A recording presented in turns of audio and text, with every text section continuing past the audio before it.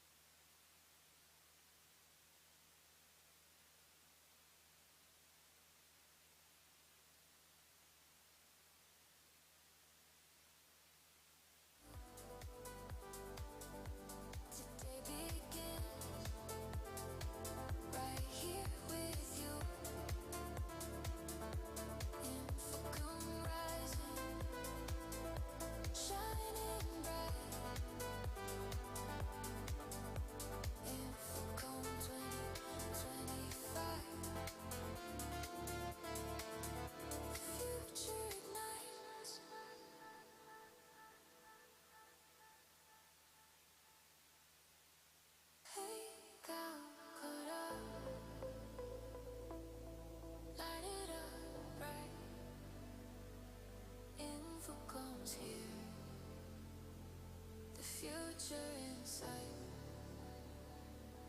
Technology forward, we're breaking through.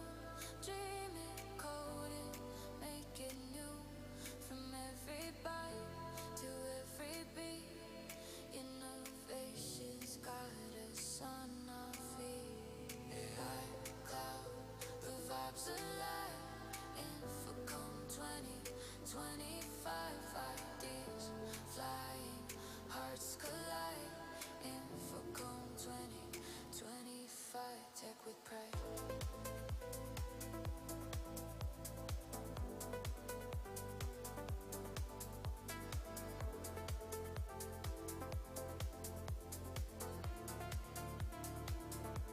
Technology forward, the world's in view. Today begins right here with you.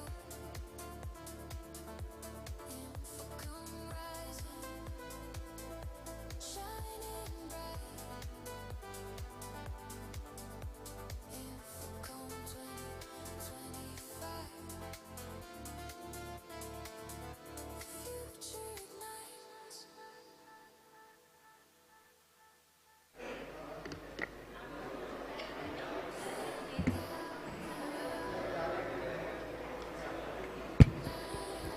Check. All right, a very good morning, ladies and gentlemen. Well, I can hear only one good morning from here. Can we bring in some more energy in the room? Everyone, a very good morning, everyone.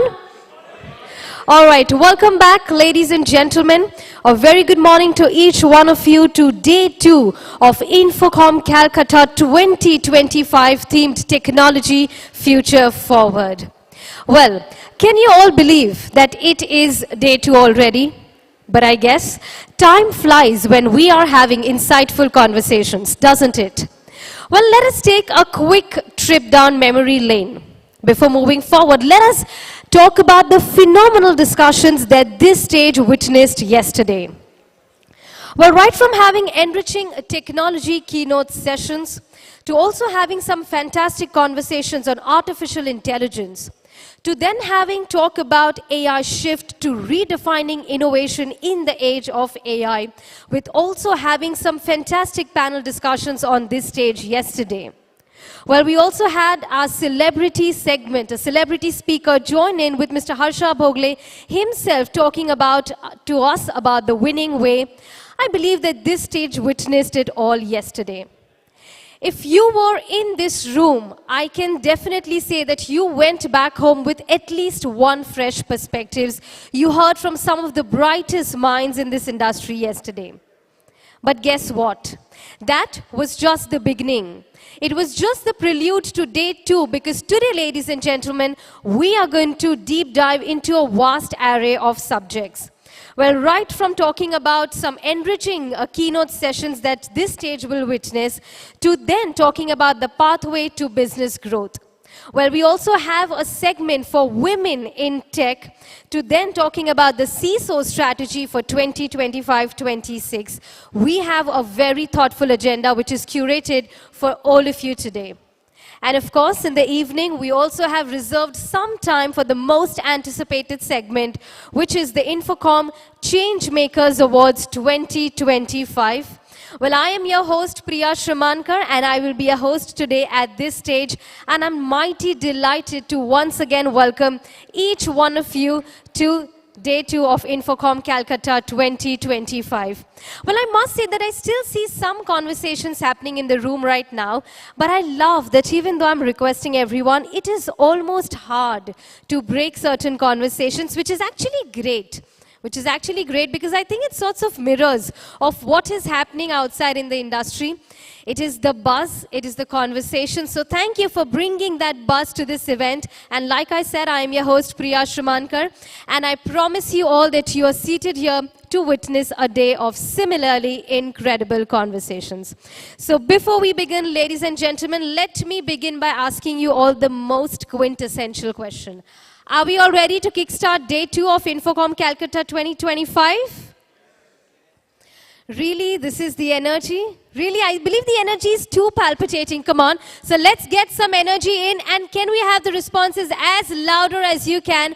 Are we all ready to commence day 2? Okay, I think this energy still is a little low. So can I have all your hands up in the air? Everyone, come on. Can we have your hands up in the air? Come on, we had some amazing breakfast, right? And we are yet to enrich and get all those conversations, insights from our speakers. All your hands up in the air and louder. Are we all ready to commence? All right, so taking that cue from the audience, let's get started with the very first segment of the day. But before we do that, once again, ladies and gentlemen, let me remind you all that, as you all know, that we live in a world of technology, right? So let us harness the best of technology today by using the hashtag that we have, which is hashtag INFOCOM Calcutta 2025. So we request you all to go ahead, share your key insights onto your social media platforms by using the hashtag INFOCOM Calcutta 2025 to the larger audience outside. And if you do so, do not forget to tag us at ABP INFOCOM. We'd also like to encourage you all to please ask questions after every segment. If we have time, our speakers would be more than happy to address all your queries. With that, can we have a louder round of applause to begin with the beginning day 2 of INFOCOM Calcutta. Louder everyone, come on, let's get that energy in. Beginning right here, day 2 of INFOCOM Calcutta 2025. It's now time we begin with the very first segment of the day, a special showstopper session focused on artificial intelligence, that is AI experiences. Well, our keynote address will be delivered right here by Mr. K.R.V. Rajasubramaniam, mentor, educator, author championing ethical and impactful use of generative AI in higher education. Well, this will be followed by a fireside chat with Mr. Anil Valuri, former chairman of Palo Alto Networks, India. With that, I now invite on stage, ladies and gentlemen, please put your hands together for Mr. Rajat Subra Roy, Director, Adamus Tech Consulting, to kindly come up on stage and introduce our very special guest, the AI Guru. But before we proceed, a speaker joins us on stage. We also have a small AV. So can we have the AV, please? All your eyes towards the screen, please. Adamas University, the first and only state private university in West Bengal, with the prestigious NAAC Grade A accreditation, setting new benchmarks in academic excellence, innovation, and global exposure. Adamas stands tall among India's top institutions. From world-class infrastructure to record-breaking placements, our students are making headlines. Because at Adamas University, we don't just create graduates, we create achievers. Transform with Adamas. From nurturing young minds to transforming global enterprises, our journey began with a single vision: to empower through education. Rooted in the rich legacy of Adamas University and the Rice Education Group, that spirit of learning and excellence continues to evolve. At Adamus Tech Consulting, we help enterprises modernize on AWS, driving agility, resilience, and intelligence through the power of cloud and AI. From optimizing SAP workloads to enabling generative AI and cognitive automation, we deliver measurable outcomes, faster innovation, smarter operations, and sustainable growth. Adamas Tech Consulting, where cloud meets intelligence. Well, that's fantastic. Ladies and gentlemen, please put your hands together. We have with us Mr. Rajat Subra Roy, Director, Adamus Tech Consulting. Come on, let's put our hands together, everyone.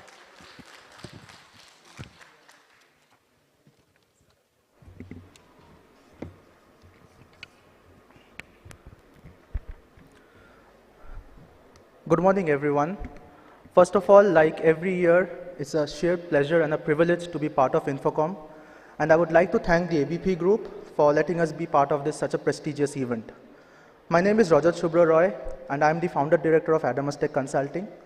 We are a 5-year-old tech organization headquartered out of Bangalore, with our offices in Kolkata and Delhi. And our global offices span across Middle East, where we have our offices in Dubai, in Saudi Arabia, as well as in London, in UK, as well as in San Francisco. Our primary offerings are in the area of data, AI, as well as cloud transformation. where we closely collaborate with enterprises and guide them in their digital transformation journey by leveraging technology. We also develop our own products in the edtech sector, where we closely collaborate with education institutes, be it schools, colleges, or universities, and we guide them in their digital transformation journey as well by automating their processes on our product. I think we all agree sitting here today that AI has brought about a huge transformational change across the world and in our lives as well. Many see AI as a big opportunity to make our work faster, improve services, as well as solve many complex problems that are out there. Companies and governments are investing heavily on AI because they firmly believe that AI is going to boost growth and create endless new possibilities. At the same time, there are some serious worries and apprehensions surrounding AI, where people are genuinely concerned about their jobs getting replaced, misuse of data, privacy, bias, as well as how fast and quickly this technology is advancing. Some people even fear that AI is going to become so powerful that it's going to be hard to control. So how do we draw that line? Discussions about ethics, privacy, security is becoming a regular affair in our daily lives and a most important discussion. Overall, the global mood is a balance of both optimism and hope of the value addition AI brings onto the table, as well as that of fear with the risks that brings along with it. In this context, some obvious questions come in our mind. How do we balance this innovation and safety and responsibly develop using AI? How do we define success for AI, and what will be the key performance indicators by which we are going to measure it? Finally, is AI such a risk, or is it actually a boon to the society? To throw some light on this topic, it is my privilege to formally introduce our esteemed speaker, the AI guru, Mr. K.R.V. Rajasubramaniam, who is here to share his valuable insights with us. Raja pioneered work-integrated learning at BITS Pilani and played a pivotal role in IIITB's transition into online education. He also spearheaded the establishment of a greenfield IIIT in Myanmar, MIIT, as his founding director, an initiative fully funded by the Government of India. Most recently, he has authored 3 books on AI, created using AI itself. Although his professional journey has been firmly rooted in education, he has had a front row view of how generative AI and agentic AI is transforming industry practices and simultaneously reshaping the foundations of higher education. On behalf of all the distinguished delegates and myself, I look forward to his authentic, ground-level perspectives on how institutions can strategically prepare for rapid transformation. With great respect, let us warmly welcome Mr. K.R.V. Rajasubramanian to the dais. Please join me in inviting him with a big round of applause. Thank you.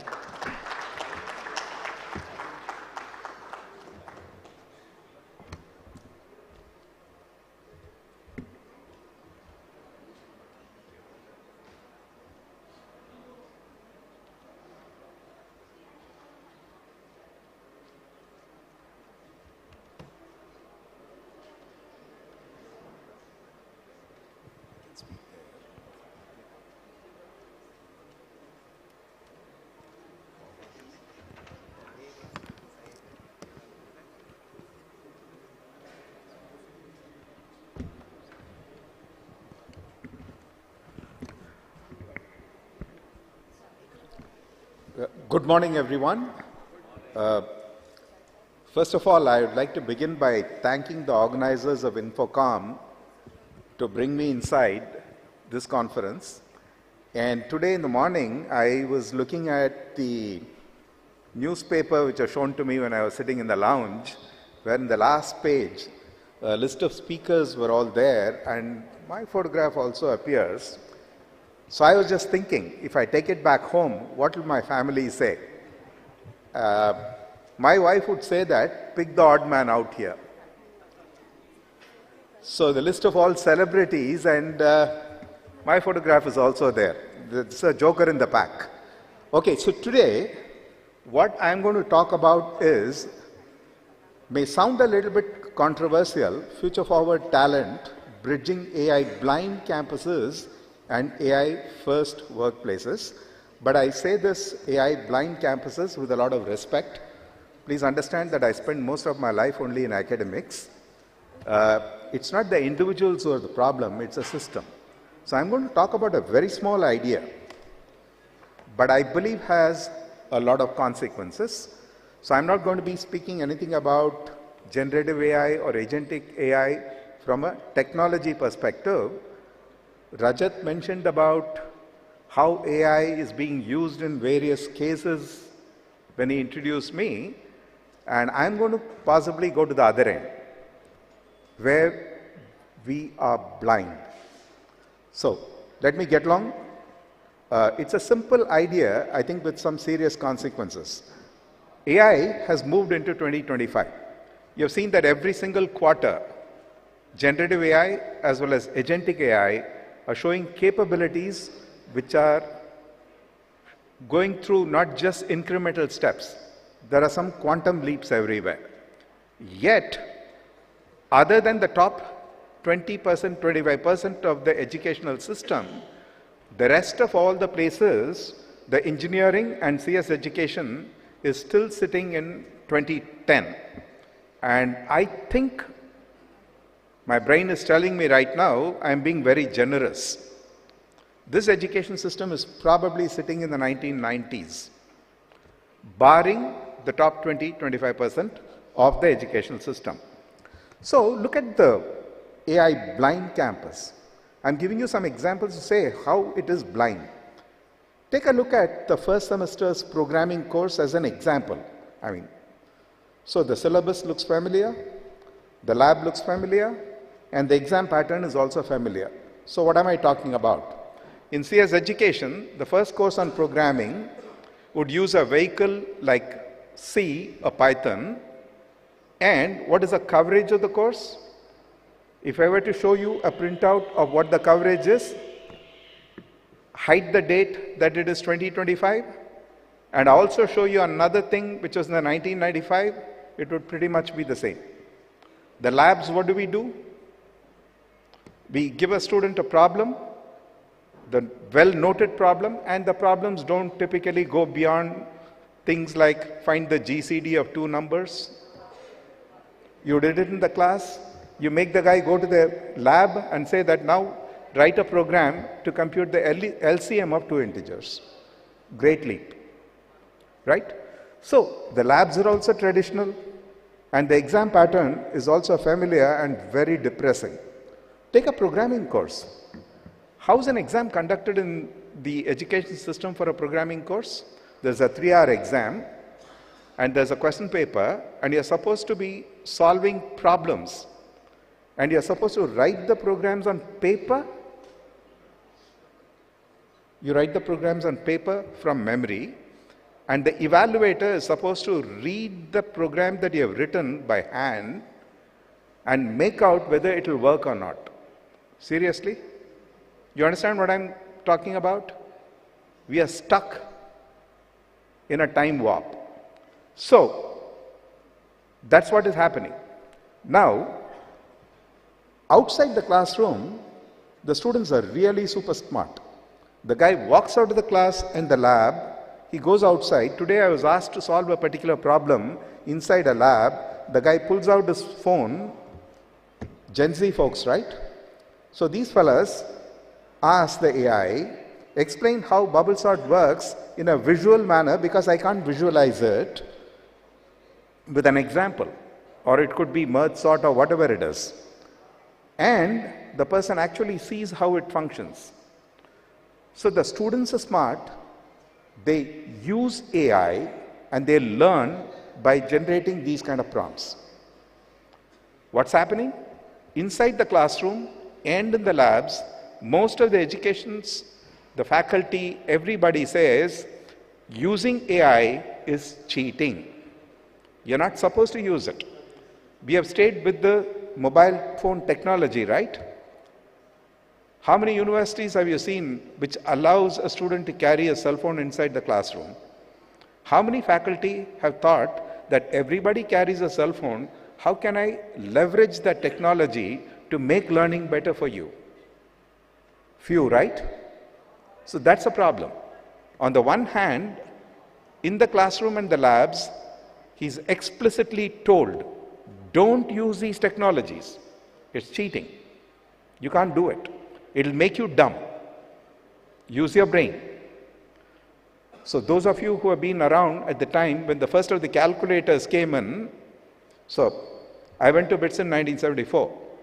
Casio calculators came just around that corner, and in BITS we were told that don't use the calculator by some faculty. But then BITS is a very, very progressive organization. They said faculty must allow for that. Okay? So, what I'm trying to say is that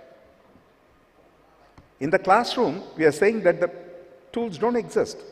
Pretend that the tools don't exist, that's what it is. But outside the classroom, the student is saying, I cannot imagine working without these tools.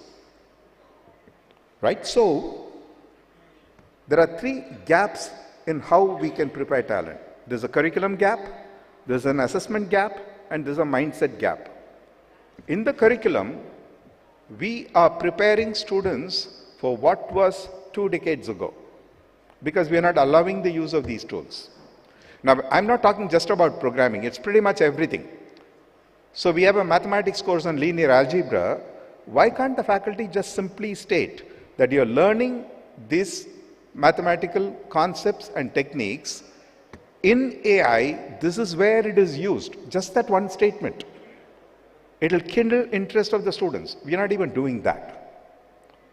Right? So there's a curriculum gap, and it's widening every single day. The assessment gap is the most depressing of all. 3-hour exams, closed book exams, and you're supposed to remember everything and write it down. Traditional thing. If I give you a question paper and hide the date of an exam that was conducted in the early part of 2025, right? And also show you another piece which was the same question paper which was in 1990s, you won't find a difference. Trust me. So the assessments are not changed either, but the technology is galloping out there. So the Gen Z people, I already told you, these are guys who say that I cannot live without those tools. So the university tests them on these kind of things and say, this guy says, what's the point? Faculty lament that students are not coming to my classes. Why would they come? Because they can learn better with AI today. Right? And there is a mindset gap. It has nothing to do with technology. It's all cultural. One part of the system says that don't use these technologies. So how many universities have an AI use policy explicitly stated?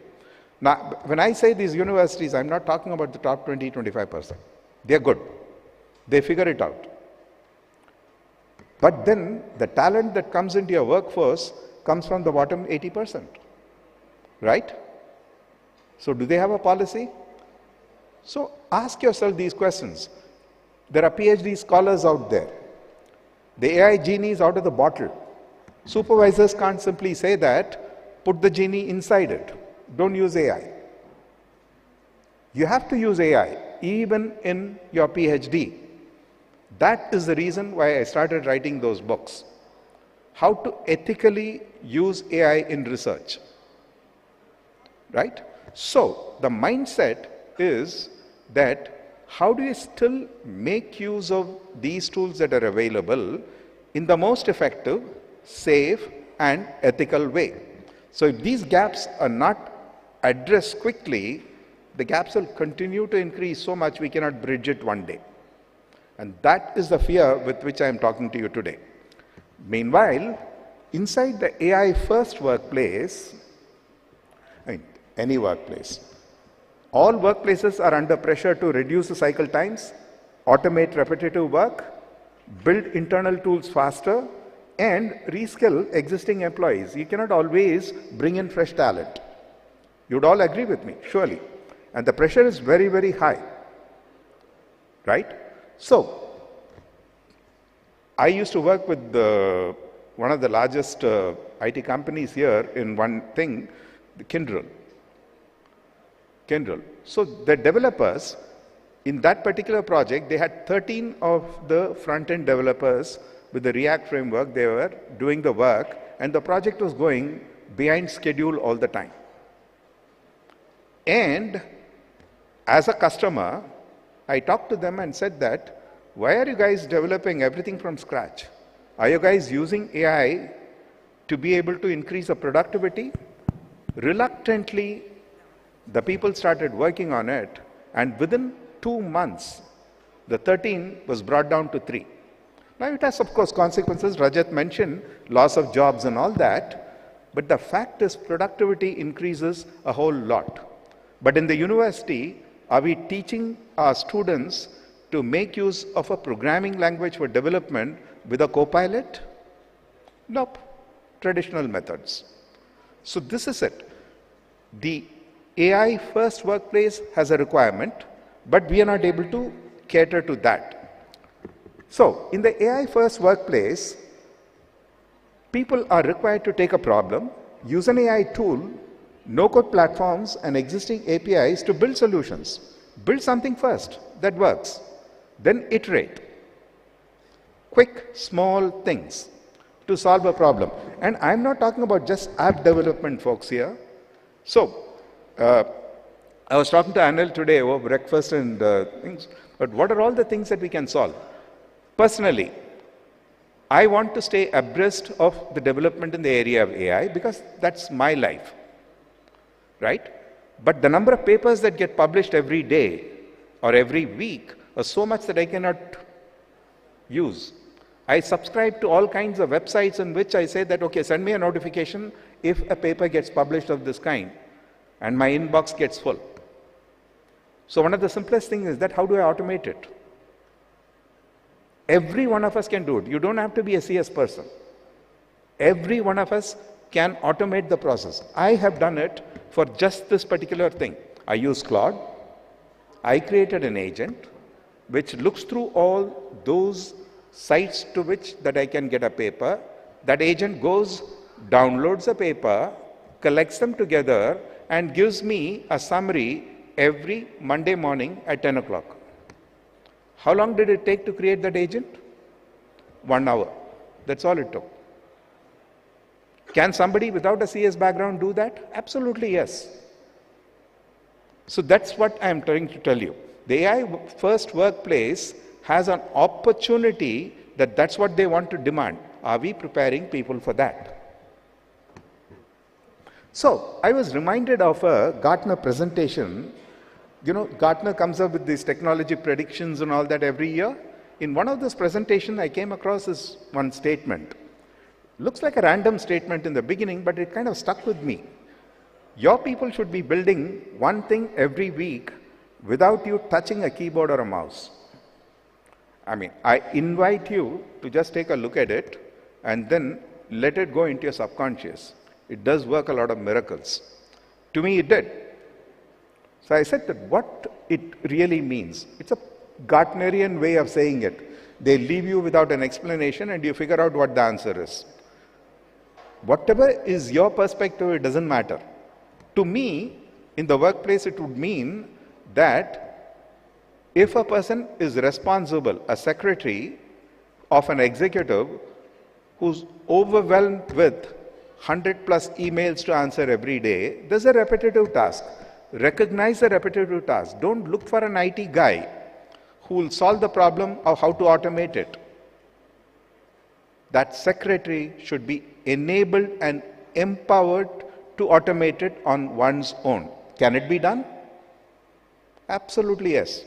Which brings me to talk to you about my 4th book. It's going to come up in January. The title of the book is Anyone Can Develop Apps. I literally mean anyone.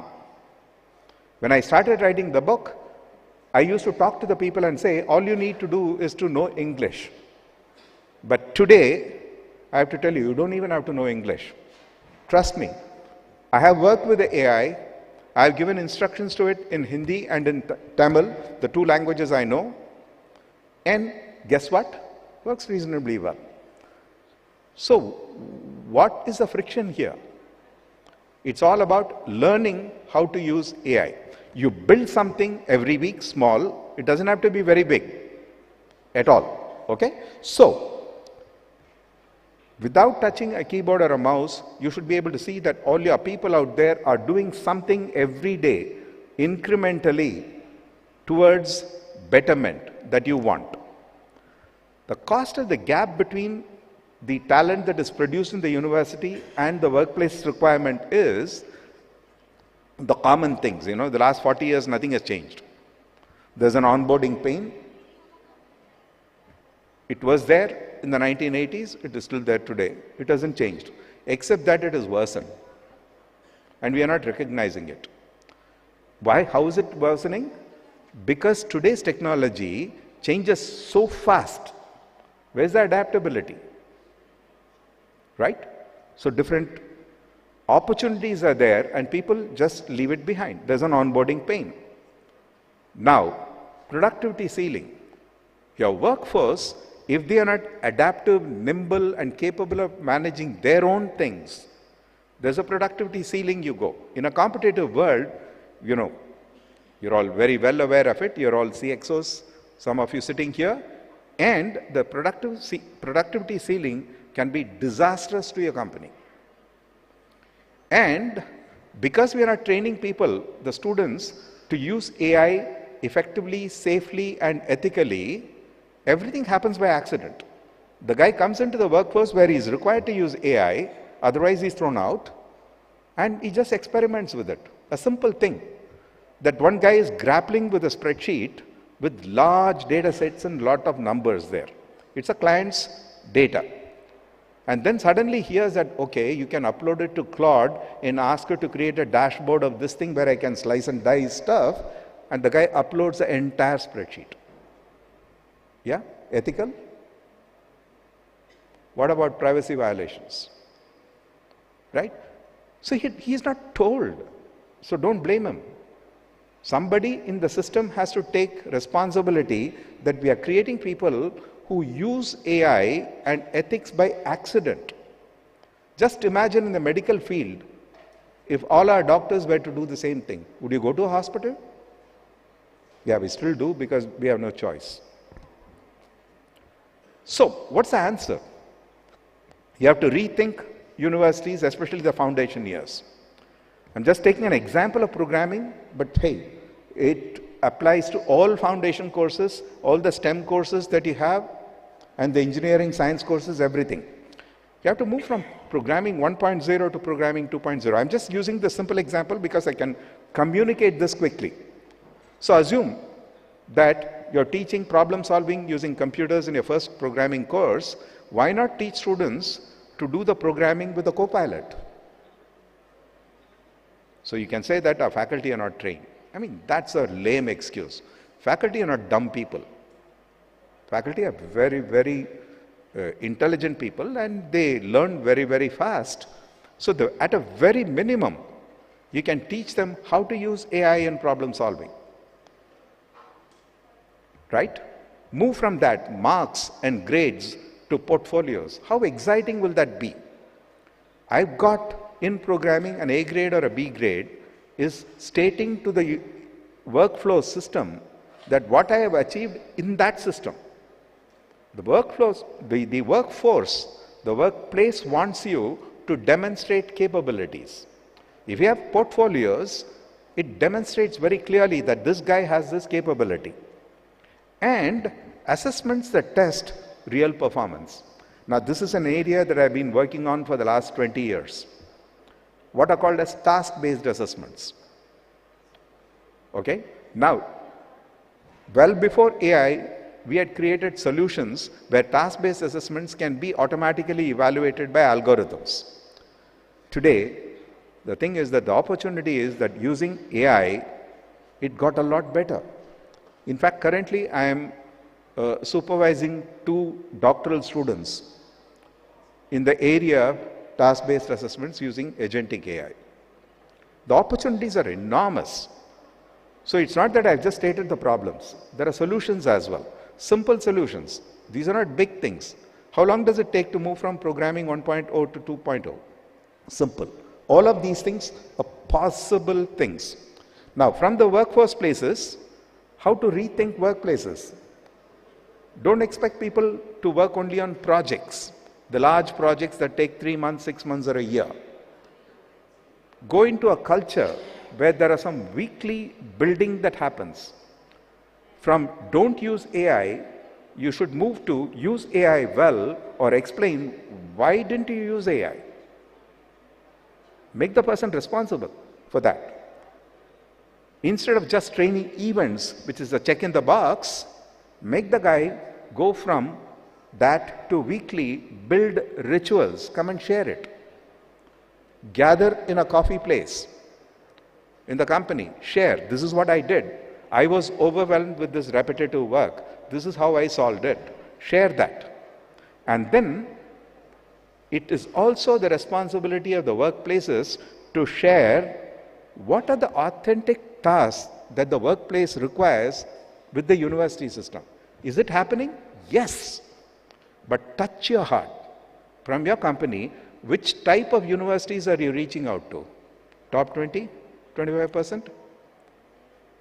Do any of you partner with Machilipatnam College of Engineering? Or you might not have even heard of it. So this is the problem. But these are the places where we want talent from. Give authentic tasks from there. So we talked about future forward talent. What are the 5 abilities that the persons should have coming into the workplace from the campus? Problem framing. There's something to solve, but you should be able to frame the problem correctly. And absolutely essential is tool orchestration. You have to orchestrate the tools, get critical judgment. Don't accept anything that the AI throws at you. How do you figure out what is authentic, what is not authentic? We talk about hallucinations, we talk about downright incorrect answers from the AI. It happens. But these are things that can be taught. You can nurture people to have the ability to look at some of the results and to be able to say that this is something that needs a deeper look. And a firm ethical grounding. Don't create accidents. Whose responsibility is it? And finally, continuous learning. Now, what is it that the universities have done? They have added a few things. Let's have an introduction to AI course, introduction to LLM, now maybe agentic AI, generative AI, like that. But how about integrating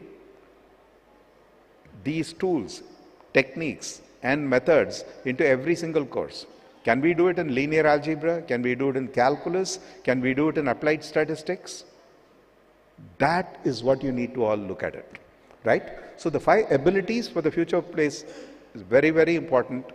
It has to be nurtured in the university. When people come into the workforce, they also need to be groomed in the initial years that it is okay to work with these things. I'm getting towards the end. Take a look at this thing. I'm not going to explain it. Okay? Now, out of all these things, at least one thing you should be able to recognize. A guy with a sticker saying Raja somewhere. Right? That's me. Now, I used AI to create it. It took me all of 3 minutes to do that. Okay? Now, this is my vision of a future forward talent world in which the universities nurture this and the workforce embraces it and nurtures it further. Finally, I want you to think about 2 questions. Always ask these 2 questions.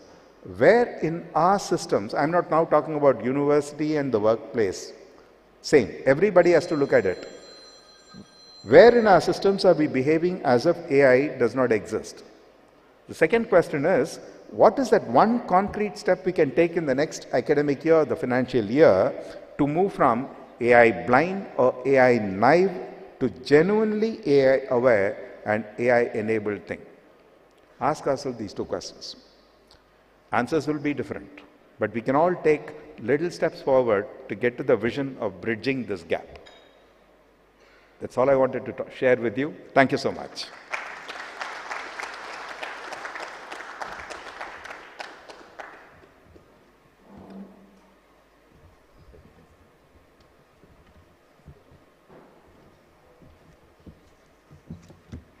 So I would request you to please stay back with us on stage. Mr. Subramaniam, may I please request you to stay back, sir? Mr. Subramaniam, may I please request you to stay back as we're about to begin with the fireside chat as well. So once again, ladies and gentlemen, let's have a big round of applause for that address. Well, definitely that was an enriching start to the day, so thank you one more time. That were two crucial questions on screen, and I hope that we're really going to think about those questions, what it really brings on table on that very two crucial points stated right there at the end of this address. And with that, I'm now about to invite on stage, we're about to begin with a fireside chat. Let's welcome on stage, put your hands together for Mr. Anil Varuri, former chairman of Palo Alto Networks. Please put your hands together. He's about to join us for a fireside chat now. So a very warm welcome.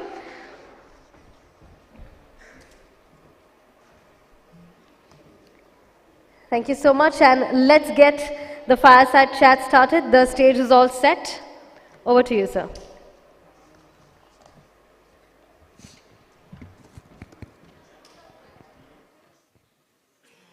Check. Professor Raja, thank you. That was an amazing presentation. It really shook the early morning blues and gave a stark picture of what it is in terms of AI. I'm speechless. We all talk about AI, we all encourage people to look at AI, use AI. But this is really very, very different in terms of how we are looking at education system, how we're getting the whole pipeline of students who are going to be employed for tomorrow. And the common notion has been that you employ people and you train them. You're not expecting them to be ready at all. And that's been the model a lot of big companies have followed, set up huge, virtually universities inside the organizations and ran 2-month, 3-month programs for them to bring up to speed so that they can meet up to their standards. But that was then. Now, technology is changing almost by the week, by the month. How are they going to change their curriculum so that they can train even in those 2-3 months that they want people to be up to their level of expectations? So it's a very, very insightful discussion.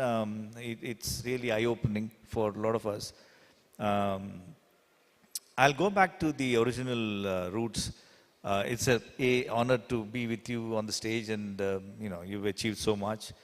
Want to know, you've been a pioneer before you did all of this AI. You've been a pioneer of distance learning. Way before in late 70s, early 80s, when distance learning itself was not pervasive, you thought about distance learning for computer science or any other topic. So how did you come about this? What prompted you to look at distance learning as something that is required to empower our masses?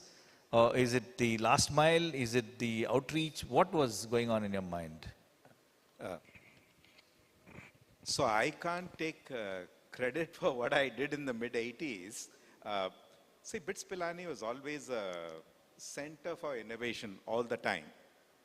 We had a wonderful director at that time, Dr. C.R. Mitra, who sees talent and puts them in the right places. I happened to be one of those guys, the right place at the right time, I guess. And I was made the dean of the distance learning programs when I was just 34 years old. So at that time, BITS had wanted to have forays into the off-campus education with a firm conviction that in the workplace, there's learning possible. So Dr. C.R. Mitra and the other people who had initially pioneered that had a conviction that this can grow.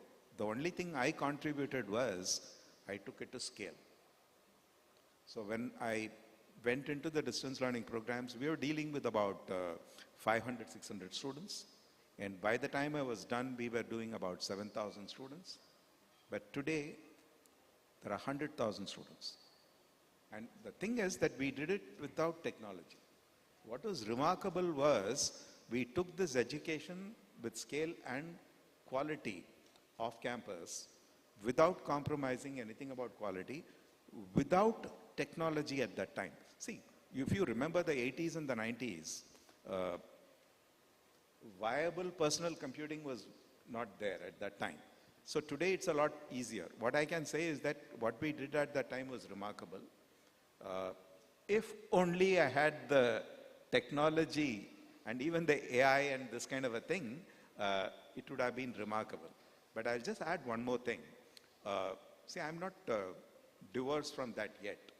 So I work with an organization that helps universities take the programs online, and I help them. One of the things that I work with is about learning products as well as assessment products, which are automatically evaluated, and I try to explore use of generative AI to do that. And very recently, I was just speaking to you the breakfast time, I'll just share this with you. I advise a startup which is working on using agentic AI to be able to create learning products within just a matter of minutes. Of course, reviewed and curated by human beings, because we are still not perfect. But I'm telling you, the opportunities are enormous. But the question is, would educational system accept it? So here we are at the crossroads now to look back and say what we did in the 1980s, can we do it in 2025? Would the workplace accept it? Would the education system accept it? Putting these technologies into work, it's a lot more effective. Yeah, I still go back to your original roots. When technology didn't exist to do online video, course delivery, content delivery, and so on, how did you scale distance learning? I mean, there must be a trick to that, right? I mean, what did you do? What was the geographical spread that you addressed? If I share that point of it, some of you will cringe. But this is what my life would have been at that time in BITS Pilani. Imagine that you have 2,000-3,000 students outside in a particular program doing 5 courses, right? So every week, we'll have course material prepared in Pilani. Instructional designers will sit and make it in a way that it is on a print media, it should be guided self-learning. It's a different way of doing it. Print it, and then stuff them into packets and send it over to the post office to be delivered to people. It's a madhouse. Just lots of people with different responsibilities working together to ensure that every week something is shipped out. Something is shipped out. When assessments come, it's even worse. You need to send out all those assessments to the various places to be conducted. You can't call everybody to Pilani to write exams, right? So it has to be distributed. Without technology, again. See, I'll just share one thing. One of the problems that we try to solve. This is a genuine case. NTPC has got about 18 power plants all over India. And in the early 1990s, they approached us saying that, can we conduct a program for their diploma holders and taking them to a bachelor's degree? So BITS Pilani structured a program called as BS Power Engineering with the diploma holders, and they would take 3 years to get a power engineering program. So how do you conduct it? So you can't have faculty in 18 places. It's optimization exercise as well, right? So one of the things that we did was we got people who can teach thermodynamics, who can do power electronics, these kind of courses that are there, identify them and create a schedule, move from one city to the other. And what I was actually trying to do was to provide some kind of a traveling salesman problem. You must have heard of that optimization problem. So just be nimble on the feet is all I would say. How did we do it? we only took on the thing saying that all problems can be solved. If technology is available, use the technology to solve it. If technology is not there, you still have to solve it. So the motivation for me is that if we could solve all those problems today, with all those wonderful technologies that we have today, what we can achieve. That has been my motivation to get to work in this area. Excellent. So, AI and machine learning is not a new term. It's been there 20 years. People have done a lot of research, published papers, used models. But in the last 2 to 3 years, AI has become the topic. Everybody's reached the common man. Is it because of generative AI that has prompted this whole notion of AI being with us now in present, or otherwise AI and ML was some specialty that computer science students would go and do research on? What changed, and how did you, for example, I mean, I'm sure you did AI, ML all your life in your courses, but what made you embrace this so passionately on an everyday basis? Is it the chat GPTs that have come on board? What is it? So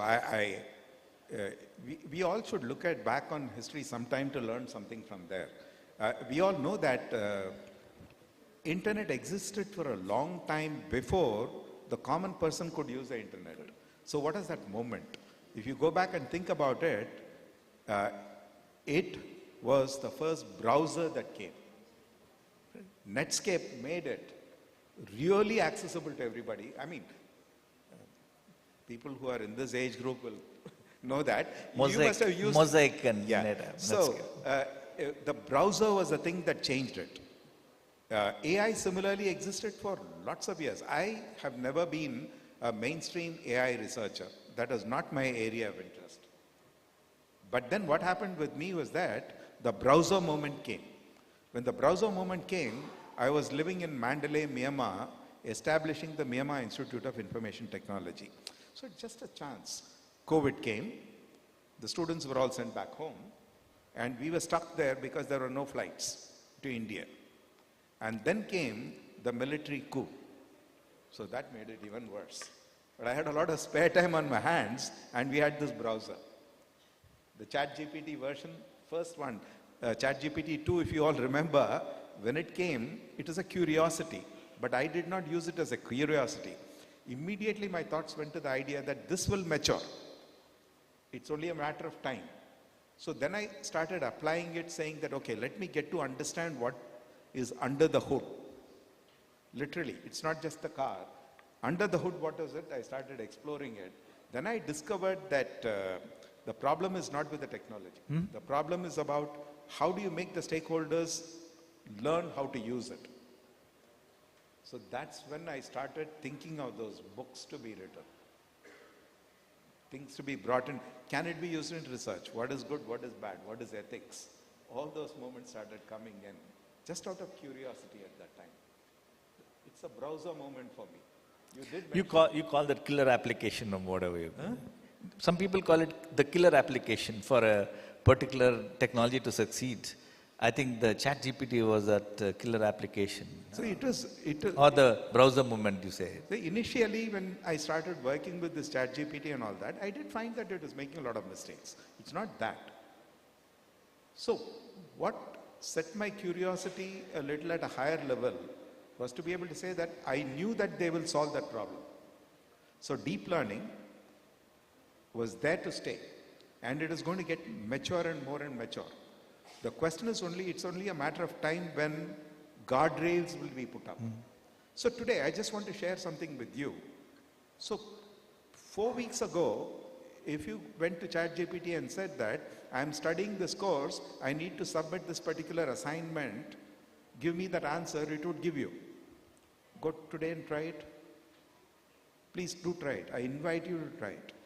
Ask it to give me a solution for an assignment that I want to submit. That's how the prompt should be.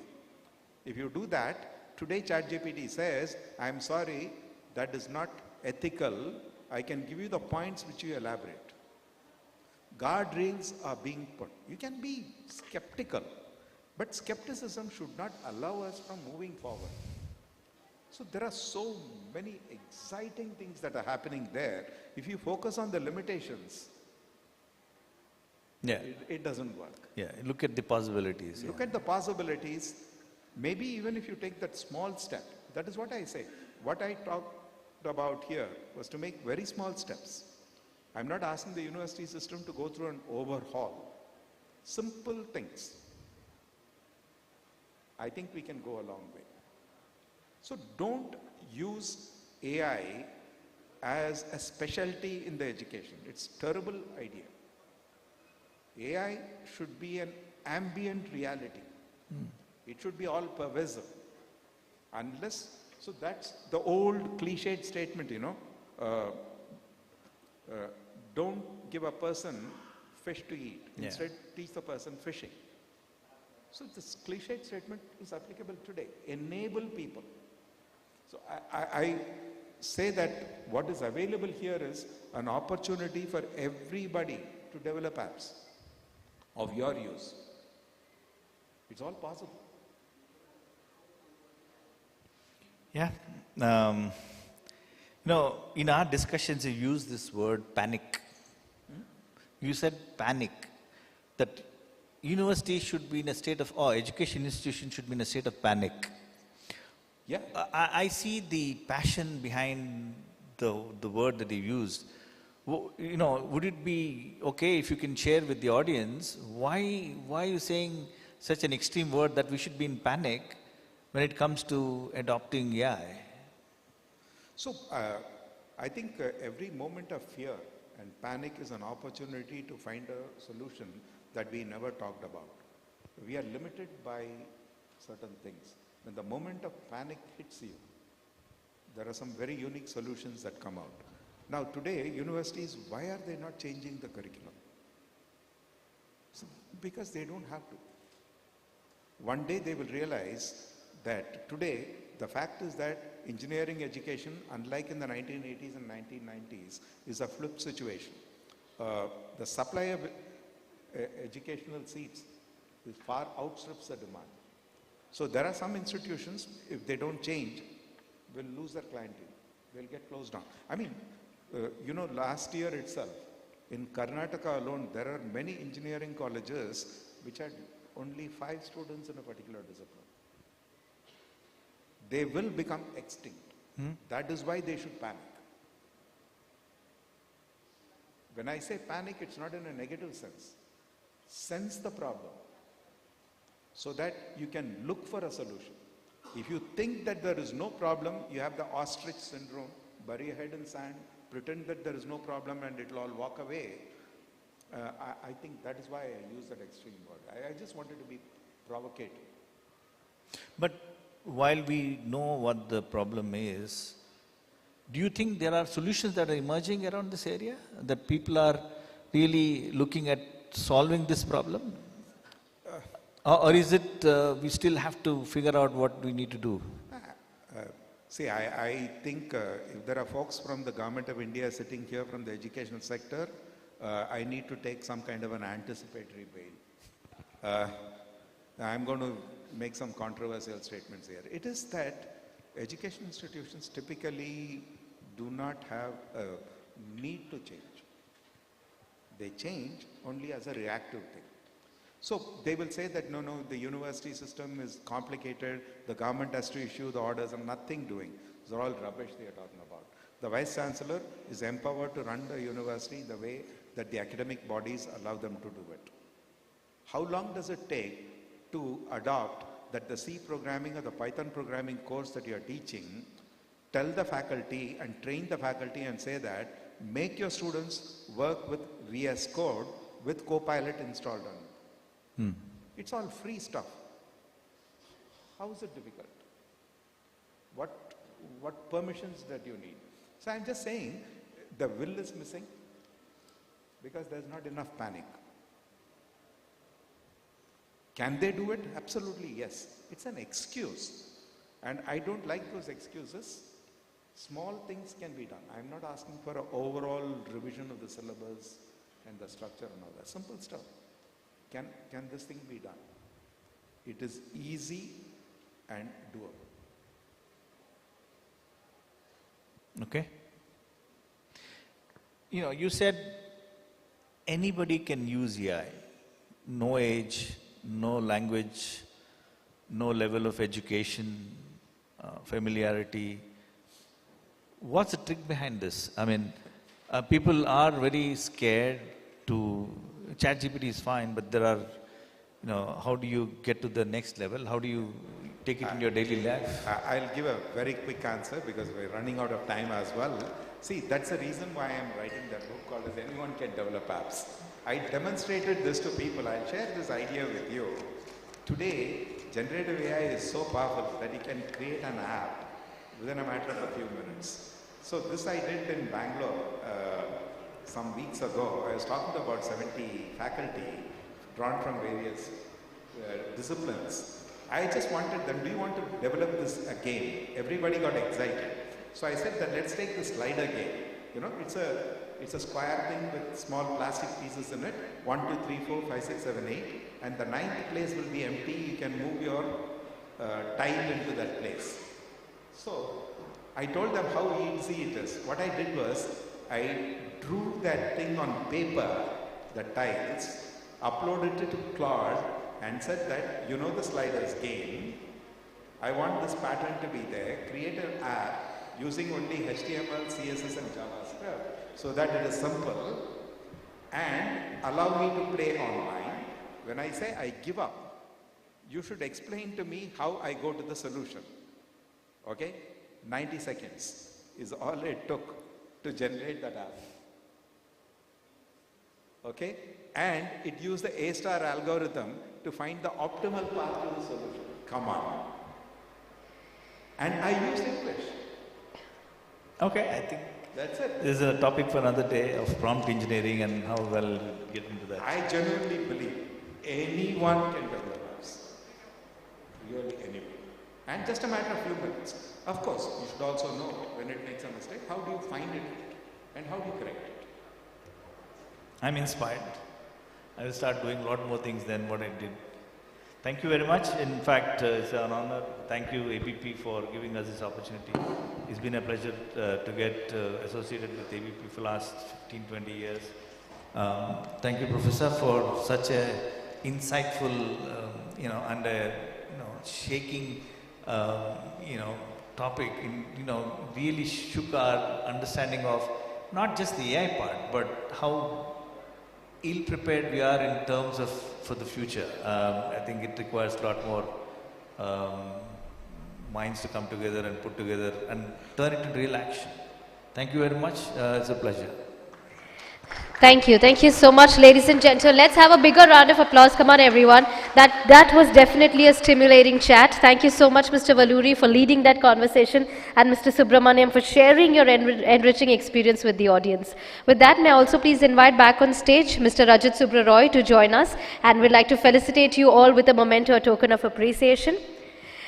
I'd also like to invite Ms. Nabanita Banerjee, VP Finance at ABP Private Limited, to please join us and felicitate all three of our speakers with a memento, a token of appreciation. And yes, of course, we'd love to get you all clicked in the same frame, so kindly come together for a group picture.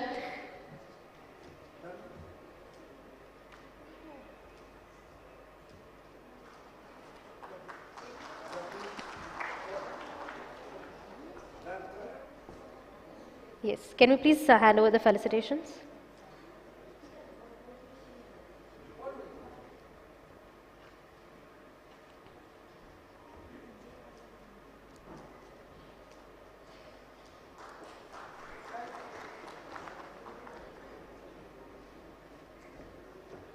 Yes, we have one more felicitation to go.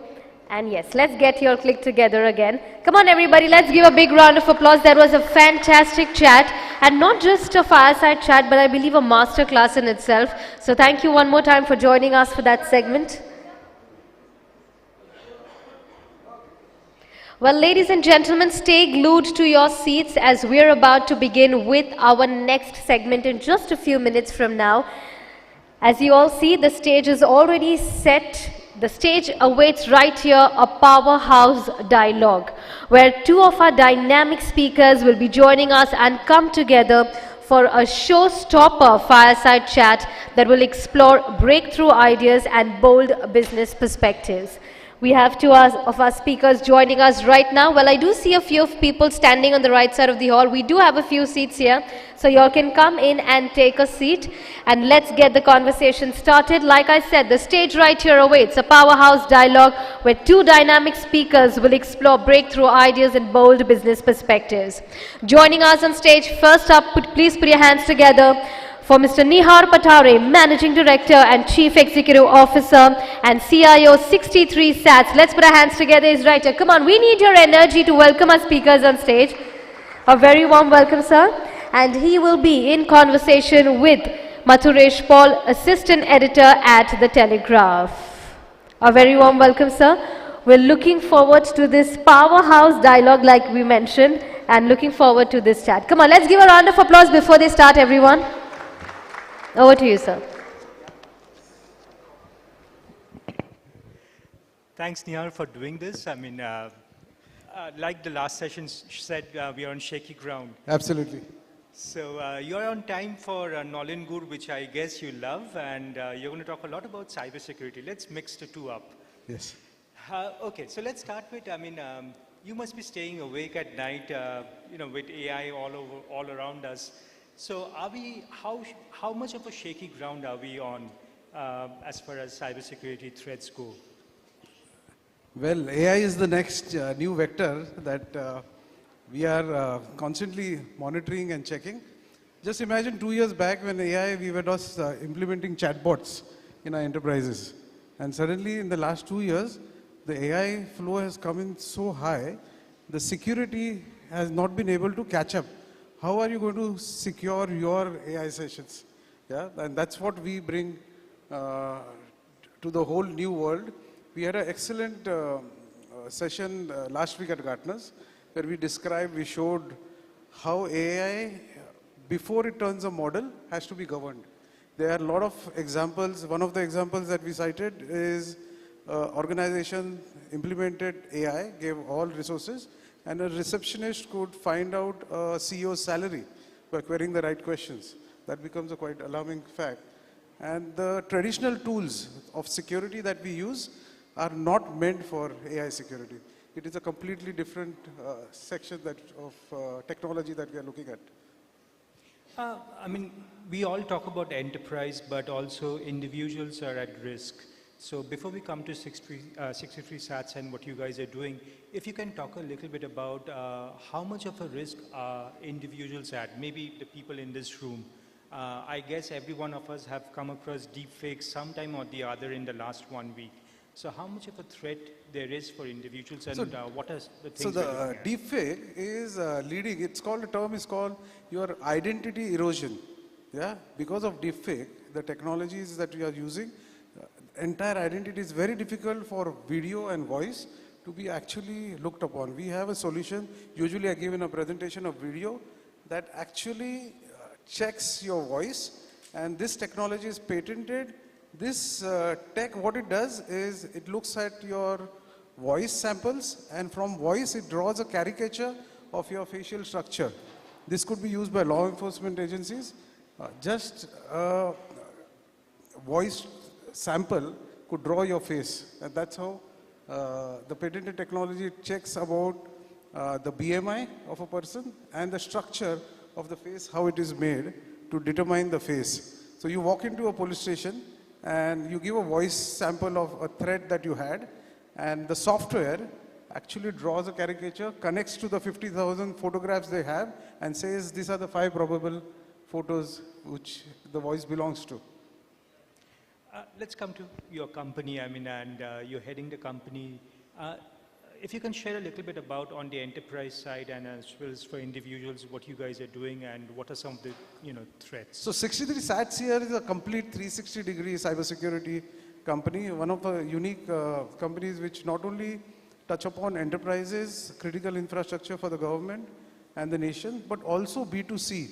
We are the only company which have developed an app which is called Cybex, This app is for every individual, every citizen of this country to protect you from Zamtara style of attacks, side-loaded apps, phishing attacks, you name it, confidentiality. It has its own privacy talk. You can talk securely without any OS recording your conversation. Or even the other person putting it on speaker cannot record a conversation. And all bundled with cyber insurance, which is unheard of. Yeah, we protect against online shopping, we protect against theft of funds, theft of identities, all bundled into one app. In fact, we launched this on 12th of August, and in 1 month, we had 8 lakh downloads and 2 lakh subscriptions. So this is how powerful it is. And the common man today are elderly citizens. The digital arrest, the next version for digital arrest is what we'll be releasing is once you have your parent or an old person facing a digital arrest, you will have an option for you as a son or daughter to get an intimation that a video call was on for the last 2 hours. Do you want to disconnect your parents' video call or get into that call and merge and check who is calling for 2 hours or 3 hours on a video call with your parents? Next, we also found that there is, India is one of the largest second-hand markets for mobile phones. And we found that there are these scamsters who put in a malware or spyware and sell the second-hand phones on OLX or those roadside shops. And this malwares, once they see that on OLX that this is a young teenage girl or a woman, they reduce the price by 50%. After price reduction, the phone is bought because it's too lucrative, the offer. And no one formats a second-hand phone. They have a malware which is not seen in the apps. The app is called Secure Service Update. So even your IT guy would not delete such an app. And what it does is continuously clicks photos from the front and back camera of your daughter or the lady. And they wait for that compromising photo for starting the blackmail. Till blackmail, it was still okay, but it has been leading to sextortion. We have 2 suicide cases in Pune, 1 in Mumbai, and lot in South, where we saw that the teenage boys and girls are not able to cope up when this attack happens. Cybex is an app which detects such malware and prompts that this is a side-loaded app, this is a malware, this is a team sharing, this is capturing your photograph. We do it all. More than 100 plus attack vectors we stop. Is India more susceptible to these attacks than, say, the US or the UK or the West, or maybe even China? I didn't get it. I mean, is India more susceptible to these attacks?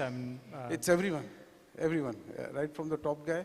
Because these guys, it does not matter how large or small you are or the organization is. There are bots which are now attacking, and the bot does not know the size of an organization or the person. What it knows is the size of your vulnerability, how vulnerable you are. In this room, I mean, we were talking before this chat, in this room many are using Android devices, many are using Apple devices, and there is this misconception that one platform is better than the other. What would you tell them? I mean, so we protect Android for 100 plus, we protect iPhone for 70 plus threats. There's a marginal difference between iPhone and Android, but iPhone is susceptible. Yeah, and that's how attacks like Pegasus happen across platforms. Going back a little, I mean, you have always been interested in technology. You have been a tech guy all your life. Now you have taken on other roles, so many other roles. So if you can just go back, what got you interested in tech? Oh, so one of the very early adopters of technology, thanks to my father, did my first basic programming class right in 4th and 7th grade, and then one of the first internet users of the country. I got username, password handed over. I could see that communication was going to be the next in thing, and I wanted to be at the front row seats. And that's how I've been living my life over the last 25, 26 years on technology. I think tech brought together you and your wife also. You have done some research, right? Yeah. I met my wife on the internet, that was 1999. Yeah, I think that time internet was very nascent, naive, and trustable, and not how it was. It's very small. And internet, the basic thing for internet has been communication. Yeah, and now with this whole world changing, with AI coming in with the attacks, I think this communication human factor needs to be protected, and that's what drives us. And just coming back to AI and attacks, I mean, do you see attacks increasing in the last couple of years, be it ChatGPT or be it any other model? There's so many models around. Have you seen it increase? Yeah. We have a hotline for our customers. It's a 24 hours hotline that you could have a retainer base. You could actually dial us in case you find, you even suspect there's an attack going on. The AI scenario changed, the entire attack vector changed post-COVID. Post-COVID, everyone worked from home. You had a very secure enterprise network firewall within. Now, all of your users went out. Yeah? Their computers at home were susceptible to attacks, and from there the attacks started generating. So your entire policy, security posture changed completely. With AI coming in, just imagine we have a research and development team which tries to mimic a phishing attack.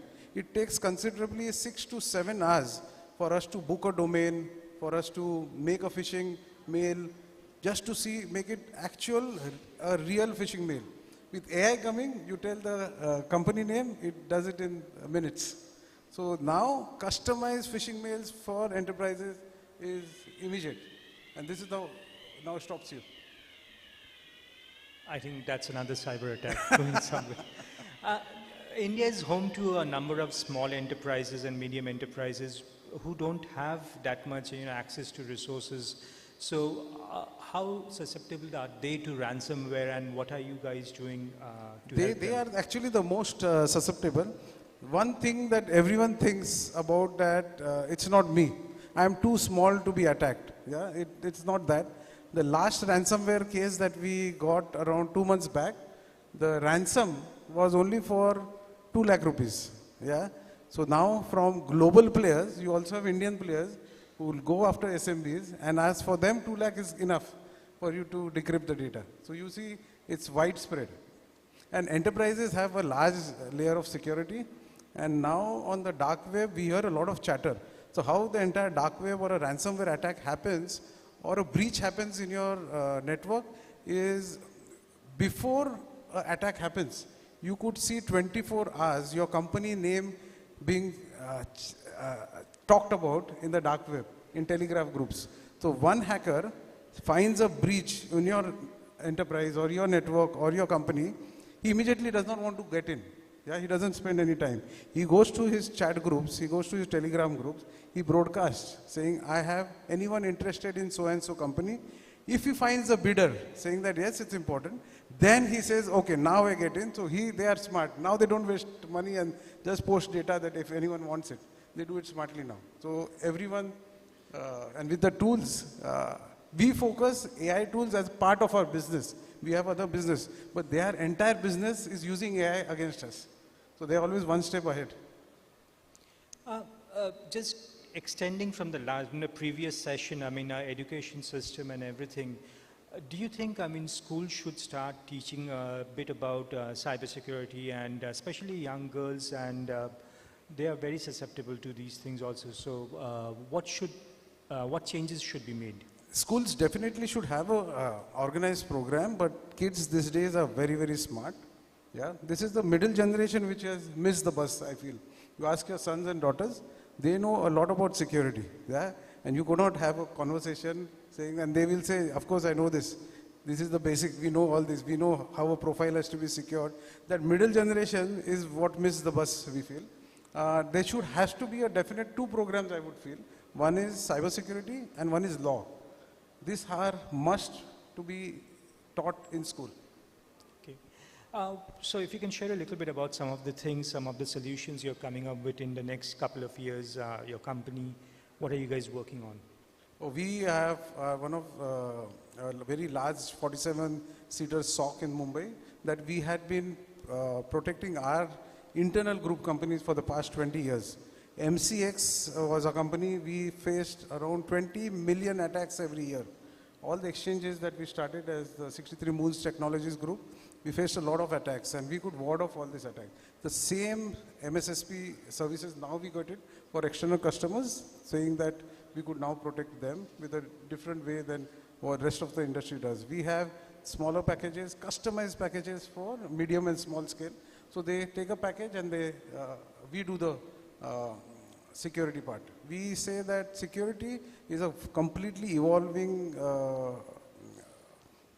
thing, and your security teams in a large organization, I was a CIO and heading security for 63 moons for 15 years. And I could see that my teams were involved in compliance, my teams were involved in patch updates, but not only there was one of guy who was actually doing research. So we say leave the security part, outsource it to professionals who breathe it 24/7. Right. Talking about solutions and your plans, I mean, you have been a tech guy all your life. Now you have different role.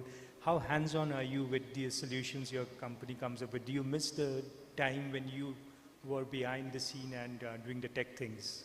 Yeah. So my earlier life was all ITIL, Six Sigma implementation, lights on data centers. I was moving into the management role, does take a toll. But I tell everyone that if you really want to cross the journey from being a tech guy, you should be a risk manager. Instead of only defending your company as a technical guy or a security guy, you should look at is how the risk is going to affect your business. And that's when you change your gear into a management person. Two last things. So what are some of the security threats? I mean, there are too many security threats, obviously, but some of the things maybe we don't know about and we should be aware of. And you guys are noticing it's spreading quite fast. Oh, there are a lot of things, and it's very hard. It's early mornings. We have to do a lot of research. We have 20% of our teams KRA only evaluating and checking all the different vectors. If you come to our office, you will see a live threat map, current live attacks which are happening on a screen as large as this when you enter our office. So the threats are completely evolving. We saw a rise in ransomware, but ransomware has come down now. People do not want to capture it at one time. They want to be there. We have seen a lot of state-based actors entering critical infrastructure and large companies. They enter and they stay there. They watch it. They are just waiting for that one moment where they would like to take that off you. One bad news, one bad interview or one Twitter call of your MDC or an employee, and that is when the attack happens. 3 ways to keep ourselves safe next year. Now the year is coming to an end in 26. What should we do to keep ourselves safe? To be safe, I think training is one of the most important part for your employees. It is one of the least importance given. It is just a checklist for everyone. I give an example to everyone that although we have been flying in aircrafts, but each time you fly, you still have the safety drill which happens. Yeah. This is not because that you don't know, you ignore. It's just the last thing that you should know before a situation happens. Because when you panic, the training is the only thing that saves you. Maybe one more question. I mean, any security threat that really surprised you, maybe you were not aware of this year, anything caught you by surprise? There are a couple of examples, but I cannot give them on stage. A few of our customers, individuals, seniors. One is on the citizen side that we saw shocking attacks on your phones. Outstanding. You could not even gauge the depth of this attack. Maybe offline I can explain it to you.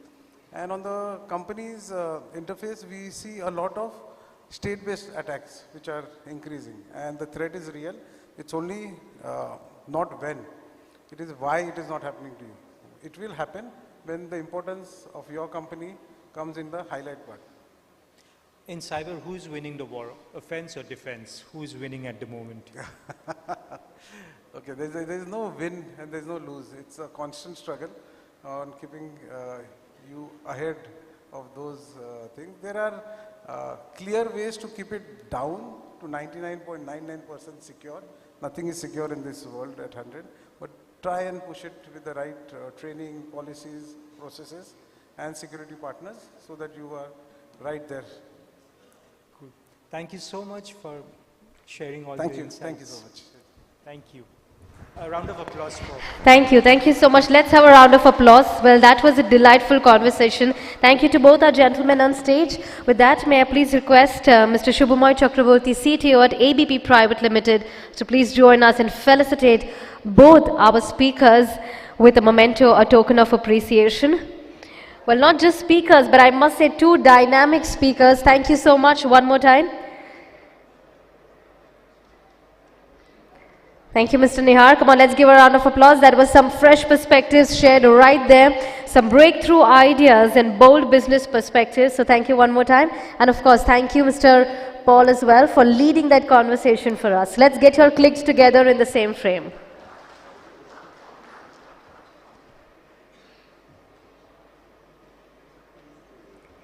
Well, stay glued to your seats, ladies and gentlemen, as we're about to move to our next segment, which happens to be a very vital keynote session. So request you all to stay back with us. People who are also joining us in, we have a few seats here, so you all can take a seat in the meantime. We're about to begin with our next keynote session, but I hope that we are also using the technology. We are right here. The theme which is for our event is technology future forward, right? And like I mentioned, we live in a world of technology, so let's harness the best of it by using the social media hashtag, which is hashtag INFOCOM Calcutta 2025. Go ahead and share it with our online viewers as well, your key perspectives. With that, it's now time for a keynote session where a speaker will share insights on driving digital transformation, innovation and connectivity in a rapidly evolving business landscape. Please put your hands together. Joining us is Mr. Arijit Banerjee, SVP and Head India Region, Tata Communications. Very warm welcome, sir. The stage is yours.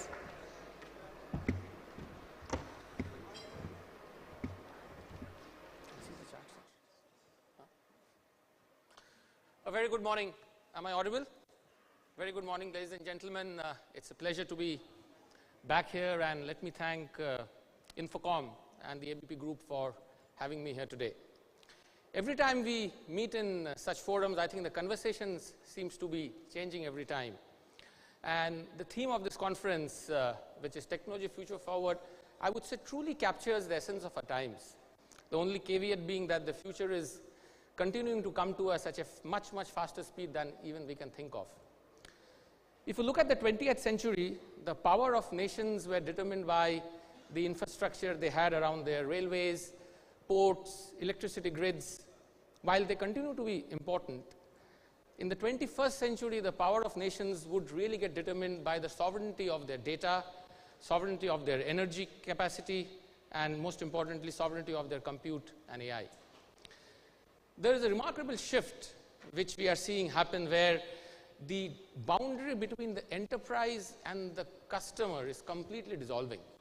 So last year when we were here, when I was here, there was a lot of excitement around Gen AI during that time. Excitement around large language models, and all the discussions were how does an enterprise really accelerate doing some kind of a pilot. Fast forward 12 months, today that discussion has moved towards agentic AI. The discussion has moved towards having more domain-specific small language models. AI is already moving from the digital realm to the physical realm. And companies today have already put AI-led business models into production. And lastly, enterprises like yours are looking at technology with an added lens of purpose. What I want to do in the next 20 minutes or so is really talk about how do we really engineer an AI-ready enterprise. But before that, I wanted to take a step back. Some very interesting data points. In the 60s, the half-life of any S&P 500 company was close to 32 years, and which peaked in the 70s, so relative period of stability. Today, that half-life of an organization has come down to around 15 years. Half-life of a business model, which was around 10 to 15 years earlier, today that half-life has come down to around 5 years. And the more important part is on the right-hand side, which is the half-life of skills, which was around 10 to 15 years in the pre-internet era. Today, that half-life of any skill is around 2 years, which effectively means that every 18 to 24 months, we are having new roles emerging. And that really means that enterprises and organizations, to start off with, will need to have a very dynamic talent framework. I think that is absolutely essential. Now, with all this excitement that we are seeing around new technologies, including AI, there's an interesting data point. In the last 5 years, only 7% of the global revenues came from some of these disruptive technologies. That's not a very high number. And there's an interesting statement by Ray Amara Institute which says that we usually tend to overestimate the impact of technology in the short term and underestimate it in the long term.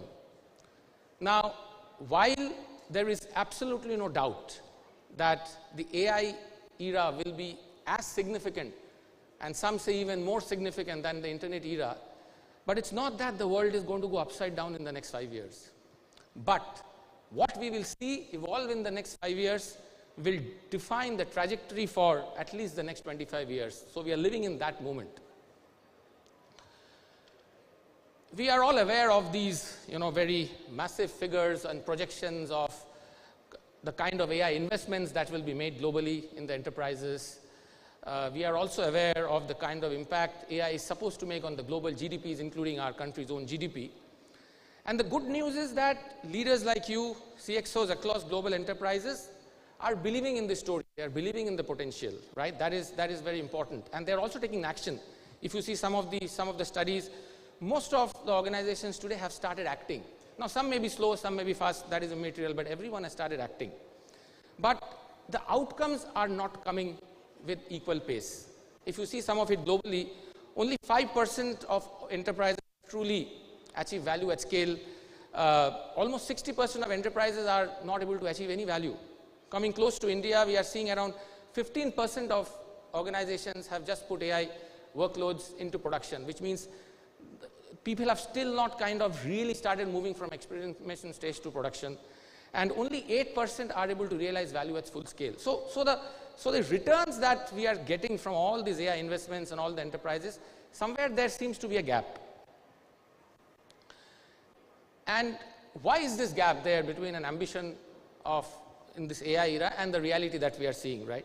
See, AI adoption is going to put enormous pressure on the IT infrastructure of the organization. Organizations which will have the most robust and, more importantly, connected infrastructure and a very, very solid data foundation layer beneath will benefit from the AI world. There are 4 key areas which we feel would be absolutely important for organizations to really succeed in this AI race. First is your data architecture. I think this is of paramount importance because data today is getting generated everywhere. It's getting generated inside the organization, outside the organizations, at the edge. There's structured data, unstructured data, semi-structured data, so all kinds of data. So first and foremost, extremely important to have a very, very robust data pipeline, data governance, and integration capability so that the data available to the AI models is absolutely real-time, clean, and more importantly, accessible. Second is an optimized cloud and edge strategy. Now, there's no doubt that AI workloads need highly scalable, secure, and performing clouds. But the fact of the matter remains that AI models today are getting trained, and the inferencing is not only happening in cloud, it's also happening at the edge, and this will only increase. So it's very important for enterprises to have a consistent continuum of cloud adoption between the data center and the edge. Third is often less spoken about, but very, very critical, is the network. Now, most of the networks today in organizations are very, very fragmented. And when you have so many models, numerous models, agents, self-learning cycles, putting so much pressure in the system, I think the future networks will really have to be self-learning, intelligent, so that they are able to prioritize the AI workloads, they are able to route intelligently and heal autonomously. So usually network is the last bastion of change, we say, for enterprises, because that's the last thing that enterprises look to change. But I think going ahead in the AI world, organizations who will succeed will stop looking at networks just as pipes, but they will really start seeing networks as platforms of intelligence. Fourth is obviously security and compliance. As AI scales, so will the security threat scale. So it's critical to have a very robust cybersecurity framework with ethical governance so that we are able to protect all our data and, most importantly, maintain trust.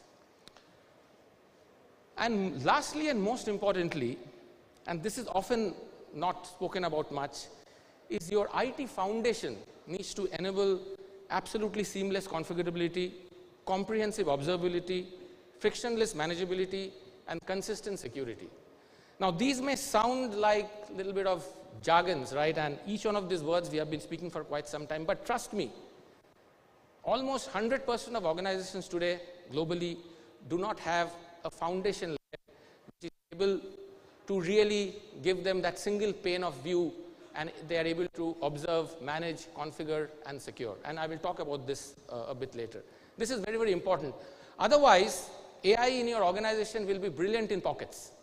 It will be brilliant in pockets, but when it comes to the overall enterprise, it will be completely blind. So you will not be really able to get the returns that you are expecting from all your investments. As Tata Communications, we have been working with organizations across the globe in partnering them in their AI-led digital transformation initiatives through our digital fabric approach. Now, to simplify, just think of the digital fabric as an operating layer for enterprise intelligence, which we have built with our decades of experience on platform engineering, deeply coupled with our industry domain knowledge, and of course, our managed services capabilities. Now, we have distinct fabrics. Our programmable network fabric, as a lot of you know, drives more than 1/3 of the world's internet traffic. It really offers enterprises an on-demand, intelligent, resilient network backbone. Our Vayu Cloud Fabric offers highly scalable and a comprehensive set of infrastructure and platform services. And we have also invested, more importantly, in sovereign clouds in the area of financial services and government in India, which is actually today running citizen scale applications. Our agentic AI interaction fabric really is driving personalized, contextualized, and omni-channel employee and customer interactions. We have also developed voice AI with speech-to-speech, and I will talk about it a bit more, and I also have a demo at the end of the presentation which will give you a first-hand view of what we have developed. Our AI-powered IoT fabric is really driving smart cities combined with our private networks, and is also bringing a lot of Industry 4.0 use cases to life, be it in the area of smart factories, warehouse management, connected cars, just to name a few. And then we have created this something which is very unique for the industry. Like I said in the earlier chart, this is a tool and a platform that we call ThreatSpan. That is our digital fabric layer over our individual fabrics, which is the only of its kind which is able to give you full stack observability, configurability, manageability, and security, right? You have many tools in the industry today which can do each one of these individually. Most of the OEMs will have their portals from where we can do some of this, but there is nothing available today which can sit as OEM agnostic on your current existing infrastructure. Doesn't have to be a Tata Communications, individual fabric, and gives you a full stack observability, configurability, manageability, and security, right? In our booth, we have kind of a demo going outside. So this is something unique that we have really developed for the industry. And of course, this through the APIs can connect to all your applications, and this gives you that single pane of glass which kind of glues your usually disparate IT infrastructure to make it sound absolutely seamless. I wanted to take one example of where we are kind of bringing this to life. There are many, but I just want to take one very recent one. From the time GSTN was set up, I think our overall collections have been growing quite rapidly. But at the same time, the disputes were also growing equally rapidly. So as of September 2025, there were more than 5 lakh open disputes on GST. So the Ministry of Finance was really struggling to see how they can kind of use this. Because the way the GST appeal happens, it was quite cumbersome, right? There was something called the GST appellate through which you had to appeal. And if that appeal, you are not happy with the appeal, then you have to go to the High Court. Now, individual states had their own high courts. So effectively, if you see, the tax disputes were almost more than 2 years old, which meant that there was so much of working capital that was locked for the government, right? They were not getting that revenue. Because individual high courts were giving ruling across different states, there was no consistency. There was no single repository of data to really have consistency ruling so that one high court and one specific case can learn from the other high courts. And the ease of doing business was extremely difficult, right? For you and me, if we had to kind of raise a dispute, huge amount of paperwork, and it goes through this entire process. So the Ministry of Finance in September 25 launched the GST Appellate Tribunal, right? And their vision was really to have this 24/7 digital courts, where where hearing will be done in a hybrid model, and they really wanted to partner with someone who could help them run this across 64 courts in 44 cities, with very, very disparate infrastructure required for each of these courts, which included audio-video systems, video cameras, laptops, networks, cloud infrastructure, monitors, and usual thing. So they selected Tata Communications to really partner with us, and we are actually running the entire GST Appellate Tribunal digital courts for the Ministry of Finance in India today. And we obviously went in with our overall solution across LAN, WAN, IoT, cloud, conferencing, security. Over this, we are using our agentic AI for service management, for predictive analytics, and then the layer of digital fabric which I spoke about, ThreatSpan, which is giving them full stack observability, configurability, and security and automation. And as an overall proposition, we have built an 24 hours always on IT operation for robust collaboration, a very, very scalable infrastructure, and with complete zero trust security. So running such an important objective of the Ministry of Finance through our digital fabric, where our entire digital fabric is coming to life. I wanted to share that with you all. We have also developed a full stack agentic AI fabric, and I wanted to spend a little time on this, right, and how we have kind of developed it. The way we see our entire agentic AI fabric is obviously the layer 1, which is our Vayu cloud, where we are offering complete GPU as a service. We are offering a full-fledged AI studio, where you are able to do your usual model gardenings, AI workbench, then low-code development, AI ops, and of course very responsible AI frameworks. So that's the base layer of the layer 1, as we call. Then we also have all the channels. We are one of the world's largest owner of messaging and audio channels, right?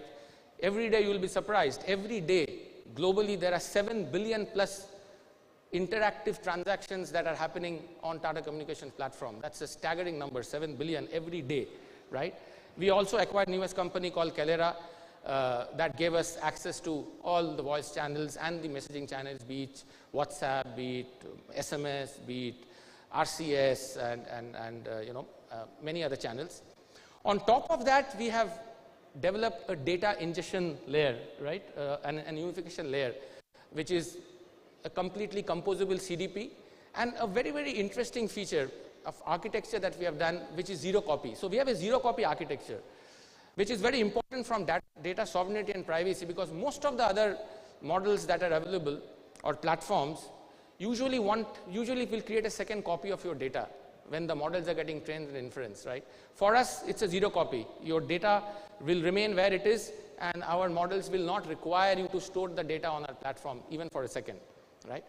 On top of that, we have built an agentic AI framework with AI workers really not wanting to achieve only conversations, but achieving business outcomes. And a very, very interesting functionality of our agentic AI framework, as you will see in the demo, is that the agents are able to do journey orchestration. So typically when you're speaking to a voice agent today, and you suddenly need to see a brochure of the same company, the voice agent in that communication real time will not be able to send it to you. But because of our ability to do journey orchestration, while you're talking to a voice agent, that person is able to send you real time on your WhatsApp whatever information you need. Secondly, suppose that you are asking for some information which requires that agent to go and check some other systems. Usually if it's a human agent, it will be very difficult for that agent to respond real time, because that person will have to log into a new system and give you the information. Our agentic AI framework is able to spin off sub-agents. So the voice AI agent which is talking to you is able to spin out sub-agents so that that agent can go real time to the other system and fetch the information while your conversation is still going on. And then of course the seamless handovers to a human agent, etc. Again, I will kind of show that in the demo. On top of that, obviously we have a continuous feedback learning layer. So finally, what we have really done is develop a autonomous, policy-aware, agentic AI workforce for specific functions. So we have, agentic AI for sales, we have for marketing, for customer support, for HR, for service management. So it's a very, very robust framework. Now you can use our agents, but this platform is also available to you all as an integrated development environment where you can bring your own use cases, develop your own models, train your own models, and train your own agents. So it's a very comprehensive full stack AI interaction fabric that we have built. Before I come to the demo, I just wanted to give you a little background of what we are trying to cover in the demo. So we are working with one of the leading automotive manufacturers of the country, and their problem was not, it was not about customer servicing. They were very good customer servicing. Their problem was customer servicing at scale, right? Obviously large call volumes, long wait times. They didn't have the omni-channel capability like I just said, right? Inconsistent agent experience, heavy dependence on human agents. That was a big problem, and very, very limited visibility during the interaction of customer sentiments. So what we did was we are using AI workers to really handle all the leads and service management for them. Like I said, we are using our speech-to-speech voice AI, which I can tell you would be one of the most advanced globally today in terms of its ability to naturally interact, ability to handle interrupts, ability to understand emotions, and ability to really interact almost like a human agent, right? And hopefully you will see that. The omni-channel orchestration was very, very important. So today, all the customers, whether they want to inquire about the car or want to book a test drive or want to book a servicing, it can happen seamlessly across all channels. A zero-copy data architecture, so that we are not storing any of their customers' data on our platform. Everything is happening with a zero-copy architecture. And agent assists are also able to help and assist human agents, right? So the human agents are becoming much more efficient. So obviously some of the expected outcomes are very, very, very, very significant in terms of overall improvement in service resolution, improvement in human agent productivity, reduction in voice call load, and of course reduction in the overall operating costs. I wanted to show you this demo. This is not a live demo, but the live demo will be, we will be able to show it to you for customer service, like I said, either for customer service or HR or IT service management, sales, marketing. So we have live demos that we can show. This specific demo is a recorded one for this specific use case, which I wanted to share with you all and in this presentation.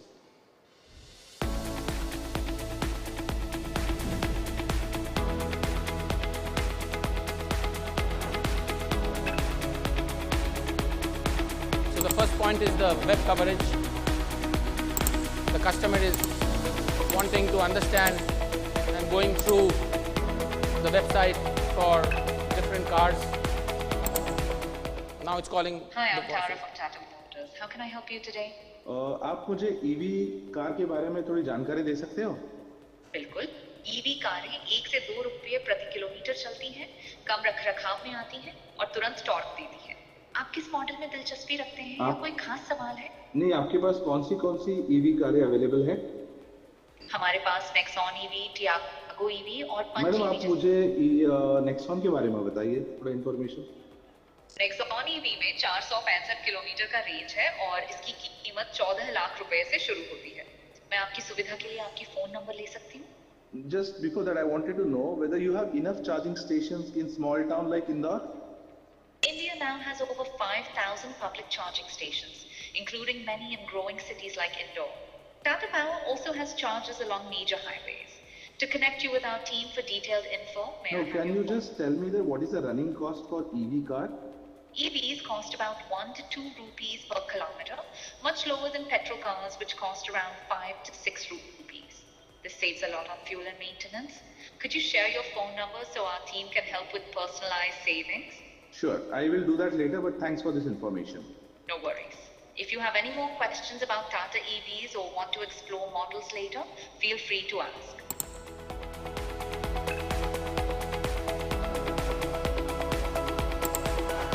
Next, the customer is interacting with a WhatsApp bot now.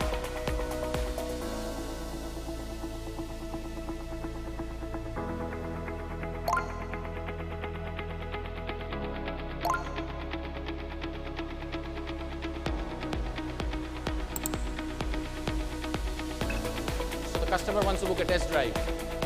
Now it's back to the voice agent. Good morning. This is Tara from Tata Motors. Am I speaking with Sachin? Yes, that's correct. Sachin here.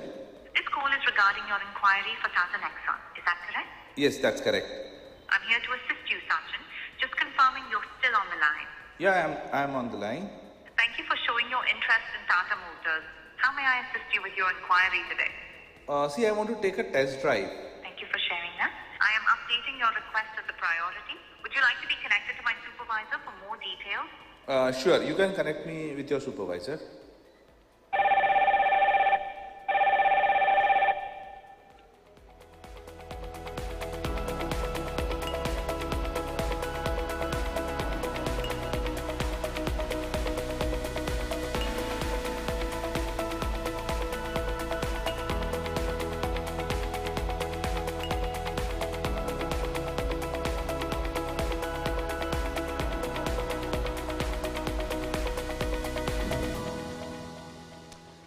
So as you saw, this voice agent was absolutely natural. It's able to converse in multiple languages during the same call, handle interrupts, move to different systems, right? Absolutely natural conversation, transfer the call to a human agent.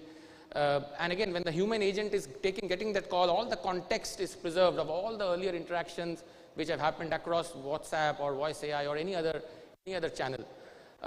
So this is something which we believe is something which is really resonating with a lot of our customers, and it will be a pleasure for us to work with you in this area. So thank you very much. Like I said, it's always a pleasure being back in INFOCOM, and a lot of people sitting in this room are all our customers. So thank you very much, and we really hope to work with many more of you.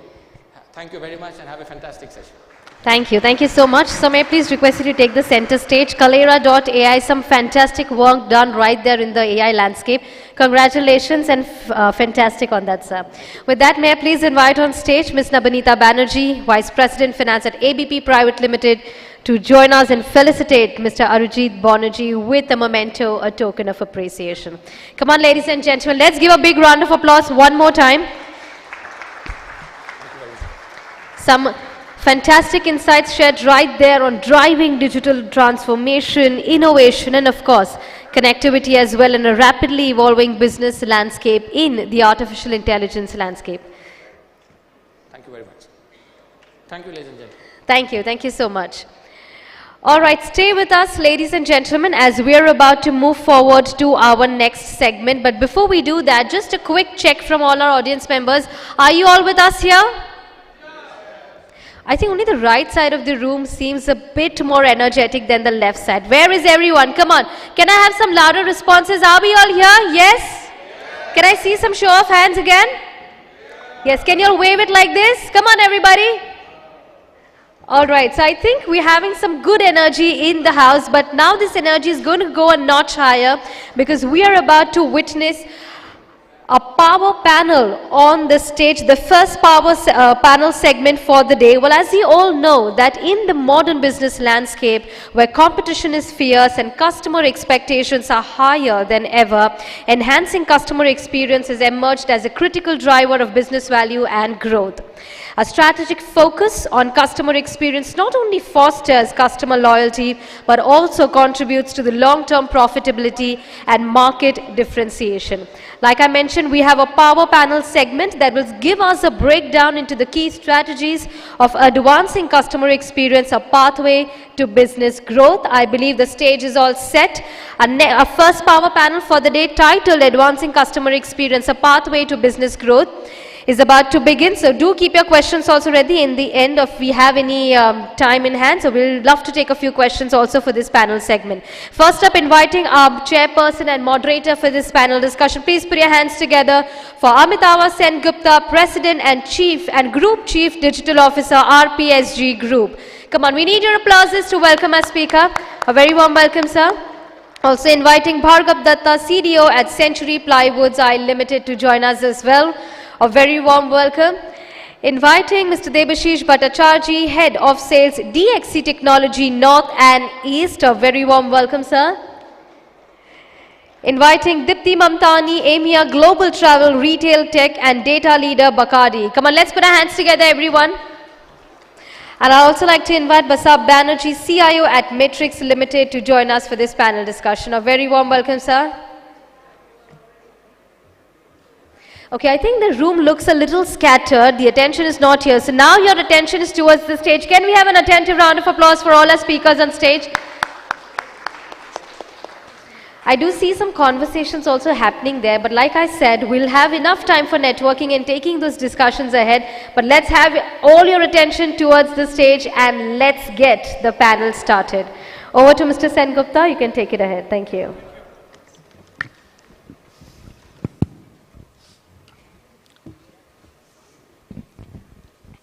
Thank you. It is a pleasure being a part of this event. And I really love talking about customer experience, something very close to all our hearts. So today we will be spending the next 40-45 minutes talking about advancing customer experience and how it leads to business growth. Before I move to the panelist, I would like to talk about three things. The first is that customer experience typically has been known to be a marketing initiative, and that has changed dramatically in the last few years. The boardrooms are talking more and more about customer experience, and it has become very central to the businesses that we run today. The second thing that we have is that in today's omni-channel world, there are complexities in both the digital and the physical channels which needs to be addressed. The third is that there is a lot of customer data out there. And if you look at the customer data, there are two things that we have to think about. The first is that with the Digital Data Protection Act and the rules that have come out, there is a complexity in dealing with customer data. The second is with the advent of artificial intelligence and the resurgence of artificial intelligence that we see today. Looking at that customer data and the ability to do something with that, keeping DPDP in mind, also becomes a challenge. So we'll talk a bit about all these three aspects as we get into the discussions. We have four panelists with us today. Bhargav from Century Ply, Debashish from DXC. We have Mamdani from Bacardi, and we have Basav from Matrix. So my first question is a general question to all of us. I'll start with Bhargav, and then we can go round the table. 1 or 2 minutes each. I wanted to think about what does customer experience mean to you as a brand, and how have you seen it evolving over the years? Bhargav first. Yeah, sure. Thanks, Amitava. So we work on the building material sector, and our products go inside of anyone's home that has furnitures and various other interior making products, right? Now, from the customer experience perspective, while selling these products to my end consumer, I have multiple touch points. Like end consumer like you and me, finally who actually pays the money. Then we have my dealer retailer segment in between. Then we have another interesting segment of influencers, and that comprises of architects and then of course the carpenters and contractors. But both within influencers also these are two distinct segments. So from that perspective, if I lay out the consumer journey touch points, starting with giving them knowledge about our product, why they should buy, what is that advantage they are going to get it.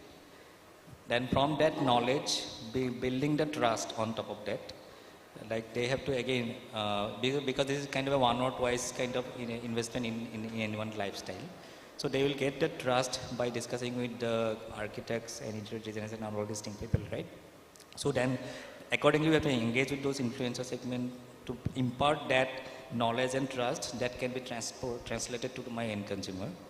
And based on that, when I generate the demand, then I have to ensure that my products are placed rightly in retailer stores at the right time and right product. So this is the entire segment.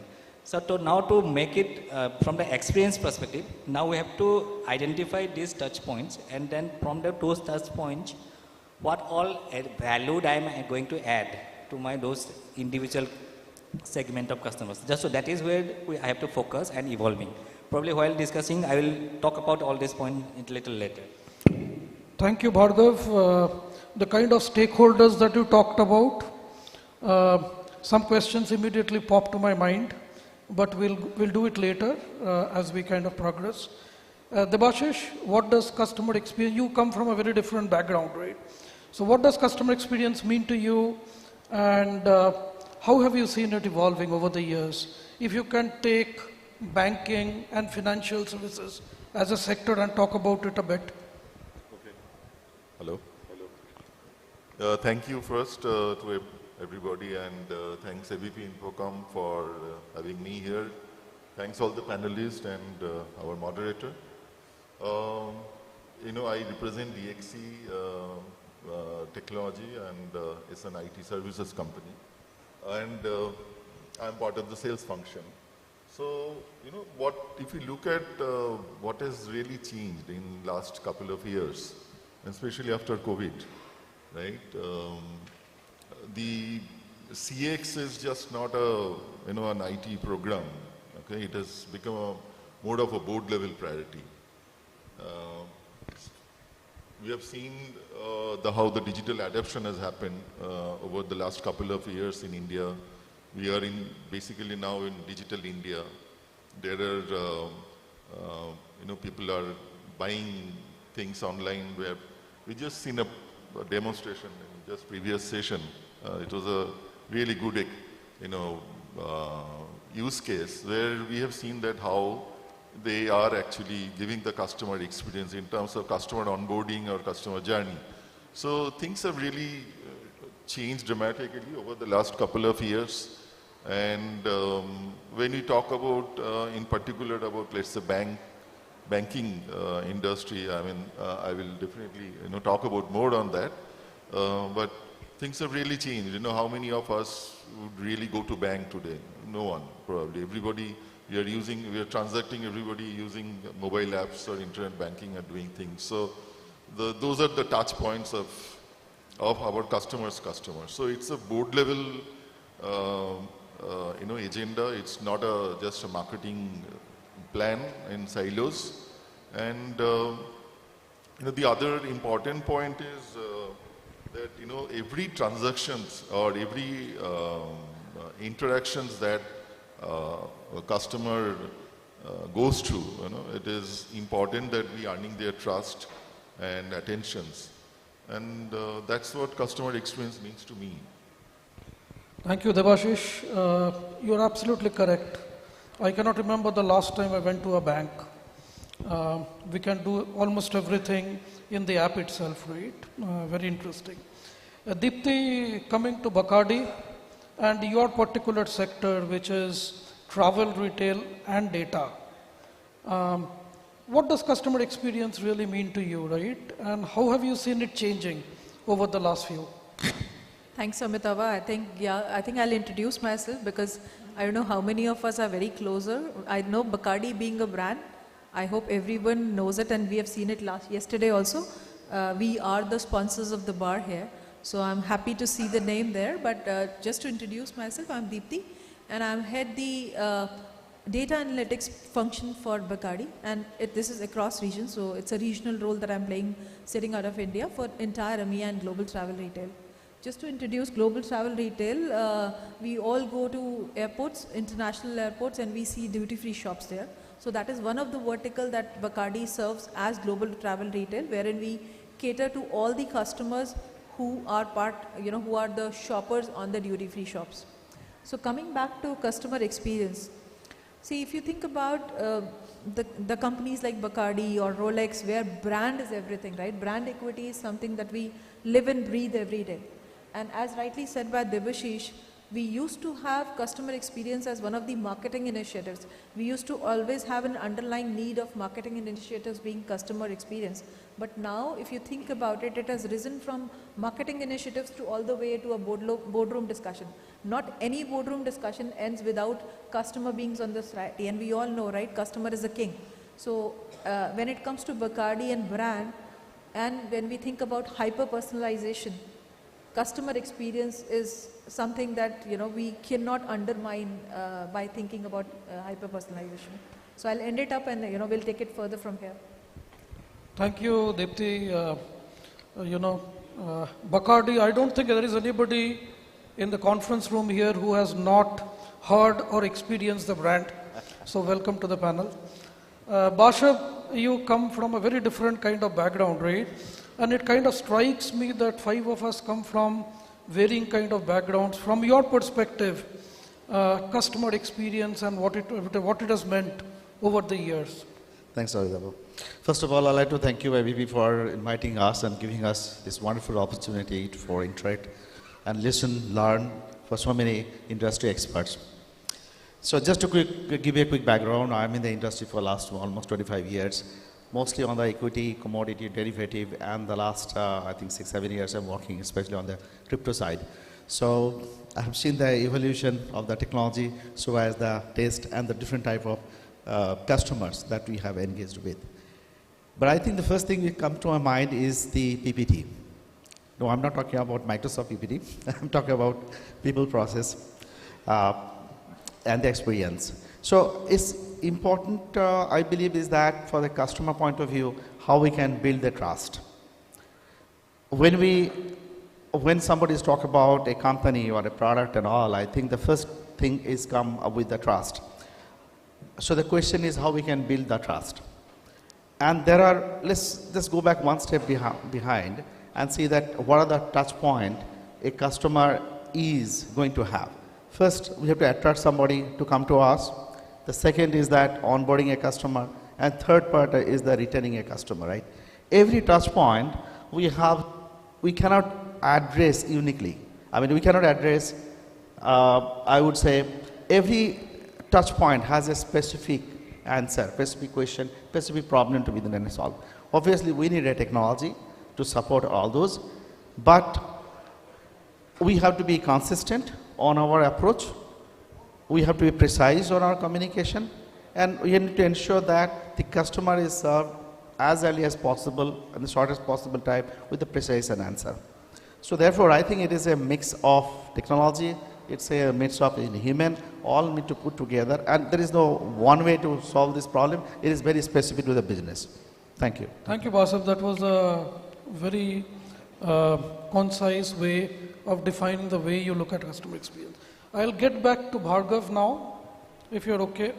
So Bhargav, your industry is very traditional, right? You talked about influencers now, but traditionally there has been designers, there has been carpenters, right? And there are dealers and the end users, right? It is a complex ecosystem in a very traditional industry, right? So when you look at a customer experience, how do you integrate the stakeholders into your CX strategy? It's not as intuitive as it would be, right? In, for example, a retail scenario. Correct. No, you are rightly said. You are right. You are bang on right. Even we are not yet there, but we are in a journey. and I can talk about a couple of minutes on that journey. So I think all of us talk about trust and that trust that needs to be built on the end consumer eventually, right? That is the first starting point. So what we have started at the very beginning, few years back, to bring that trust, I think we are the first in this segment where the end consumer can check the genuinity of the product by simple QR code scanning, and it can, he or she can also check the traceability from where it got produced, from which plant, and likewise, right? And then all the information around warranty, whether it is a lifetime warranty or 30 years warranty, 25 years, everything got given at the fingertip of him. So that is the starting point of this journey we have started. Now from there, then when we established that trust on the consumer segment, now building on the same ecosystem, same technology concept, we have brought the loyalty ecosystem for my contractors and carpenters. Same tech stack, from the same scanning purpose, we also build a loyalty ecosystem. So this way we did some bit of connection of end consumer and contractor part of, and to some extent the architect interior designers. Architect interior designers, they are not like directly loyalty focused because they have their own stream of income. For them it is more on the engagement, how much engaged they are with us and what all additional benefit we are providing to them. Their needs are different. Some architects, if they are designing something, so then what they have to do when they have to lay over certain product design category and all, then how quickly they can use our product into their design. So that text ecosystem we have built. So that way we are engaging with them. So that is the additional value addition we are giving to them. And for the dealer retailer, it is purely service aspect, how quickly we can service them at the right time. So now this is how the ecosystem are being built. I think we are at a 60-70% we are connecting, and remaining is still work to be done. And all this is under the same tech stack platform? Almost 60-70% under the same tech stack framework, and then few things we are going in coming years. Wonderful. I'll just go to Debashish now. I think as a service provider, the expectations from the customers are changing, right? Broadly from a transformation angle and definitely from a customer experience angle, right? Because like we heard in the last session, right, there is a foundational element to it and there is an element that you build on top of it. So based on your transformation journeys with your customers, what do you think are the main challenges which are faced for service providers like you, and how do you go about addressing it? Yeah, very valid question. So, you know, we at DXC, we have our own, you know, the process and blueprint, and where we keep our, you know, the human side as well as the process into the center of, you know, delivering any projects. And we have our certified workforce and deep domain expertise, customer understanding, and basically help them giving an accelerated implementation of any solution. And today what we are seeing, no, I mean, this has again changed, you know, customer do not want long 18 months projects and then deliver some outcome. They don't have time, and they want a quick outcome.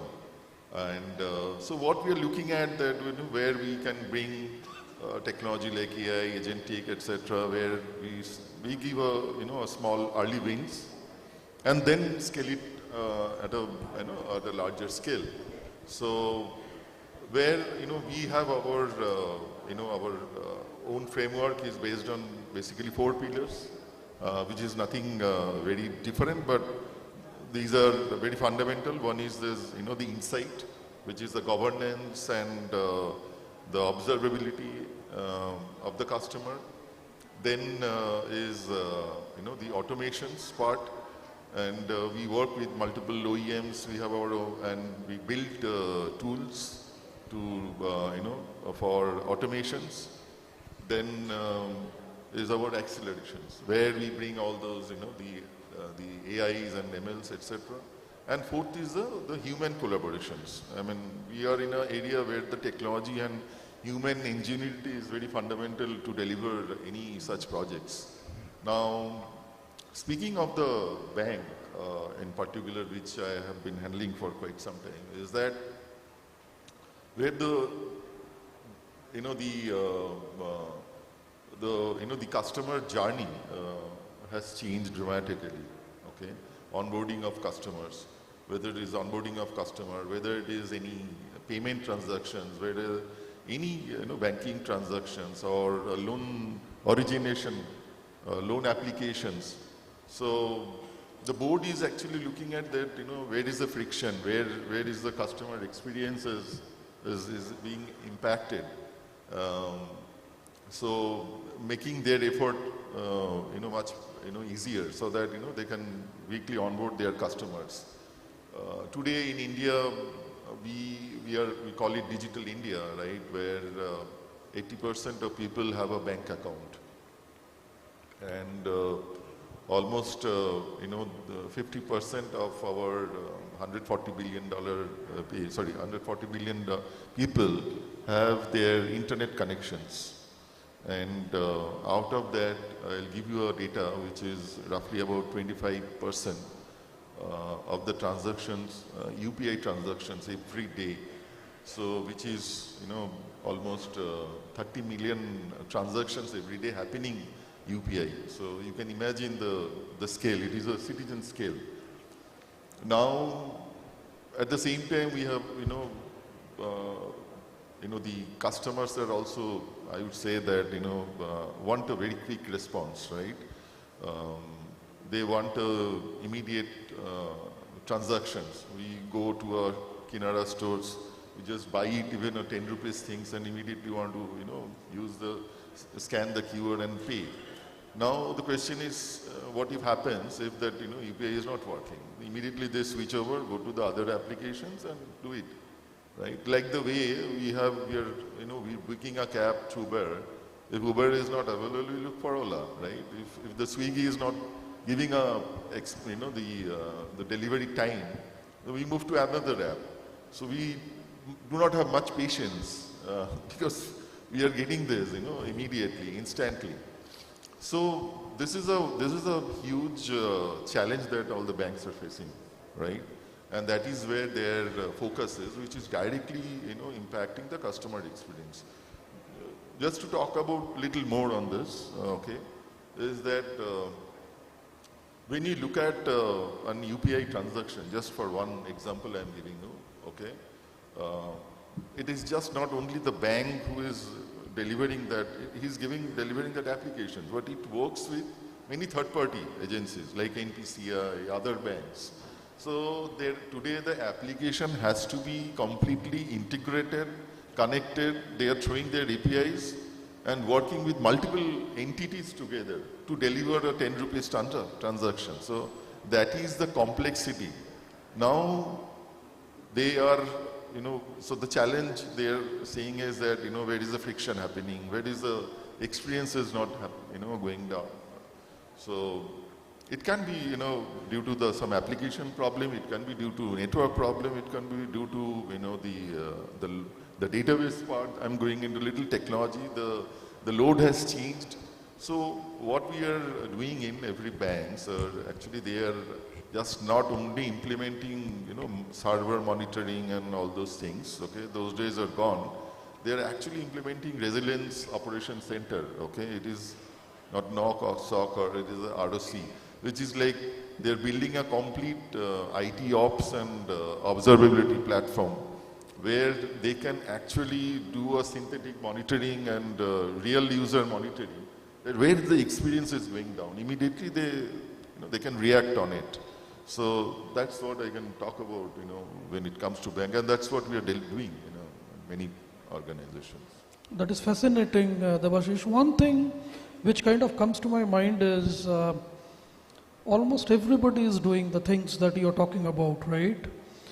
So where does differentiation, where do you think differentiation kind of kicks in? And how, or are you playing a role there? Yeah, I think, as I told earlier that, the customer wants an outcome, right? Measurable, what is the impact it will bring on the business, how we can improve the customer journey in terms of, or even for retail customer. We have we serve a large visa processing company, and the challenge is that how we reduce the whole visa processing time. So, there is a lot of innovations going into bringing down the timeline, okay, to improve the customer experiences. Talking about airlines industry, okay, we manage one of the largest airlines in US, and their entire applications, the customer's journey, we have implemented and delivered. They are using it. So starting from booking and just for browsing and booking, and then onboarding customers, doing everything, right? And they have also implemented basically a solution called in case everything goes down, the entire data center, the airport data center, everything goes down. They have a the entire office is in a box, kind of thing, so that it can run. So that kind of innovation is going on in many organizations. Wonderful, thank you. Deepti, back to you. Bacardi, again, as a brand, we are all familiar with it.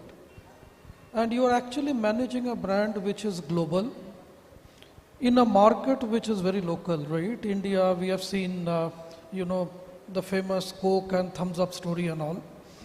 So when you are looking at the consumer base, right? How do you manage these global brands with the messaging which kind of comes across with a very local audience, right? So how do you maintain the brand, and how do you manage the experience of a global brand with a very local presence?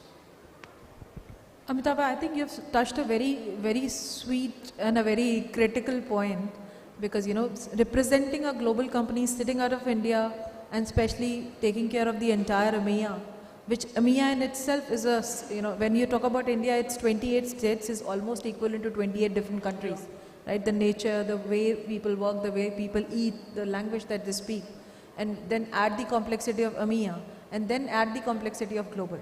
So we have to really, when you think about it, you have to start breaking this problem into different pieces.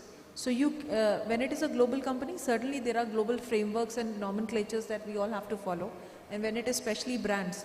So if you think about brands, every brand has a home.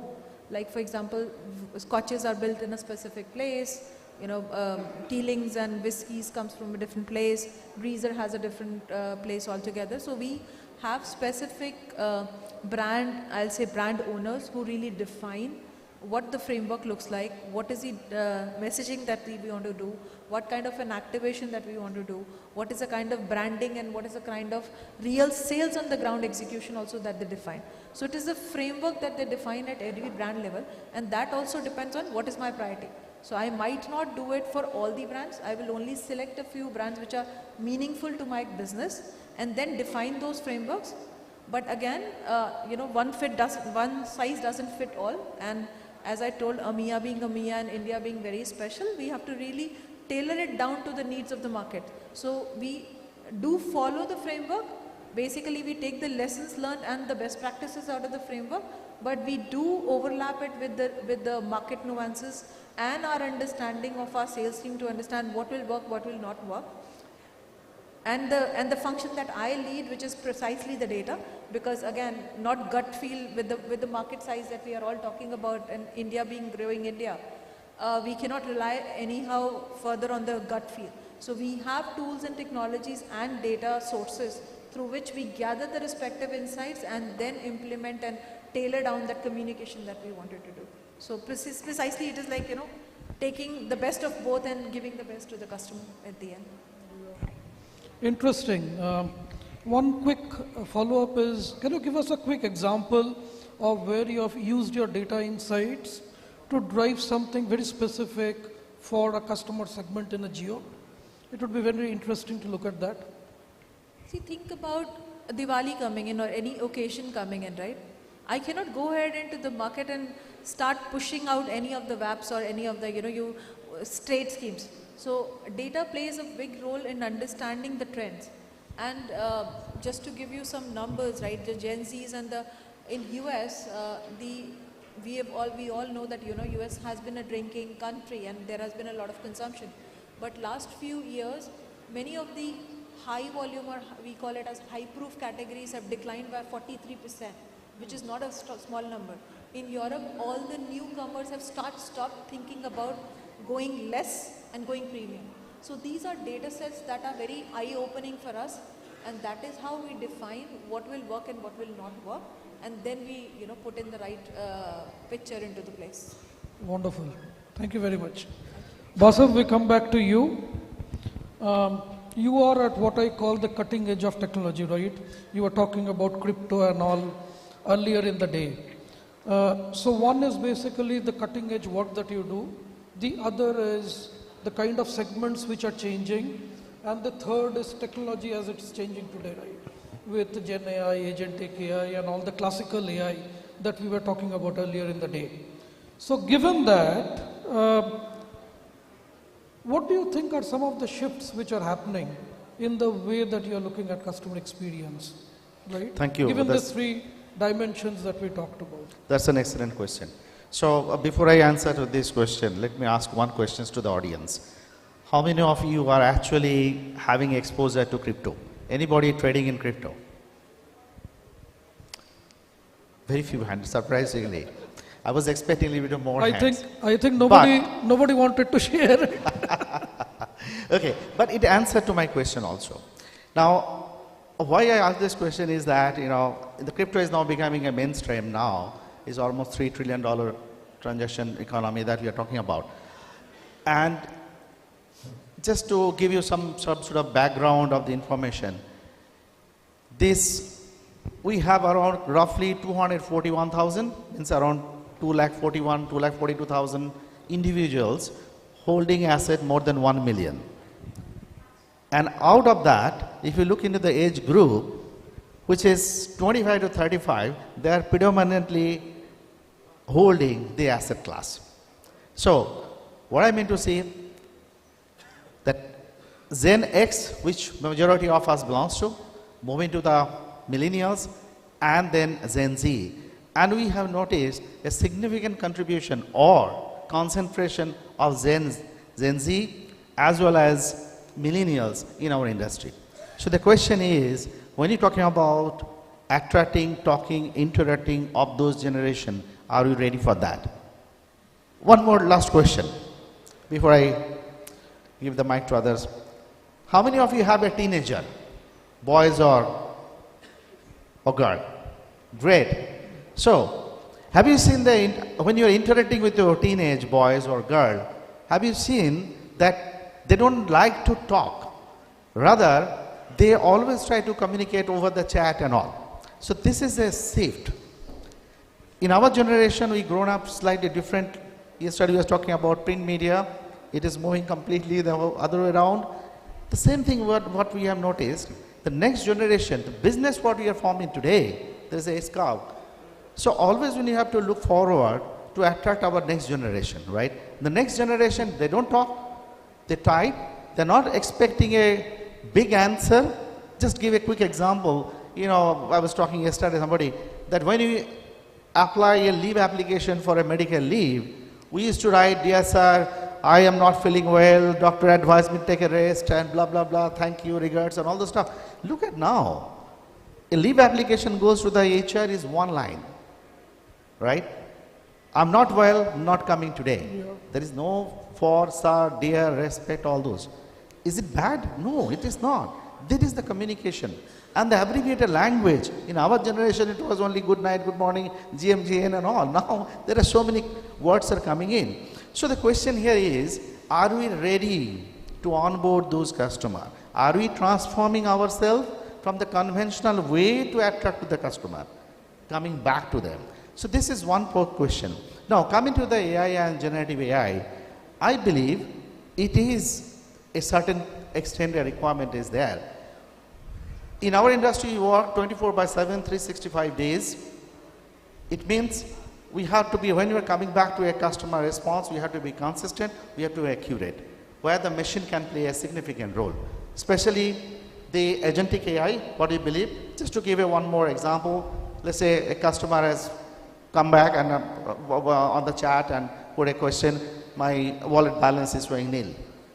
Wallet balance, digital currency or digital, it goes to a wallet. Wallet is showing nil. So the agent, if we program our computer.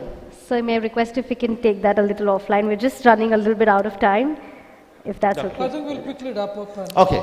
So what I mean to sum up here is that as we are short of time, is that agentic AI is something which we are looking forward, but that is not the only objective or only solution. It is another important part, just to share one more line. In an exchange, if you look into 10% of the community of the people contribute 90% of the value. So, doesn't mean when I am talking about the 10% cream customer, whether I ask them to talk to my computer or a automatic chatbot, possibly not. So the human touch always be there, specific to the segment. The mass communication possibly look after the computer can, or agentic AI or generative AI can help. But when you talk about premium customer, possibly we cannot eliminate the human. Thank you, wonderful, Vasab. Thank you to all our panelists. It was wonderful talking to you. Thanks, I have a host of other questions. We'll take it over lunch. Yes, thank you. very Thank much. you so much. Let's give a big round of applause, ladies and gentlemen. Well, absolutely phenomenal conversation. With that, may I please invite on stage Mr. Shomnath Guha, VP, Production and Engineering, ABP Private Limited, to please join us and felicitate all our speakers with a memento, a token of appreciation.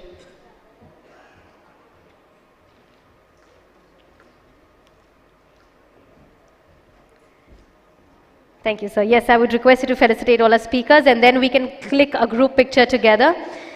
Thank you so much to our moderator first up for spearheading that conversation for us. Yes, can we please pass on the felicitations?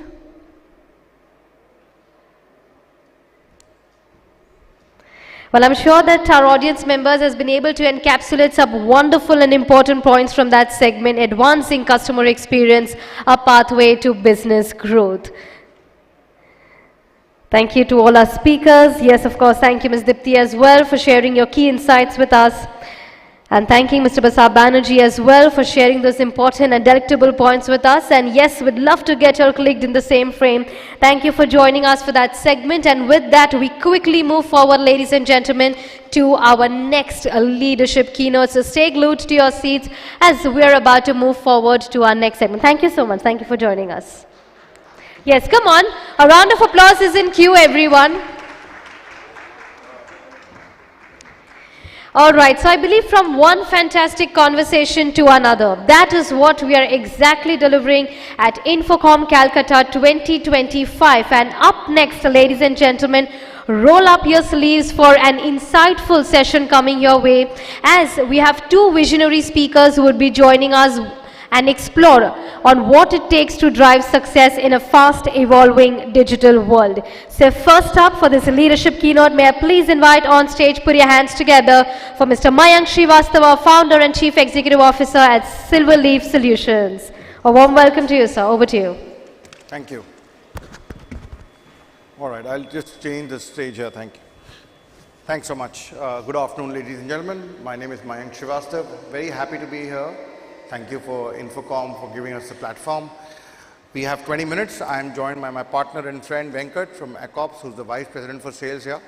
So over these next 20 minutes, we'll try and ensure these are the most 20 minutes most relevant of your lives over this day today. We'll try and keep it simple. We'll try and keep it sensible. You don't have to worry too much content on the slides. I think the concept is more important. I represent an organization called Silverleaf, headquartered out of Gurgaon. Started about 10 years ago, trying to help organizations advise on how to optimize spends on IT. Very niche and unique concept, loved by Gartner, McKinsey, BCG, and have now presence across multiple countries and locations around the world.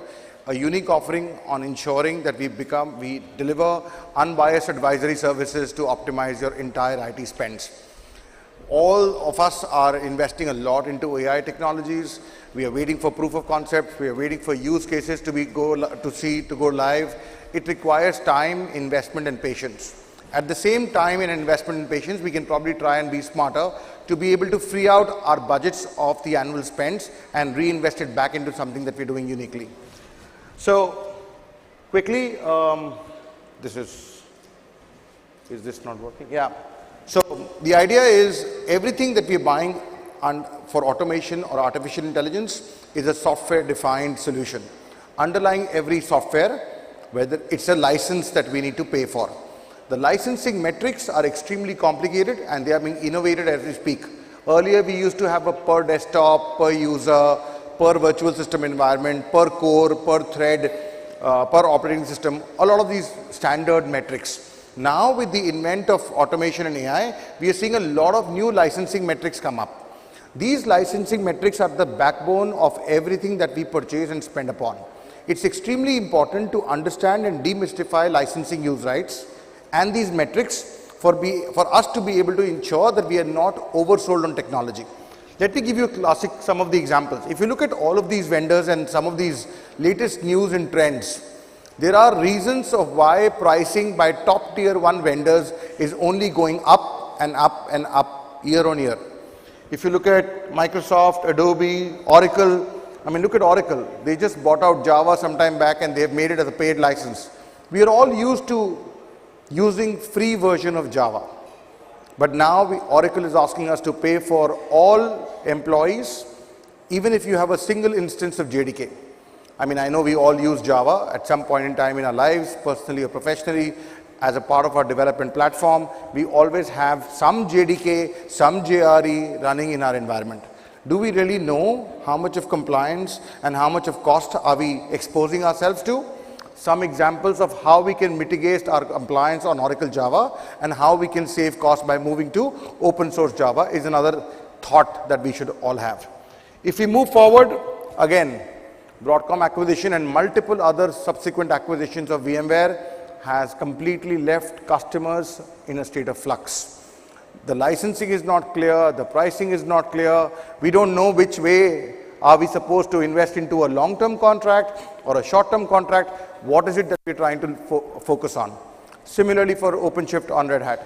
There are a lot of these new changes coming up from all these vendors time and again.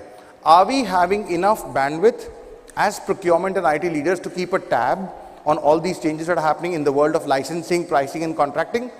If yes, great. If not, probably we can add 2 cents of our knowledge and experience, because this is the only research that we do day in and day out as a focused licensing, pricing and contracting company. And then this extends to cloud as well. These are some of the examples of how vendors are doing different things, and I don't want to go into details. I want to just give you a snapshot, because in a 10-20 minute time I can't tell you what's all is possible. But flavors and trailers of how licensing and pricing is changing without all of us being prepared for it is something that we can add on as an independent advisory partner to you. Similarly for Salesforce, and we had a friend of ours yesterday, she was talking great things about Salesforce, beautiful platform, amazing technology, love it to the core. The way they have smartly bundled all their cloud services is phenomenal, because it locks in from a long period of time, but there are multiple things we can do in the same contract. So there are a lot of smart things that we can do to be able to rationalize our spend and ensure that we only pay for what we need. So alignment of spend to consumption should be goal number 1. A lot of global organizations and local organizations as well, they have a program called cost efficiency program. I'm not sure if you've heard of it, but group efficiency or cost efficiency program basically means that the CIO, the CTO, the CPO, the CFO, they get together and they say next year's budget should be down by 20%. You figure out where you want to get it done from. So as an organization, we have a bunch of people who are ex-Oracle, ex-Salesforce, ex-ServiceNow, ex-Microsoft, ex-SAP, ex-IBM, all over the world. And this is a great community of people because they carry a lot of insider knowledge on what is possible under the sun, from an exception, from a grant, from a customization standpoint, that will benefit for all of you to have meaningful discussions with these vendors at the time when you are negotiating or signing up a contract. Extremely interesting proposition. Gartner loves us to the core. Gartner provides smart buy services which are as part of their package. But that is only on negotiation. I think we do much more beyond to scientifically tell you what more is possible in the contract. How do you right size your requirement? Which SKUs do you need to map to the right licensing metric? And this is going to be even more complicated as you adopt AI in the future. No matter which platform, which vendor, you will always be perplexed. Is it the right licensing model? Am I buying at the right price? How do you benchmark it among similar companies like myself around the world? And this is what we can do with you under a confidential NDA independently as an advisor. A bunch, don't have to go into details, and I'm so sorry about making this a content heavy slide. Just read the titles. The title of every section. So we deliver asset management services on software independent to protect you from audits, internal or external, to ensure you're always compliant. We indemnify you against any claims made by any vendor in case non-compliance is found if we are a managed services provider. Point one. Price and discount benchmarking. I think you guys do a great job of negotiating and we're not challenging that. If there is something else that we can add on beyond what you have negotiated, that's where the partnership comes in. Cloud license advisory. All hyperscalers, 30, 35, 40%, everybody claims. We are not here as a consultant only to tell you how it is done. We actually walk the talk to deliver it on ground because we get paid on realized savings. If you realize $1 or rupee of saving is when we get paid our advisory fees. So it's a very, very interesting model because we work hands on ground to be able to help you realize those savings and not typically come and share PowerPoint presentations and walk away. Then there are typical advisories on respective vendors, and this cuts across beyond. So when we started 10 years ago as a bootstrap setup on ensuring that we provide IT cost optimization advisory, we started with software licensing contracts. Over these 10 years, we've expanded our offering to overall IT cost optimization, which includes networks, telecom, hardware, and managed services contracts as well. If you need a partner who only thinks of your benefit to be able to ensure that you're not overpaying on something, either on technology or on price, probably you can reach out to us at any point in time. Another great thing that we're doing, a lot of these tools are available in the market. So what we've done is we've tried to ensure that a lot of our work is typically the same. The kind of exercise and assessment we do to be able to discover utilization and consumption for a Microsoft, for an Oracle, for an open source or on cloud, it's quite repetitive. We are building now agentic AI models to increase our own efficiency so that we can scale much better and our cost of delivery becomes lower. And we are trying to launch this to be in the next 6 months. You'll see this coming up from our side, both on SLM and on ITAM. And this is the first step we can do because then it is important for all of us to scale at the same time. So we're building these platforms to be able to give you these benefits across visibility. So in order for you all as customers to get visibility, have a real-time optimization, ensure compliance, have real-time cost savings, and have better decision support, we have a focus on ITAM and SLM, and we are building the AI capabilities in those platforms to be able to deliver this to you real-time. You're not dependent on people to be able to provide these advisory services. A bunch of it, majority of it will be delivered automatically through the platform. Obviously, it's the complicated ones we'll come in and support. So overall, some of the things that we've learned over these 10 years, and this is for all IT procurement and technology leaders, you must have an internal audit or I would not say audit, internal assessment done of where you are on your consumption usage.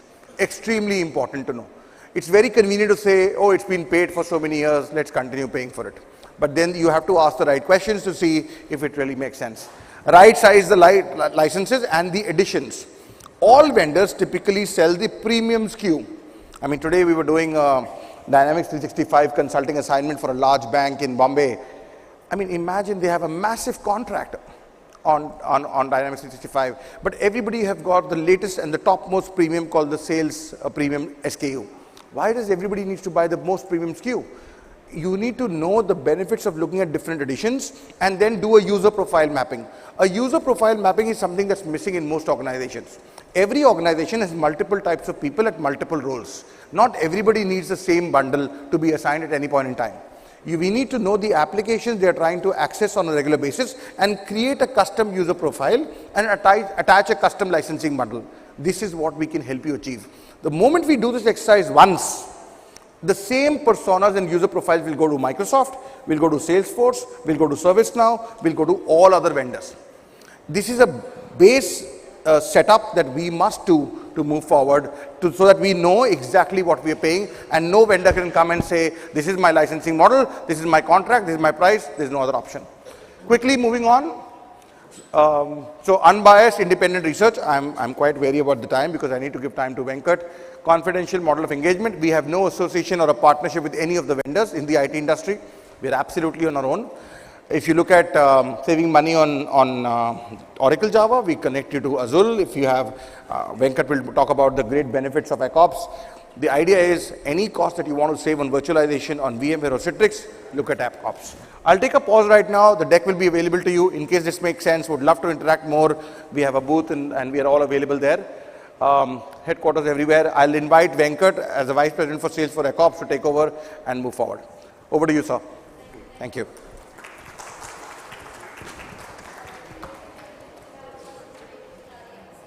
President Sales at AppOps, so over to you.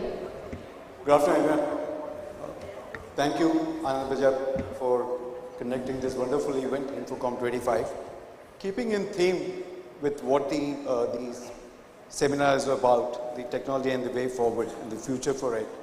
One of the first slides is all about, thinking about an old proverb that it says, we live in interesting times. And why? The reason for that is our economy, right? You look at every indices and the parameters running on the economy, it's all on the upswing. The growth is up, the services are up, the exports are up, fiscal deficit is in control. We are the fourth largest right now at 4 trillion. We're going to get to a 3 trillion, third position very, very quickly, right? This growth itself triggers a lot of other things as well, which means that we are going to also, incorporate a lot of digital adoption, and we are already a leader in that. We have 1.2 Aadhaar identities rolled out by the Government of India. We've also seen the penetration of the mobiles. The last man standing in the Bharat, last mile standing actually gets the G2C service, the government to citizen services, the banking services. Our phones have become banks, our face has become the entry point into the airport. So we've seen that digital adoption has gone way too fast than we anticipated in the last 15 years or so. That also we've seen that we are also becoming a lot more data consumers, right? And a lot more data is getting generated from our end, but it's also getting consumed and it's also being used for various services. So that really is where the trigger for all these cybersecurity related concerns are, right? And when you look at the current cybersecurity threats, right, this is all about coming from external words, could be in various forms, from DNS spoofing to your zero-day attacks to your SQL injections, phishing, malware, spyware, adware, you name it. The way and the threat vectors have changed because everyone's after your data center. The data sitting in your data center is what they are looking for. That is your IP, which they would want to understand, attack, replicate, use it for their business purpose or for other reasons as well. And who are these guys and where the data really exists? The data exists all over, right? Right from your mobile device to your servers, storage, networks, switches, routers, whatever information or whatever the infrastructure you have put in, that is all carrying data of your organization. And who are these actors? These cyber threat vectors are changing. It's right from one individual to an organization to states, and they come with various motivation, geopolitical influencers. Some are just doing for the fun of it. Some are basically discontented. There are satisfaction issues if they're insiders. So there are threat vectors are changing because the surface attack area has gone up and the actors have gone up and their intents are changing on a day-to-day basis, right? Now, how is this happening? Let's start with your perimeter. First, they look at the vulnerabilities in your perimeter. They look at what is the the most vulnerable point through which I can get into the network. Then they go compromise on your network security. Then they start looking at your endpoints, applications, and to your critical data assets, right? That really is what they are going through. And they are actually attacking it all at every possible service which is exposed, either internet or intranet or otherwise, right? And then these are the current set of threats which we see, but then there are emerging threats which are coming up as well. We talked about the phishing, DNS spoofing, SQL injections, zero-day attacks, all of that. But then there are new set of threats which are emerging as well, which we should be aware of. The new set of threats are coming from AI itself. It's coming from quantum technologies. They're coming from deepfake, right? And these are some of the threats which are futuristic, but are going to be, coming in very, very soon. Now, although we say it's futuristic, it's just there. Now, the biggest issue on the AI is that we are actually using a lot of the AI for, creating our data models. We're exposing our raw data files into the ChatGPT or LLMs and trying to get something out of it, right? Now, the raw data files goes and it's all used for building their LLMs, inference engines as well. If you look at the quantum, your SSL 256-bit encryption is going to be passe. In about a year or two, the SSL encryptions will be all broken because the amount of algorithms they're building on the quantum technology is infinite. And therefore, how do you now protect against the emerging quantum threat? Deepfake is again a big issue in banking and financial services. You see facial cloning, you see voice cloning. All of that is becoming reality, and we see this while a lot of eKYC and customer data is being used. The cloning is a technology which they basically use and compromise with your data. So these are some of the emerging threats which are happening. Now, quantum in itself is about making sure that they harvest right now, they get into a system, look for the appropriate moment, and inject that quantum threat and encrypt everything as well. So that's one big issue. If you are using blockchain and whatever you commit to on a smart contract into the blockchain, if that itself is compromised, what you write on a blockchain on the smart contract is going to be of no use to you. They would have compromised with that data as well. So even blockchain technology is under threat. We also see that digital signatures which are used for various approvals in banking and others are getting compromised as well, because quantum is going to break those digital signatures very, very soon. The next threat, of course, is the AI. AI-based ransomware attack, have you heard about it? Ransomware is getting, AI is being used for ransomware generations as well. We see that, there are model extraction efforts which are there. They look at what models are using, what data points are using. We pick up the model inference and then replicate it outside with your data or without your data. We also see deepfake phishing. We also see, poisoning of your data sets, your tables, your database tables and all of that. So that is again a big, big threat coming out of the AI. And of course, we are looking at, the digital trust as an issue. Today, I have a Aadhaar, a voter ID, a PAN card, my HDFC Bank ID, my ICICI Bank ID, hundreds of IDs. And those are my digital identities. Now, that's where the trust is, right? There is no single authority looking at my digital entity and creating a trust.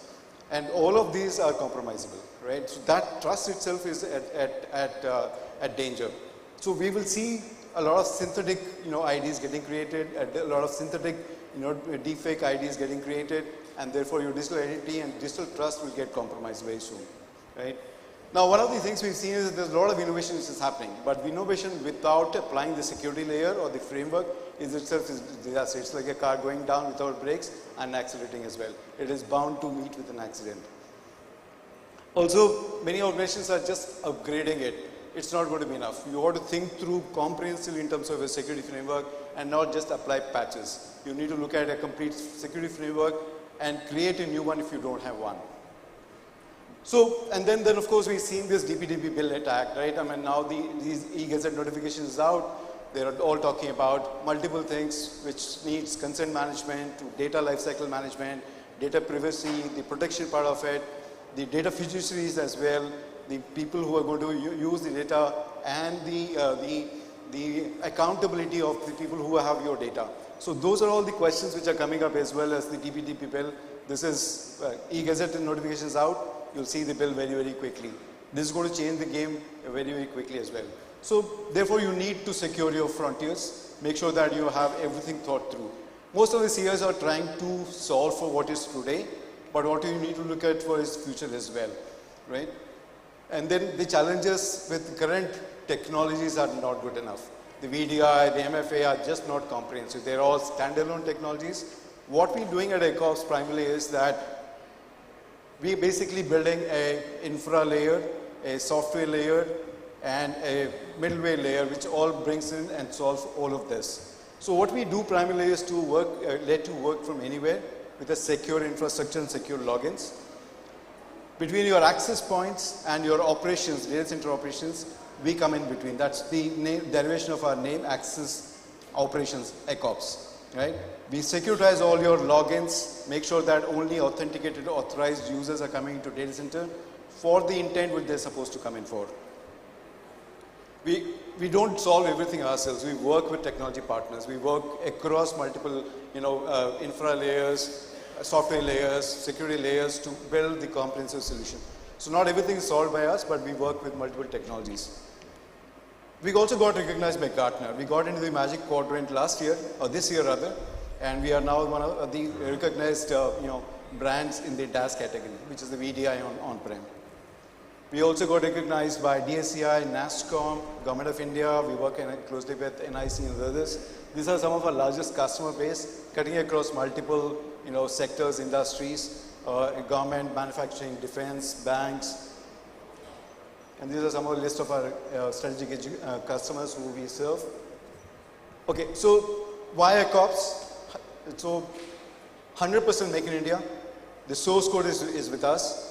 We can build any amount of customizations. We can integrate your applications, your legacy applications as well. We can actually have, your applications completely securitized. That said, we also have very flexible licensing models. We can do subscription-based, we can do perpetual. If you have taken subscription, move to perpetual, we can do that. If you've taken perpetual, move back to subscription, we can do that. 100% OEM support. So we have a 350 plus member team who's going to support you, right? Make in India, customization, and flexible licensing policy. That's why ICOPS. Thank you. All right. Thank you so much.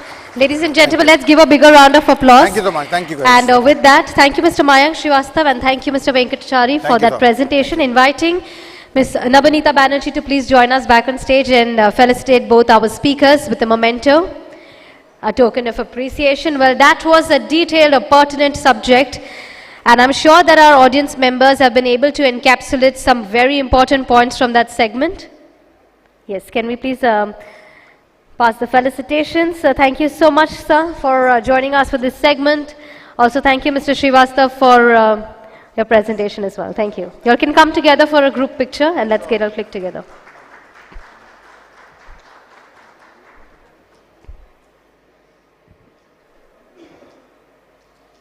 Thank you. Thank you so much. All right, ladies and gentlemen, stay with us as we are moving forward to our next segment. But before that, of course, I'm sure that you all are using the hashtag INFOCOM Calcutta 2025.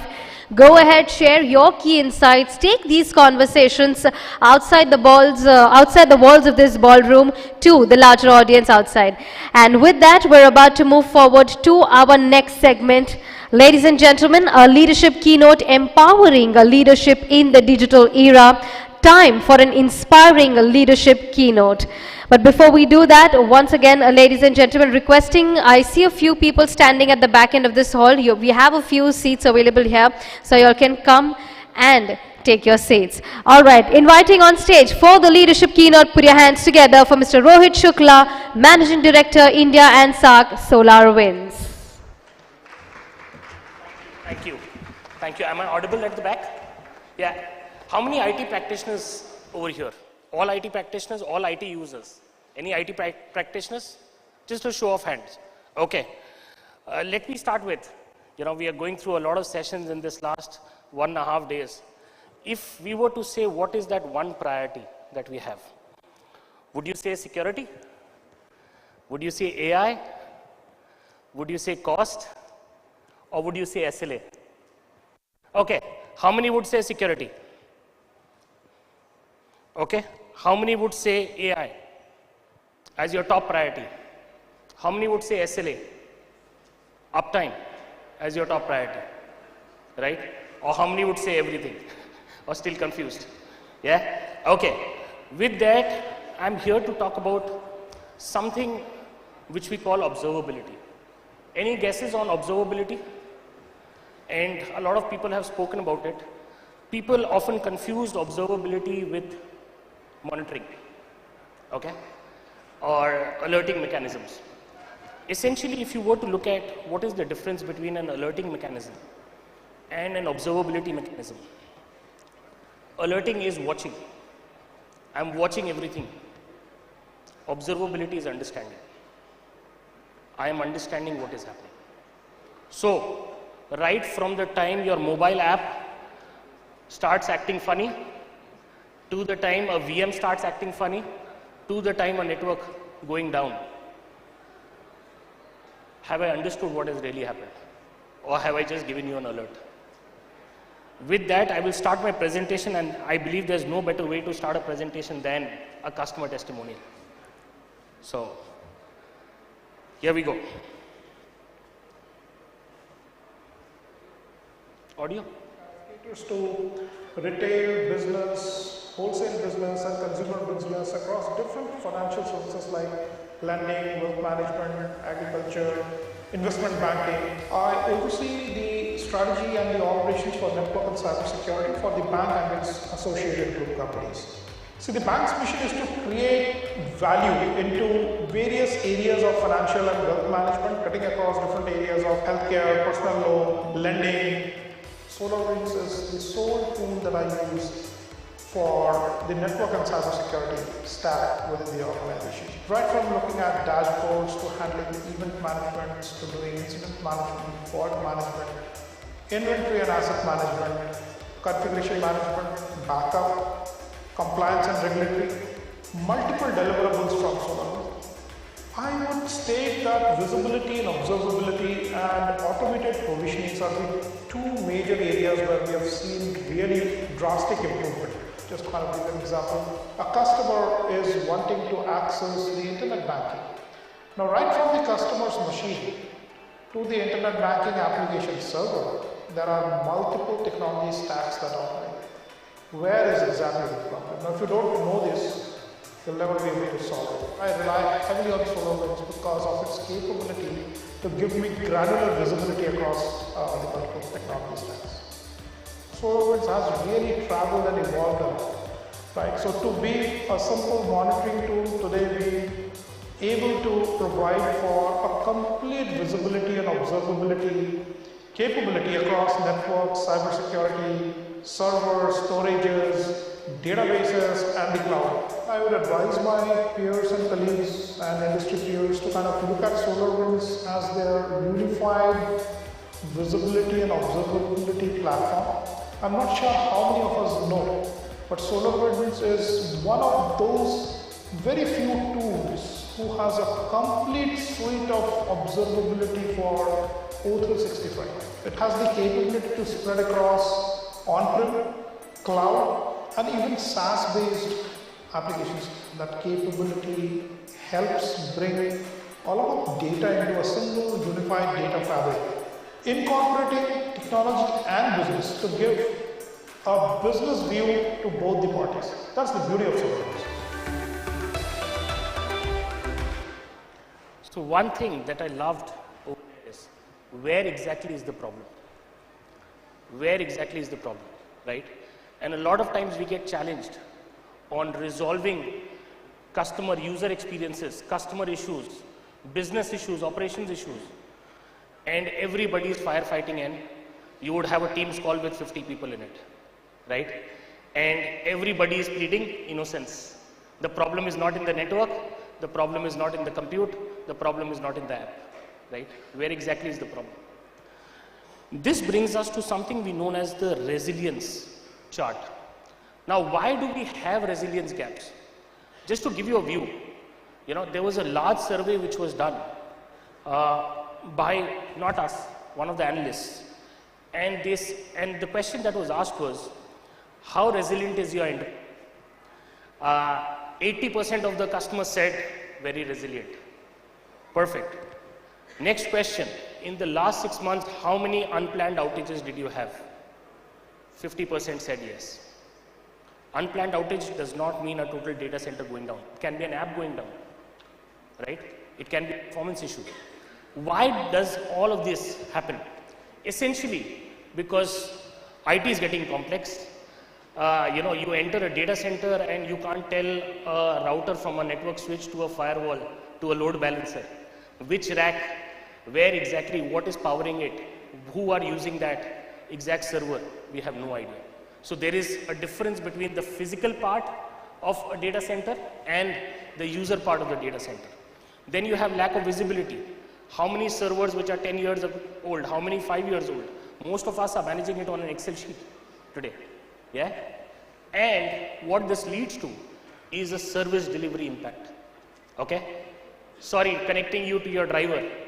In the next 5 minutes, connecting you to your driver in another 5 minutes, connecting you to a driver in another 5 minutes. We all have faced it, right? When using an Uber.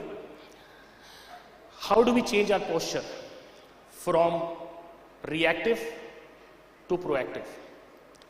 How are we dealing with compliances? And how are we dealing with threats? This essentially is what we have come across and said as the resilience chart. And in terms of the resilience chart, it all starts with your own understanding and assessment of where exactly do you stand in your resilience chart. Do you know 100% about your enterprise? Do you know 90% about your enterprise? Do you know everything about your infrastructure, nothing about your apps? Do you know everything about your apps and infrastructure, nothing about your database?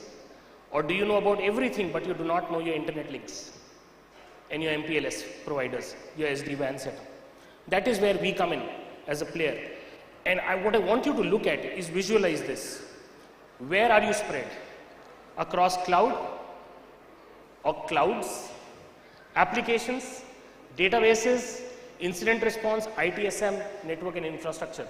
What is important here is to visualize it, is to connect the dots. What is connected to what and why is it connected? Have we really done an assessment around it? How do we automate this? Because it is physically impossible for 15, 20, 30, 40 IT folks to be managing thousands of servers, another 100,000 connections, and even more millions of users and their experience. So how do we go about it? This is essentially what SolarWinds does for you. And we call it our favorite donut chart. On the left is the technology piece. We call it the technology, the people and the process chart. On the left is the technology piece. We will observe your networks, your servers, your storage, your firewalls, your load balancers, virtualization, Kubernetes, microservices, your applications, your databases, your users, and your security posture, right? In the center is what we call the people chart. What we try and do over here is try and correlate everything that we are getting into pointing it to the right person. And on the right is the process. Once the problem has been identified, whom do I wake up at 2 o'clock in the night? That essentially is the donut chart. And as I move forward, what I want you to look at over here is, while this is what we do, I just want you to look at the bottom of this chart. Event correlation, anomaly detection, root cause analysis. How many of you have heard of this before? Outage happened, where is the RCA? What caused it, right? This is essentially what every IT practitioner is trying to resolve. Are we just bandaging the problem or are we solving the problem? It's like I have a fever, I can have a paracetamol, it may go away, right? That's our pet. Or we go to a doctor and he gives us 1,000 tests. 90% times, it all turns out to be good. We call it false positives in IT. But there might be a 10% opportunity or a window where something might pop out, which we could have easily suppressed using a paracetamol. That essentially is the root cause of fixing the real problem. Then we talk about capacity planning and assessments and audit reports. I'll quickly move through this. if I was to give you a 10-second pitch on SolarWinds and what SolarWinds does, all we do is detect and resolve. We detect problems, we resolve problems, irrespective of where they are in your landscape. Right from your user device to your core data centers, right from databases to applications to clouds. So in terms of the width and in terms of the height, horizontal and vertical. How do we detect and resolve problems? We just follow the spike. What spiked amongst 10 things? Then we start correlation. Why did it spike? And I will come to a very interesting part, which is what did I learn from an incident?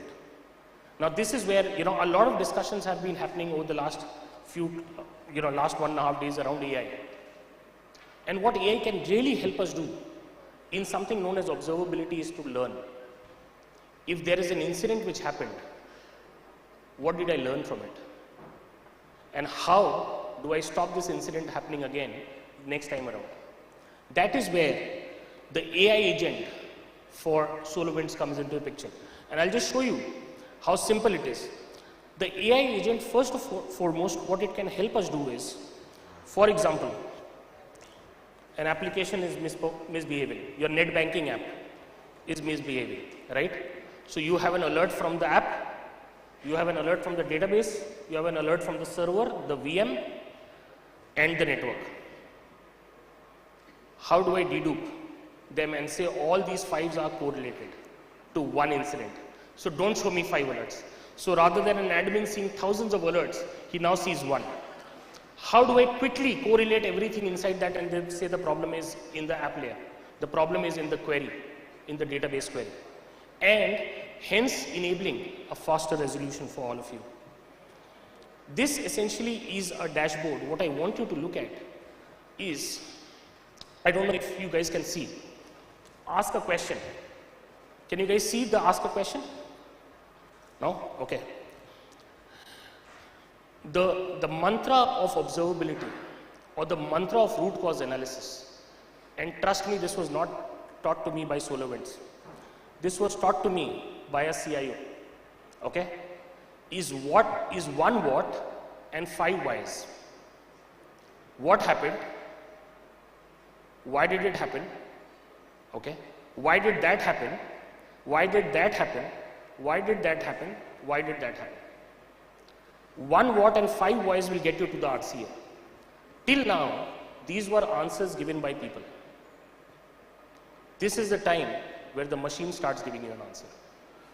And I'll show you a few examples over here. What applications are in bad health is the question. Okay? Now this is Google.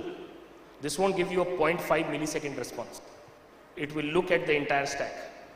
And if you see, responded in 62.44 seconds. And it shows the list of 6 applications which are in bad health. Look at the next question. Why is my APM's health bad? So you started with the what and you started going into the why. That is root cause analysis. I'll move through this. This essentially, gentlemen, is what we are actually building. Anybody knows what is the full form of MTTT and MTTTR? Yeah? A lot of you. Anybody can just raise of hand. MTBI.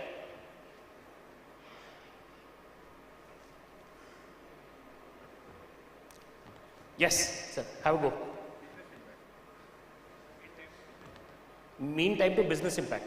Okay. Close. There. Okay. So, from mean time to detect to mean time to resolve. This is digital subconscious. Subconscious, that is something that we know, but we don't act on. Conscious is we know and we act on. Those are the 2 pillars. And where are we heading? To intuition. I know something is going to happen. Yeah, you see the winds? In Calcutta, all of you are used to it. You see the winds and everybody starts predicting weather, right? Ajke brishti hobe. It will rain today. Intuition. You know it is that time of the year and anything can happen. Anyways, anything can happen in terms of weather here. MTBI stands for mean time between incidents. Mean time between this incident is going to recur again. How about I catch a cold and the doctor tells me if you don't take this course, you will catch a cold in another 2 weeks' time. If you keep having your paracetamols, you will come back to me and pay me more. That is MTBI. That is digital intuition. I just want all of you to reflect about it, think about it, and think about SLAs and uptime when you next time have a conversation about observability. The other important thing here is see it in action. We have a booth at 8:38, and what we are essentially trying to do at the booth is show you a use case. For example, application is misbehaving. How do I do a root cause analysis when application is misbehaving? I'll tell you a very interesting one that one of the largest banks in India told me about SolarWinds. And essentially we were having a conversation with him on things that we need to do. And he said, if the user has complained, that means IT has failed. IT is only successful when we resolve the issue before it impacts a user. And essentially one thing that they do every week is they send a report to the CEO every week saying, this week we avoided 18 incidents even before a branch, an end user, an ATM, or anybody in the corporate office got affected. That, ladies and gentlemen, is the power of observability. Please come to our booth and have a look for yourself. Thank you so much. Happy hunting. Check. Thank you so much, Mr. Shukla. Once again, can we have a bigger round of applause for that fantastic presentation and the work that SolarWinds has been doing so far. With that, may I please invite on stage Mr. Shumon Banerjee, CHRO at ABP Private Limited, to please join us and felicitate Mr. Rohit Shukla with a memento, a token of appreciation. Thank you, sir. Thank you for having us. Thank you for having us. Thank you, sir.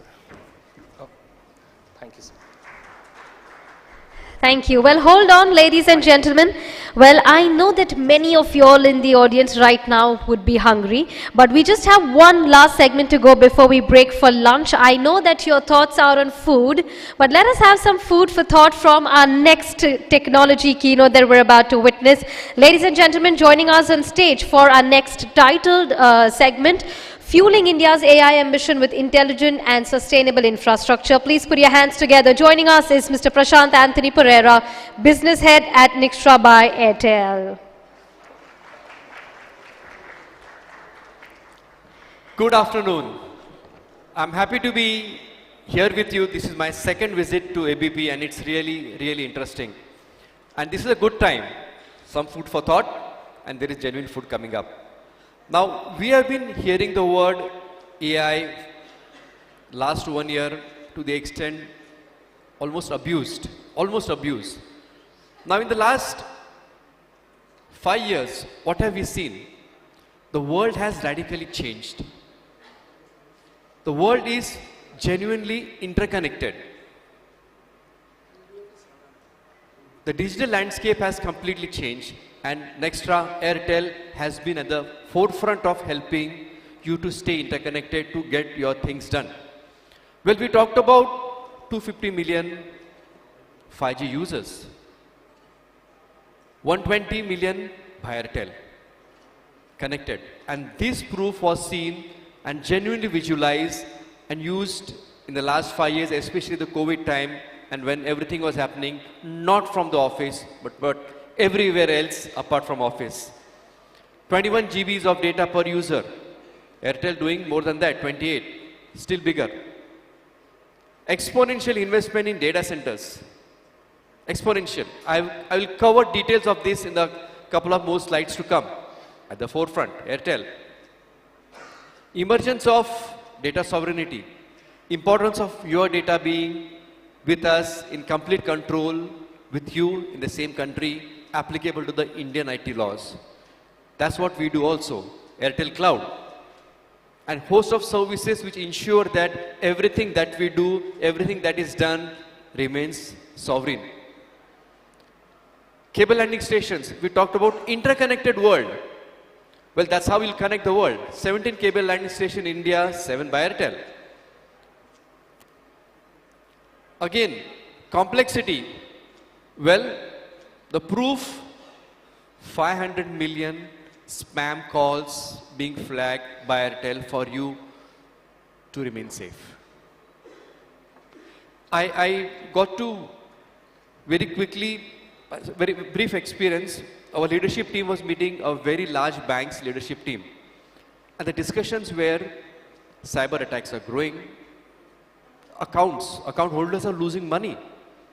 So the leadership team is concerned and says, Airtel team, how can we work together to prevent this?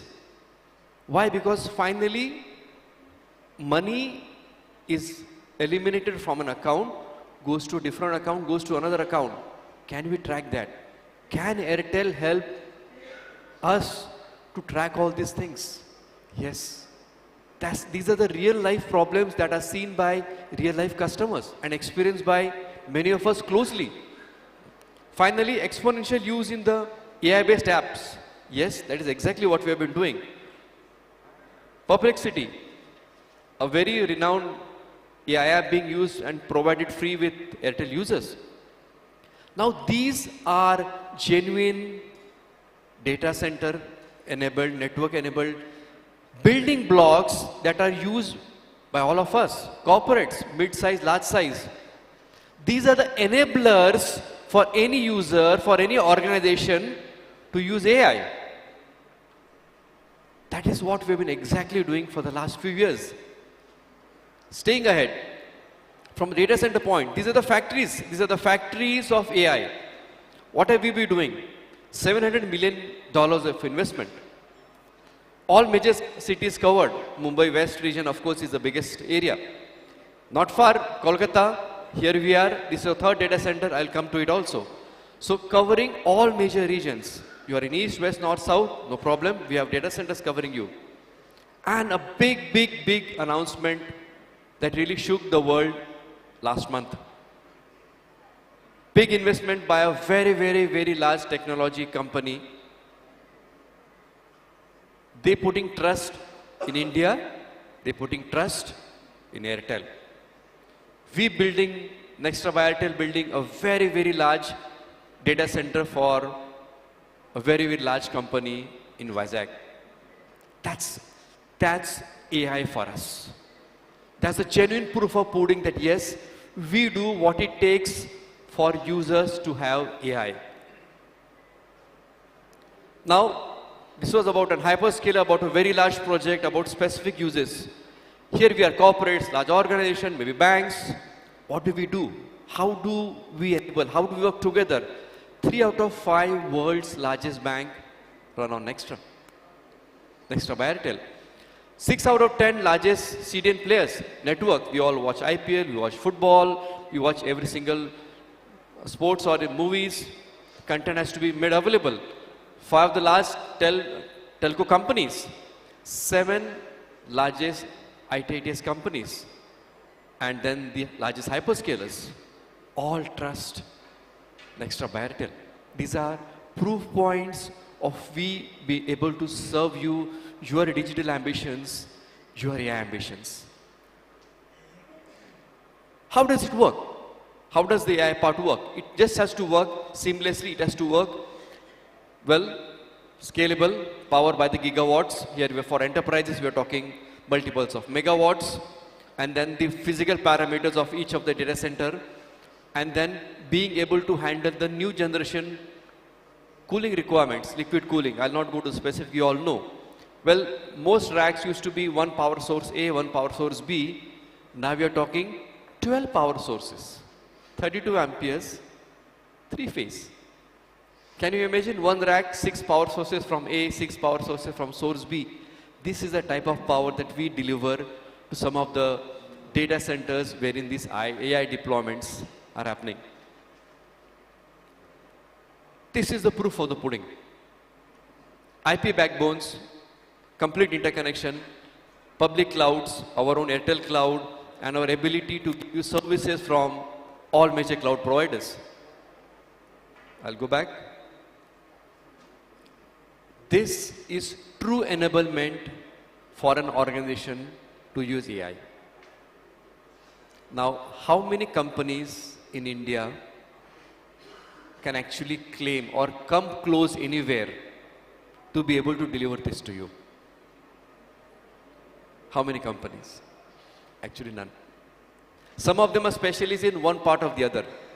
But a full gamut of services, full suite of services, there is somebody like us who has been delivering consistently over many years. And if I give AI to you, I should be the first user. If I'm not the first user, I don't learn myself, how do I enable others to do that? So what did we do? We use the same AI tools, train our own data, our own data centers data on BMS and all of the critical parameters, run those data points, run those data into the AI tool, train it. Of course, avoid the false positives, avoid all the errors that become the first few months of having an AI tool being deployed. And then this becomes a proper deployment methodology for us. We were the first data center to use AI into active operations. This was the news. What were the outcomes? Of course, we are continuously improving ourselves. These are internal benefits, means benefit to my customer in turn. If I can see those benefits for myself running my own data centers, I can see those benefits made available for you as my customers, we as partners.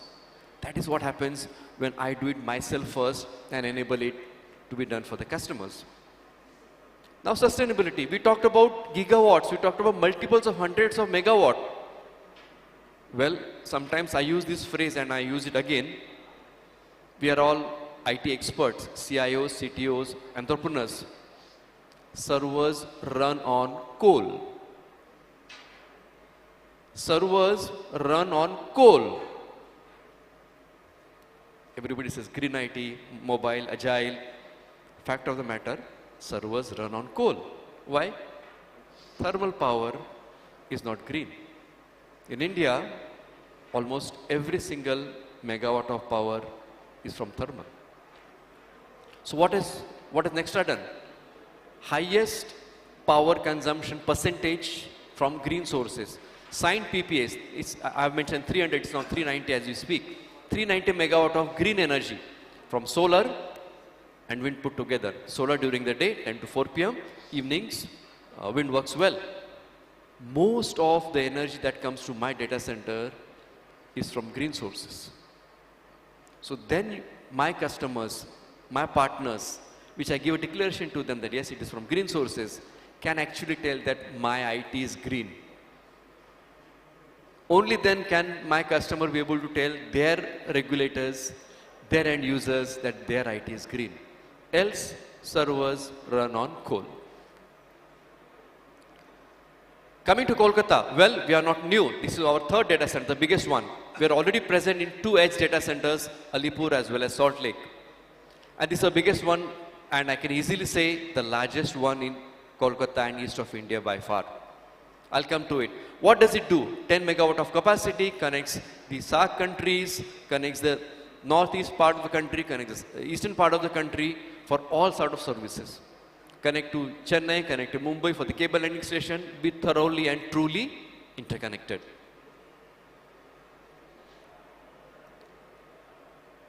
Talking to the basics and specifics, I mentioned largest, yes, 10 megawatt of IT power. 2.5 lakh square feet of built-up space, 2,700 racks, carrier neutral, all telecom providers present there. And this is something that we have been doing, and well, we have a small model of the same data center available on booth A37 during the lunch break and subsequent break. We'll be happy to see you and talk to you there too. What does it mean? Architecture, resilient. It has to be resilient. Everything from 2 power sources genuinely required. Among the very few data centers here in Kolkata which can talk about power coming from 2 substations. Within the same vicinity, there are a couple of other data centers, but the power comes from a single substation. Truly resilient. Secure, multiple levels of physical security, genuinely well connected. Sustainable. The building is IGBC certified. Again, by the time it's live, green power contracts already in place, so that by the time your IT infrastructure runs from my data centers, your IT is green. And when I say sustainable, it is not just about buying green power. As IT professional, the biggest concern that everyone would have seen is when I buy a large set of asset devices, large storage, large network gear, or large compute gear, and to that matter from a data center terms, a large UPS and a DG, at lower utilizations, the efficiency is very low. The biggest common problem ever faced, the efficiency is very low.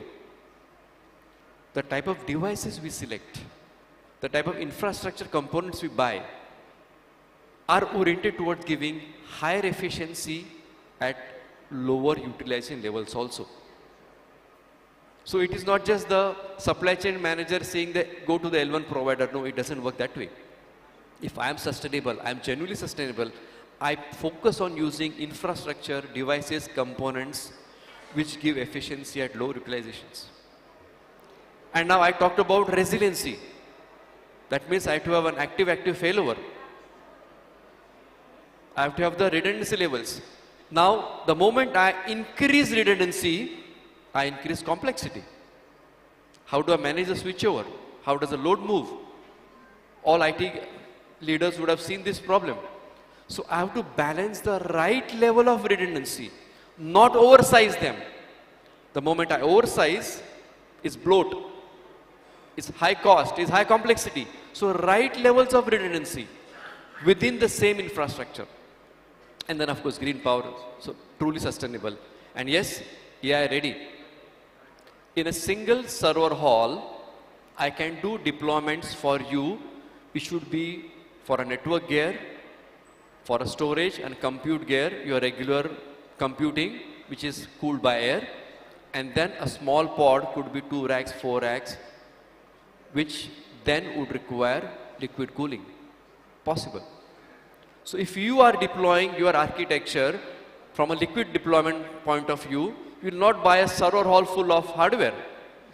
Impossible. You don't need that. Organization don't need it. So you need a small block, a 4 rack, 6 rack, that could be liquid cooled. Rest of the infrastructure air cooled, and it just works well. That is the true hybrid nature of a data center which I would build. Digitalize. Yes, all reports are available. You can track. There is tools like ServiceNow that we use. We sign SLAs backed up by SLOs. You get a dashboard. Our service engineers are in constant touch with you. You get a complete visibility.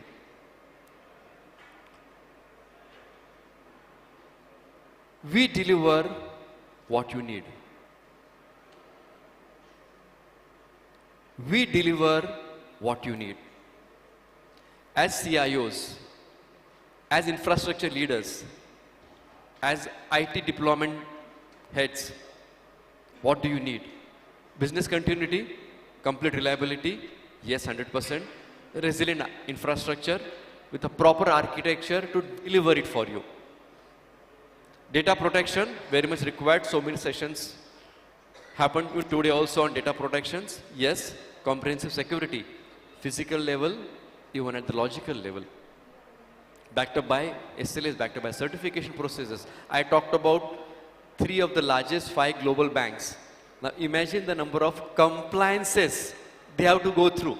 Their own parent company, regulator bank in their country, in India too, everything complied.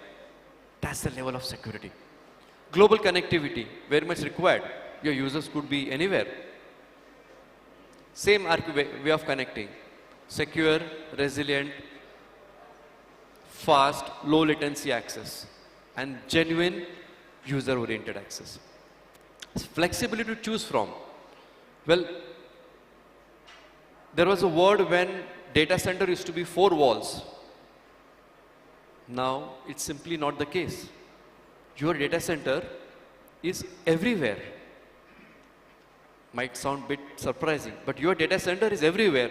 You have a primary site, you have a near DR site, you have a far DR site, you have a hybrid cloud, you have a private cloud with a colo provider, you have a public cloud with provider A, provider B, provider C, and then you have manageability stack in between. Your data center is everywhere. You need to choose the best tool, the best cloud type of deployment for the type of application you need. So you use cloud provider, 1 for set of application, cloud provider, 2 for set of application, and so on. How do I connect them all? Low cost, low latency, security complied, access complied. That is what we do. Again, future readiness, AI ready. I think I'm the person who would have used the word AI the least. I believe in that. I believe in the physical world. Because that's where we all originated. Just 1 year ago, we're still talking the real life scenarios. Last 1 year, everything has been clouded by word AI. Incidentally, the topic of my conversation is also AI. We'll leave it to that. What does it mean? These real life problems are the ones that we need to solve. These are actual scenarios we need to handle day to day, day in, day out, day in, day out. Only then we can say that, yes, I'm ready for next. Highest uptime. You can't go down. Sorry. There used to be words like 4 nines, 5 nines. Yeah, all these are SLAs that I sign. But outage is simply not acceptable. Internally, it's 100%. It just has to be 100%, nothing else but 100%. And again, sustainability goals. Here we are trying to do the best architecture, the best deployment methodology, everything that works seamlessly, everything that is oriented towards being new generation so that it handles your current infrastructure, it handles your upcoming infrastructure. Power density is going up, cooling requirements changing, the deployment architecture completely changing. I was in a data center just 2 days ago before I came here. The power sockets, the methodology, the cooling, completely different from what it used to be just few years ago. Whether it is floor to floor height, whether it is any form of physical parameter, everything rapidly changing. I am just on time, finishing session so that we all have the lunch together. Please visit our booth, it's A37, and we have a full-sized demonstration of, I'll say, a replica of the data center, and we can get to see a data center without going to the data center. That's just here at booth A37. Very soon we'll break for lunch, and I would invite you to visit our stall, visit our booth, our product experts, our regional head, leadership. All members are present and happy to take any of your queries. Thank you very much. Thank you. Thank you so much, ladies and gentlemen. Let's give a round of applause for Mr. Pereira. That was a fantastic presentation. Thank you so much, sir. With that, may I please invite on stage Mr. Shumon Banerjee, CHRO at ABP Private Limited, to join us back and felicitate Mr. Prashant Anthony Pereira with a memento.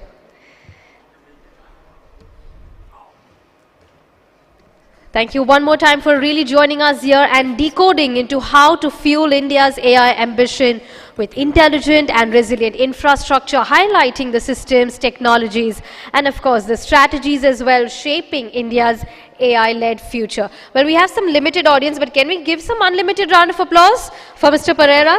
Thank you so much. Thank you again. Thank you. Thank you. Thank you, Mr. Banerjee. All right. So with that, ladies and gentlemen, we now head for a lunch break, but we request you to please join us back sharp at 2:30 because that is where we are going to begin with our next discussion, where brilliance will meet vision. We have a gamut of sessions, panel discussions curated during the entire day. So please be on time, sharp at 2:30. So that we do not delay on the agenda further. Till then, have a very good time. Please utilize this time having your lunch and networking, and of course visiting our booths outside as well. 2:30 is sharp when we see you back in your seats. Thank you and have a very good time ahead.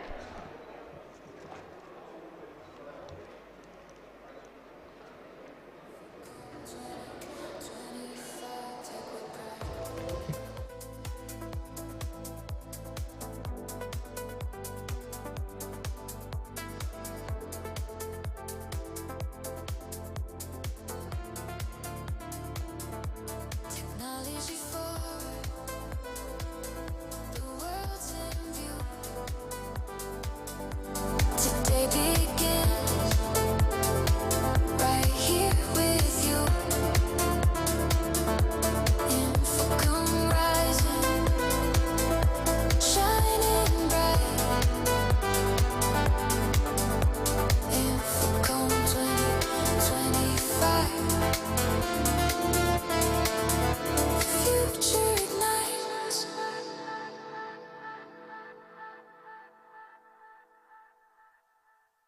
Hey, Calcutta, light it up bright.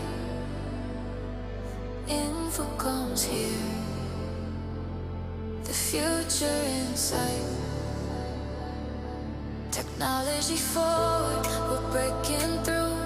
Dream it, code it, make it new.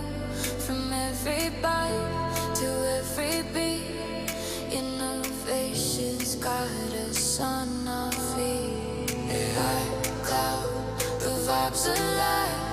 INFOCOM 2025, ideas flying, hearts collide. INFOCOM 2025, tech with pride.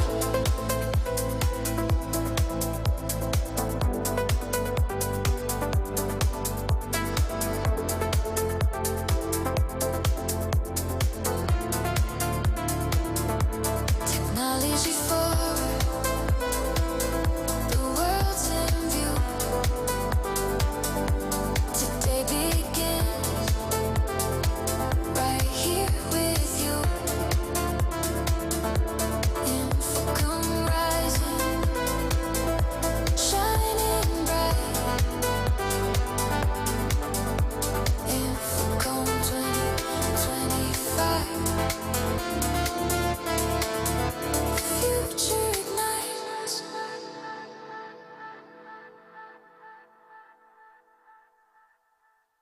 Hey, Calcutta, light it up bright. INFOCOM's here, the future in sight. Technology forward, we're breaking through. Dream it, code it, make it new. From every bite to every beat, innovation's got us on our feet. AI, cloud, the vibes alive. INFOCOM 2025, ideas flying, hearts collide. INFOCOM 2025, tech with pride.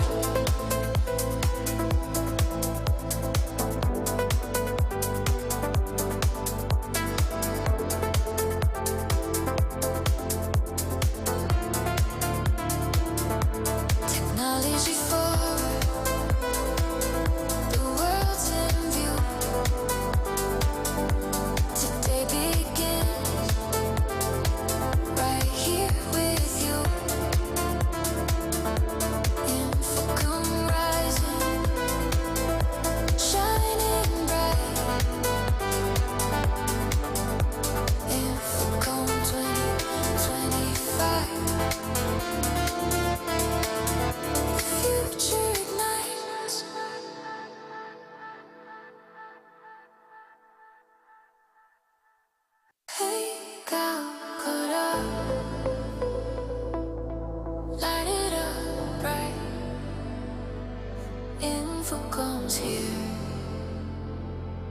future in sight. Technology forward, we're breaking through. Dream it, code it, make it new.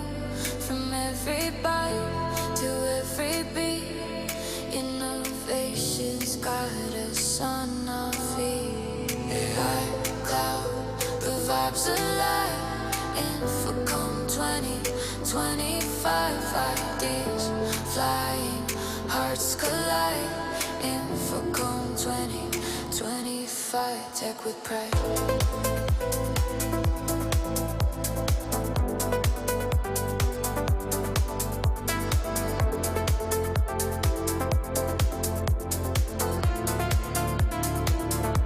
Technology forward, the world's in view. Today begins right here with you. INFOCOM rising, shining bright. INFOCOM 2025. Future ignites.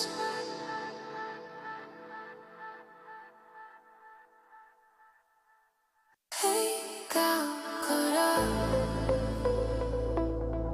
light it up bright. INFOCOM's here, the future in sight. Technology forward, we're breaking through. Dream it, code it, make it new. From every bite to every beat, innovation's got us on our feet. AI, cloud, the vibes alive. INFOCOM 2025, ideas flying, hearts collide. INFOCOM 2025, tech with pride.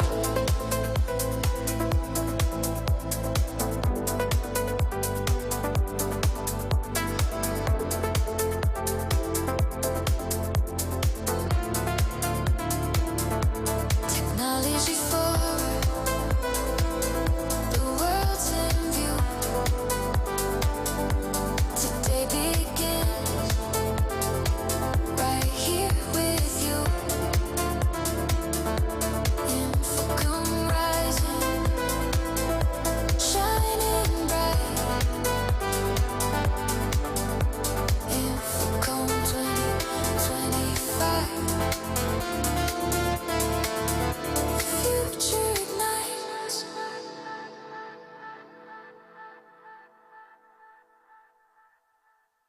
Hey, Calcutta, light it up bright. INFOCOM's here, the future in sight. Technology forward, we're breaking through. Dream it, code it, make it new. From every bite to every beat, innovation's got us on our feet. AI, cloud, the vibes alive. INFOCOM 2025, ideas flying, hearts collide. INFOCOM 2025, tech with pride.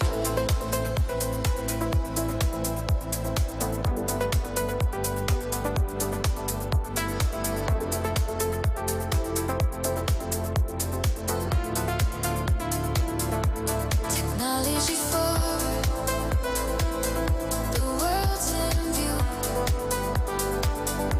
Today begins right here with you. INFOCOM rising,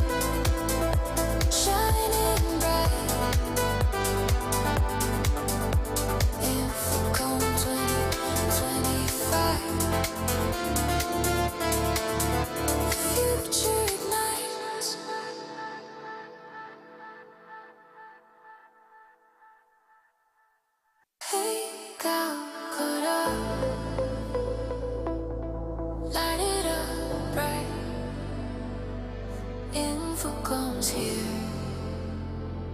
The future in sight.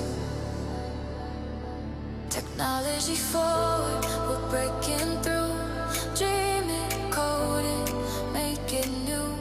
From every bite to every beat, innovation's got us on our feet. AI, cloud, the vibes alive. INFOCOM 2025 ideas flying, hearts collide. INFOCOM 2025, tech with pride.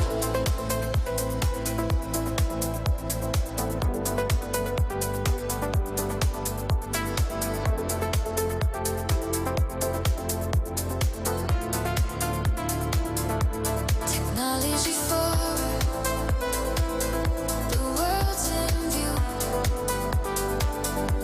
Today begins right here with you. INFOCOM rising, shining bright. INFOCOM 2025. Future ignites.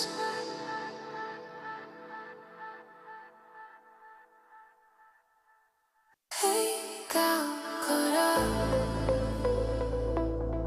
light it up bright. INFOCOM's here. The future in sight. Technology forward, we're breaking through. Dream it, code it, make it new. From every bite to every beat, innovation's got us on our feet. AI, cloud, the vibes alive. INFOCOM 2025 ideas flying, hearts collide. INFOCOM 2025, tech with pride.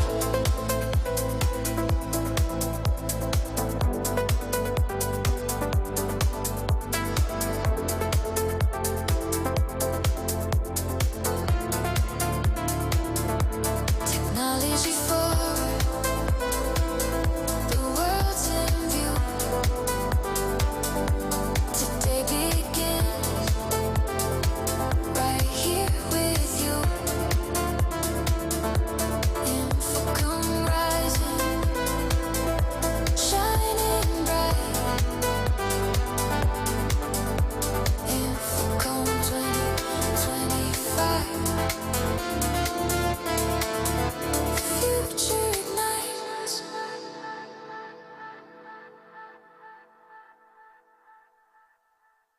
Hey, Calcutta, light it up bright.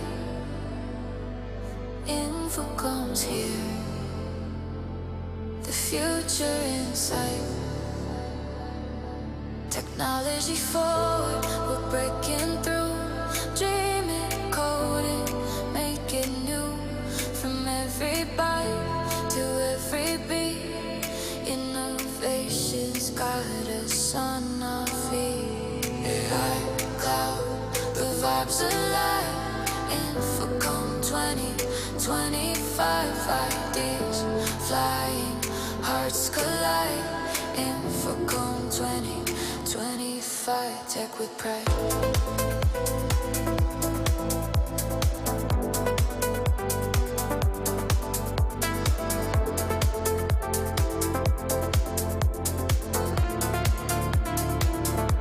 Technology forward, the world's in view.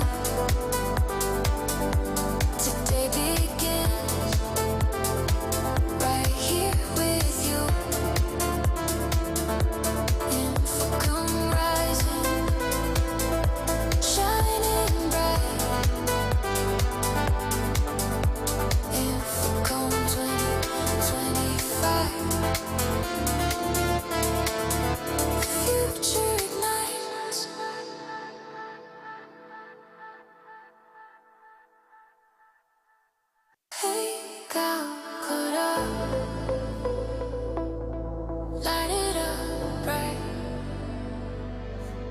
INFOCOM's here. The future in sight. Technology forward, we're breaking through. Dream it, code it, make it new. From every bite to every beat, innovation's got us on our feet. AI, cloud, the vibes alive. INFOCOM 2025 ideas flying, hearts collide. INFOCOM 2025, tech with pride.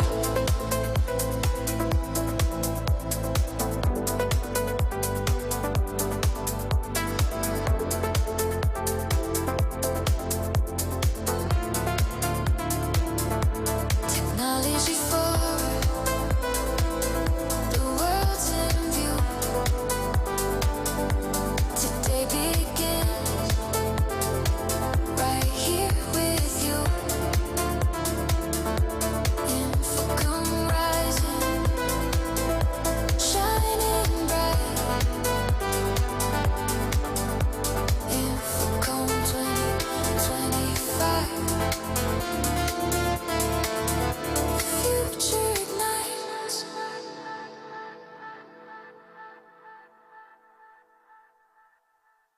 Hey, Calcutta, light it up bright. INFOCOM's here. The future in sight. Technology forward, we're breaking through. Dream it, code it, make it new. From every bite to every beat, innovation's got us on our feet. AI, cloud, the vibes alive. INFOCOM 2025 ideas flying, hearts collide. INFOCOM 2025, tech with pride.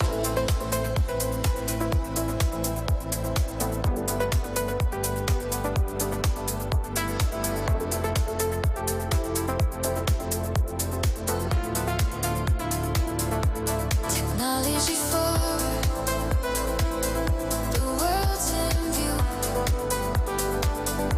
Today begins right here with you. INFOCOM rising, shining bright. INFOCOM 2025. Future ignites.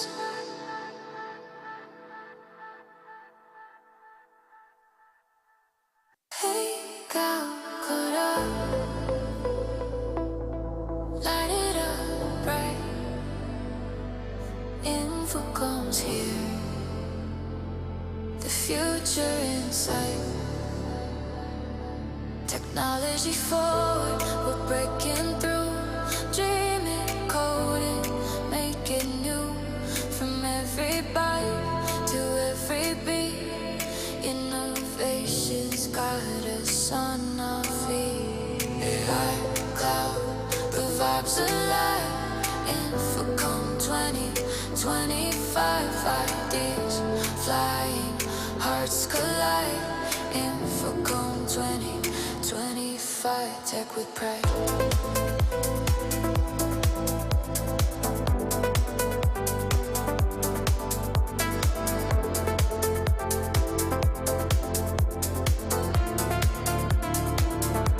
Technology forward, the world's in view.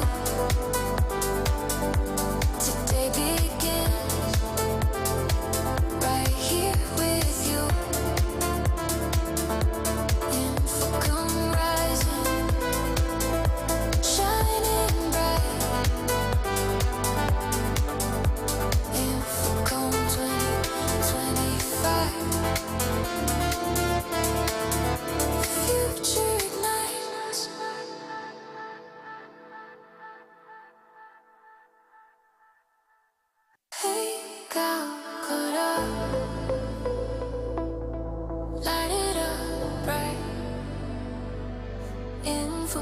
INFOCOM's here.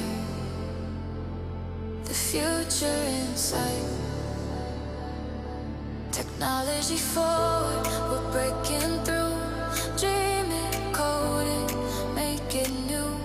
From every bite to every beat, innovation's got us on our feet. AI, cloud, the vibes alive. INFOCOM 2025 ideas flying, hearts collide. INFOCOM 2025, tech with pride.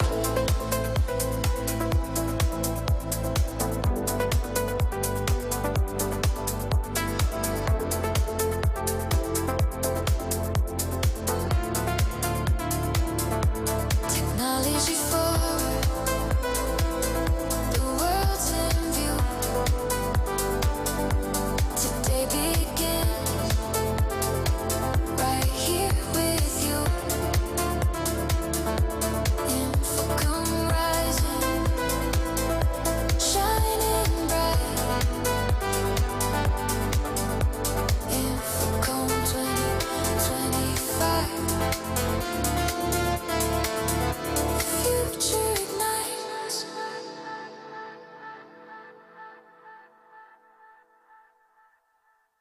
Hey, calculator, light it up bright. INFOCOM's here. The future in sight. Technology forward, we're breaking through. Dream it, code it, make it new. From every bite to every beat, innovation's got us on our feet. AI, cloud, the vibes alive. INFOCOM 2025 ideas flying, hearts collide. INFOCOM 2025, tech with pride.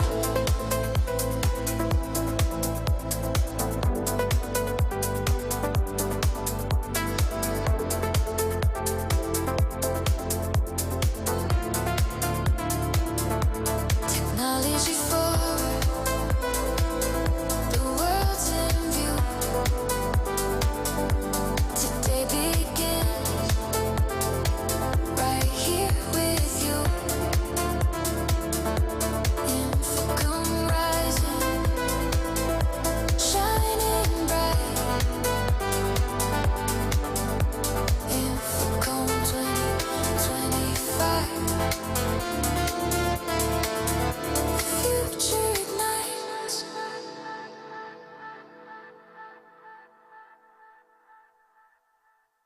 Hey, calculator, light it up bright. INFOCOM's here. The future in sight. Technology forward, we're breaking through. Dream it, code it, make it new.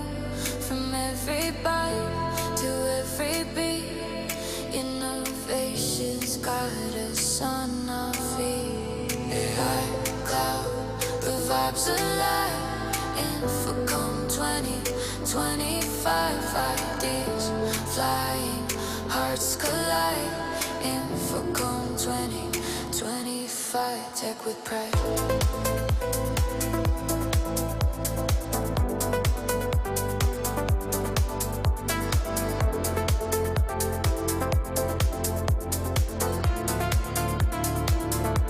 Technology forward, the world's in view. Today begins right here with you. INFOCOM rising,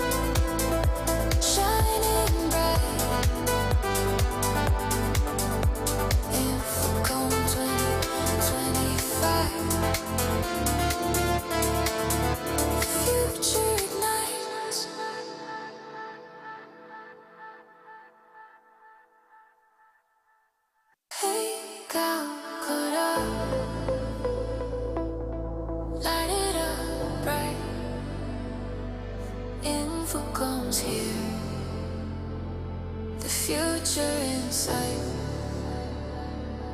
Technology forward, we're breaking through. Dream it, code it, make it new. From every bite to every beat, innovation's got us on our feet. AI, cloud, the vibes alive. INFOCOM 2025 ideas flying, hearts collide. INFOCOM 2025, tech with pride.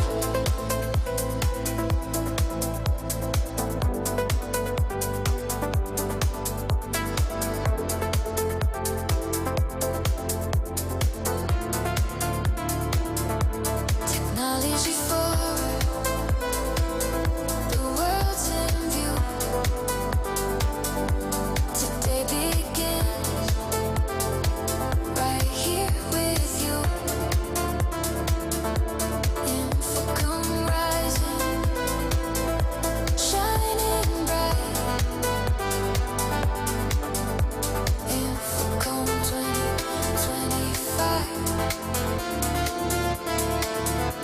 Future ignites.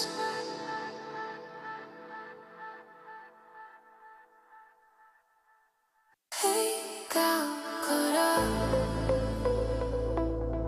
light it up bright. INFOCOM's here, the future in sight. Technology forward, we're breaking through. Dream it, code it, make it new. From every bite to every beat, innovation's got us on our feet. AI, cloud, the vibes alive. INFOCOM 2025 ideas flying, hearts collide. INFOCOM 2025, tech with pride.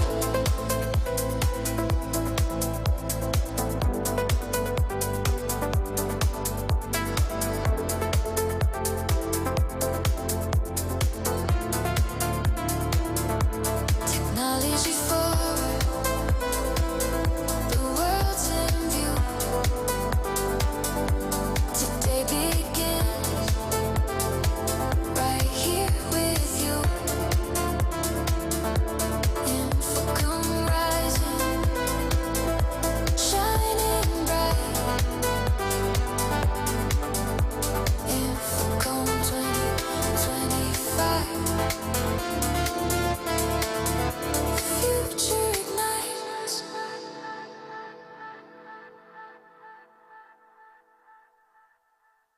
Hey, Calcutta, light it up bright. INFOCOM's here, the future in sight. Technology forward, we're breaking through. Dream it, code it, make it new. From every bite to every beat, innovation's got us on our feet. AI, cloud, the vibes alive. INFOCOM 2025 ideas flying, hearts collide. INFOCOM 2025, tech with pride.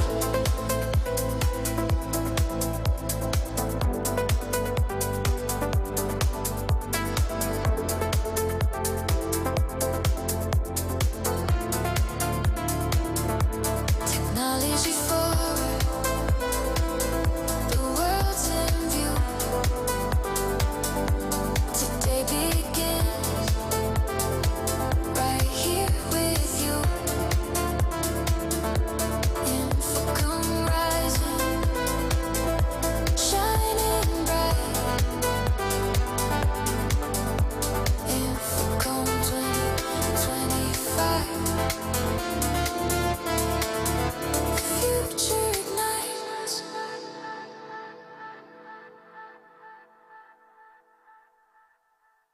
Hey, Calcutta, light it up bright. INFOCOM INFOCOM's here. The future in sight.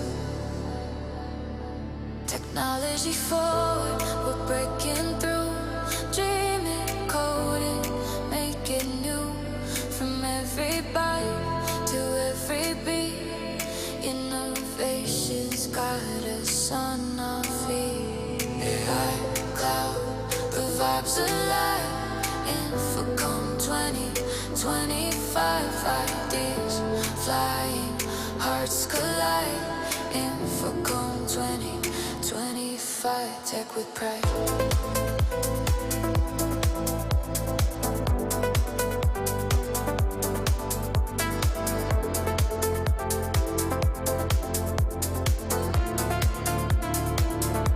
Technology forward, the world's in view. Today begins right here with you. INFOCOM rising, shining bright. INFOCOM 2025. Future ignites.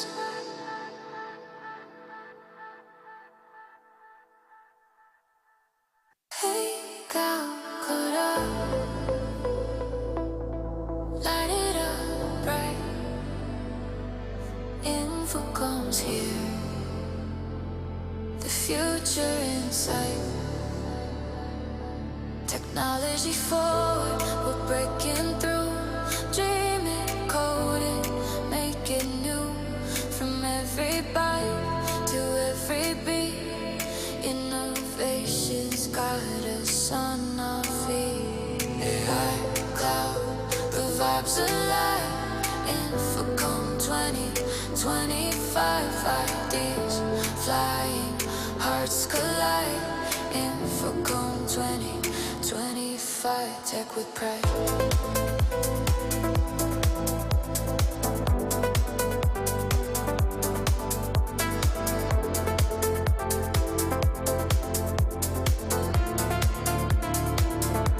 Technology forward, the world's in view. Today begins right here with you. INFOCOM rising, shining bright. INFOCOM 2025. Future ignites.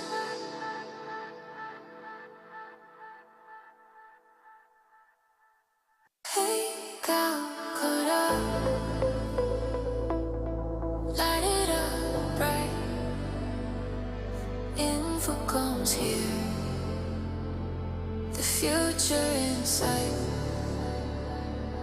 Technology forward, we're breaking through. Dream it, code it, make it new. From every bite to every beat, innovation's got us on our feet. AI, cloud, the vibes alive. INFOCOM 2025, ideas flying, hearts collide. INFOCOM 2025, tech with pride.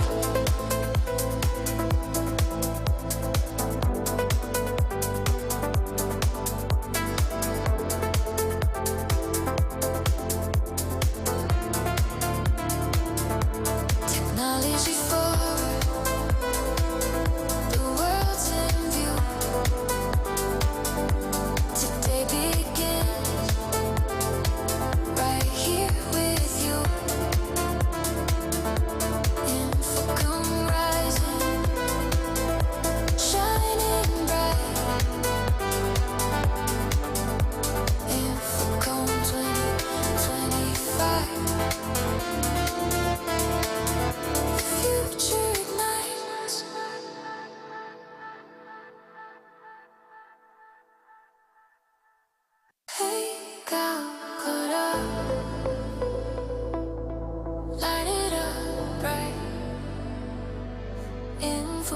INFOCOM's here.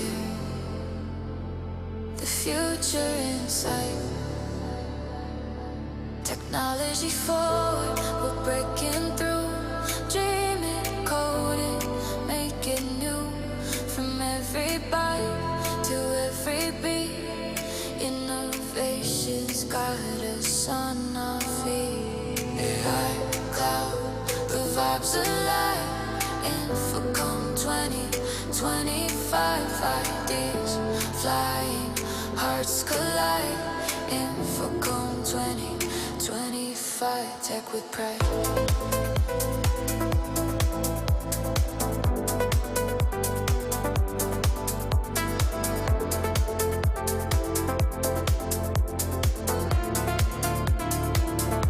Technology forward, the world's in view.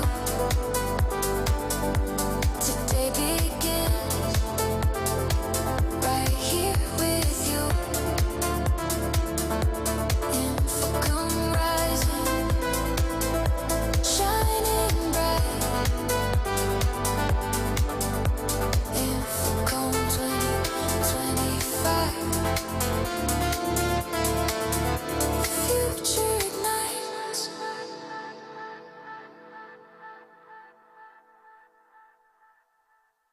Hey, Calcutta, light it up bright. INFOCOM's here. The future in sight. Technology forward, we're breaking through. Dream it, code it, make it new. From every bite to every beat, innovation's got us on our feet. AI, cloud, the vibes alive. INFOCOM 2025 ideas flying, hearts collide. INFOCOM 2025, tech with pride.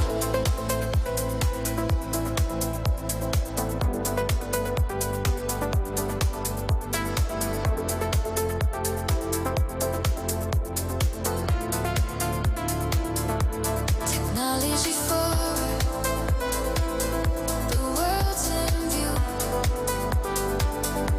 Today begins right here with you. INFOCOM rising, shining bright. INFOCOM 2025. Future ignites.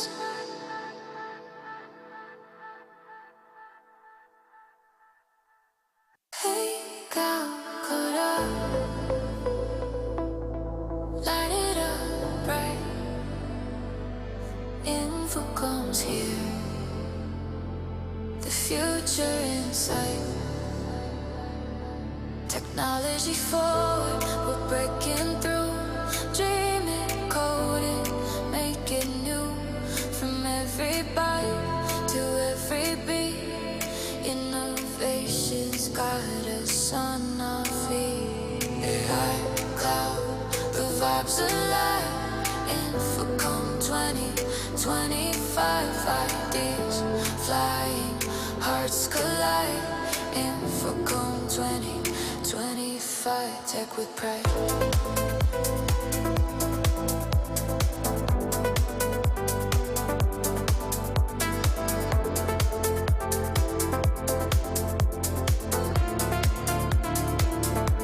Technology forward, the world's in view. Today begins right here with you. INFOCOM rising,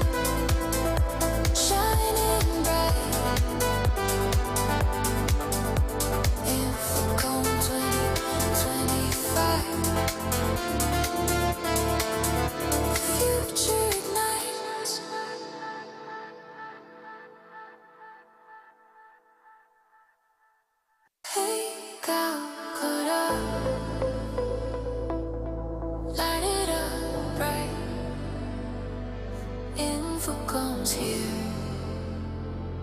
The future in sight. Technology forward, we're breaking through. Dream it, code it, make it new. From every bite to every beat, innovation's got us on our feet. AI, cloud, the vibes alive. INFOCOM 2025 ideas flying, hearts collide. INFOCOM 2025, tech with pride.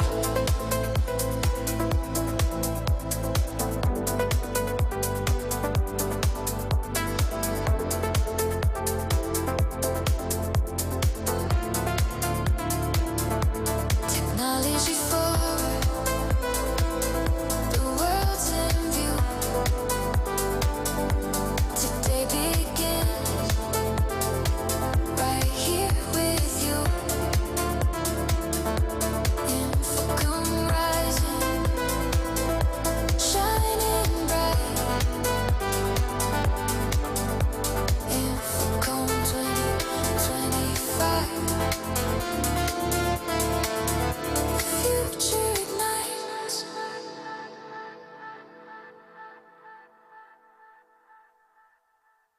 Hey, calculator, light it up bright. INFOCOM's here. The future in sight.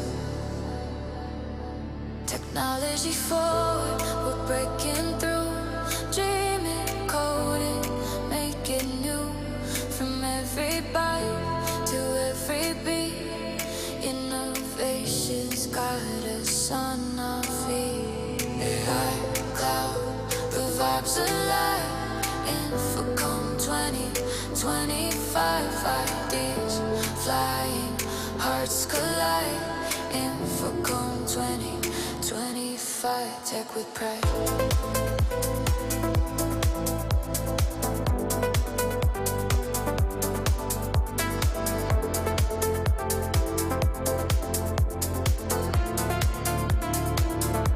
Technology forward, the world's in view.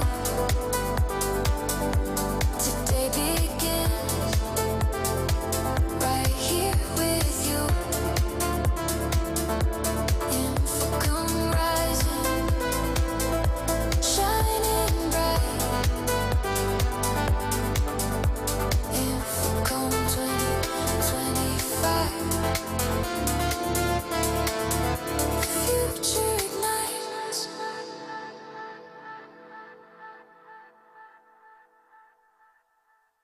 Hey, calculator, light it up bright. INFOCOM's here. The future in sight. Technology forward, we're breaking through. Dream it, code it, make it new. From every bite to every beat, innovation's got us on our feet. AI, cloud, the vibes alive. INFOCOM 2025 ideas flying, hearts collide. INFOCOM 2025, tech with pride.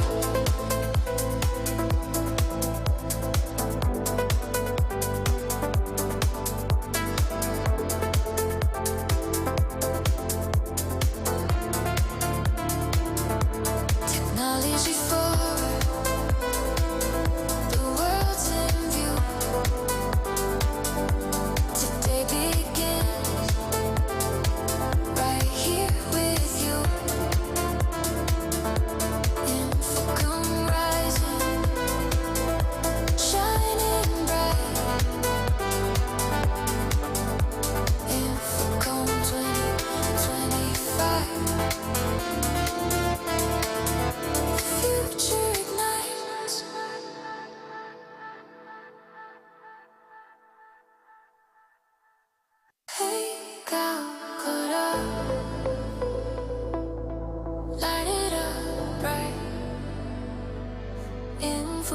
INFOCOM's here. The future in sight. Technology forward, we're breaking through. Dream it, code it, make it new. From every bite to every beat, innovation's got us on our feet. AI, cloud, the vibes alive. INFOCOM 2025 ideas flying, hearts collide. INFOCOM 2025, tech with pride.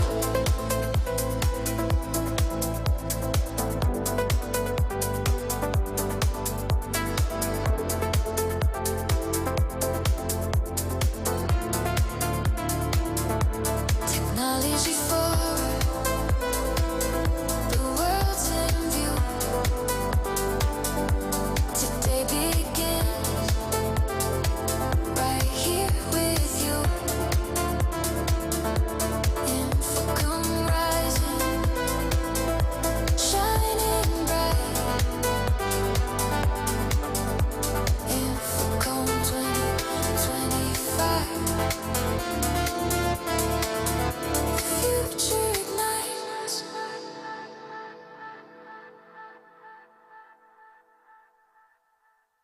Hey, Calcutta, light it up bright. INFOCOM's here. The future in sight. Technology forward, we're breaking through. Dream it, code it, make it new. From every bite to every beat, innovation's got us on our feet. AI, cloud, the vibes alive. INFOCOM 2025 ideas flying, hearts collide. INFOCOM 2025, tech with pride.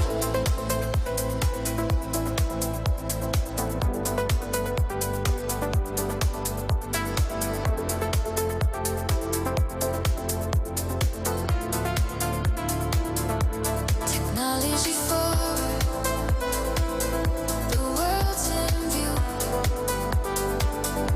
Today begins right here with you. INFOCOM rising, shining bright. INFOCOM 2025. Future ignites.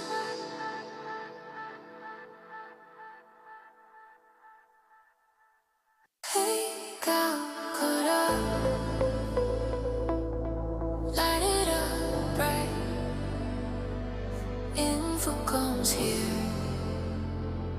The future in sight. Technology forward, we're breaking through. Dream it, code it, make it new. From every bite to every beat, innovation's got us on our feet. AI, cloud, the vibes alive. INFOCOM 2025 ideas flying, hearts collide. INFOCOM 2025, tech with pride.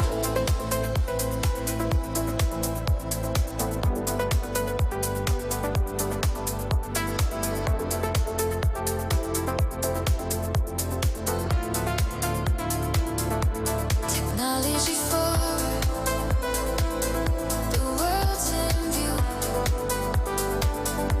Today begins right here with you. INFOCOM rising, shining bright. INFOCOM 2025. Future ignites.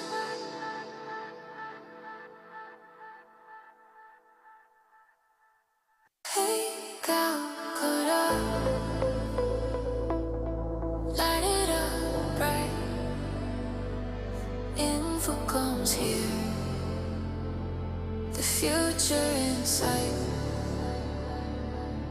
Technology forward, we're breaking through.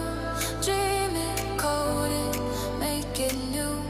From every bite to every beat, innovation's got us on our feet. AI, cloud, the vibes alive. INFOCOM 2025 ideas flying, hearts collide. INFOCOM 2025, tech with pride.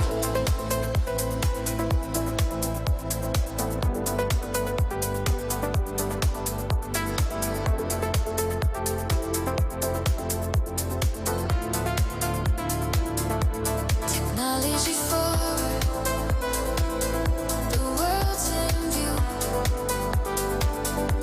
Today begins right here with you. INFOCOM rising, shining bright. INFOCOM 2025.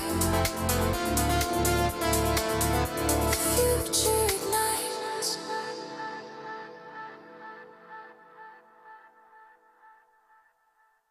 Hey, Calcutta, light it up bright. INFOCOM's here, the future in sight. Technology forward, we're breaking through. Dreaming, coding, make it new. From every bite to every beat, innovation's got us on our feet. AI, cloud, the vibes alive. INFOCOM 2025 ideas flying, hearts collide. INFOCOM 2025, tech with pride.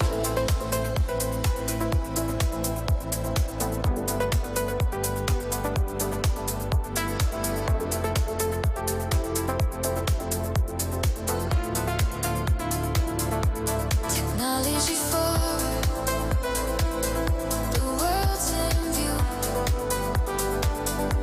Today begins right here with you. INFOCOM rising, shining bright. INFOCOM 2025. Future ignites.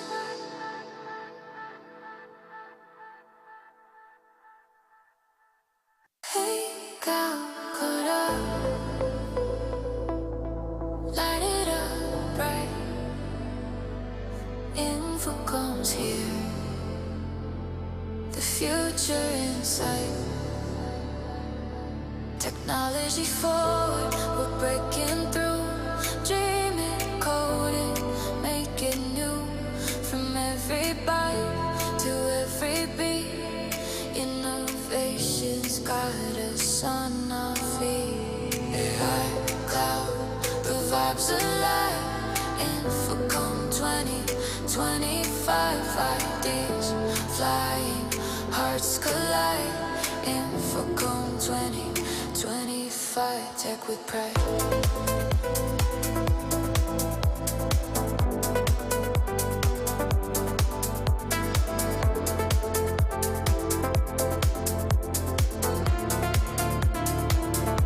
Technology forward, the world's in view.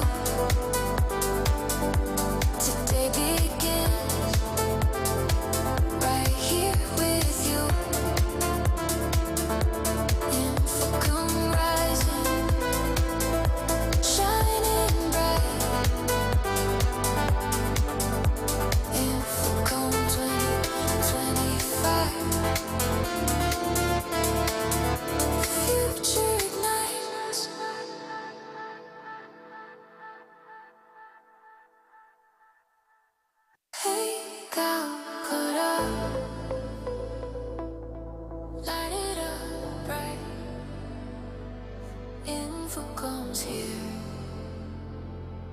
future in sight.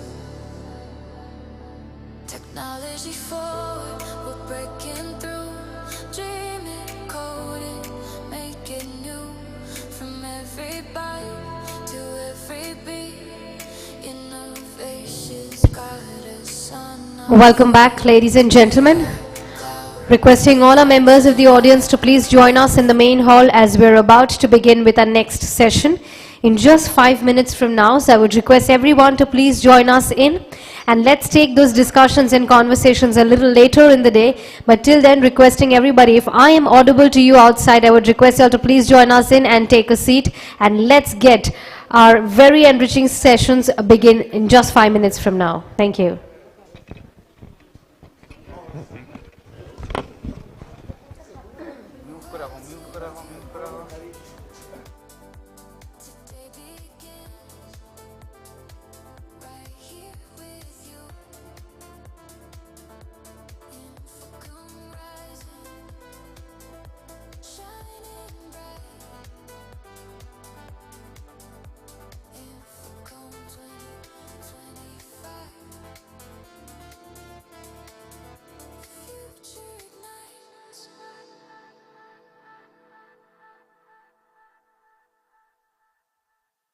Hey, Calcutta, light it up bright. INFOCOM's here, the future in sight. Technology forward, we're breaking through. Dream it, code it, make it new. From every bite to every beat, innovation's got us on our feet. AI, cloud, the vibes alive. INFOCOM 2025, ideas flying, hearts collide. INFOCOM 2025, tech with pride.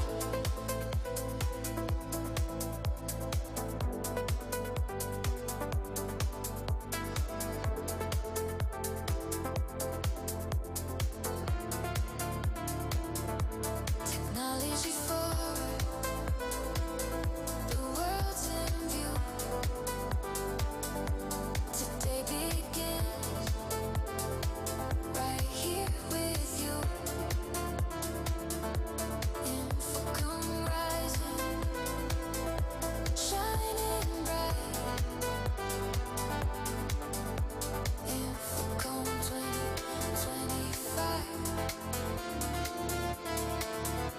Future ignites.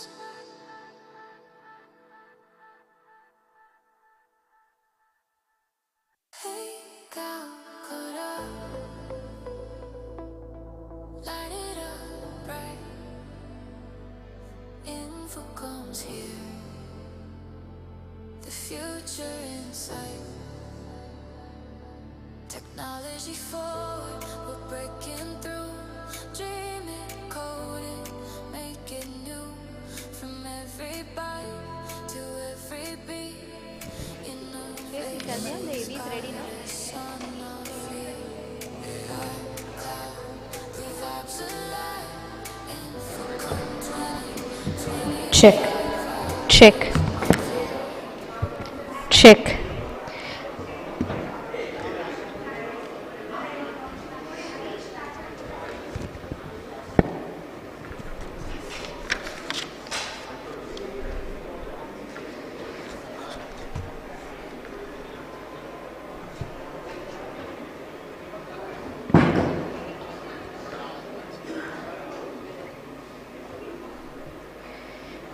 All right, once again, requesting all our members of the audience, if you're outside in the pre-function area, and if I'm audible to you, would request you to please join us in and take a seat, because we have a gamut of sessions, panel discussions, and of course, one of the most anticipated segment, which is INFOCOM Change Makers Awards 2025, a little later in the evening. So let's ensure we do not delay on the agenda further, because I believe time is the biggest asset to each one of us, right? So let's get started in the next 2 minutes. But before we do that, well, I believe we had some amazing lunch outside, right? And when I talk about lunch, I think the first thing that comes to my mind is weddings, right? Because food and weddings truly are an integral part of each other, right? Well, I believe that right now in India, it's a crazy wedding season, and that's where let's have a look at ABP One-Stop Weddings. So can I have all your eyes towards the screen? Can we have the audio visual, please?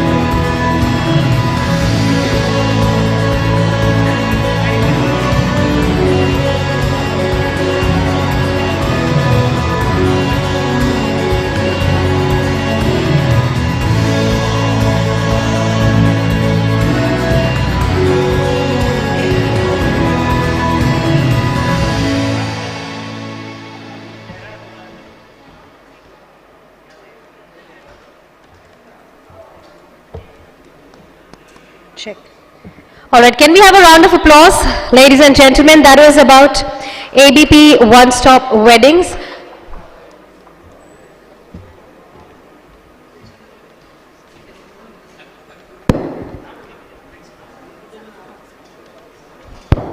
Okay, all right. Welcome back, ladies and gentlemen, to the second half of Day 2 of INFOCOM Calcutta 2025. Well, I hope that we all are recharged and reset. To resume? Oh my God, the energy is so low. Well, I believe lunch is meant to bring some energy in the body, but right now I believe that we are all very loose and lazy right now, but we have so many sessions, some such stellar panel members, speakers who are about to join us in the next few minutes from now. So one more time, are we all ready?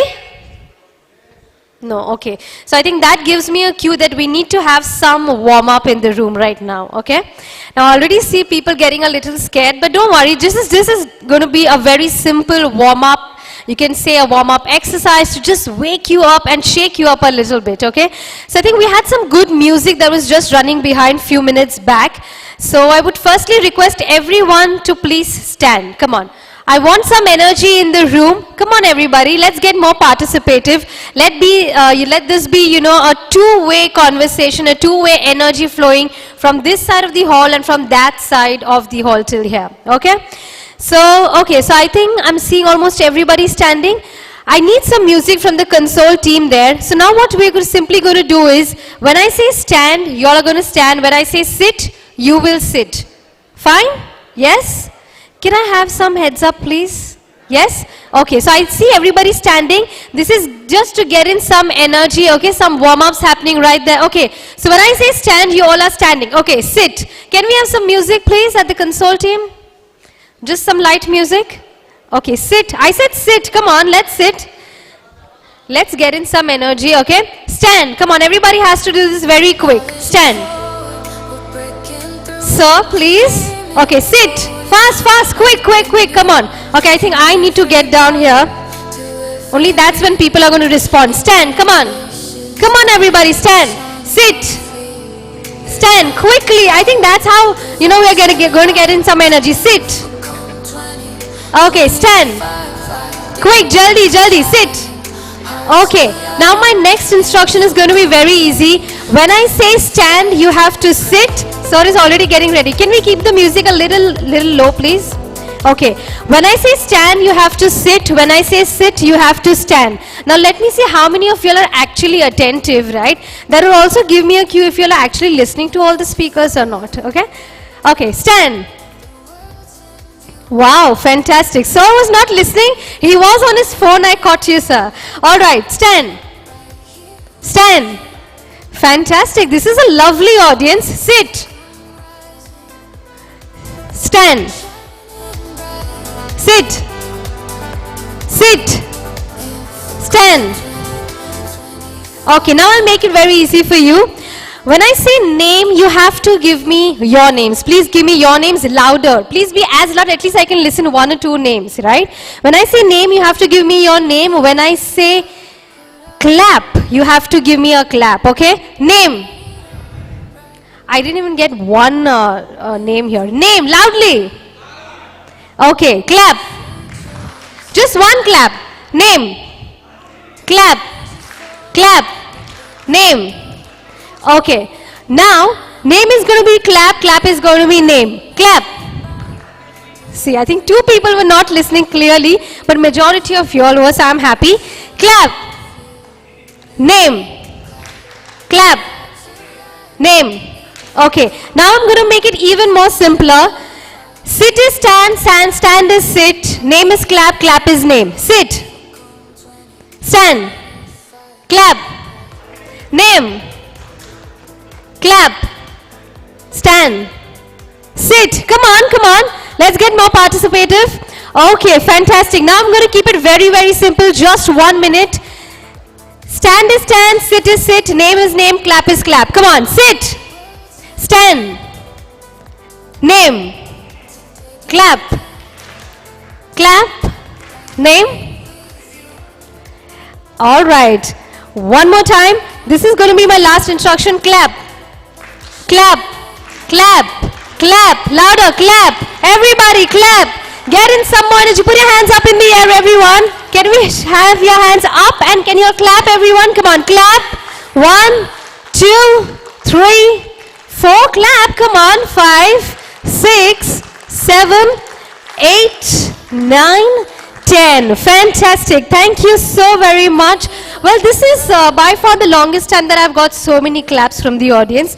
So thank you one more time and welcome back once again to our second leg of day 2 of INFOCOM Calcutta 2025. And let's get our next session started. Before we do that, once again, do not forget to use the hashtag INFOCOM Calcutta 2025. That's where we are running our online conversations as well.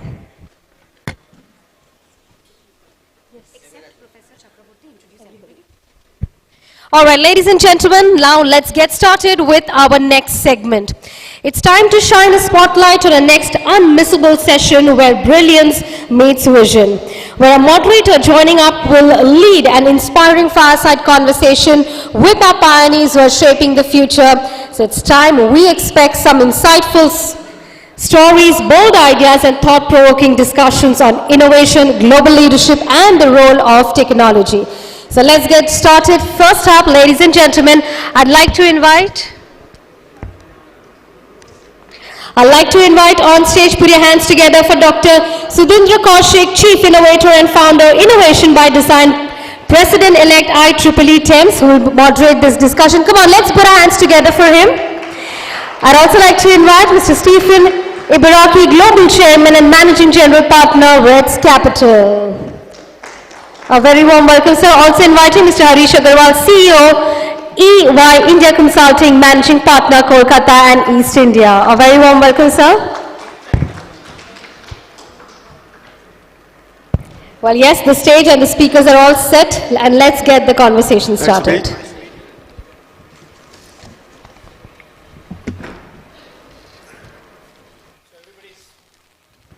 Hello? So everybody is sitting or standing? Clapping or saying your name? Okay.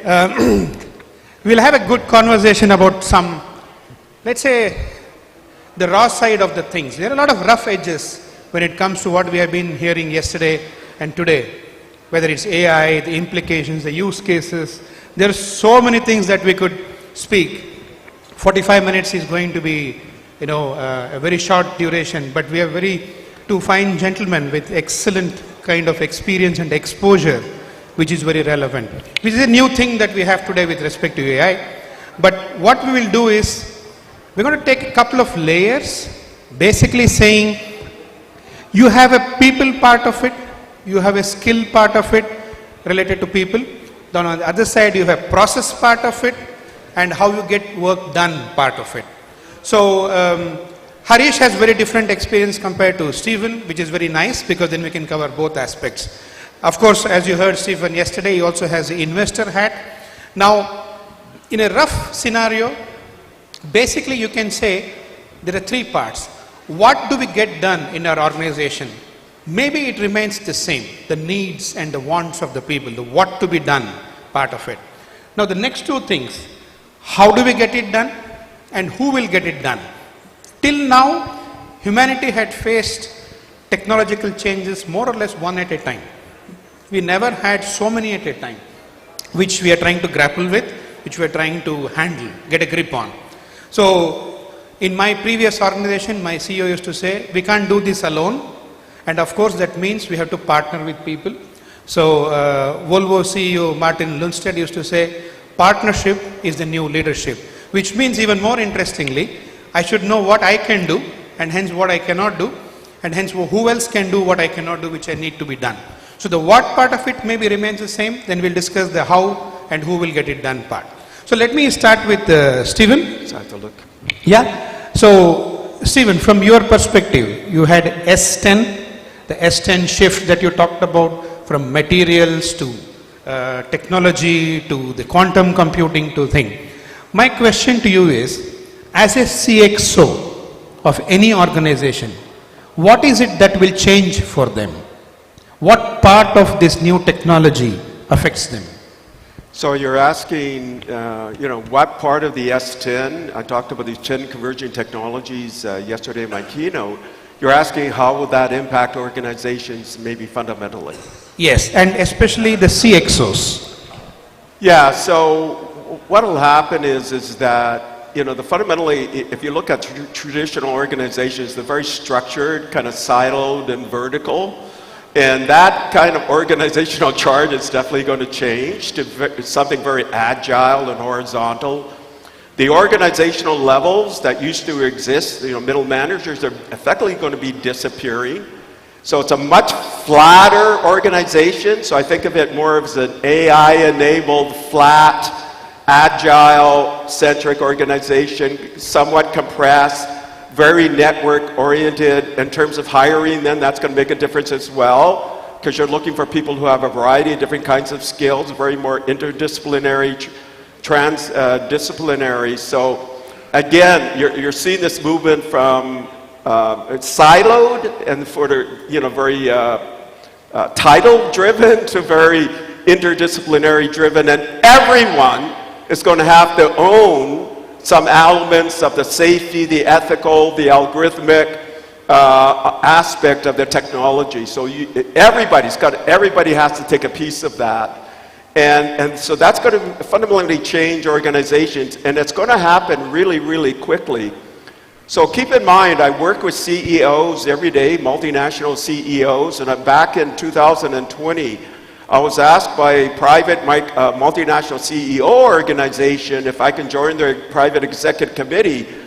And they said, Stephen, and this was in June 2020, what are the fundamental changes? And I said, this AI is going to really fundamentally affect how you operate, how you interact with the community, how you're going to access talent, and you're going to be mindful of that. So they really transitioned back from 2020 to make it really AI native. And then they actually then created a talent collaborative called the National Talent Collaborative, working with 37 other CEO-based organizations. In fact, in New York, at one of our meetings, actually Jamie Dimon was one of the chairs, and of course he's the head of JP Morgan Chase, and we had the Bank of America there. So from at least from the North American standpoint, there's this sort of movement to sort of really flatten. And that's why you're even seeing amongst the big tech companies now layoffs, right? They're eliminating basically middle management, because it's becoming much flatter in terms of organizational structure. Fantastic. That leads me very nicely to Harish. Harish, thank you for joining. Thank you. You have a lot of different kinds of clients that you work with. We had this traditional functional organization which started to evolve into more, let's say, the modern matrix organization. Where do you see from your experience this changes in the fundamental way things are getting done as a process in an organization? How people were getting things done earlier to how they're getting it done now, and how it's affecting these new structures that you see in your clients? So I think two things here. I think we see the speed is different in different parts of the world, and again within India the speed is different between parts of India. So if you were to go to South India, they're probably far ahead in automating and the speed is faster. Whereas if you come to eastern part of India, we're slightly lagging behind, not that significantly, but we're slightly behind. But I'm very excited at this, and when I talk to clients, particularly in eastern India, and many of them tend to be family businesses. This region is more family businesses than structured. We do have a few large organizations, but everybody is very keen to, use technology to become more efficient. And yes, there are some downsides of layoffs, but that's happening in mature markets. If you look at our market, we actually have a paucity of talent, and people have been struggling to get stuff done because they didn't have the right talent, and they're actually able to bridge the gap using this technology. So for the clients that I interact with, it's actually more a plus than a minus. Okay, just hanging on to that point. If I look back traditionally in an organization, somebody becomes a CXO, CIO, CISO, CTO, etc., because they put in a certain number of years of experience. Now I think this kind of technologies kind of recalibrate everything and puts everybody at ground zero.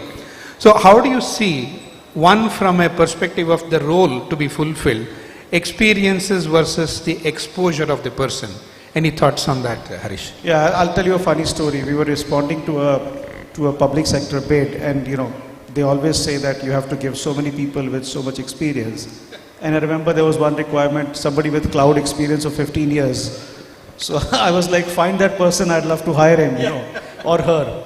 But I think it's very interesting. I think we are able to hire a lot of young people who are, the so-called digital natives, and they are far more comfortable with, the new technology, with AI.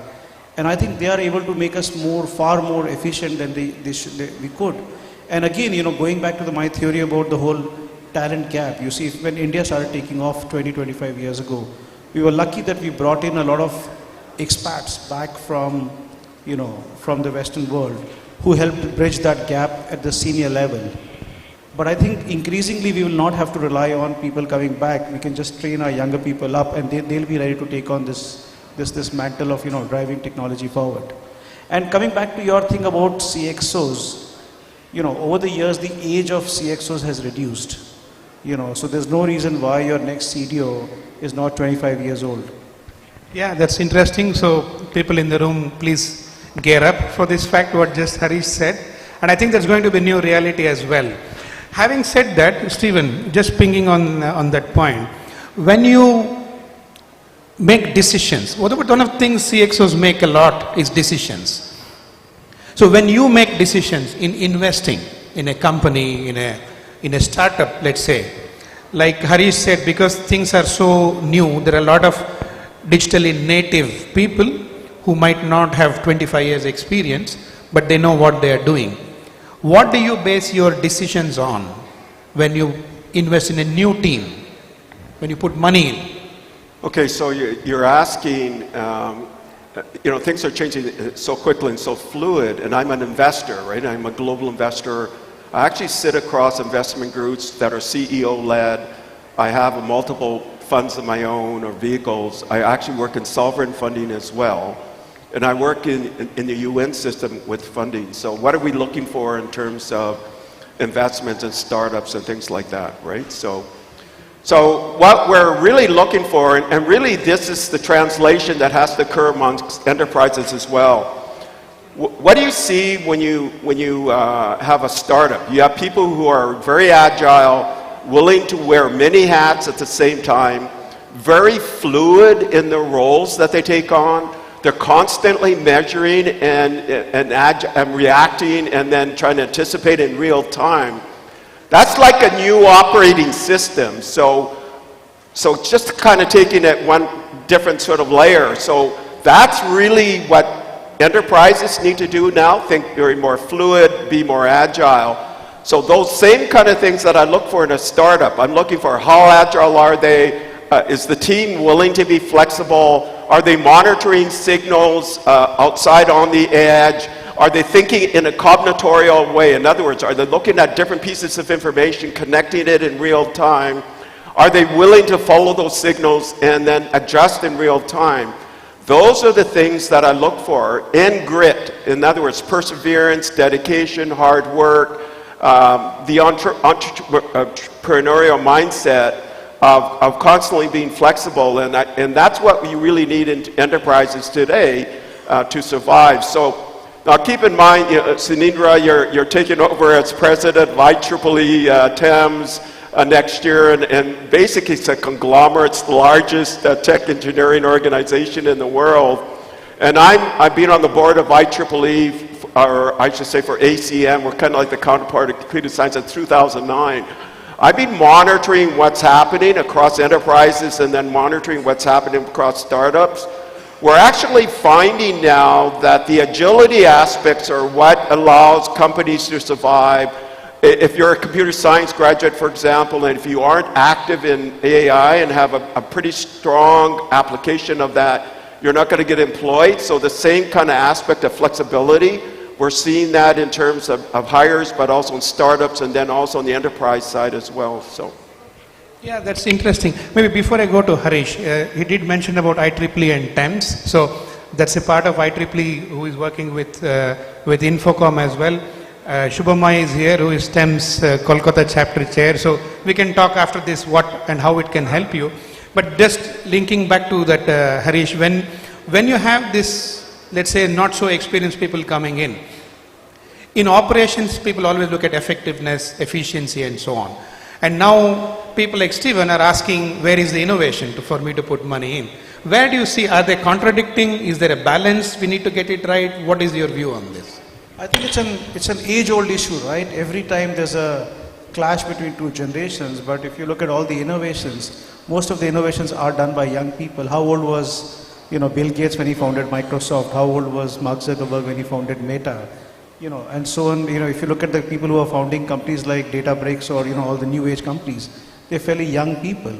So if founders can be young, why should the CXOs be old? The CXOs have to figure out a way to, get the right combination of energy, innovation, and experience. Yeah, so I think there will be a little bit of a period where things will be different than organizations used to deal with, where they used to be very predictable in this classical return on investment. And I come from the innovation world, so I think the ROI might be maybe for a while called return on innovation, maybe for some time, and maybe both exist ambidextrous. On another side, if you see, large organizations need processes, need policies to run the organization because they're so big. Without that, which they cannot run.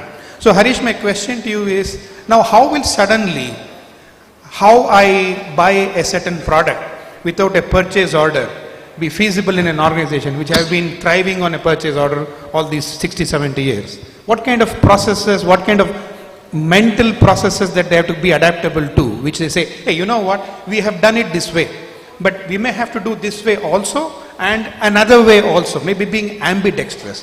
Do you see that challenge in organizations? All the time, all the time. If you look at our organization, I've been with this firm for 25 years, and as you become bigger, it does become more bureaucratic, and that hinders entrepreneurship. It hinders decision making. And I think we have to get the right balance between, making sure that we follow the right processes, but also we have to learn to trust people. Because when you create these processes where, you have to have a purchase order, inherently you're saying that I don't trust you. Whereas if you look at the technology world, it's very clear in how they define zero trust or, some trust. And I think we have to learn from the technology world to make sure that some of these processes they go back and look at if somebody has been trustworthy for the last 10 years, do you still need to have the same amount of, internal controls to start with? Or can you relax it and make slightly more monitoring controls or slightly more, controls to be tested later on until the person proves to not be as trustworthy as he or she was for 10 years. So I think we have to, like Stephen was saying, we have to become more agile in adjusting our internal processes. Otherwise, this just basically, I think, frustrates young people, and particularly when you look at the new people who are coming, the so-called Gen Zs, they are not willing to fit themselves into the corporate culture that exists, and they are looking to challenge it. And I think if we don't adapt to their asks, we'll just frustrate them and they'll go do something else. Right. I think that could happen much more easily than we think, because when I talk to my clients, big and small, like Hari said, some of them say that we don't know what they want. Then my question was like, did you try to know what they want? Because just because you have a certain view of the world doesn't mean other views are bad, good, ugly. It could be different for sure. But as an organization, if you want to be successful, you need to accommodate all types of generations now. Stephen, question to you. You have given us 10 technologies at least and 2 bonus technologies to work with. How can normal people like us be mastering 12 of them? Can you give us 3? So let me step back a bit and build a bit of context. How many of you in the audience are familiar with Vinod Khosla? Vinod Khosla co-founded Sun Microsystems. How many? Quite a few of you. And then he went on to Kleiner Perkins, is probably the most successful investor. He's been, 18 times on the Forbes Midas Touch list. He invested $50 million in 2019 in OpenAI. And of course, in August this year, they were 300 billion. Then they went to 500 billion the week after. Now they're at 800 million weekly users. So that's Vinod Khosla, right? So I don't think you should just focus on 3. I just did a fireside not too long ago with Vinod Khosla, this legend. And he says every day he spends a significant amount of time reading on the edge. In other words, staying abreast of more than 2 or 3 technologies, but really on the edge of what is upcoming so he can be properly prepared, so he can advise the investments to be properly prepared, so that he can advise the enterprises so he could be properly prepared. You look at Jensen Huang, he's got 50 direct reports, very flat organizations. I guarantee he's monitoring more than 3. He's monitoring a proliferate because in some ways, you can't think of an individual siloed technology being it. They're all interrelated and converging, and you have to track a number of them. So I did the homework for you. I gave you 10 anyways. I gave you a good base. I gave you 12 exploratory reports. You should track them. And another way you can track them is join IEEE TAMS. The IEEE puts on they actually produce a daily briefing report on the tech trends, all condensed, all verified and filtered for you. ACM, we do the same thing. And you've got to spend some time across several of them. So I would say there's more than 3. No, I'm glad you said that. You didn't agree with me when I said 3. Try to put words in your mouth. But I think the message for the people in the room is, you got to organize yourself differently than the way you are doing today. I think the way you get your information, because many times I get this question, this ask from my clients that, how do we know what's happening? In other words, how do I know what I don't know? I think if you cannot set yourself up to know what you don't know, I think you're putting yourself in more blind spots than not, which will be a lot of trouble. And also, you want to read ABP's publications, right? so you got to make sure you're reading all of the material they're putting out, because they are the oldest, largest tech media conglomerate, right? Absolutely. I mean, you got to be smart than ever to know where to find what information, and because if you're not aware, you cannot assess. If you cannot assess what affects you, you cannot adapt. So the whole loop will not, be formed, and yeah, a closed loop in a feedback control system is always stable. So you need to close the loop somehow. Which again brings me back to Harish. When you look at the talent hiring in organizations, has it changed, Harish, already? Because we hear a lot of things about jobs. One side you say it will not affect much, to other side there will be nothing to do in 10 years. So what is your view on that? You mean the process of hiring people or the people? Both. What kind of people will be needed and how will we get to them?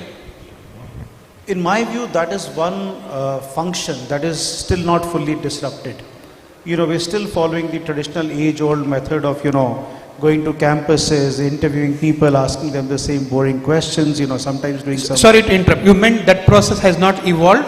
I'm saying that process is still very dated. Old. Okay. It is still not, I think, not been disrupted, and I think we need one or two startups to look at that whole process to disrupt it and make it more in line with today's, you know, demand. I think it's very boring, and it's you know, you have to go through several interviews, etc., etc. How is it that you can identify talent much further ahead? You know, how can we interact with them up in advance? How can we? And I think you know, certain countries in the world do it far better.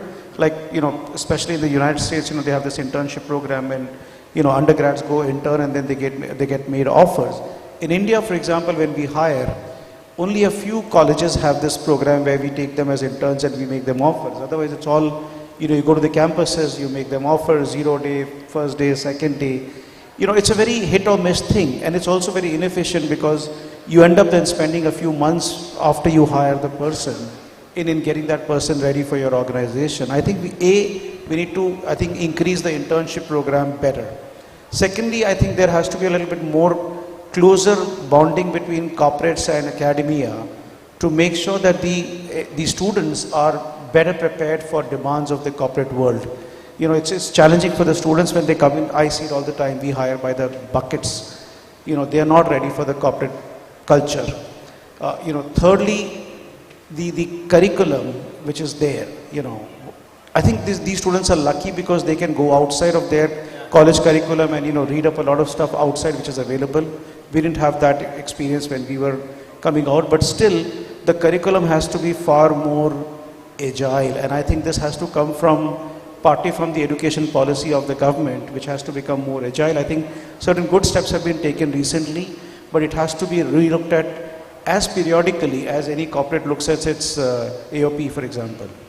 Thank you for that, Harish. One extra point on that, I want you to make a comment. How much do you see, roughly, a rule of thumb kind of a approach, on the job learning versus a formally educated person? So what is the ratio? Once he joins a company like Ernst & Young, how much percentage in this era is going to be on the job learning? Roughly. If I was to hazard a guess, I would say 60% at a minimum. 60%? 60% on the job, which means it's not only for the new joinees, also those who are already in the company. So now we all start fresh, we all start ground zero. So now we got to apply the same rule to ourselves also. Just because I had success in the past doesn't mean I'll have it in the future. I think the scale is recalibrated as well. Stephen, if that is true, when you invest in a company, maybe it's a small team to start with. Would you like to have generalists more in the team, or some specialists also, or a mix? And if it is a mix, what is the mix you like? Okay, so that's a really great question. So I really think of it as a T shape, right? So think of a T with the horizontal bar being technology. Really, everybody has to have a fairly good grasp of technology today. And I gave you the kind of like the 10, my keynote yesterday, that you should be abreast of, but particularly high performance computing and quantum, and also AI, machine learning, right? Because that's really what's driving everything today, and the hyperscalers have this combined in the cloud as well. So you got to be fairly conversant in those areas, and then how to orchestrate those agents. I don't know how many of you have been playing with Google Gemini 3 Pro, or a few of you. How many of you played with anti-gravity? That's their vibe coding.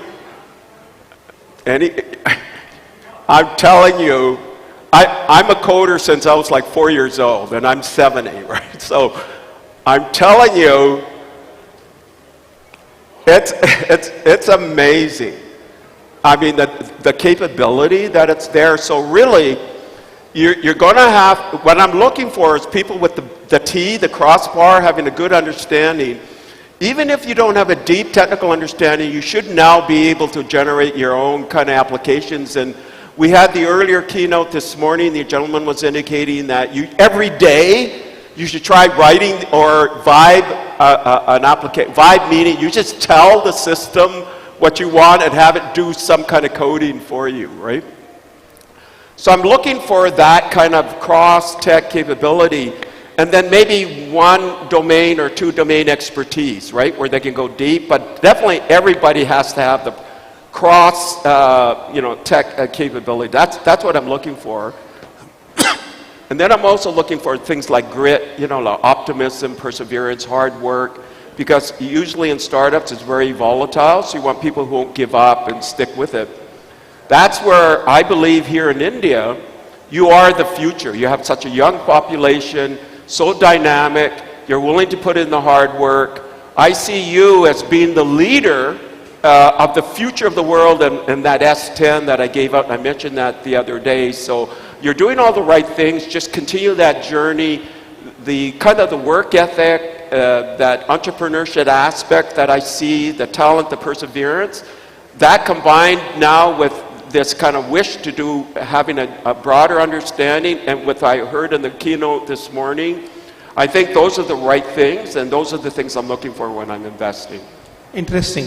So if you have any questions, please get ready with your question. I'll just make a quick comment and then I'll come to you. So some of you might have heard this concept of half-life of education, which is basically like radioactive material, where half of what you learn will become useless in a certain period of time. In the 80s, it was 40 years. So you could imagine somebody could join and then somebody could leave an organization after 40 years. But now it's 2 years. So that means before a 4-year education is completed, you will have half of it is useless. Now, question to Harish is, how is skilling a challenge for a CXO in the organization? It could be upskilling, but it could also be reskilling as well. I think it's become easier, I would say, compared to the past. In the past, you had to organize a training program, physical training program. You would, take time in organizing the trainers, getting the trainings together in the room. Nowadays, you can do bite-sized trainings throughout the, around the year, and you can organize sessions electronically, digitally. It's become far, far easier. There's a general acceptance from both trainer sides, trainee sides to do it digitally. And when you make it bite-sized, you don't affect business. In the past, we had to take people away for an offsite for a week to do like learning weeks. You don't have to do that. You can do 1 hour a week around the year. It's far easier. Yeah, so I think that is a very good point, because the openness of learning has become a big plus which can be used. Yeah, thank you. I welcome Professor Chakraborty. Thank you for, I know your traffic was the problem. That is for AI to solve. Hope it does a good job, at least to predict when people will arrive when they leave a place. So we are just in the middle of a conversation, and you came at the perfect time, because we're talking about skilling. So you're in the epicenter of skilling, and the question more or less was, we have professionals who have had success, hence they have confidence because they have had success. But I'm sure you're in the middle of the national education policy, the changing paradigms of the formal education, and in my personal opinion, is MBA still valid, not valid, how much is it, etc. So your take on skilling, Professor. Yeah, thank you very much. I mean, I'm sorry that it was traffic. I could not manage with human intervention. Possibly AI was required. Now, coming to the transforming need of education in terms of skilling and all, we all have to realize that the kind of education that currently we are giving what is the difference between that and what our students are going to need for the rest of their career? I think this is a fundamental question that we need to solve. My general impression is that in electrical engineering language, they are 90-degree phase apart. So we give, this is where actually ego of teachers come in. So we tend to give education in a way in which we believe education should be given. The challenge is that in the modern era, that type of education is not anymore going to give anybody anything. I just give maybe one example because of the interest of time. When we were in school, we used to consider someone as a very good history teacher who would very, very vividly talk about some historical events, almost like a story with dates and years very particularly. Now if someone wants to learn that, know what is there, that information is flooded in the internet. So the shift of paradigm is no more just content based education. So if not content, then what? We talk about skill, but skill also is very broad. So what kind of skill? I would say the bottom line of education now is to impart a skill of how to dynamically learn new things. This is the only skill that is required, because we otherwise do not know what skill will be required after 10 years. Now we talk so much about AI as a skill. But frankly speaking, people who are in other domains have realized that AI applied to a particular subject is getting more and more standardized. So at some point of time, when computer was introduced in a non-computerized perspective, then people used to say, what you know, I know computer. That means a person can switch on and off computer, open that word processing and possibly database management, and that was thought to be a computer proficient. Even some job description it is there. Now not having that is uncommon. So it is no more such a skill. So we are talking about so much AI and all, but AI applied to certain domains is getting so much structured in a way that just knowing that will no more be a skill. It is a skill now, it has been a skill for the last 2 years, but I am afraid it will not be the same requirement after 2 years. So the person who used to know the application of AI in certain context to an extent used to get an edge there. But the person will no more get that edge after 2 years because it will be more common.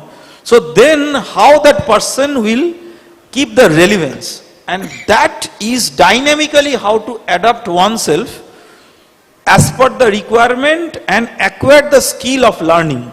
And my last point is that to acquire the skill of learning, it is to acquire the skill of questioning.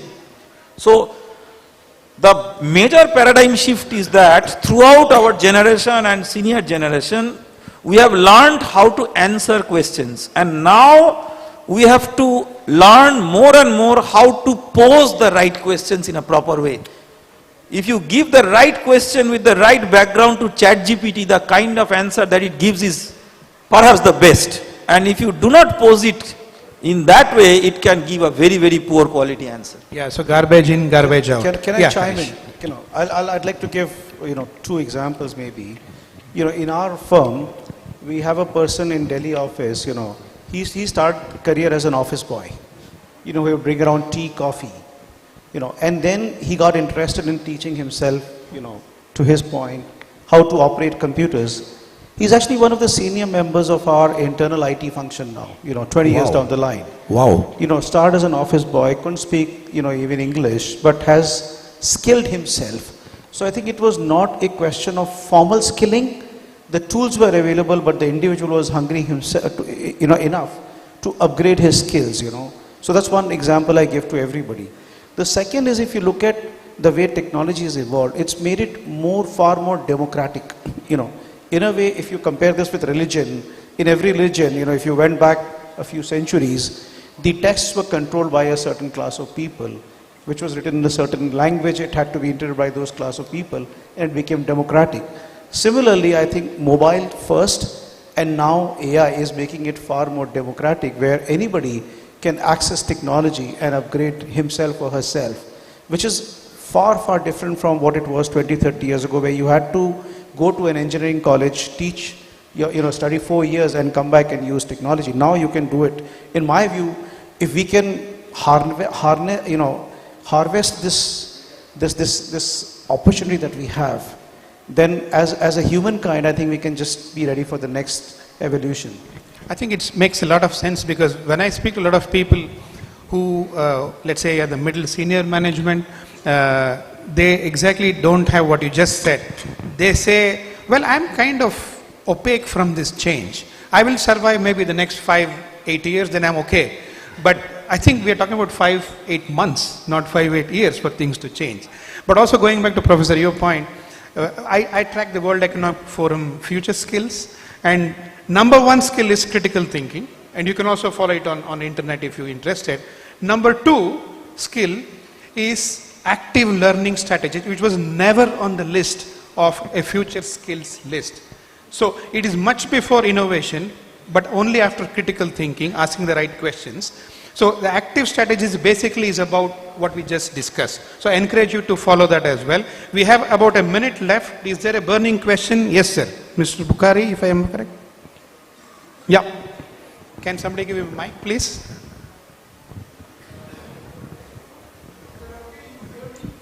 Yeah, you have a mic. Yeah. Thank you.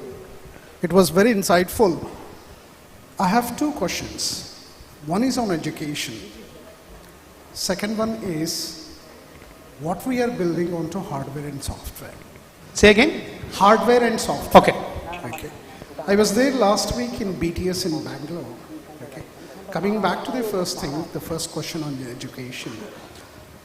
In the speed, in the velocity of this education and the technological shift which has been happening, we are not studying what we have studied in the first semester. Is not the same thing onto the last semester. So the change and the speed is very fast. How we are prepared to educate critical thinking in terms of this technological paradigm? Okay, I'll just hold you there for a minute. Professor, you want to, the process of the pedagogy adapting to this? Yeah, I think the best way is to have more activity-based learning. So far what we have is more exam-oriented learning, and exam-oriented learning is not going to enhance your critical thinking, because you have limited time and you develop certain skills to actually answer the questions without going through that critical thinking. Look at our very coveted JEE advanced exam. So if someone doesn't have a coaching of how to crack the answer to a question in a very short time, and the person goes for a critical thinking, a very good critical thinker actually will do very bad in such a competitive exam. And in the normal exam also it is true. So to culture critical thinking, one has to give activities which would nurture critical thinking. So I would say the shift of paradigm, not just the education, but the assessment, because education at the end goes to assessment when the student's seriousness is concerned. If you are not assessing anyone, nobody is serious. So the assessment, if it comes more through these kinds of activities, engagements, which will test certain skills and a creative solution, that I think will shift the paradigm. It's not that easy because of the huge population that one has to handle in many of the classes. You can do it in small groups, but imagine the poor teacher has to teach maybe 1,000 students in a big class, and there are not many teaching assistants. Not very practical. It is not scalable. So possibly we should start with small experiments with small groups and see how this is evolving and then scale it up. That's okay. Sorry, unfortunately, I cannot take more questions because I'm living on borrowed time. So they said 5 minutes. 5 people have said 5 minutes from there. So quickly, before we wrap up, Stephen, if you were today's CXO, what would you do differently? One line. Inculcate combinatorial thinking in everybody, including myself. So. Did you get that? Combinatorial thinking. In other words, being able to look at different pieces of information and rearranging them in You got to unbounded rearrange. ways. Yeah, you got to rearrange the big picture as well. Harish, you are a COO, so I'm pretty sure you have a very smart solution at hand. You would like to share with the audience? I think, internally we are trying to use AI, to automate a lot of mundane tasks that we have. For example, your question on, purchase orders. I would make it much faster, to remove all of this, purchase orders. Like we were talking about hiring people. Can we not have a place where everybody just uploads a video talking about their skills and their experience? It becomes like an inventory and, a recruiter can go access that. So we have to start using some of these digital technologies to make it far easier for businesses to work. There's a lot of work being done, on the supply chain side, on the logistics side. You can see a lot of startups have come up and they've tried to take the pain out of doing business. But I think still we have a lot of bureaucracy which needs to be cut. Wonderful. Professor, I have a slightly different question for you. Should these guys come to IIT Kharagpur or will IIT Kharagpur come to them? I think the answer is the second one. IIT Kharagpur now goes to everyone. And we are having certain mechanisms by which we have started not just thinking but implementing about it. That is the outreach of IIT Kharagpur. And so far it has been like a one-dimensional way of accessing not just IIT Kharagpur, any such type of education. And thanks to AI, see, one of the big things is, big revolutions which is coming is that, live translation of contents using regional language. And that can penetrate the education of a particular quality and standards, deep into. So at IIT Kharagpur, whatever may be the mode of education, we are trying to have a three-course meal. The first course is the foundation. That means anyone learning a subject has to know foundations, and foundations are evergreen. Like, I have been a mechanical engineering student. So Newton's laws of motion, when I was a school student, whatever they were have not changed when I have become so old. So that is, say evergreen foundation. Now you go to the next level. So this is tier 1 is absolute fundamentals. No compromise on that. Because that will be the basis on which you develop. Tier 2 is your, interdisciplinary skill set that you develop, which we can call as breadth skill sets, which across the disciplines people would require. And tier 3 will be elective, practicum, etc. So group projects and so on, where they will apply these skills for real life problem solving. So in this way, if we break the entire spectra of what we are going to provide, I think that number one, it is more contemporary, and number two, the outreach is more as it comes to to the impact of common people. Fantastic. So think big picture differently, cut out the bureaucracy and open the gates for IIT Kharagpur to come to you. Thank you, gentlemen, for this fantastic session. I don't know how 45 minutes flew in. Round of applause, and thank you very much, Stephen. Thank you, thank you. Thank you, Harish. Thank you. Thank you so very much, Mr. Kaushik, for beautifully spearheading that conversation, and to all our speakers for bringing some of the best points to the table. With that, may I please invite on stage Mr. Shubhamoy Chakraborty to please join us and felicitate all our speakers with a memento, a token of appreciation. Vancouver, but almost all global. Rarely in Vancouver.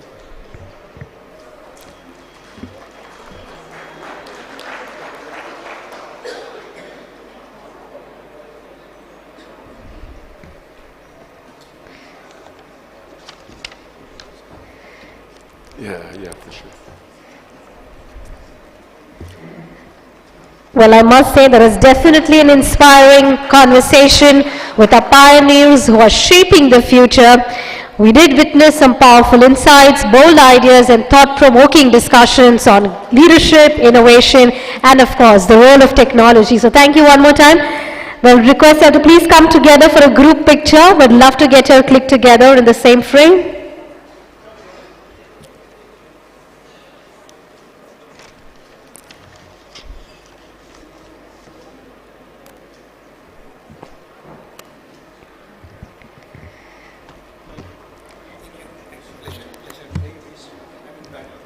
Thank you. Thank you so much one more time.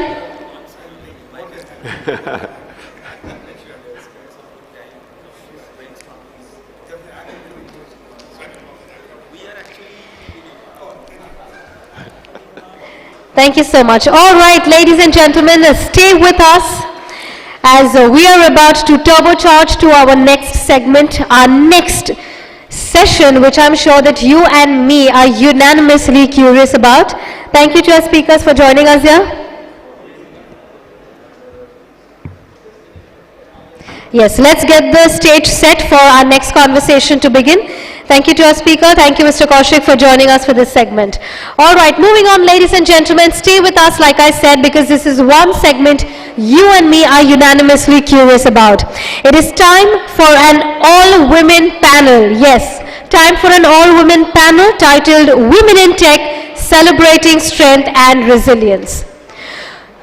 Yes, I do see many of you are standing on the right side of the boardroom. May I request you to please join us and take a seat as it's time we begin with our next conversation. Well, from breaking barriers to leading digital transformation, women continue to redefine what's possible in technology. Like I said, join us for Women in Tech, Celebrating Strength and Resilience, a powerful session that brings together inspiring voices who've paved their way through challenges, innovation, and leadership. Well, I promise you all that this is going to be a celebration of courage, creativity, and the women who continue to shape the future of tech. So first up, to spearhead, to moderate this discussion, Women in Tech, Celebrating Strength and Resilience, put your hands together for our moderator, Ms. Komal Vora, CISO at Equifax. Let's put our hands together. Well, yes, that's the kind of hoot we really expect for women walking up on stage. A very warm welcome. I also please invite Shweta Srivastava, Head IT, Matrix Fertilizers Private Limited. Well, I think even the people in the room should hoot for all our women walking up on stage. Come on, let's do that. Fantastic. Also inviting on stage Gitika Rajpal, Vice President and Regional Head IT, LG Equipments Limited. A very warm welcome, Gitika. Next up, joining us on stage is Ruvanti Fernando, Director at Nagaro. A very warm welcome. Also inviting Sushma Chopra, Global Lead Digital Strategy and Innovation at Mondelez. Come on, let's put our hands together for Ms. Sushma. A very warm welcome, and inviting Akanksha Garg, Data Protection Officer and Head, Digital Products PMO HDFC Securities. Let's put our hands together, everyone.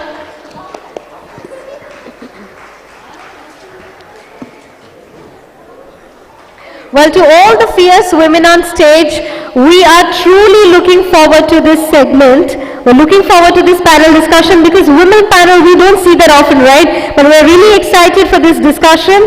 And over to you, ma'am. Ms. Vora, you can take it ahead. So good afternoon, all. Wow, that's amazing. Everyone is interested, huh? So we are good. All right. So thank you so much for giving us an opportunity to share,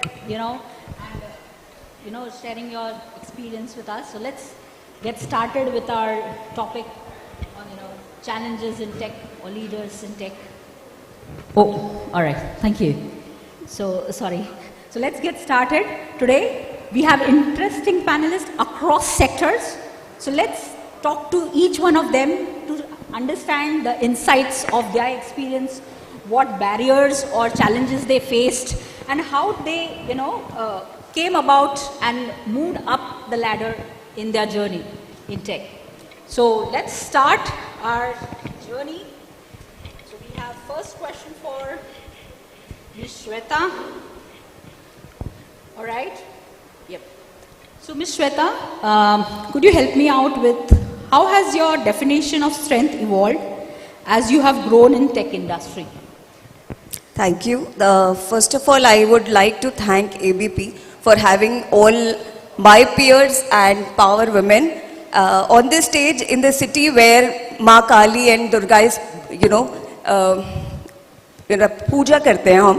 So it feels really great that we have all women here. Coming to the question that Komal has asked, definition of strength has definitely changed. I personally have about 2.5 decade experience, and when I started as a software developer. So at that point in time, my strength was to have a command on the language that I used for coding. So what I used to feel is that if I'm doing the coding perfectly and I'm putting in and day out, delivering software applications, that was the thing. But gradually, when I moved up the ladder, I realized that the strength is in collaboration. So it was no more my own effort that I'm supposed to put in and get to the outcome, but it was to have the entire team work together and collaborate to get to a product which is praised by the entire, the target audience. Second thing I would say is that strength is in adaptability. So initially, mastering in one subject was the thought that I had. But gradually what I realized was that because the technologies have changed, when I started, the languages that we used for coding used to be Fox Pro, then we moved to Microsoft technologies, then now microservices and whatnot has come in. So if we are not adaptable, we are not able to ensure that we stay relevant. So adaptability is definitely a key. Third point I would say is that strength is also vulnerability. So at times they feel that no, if I don't know the solution, I'm supposed to cover it and try and make the best, put in the best effort to deliver rather than sharing with someone that, oh, I do not have the required skill set. However, it's okay. I mean, you can reach out to people, you can reach out to your peers and look for the solution. So that's the kind of change that my personal journey has taught me in terms of how strength is also evolving. As we are evolving in tech space, things have transformed immensely. The way technology has moved from where I come from, like in the year 2000 and today, in these 25 years, a lot has changed. A lot of it has changed, and unless we upskill ourselves, we don't stay relevant. Correct. And that's how the definition of strength also keeps on changing. Correct. I completely agree with Shweta. So without any research or, if you try to address any situation or any deliverables, it's very difficult to convince or be aligned with our business strategies. So it's always good idea to, upskill, upgrade, share things, and, go up the ladder. Thank you for that. Our next question for Gitika is, we have, as a leading IT in manufacturing, how do you drive digital transformation and innovation in LG's manufacturing process, and what role do you see technology playing in shaping the future of the industry? Thanks, Komal. Thank you everyone for having us here today. So, I don't know how many of you would be knowing about LG equipments. We call it as LG. However, people recognize LG as LG Electronics, but this is not LG Electronics. This is LG equipments, and we are into air compressors. So, I'll tell you a short story, but before that, about this organization.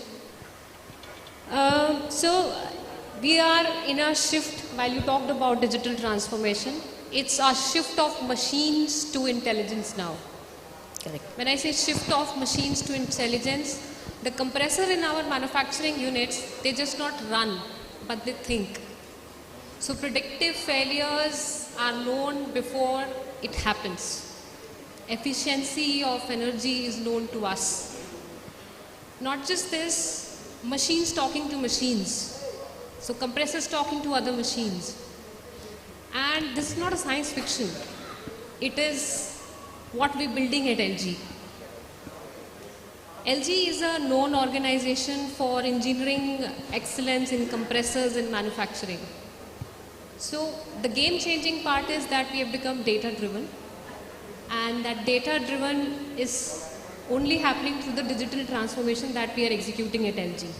Having IoT sensors in place, doing all the robotics, doing all the automations across the cloud integrations, and doing the digital twins for replicating virtual machines is one of the key aspects.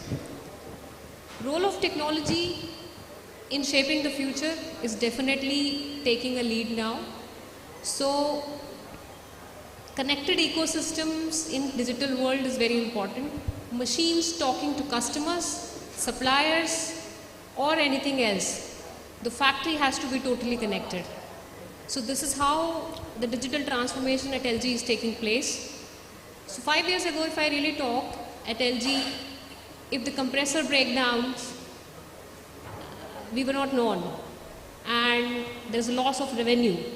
With the predictive maintenance coming up, with the AI coming up, the numbers are known to us. We are saving millions. So we envision at LG to have the compressors which are self-optimizing themselves.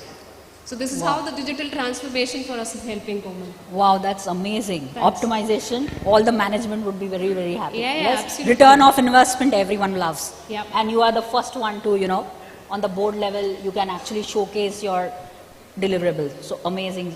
Thank you. Komal. Now, Ruvanti, I just have a question for you. As a woman leader in tech, what's the most significant challenges you have faced and how did you overcome it? Hi. Thank you, ABP, for inviting me today, and hi everybody in Kolkata. And happy to say that I've come from Sri Lanka and with a team. And so when we talk about tech and challenges, when I started in tech a couple of years ago, close to 30 odd years ago actually, and when I walked in for interviews, it was really interesting because whoever interviewed me was always a man, and they would say, wow, from where are you, what have you studied? And that would be the first surprise. But I think they always didn't look down on you, but they gave you a chance, right? But as you got more senior and more capable, what I noticed was, would the management, would the C-suite really see you as a possible contender in that boardroom? And I really saw that this was a kind of a challenge that most of the managing directors, most of the C-level people really saw in it. And when I walked into the boardroom as a CIO, in a couple of companies I've worked for, I think it is at that senior position where people look at you and automatically underestimate you. They think, are you really who you are? Can you do that? So when that kind of a look comes to you, you automatically get deterred, you get a bit worried. But the important part is you have to know that you also are a professional who knows your tech and you are capable of delivering. Put all that within yourself and then concentrate on what you need to deliver. So I think you should not make it a challenge. You should embrace it and continue to do your work. So that's basically what I think. Absolutely, dot, yes. So if we think as a woman that we can do it, we are confident, we will deliver, we do our homework before entering any boardroom or any conversations or project deliverables, and we give insight or value addition to the crowd which is present, I think no one can stop us. Exactly. We females are having multifunctional, as a maybe by the genes. Yes. Right? We can balance career as well as home. Yeah. And we are so responsible and accountable that we like to take care of each and every person who is, you know, wherever we are taking care of. So whether it is our home, whether it is our office, whether it is our staff, so we are very, very, you know, bonded and affectionate for our work and passionate about our work. So I completely agree. So if we believe in ourselves, the whole room will believe in us. Yes. So the important point is that when you are a tech leader, you do not need to have any form of other forms of confirmations or validations, right? You should just let what you deliver speak for itself. Absolutely. And there you would have the confidence. Bang on. All right. Let's go to Shishma. Like driving digital transformation, okay? How do you leverage digital technologies to drive innovation and growth in global company like Mondelez, Cadbury's that is, my favorite, right? And what role do you see emerging tech playing in shaping the future of food and beverage? Thank you, Komal, and hello everyone here.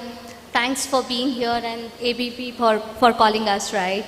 So, Komal, I mean, this is something that I'm very, very passionate about, right? The digital transformation, innovations, it's like emerging tech, you talk, and then I would kind of talk for probably minutes and minutes, but we know we need to complete. So, you know, when it comes to the digital transformation, I think as a technologist, not me, but I think everybody here feels that, you know, these digital tools or emerging technologies are just the tools, as we say, but correct. Essentially it is about how the organizations use it, we innovate them and use it for growth of the organization, right? So that's a very key thing. The other thing that I want to talk about as we talk about digital transformation and how we do it. Now, it can't be just a single project. It has to be a strategic initiatives across multiple facets of the organization. And when I say multiple facets of the organization, really touching everything around business. Correct. For us, when we talk about, right, the consumer is, of course, at the center of everything we do. I mean, they are the one who kind of, you know, drives us with our product innovation and everything. And when I look at those consumers, look at them, they have billions of the choices in terms of the taste preferences, right? We have a lot of cultural nuances because the organization is global. We serve around 150 markets, so it's like there's a lot of cultural nuances. And then there is a lot of, you know, localization which is also required. Now, what we do with the innovation like really helps us, right? With AI, analytics, I mean, all the buzzwords we can talk about.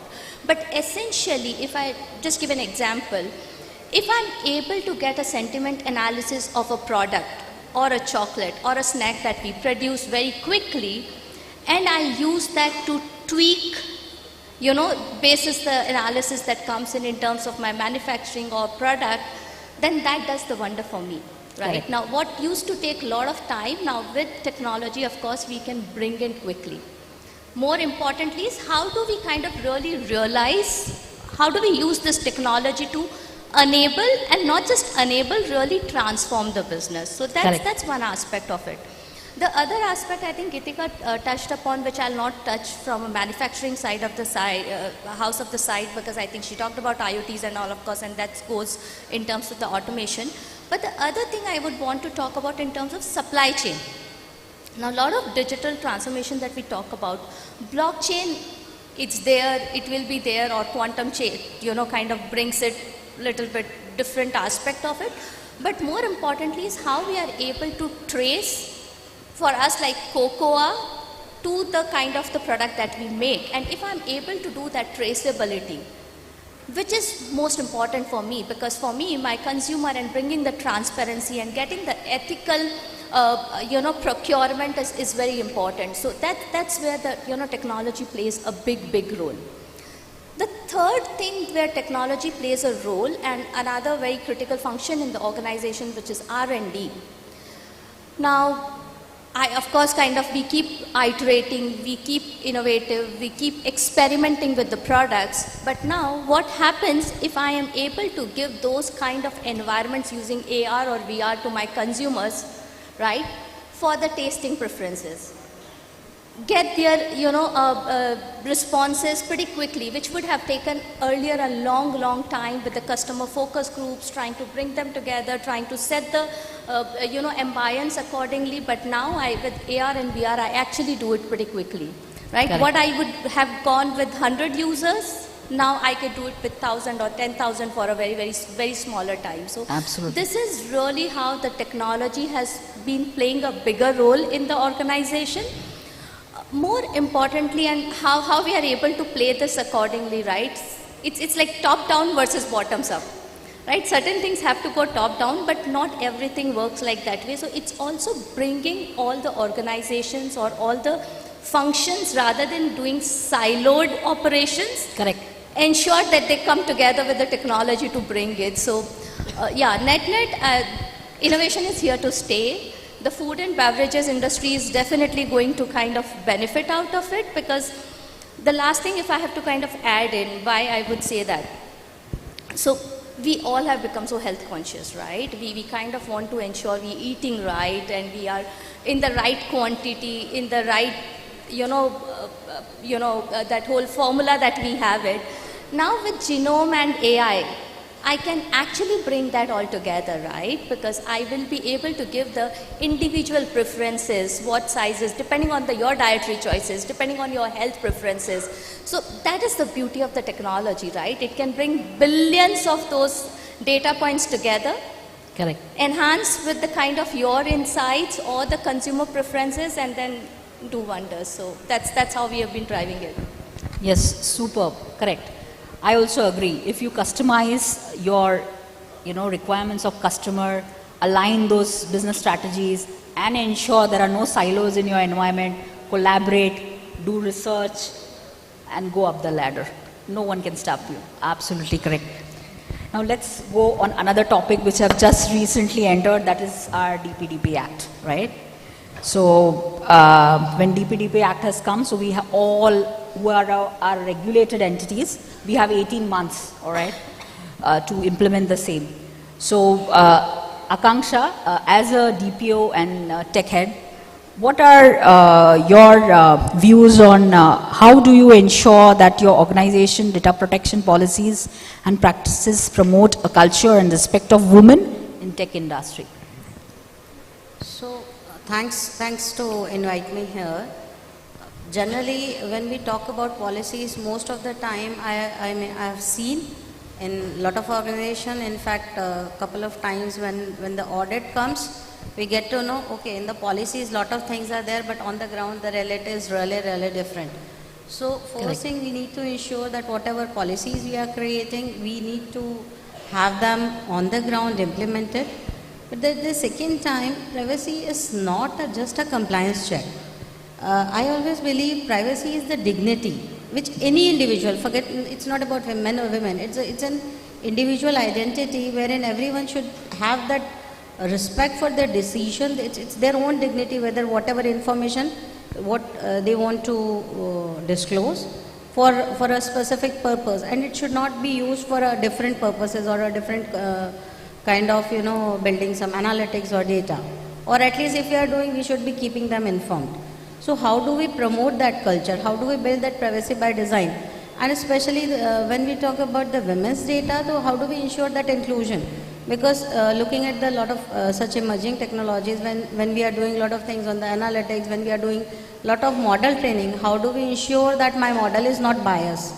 How do we ensure that model has that inclusive data, so that it should not happen that tomorrow for some reasons, whatever the AI analytics it is predicting, for a predictive analytics itself, let's say for an example, someone is excluded. I'm just taking an example from your industry, Komal, wherein if some model is trained to figure out somebody's credit worthiness, and what the data which has been picked up to train that model is an standard data. And we all know, especially in the Indian context, if we see, and that too, if we talk about the tier 2, tier 3 cities, how many women have that, the credit ratings in place. So if we train that model with that kind of a data and try to have that predictiveness that, okay, this person probably is this kind of a credit worthiness. So how do we assume that if somebody tomorrow from a tier 3, some women comes for, let's say for some banking and coming for a loan, and wherein that predictive model is going to say, okay, this person is not credit worthy because that doesn't have that kind of a credit history. So that way, having that inclusion or removing those biasness from your data is really, really important. So when we are making those policies, it should not be just from the, tech or, just from the security. We are not here just to secure the system. We have to secure the culture. We have to secure that openness wherein in case of any incidents which happens towards the privacy, anybody should feel safe, come back and openly, talk about that. Correct, I agree. So it's not about men or women, it's about transparency, giving diversification based on the skills, and then we go ahead as far as our careers are concerned. Thank you so much, Akanksha, on this. Now let's again start with Shweta. What strategies have you used to lead teams effective in an environment where women are underrepresented? So, first of all, the answer to this is yes, the women are still underrepresented. While I'm happy to see when I started my career in a conference like this, I would only meet a couple of women around me. Now I'm happy that the entire panel has been dedicated to women, which shows that a lot of women have been able to migrate those challenges and come on this seat. But a lot still needs to be done. And we as leaders, first of all, and especially being women leader, it's our responsibility to influence the younger generation who are trying to or who have already opted for a career in technology, and they are in their time in that career in the middle stage where they have to probably face the challenges which is by the culture, Indian culture, the expectation from a woman at different stages of her life, in personal life as well as professional life. So one, of course, is that by leading with example. So when you represent your function as an IT function in front of a board and top management, and being a woman, it definitely influences your team. So that's obviously that utmost important. Second is that when you are dealing with your team, there has to be parity. So one should never, while allocating a project, one should never judge basis the gender, that whether this project should be allocated to a female or a male. So at times what happens is we get so overwhelmed because we are females. We would always want to help a woman in our team, a girl in our team, to take up additional responsibilities. But then we have to keep a balance so that we don't end up giving too much work to her, which is a clear-cut recipe to fail. So it happens a lot of time that, oh, I want to encourage her because she is very sincere, because those are the default qualities of a woman. She will be sincere, she'll be hardworking, she'll be, dedicated. So we feel that, oh, she is doing great work, let's give more work. But that balance needs to be made. So all this while we've been talking about inclusiveness, but now I think the tables are turned and we have to look at parity. Yes. Other thing that we have to do is obviously from the advocacy side, to ensure that the policies that are established within the company are made in a way that it favors all genders. So for example, if there is, for example, most of our IT maintenance activities are scheduled during off hours, off business hours. Yes. So then a lot of time we tend to not give a certain task to women because it will be difficult for her. But I personally feel that if I could, the other person will also be able to, or maybe she should be given a chance. If there is a genuine reason, of course. But then why should she not be given a chance only thinking that, oh, she is a female, she'll not be able to manage. Which has happened with us. I would not want it to be repeated to the new generation. Absolutely. That's very important. Yes. And of course, inclusion, everybody talks about it. If we are sitting in a war room and we are doing a brainstorming for something, everybody should be heard. So there are a lot of times that women by default, we are softer when it comes to putting a point on the table. Correct. Everybody should be heard. So it's our responsibility as leaders that we make sure that everybody is heard and everybody's values, ideas are welcome. To whatever extent, if it is, and my personal experience has been great working with women, because of course you bring ideas which are totally different from a conventional way of working. Correct. So those should be included when you're making a decision. Absolutely, bang on. Amazing. So we as a women leaders, we should always support our, colleagues, whether it is, at any stage of her life, all right, to grow and, excel. Along with that, we should also ensure as a leaders that the team members, it's a mix of, both the genders. So we should focus more on skills, the way the person takes accountability, sincerity, and promote all, including females or males, to grow ahead in life. So it's all depends on the attitude, intention, and the work they deliver. So that should be the focus. I'll just make one last point. I keep on repeating it, I think, on every panel that I sit. That if technology does not differentiate between gender, let us also not do that. Absolutely. Agree. 100%. Well said. Geetika, for you, while empowering women in tech, that's what we all are trying to, emphasize. As a leader in a male-dominated industry, how do you mentor and support women in tech? And what initiatives would you like to see implemented to promote greater diversity and inclusion in that sector of yours? Is it male-dominated? Is it? Anyone wants to talk about it? Is it male-dominated? I think it's male-saturated, in my belief. All right. Don't get me wrong. Nevertheless, I'll answer the question. I think it's a male-saturated society, not the male-dominated society. Why I talk male-saturated is because women are less in tech, at least. Correct. Yeah, we might be minority, but I think we can compete, and hence we are sitting here today. Agreed. So, truly appreciate. I won't undermine or disrespect any of the male members sitting here, being CIOs. My mentor was a male. And because of him, I'm here today. Absolutely. So it's a male-saturated society. Coming back to the question, I think being in the male-dominated or male-saturated society, I think it's our responsibility as women to think that this is a responsibility and an opportunity to create pathways for women. Correct. And not just creating the pathways, but ensuring that these women actually drive the innovation. Coming to the point of mentorship. So I think I don't advise. I just don't advise. I advocate women in the leadership forums. Wow. I advocate them. I bring them to the forums that they can speak about their challenges without being judged. Correct. And I think women have to be empowered with high impact projects. At least I do that in my team to make sure that they get the high impact projects to present themselves. So we do not remain minority anymore, and we become majority soon. 100%. So that's other aspect.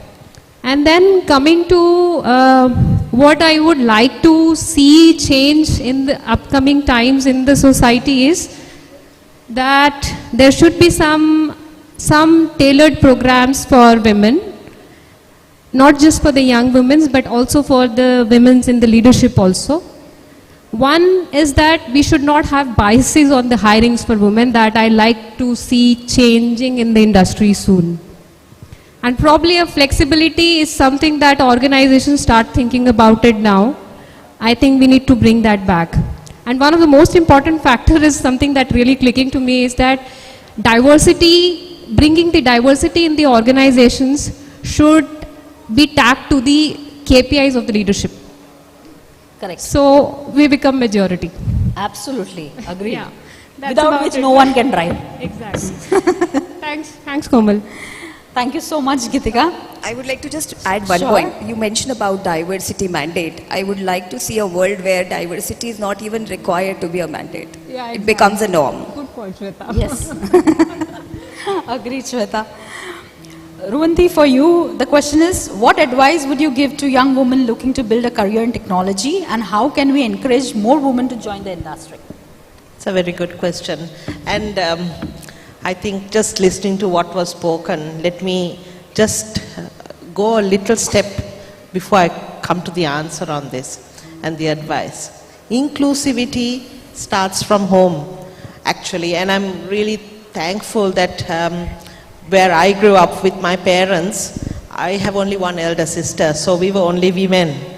And we had to do all the chores, whether it is fixing a plug point or whether it's washing dishes, we had to do it. So as a girl, it didn't matter.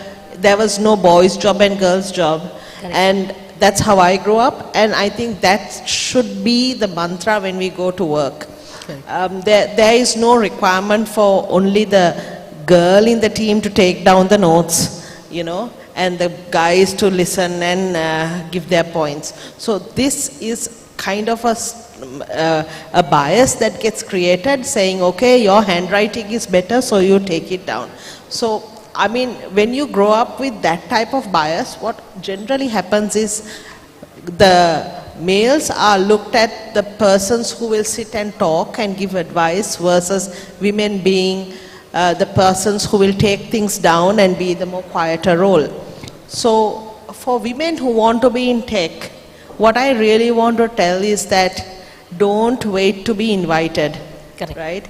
You need to get into the seat and start doing your work, right? If you have to know you have an equal voice in what you are saying, and make sure that you take the first bet on yourself. Okay. If you bet that you are capable to be better or equally there when it comes to the role that you are playing, then you should be very confident that you can do it. You have to also know that everyone is human. Everyone has the same fears, anxieties, curiosities, all of that. So you should make sure you bet on yourself and know that every path that we have, my path to all of our paths, they're different. And that doesn't matter.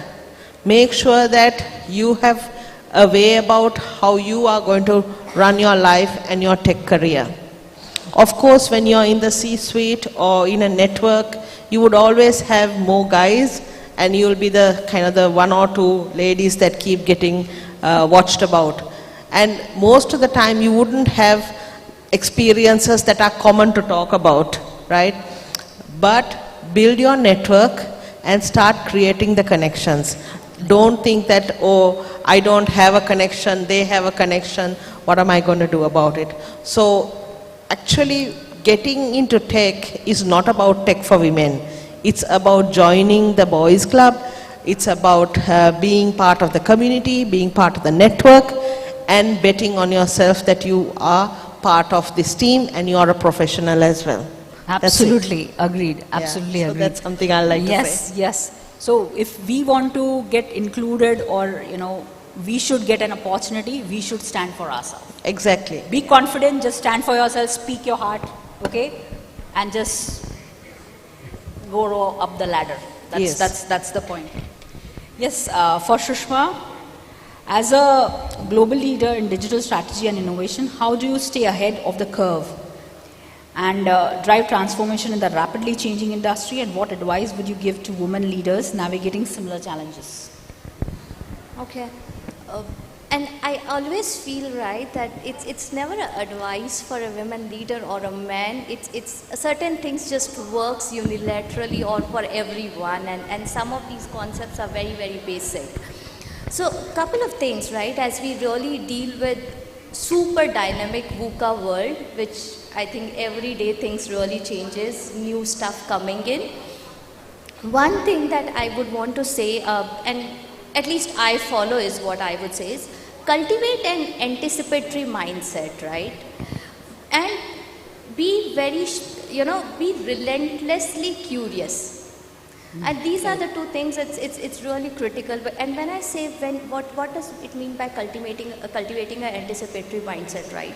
We keep looking at the trends. We talk even with data and analytics. Hey, let's look at the trends and figure out. But like, it's not just the trends. It's also few signals. Right? You should be able to look at the signals, some of the weak signals, some of the things that are coming up, and if you are able to figure those out quickly, you can be the leaders in many, many ways, right, while you're driving your transformation. Giving an example, and I know we all have been now super passionate about generative AI, we have been talking about it. A couple of years back, and it was really when OpenAI had just come in and we were talking about it. We were playing, we said, okay, let's look at it what it is. And you won't believe, within just couple of weeks, or at least 2 to 3 weeks, right, we were ready with our own ChatGPT kind of, experiment that for the organization, and we were able to kind of show it to the management, look, we did it. So, and how we did it, because we were very curious. We wanted to experiment. We were not fearing of a failure. For us, the mantra is fail fast but forward. So, you fail fast, fair enough, no worries, but then look ahead, right? And what do we do? So really some basic concepts coming together, you anticipate, you figure out really not the trends, but really the signals is what I say, and be curious, honestly, is what I believe, just takes you miles ahead. Absolutely. Curiosity is the way forward for your life and career. Absolutely agreed. Akanksha, as a leader in digital product development, what strategies do you implement to foster a culture of innovation, empowerment, and resilience in your team, and how do you ensure that voices are heard in product decisions making? So when we talk about product innovation, generally product innovations doesn't happen overnight. Sometimes, it's a eureka moment may happen for somebody someday, but it doesn't always happen. It requires a lot of brainstorming, a lot of discussions. So as a leader, we need to understand one thing, that when ideas do not differentiate that in whose brain it's getting seeded. Similarly, we should also focus upon that it should not be the loudest voice which is on the table is being heard. It has to be everyone should be having equal opportunity to be heard, irrespective, how big or small the idea is, how fantabulous or the silly idea it is. It should be all the ideas, whatever it is coming up on the table. And how do we build that culture when a team is open, when team is, not being feared of being judged, or, they don't feel that, okay, if I say this kind of a thing, that may go against them, maybe in the future. So if we are able to build that kind of an open culture in the team, I believe, we'll be able to flourish a good product innovations in the place. Yes, open culture is the key. Absolutely agree. All right, as we conclude our discussion, I would like to express gratitude to each one of you for sharing your experience, insightful stories, and you all are truly inspiring. Thank you so much, everyone. I hope you all enjoyed. I enjoyed a lot. Thank you. Thank you. Thank you. Thank you so much. Can we have a bigger round of applause, everyone? Come on. Well, we've loved every piece and every bit of that conversation, and that was truly a celebration of courage, creativity, and of course, all the women on stage who shaped the future of tech. So once again, can we have a round of applause for all our wonderful women on stage? With that, may I please invite on stage Nabanita Banerjee, VP Finance at ABP Private Limited, to join us and felicitate all our women on stage with a memento, a token of appreciation.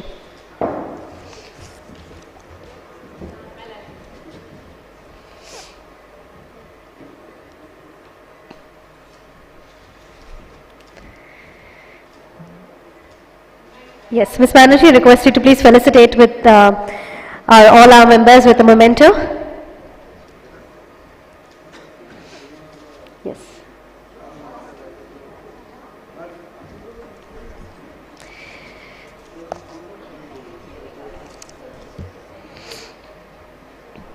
Well, from that segment, I'm somehow reminded of a poetic prelude right here, that in the digital tapestry of circuits and codes, echo the voices of leaders bold and bestowed. With fire in their souls and grace as their art, women in tech crafting a world just like a la carte. So let's give one more round of applause. Thank you so much to each one of you for joining us here. It was truly an enriching conversation, women in tech celebrating strength and resilience.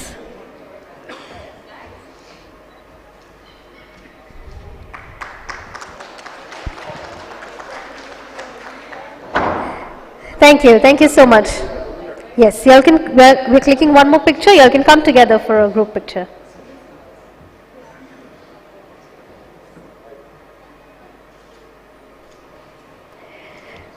Yes, well, I do see some pictures getting clicked from there as well. So if you all are doing so, do not forget to also upload it onto your social media handles. If you're doing so, do not forget to use the hashtag INFOCOM Calcutta 2025 and do not forget to tag us at ABP INFOCOM. Thank you, Ms. Banerjee. Thank you to all our speakers on stage. You may take a seat and let's get started with our next discussion.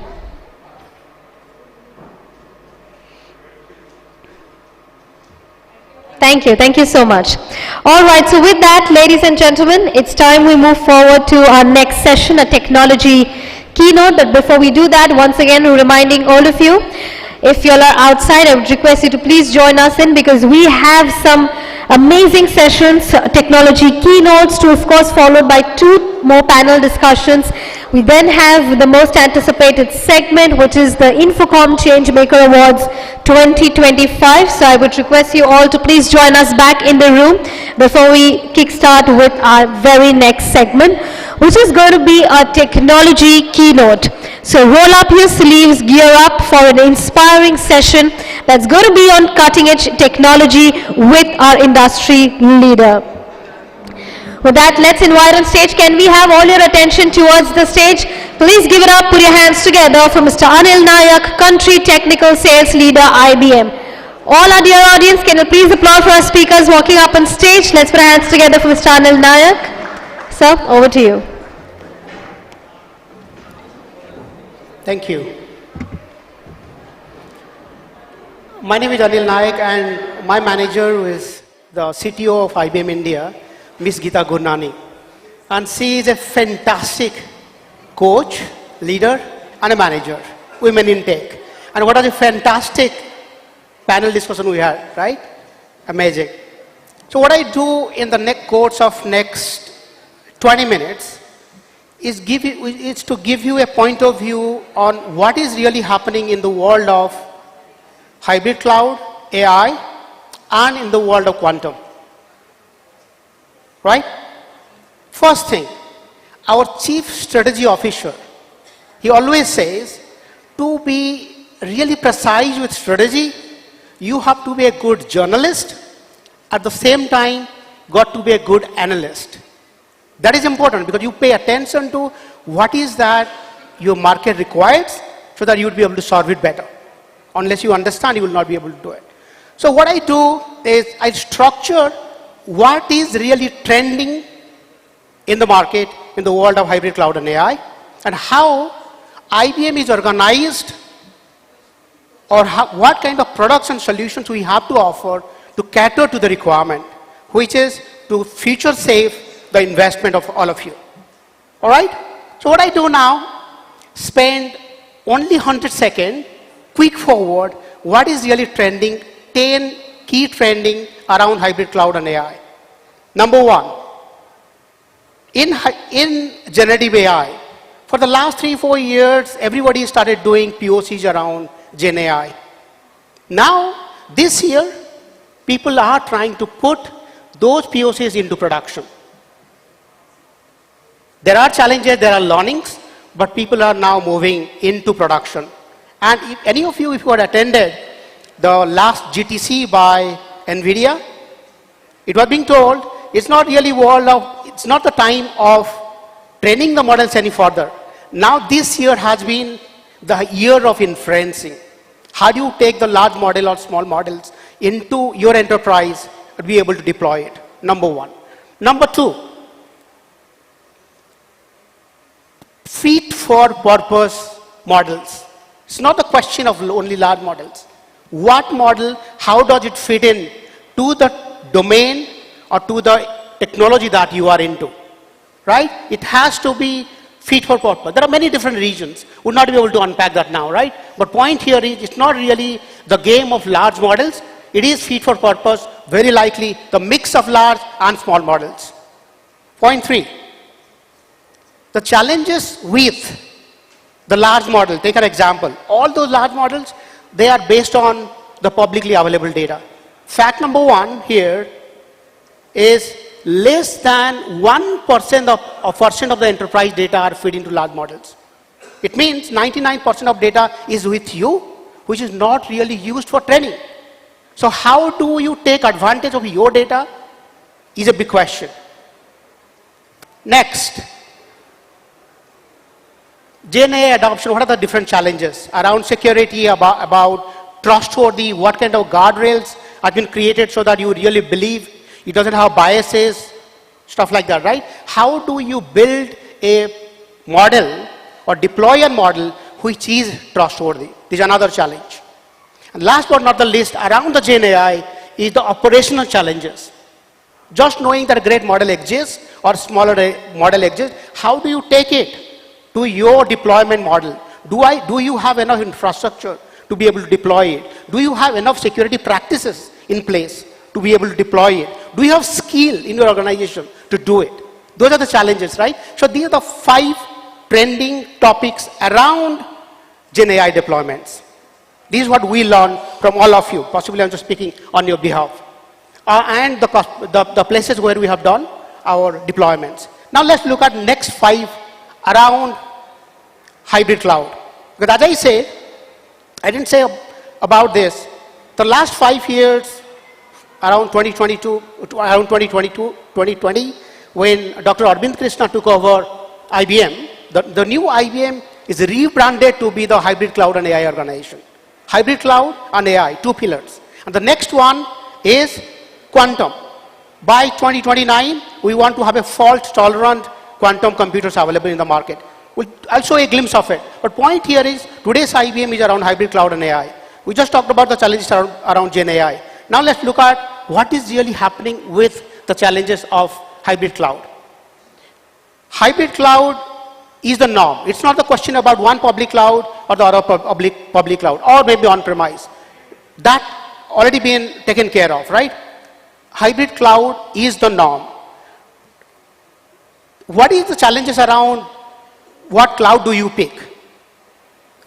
One of the reasons why what really comes up with hybrid cloud is how do you make sure your data with the hybrid cloud is really available on all different places?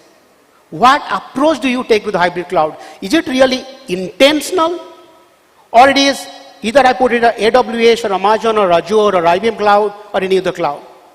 How do you make sure all this data is really in a fabric so that wherever you run your model or do any operations, your data need to be available at the right time on the right platform? So siloed environment brings in challenges. So building the right data fabric is key to the success. This is where we talk about hybrid by design. Many of you know that IBM has acquired this company, Red Hat. One of the key reasons why we got Red Hat is because the solid platform it has is called OpenShift. OpenShift as a platform, you can run it wherever you want, any of the public cloud or your own private cloud, and you have ability to move your data, move your application wherever you want, depending on your compliance regions and stuff like that. So hybrid by design is important because you have to select what platform I want to create, where I want to create my cloud. That is very important. And last but not the least is IBM's investment around open source, going away from the proprietary technologies. That is exactly the reason why we put together Red Hat and IBM together, one of the leading contributor of open source technologies. So everything that we are building now, every technology is possibly also subsequently is around open source contributions. That's what we are the number 1 now contributors around open source. Now let's look at it. What are you doing? We know all the trends now, challenges now around Gen AI or in general any AI adoption or development and the hybrid cloud. How to create the data fabric? Then what is that IBM has to offer? Challenges known or established, trending areas are now known. What are we really doing about it? So what we have done is we try to infuse AI into everything. Be it around how you create your hybrid cloud environment. You infuse AI into it.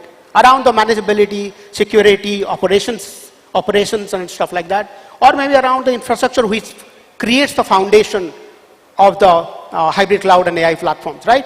So what we do is, it is cyclic. AI contributes to the hybrid cloud, makes it better, and hybrid cloud becomes the foundation of AI. So it is cyclic. AI and hybrid cloud. they're intertwined.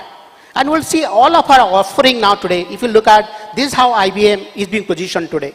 One is your consulting, whether IBM has its own consulting, wherein take all our technologies, take around example, data, automations, or hybrid cloud as a technology itself, our Red Hat, or transaction processing, most of your banking or operations and stuff like that, right? All the ERP systems.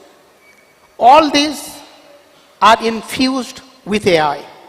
And one big thing here is our hybrid cloud platform, which is the Red Hat OpenShift. We build everything, all those enterprise applications on top of hybrid cloud, so that you run wherever you want, on-prem, be it on-prem or any of the public cloud, not necessarily one or other.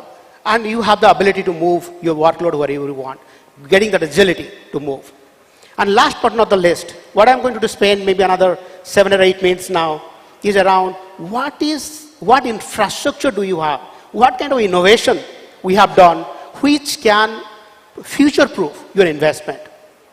What is the foundation of your AI and hybrid cloud now? That is IBM infrastructure. Take an example now. Around quantum. As I said, we have a very well-defined roadmap. Quantum investment was almost 15, 20 years back. IBM continued to invest. But now at this point in time, by 2029, we will have a fault-tolerant quantum computer available to the public. Quantum computer is already available using Qiskit in IBM Cloud for the last 7, 8 years. But achieving a fault-tolerant quantum computer is such a big leap, which will be available as per the roadmap by 2029. Now, take an example of how do you make your infrastructure ready for the generation where your data and data processing around AI and stuff. One of the leading platforms for most of the banking, core banking, or transaction processing systems are runs on IBM Power.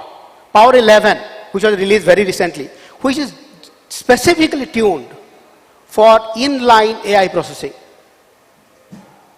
Because it's been tuned for it. Because the world requires that kind of system which can do inline AI inferencing. IBM G or Linux One, Linux becoming the de facto adoption around where you build your stack, right? That is where IBM, either IBM G or the IBM G's Linux variation is called Linux One, is available. And more than that, considering the inferencing cost, we also have another dedicated kit which is available called Spire Accelerator, which is 80% energy efficient and better performing than the existing GPU when it specifically comes for inferencing. Why inferencing? The fact is, possibly there will be very few leaders or very few large language models which will be available, or the foundation models.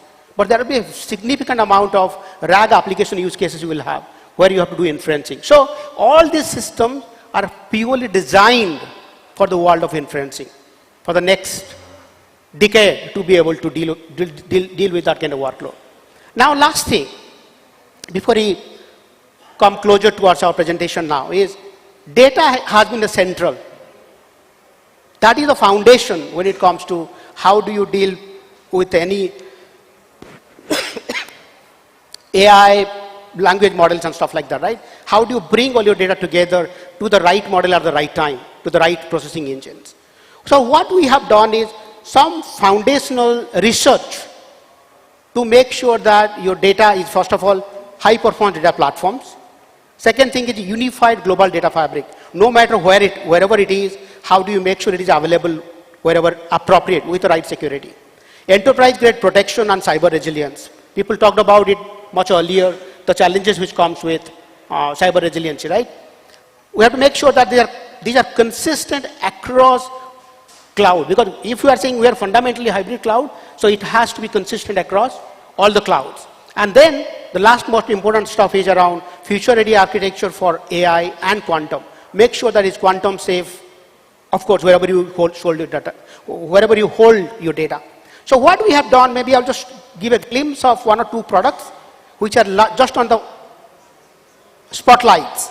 Not necessarily I would be able to go through the plethora of offering we have, right? One of the foundational innovation we have done from flash to the tape and everything in between. Take an example. The foundational investment is around where do you store your data. We came up with a computational storage platform. We know about storing data on the flash, but how do you make sure the data where you store are capacity optimized, highly performant, very sustainable, and it has to be very dense. So that is why we invented this. Unlike any other general purpose flash media which are available in the industry, we don't really use that. While it is in our portfolio, primarily we use our IBM patented. This product itself has 350 patents. Highly efficient IBM unique offering. And it is the building block of many of our storage offering in IBM storage portfolio. As I said, from flash to the tape, many people say tape has been dead for many, many years. But today, when it comes to sustainability, the cost per terabyte and energy efficiency, best in class still tape rules it. So we have another tape library called Diamondback, which in itself is a climate control.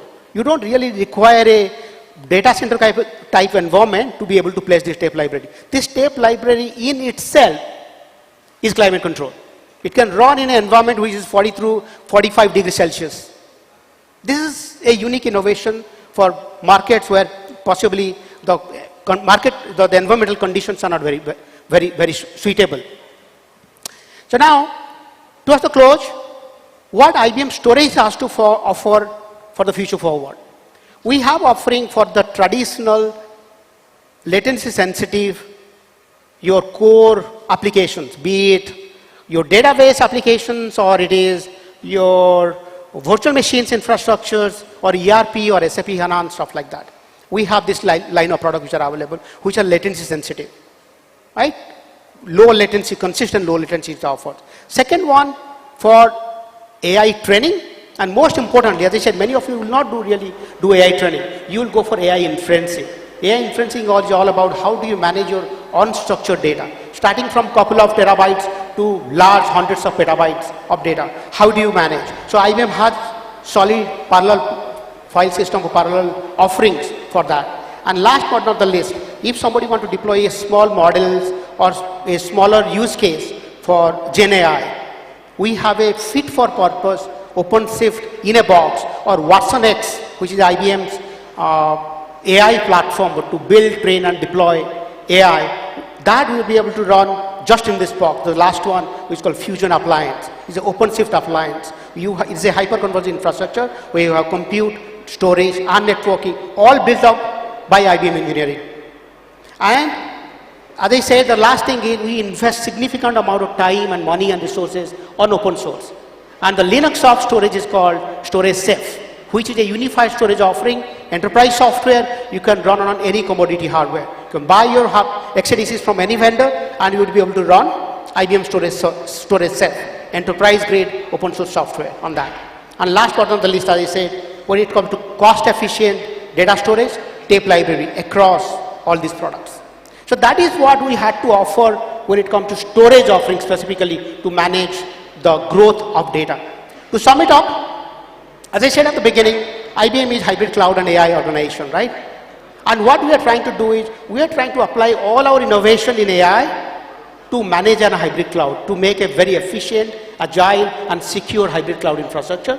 And because of this hybrid cloud infrastructure, we also are able to elevate the knowledge and the learnings around AI training and stuff like that. So that is in essence what we are doing today for hybrid cloud and AI, and we continue to invest in the world of quantum to be leading that in the coming technology forward.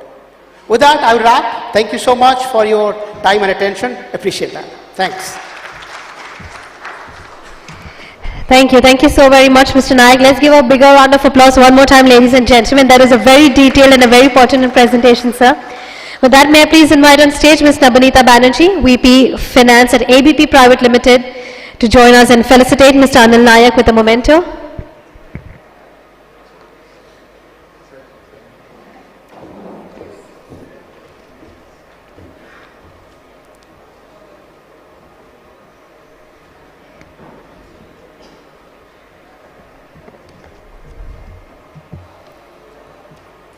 Thank you so much.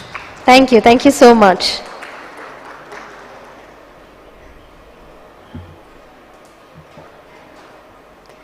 All right, ladies and gentlemen, stay with us as we move forward to our next segment, which happens to be a CISO panel, the CISO strategy for 2025-2026.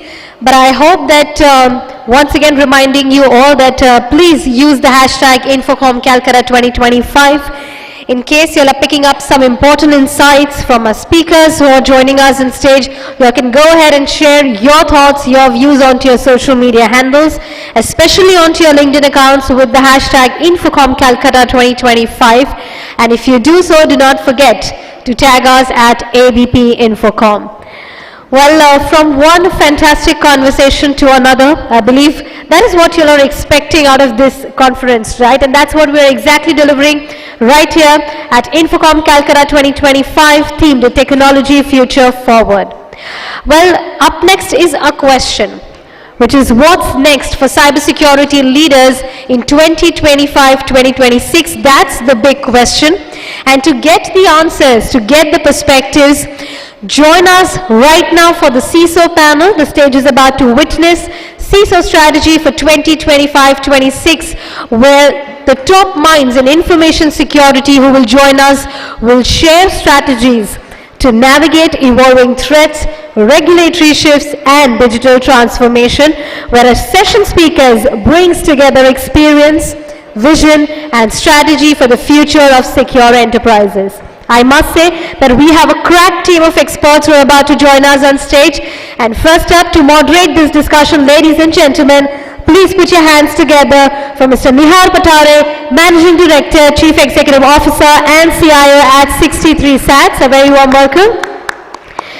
Also joining him for this conversation, please put your hands together for Mr. Avinash Tiwari, CISO and Head of IT Services, Pidilite Industries Limited. A very warm welcome. Come on, we need some more energy in the room. Let's put our hands together for Krishnanjeet Roy, Senior Vice President of Technology Information Security, Bank Bazaar. A very warm welcome, inviting on stage Kaushik Nath, Chief Information Security Officer at ITC Limited. A very warm welcome. And next up also joining us is Mr. Manoj Dhingra, Co-Founder and Director of India Business Stellar Information Technology. A very warm welcome. Well, a CISO panel we're looking forward to. Over to you, Mr. Patare.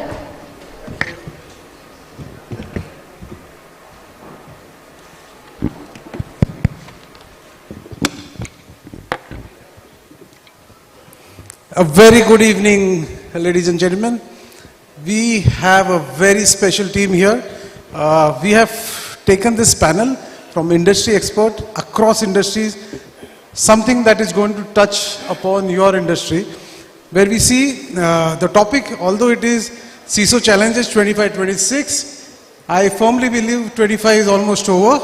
This is CISO Challenges 26-27. And this gentleman out here come with variety of experience, wide experience across their industries. We have Manoj here from Stellar. Who doesn't know Stellar?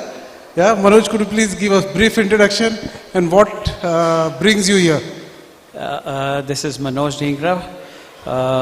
I look after the operations in India for my data recovery and my data wiping weighing.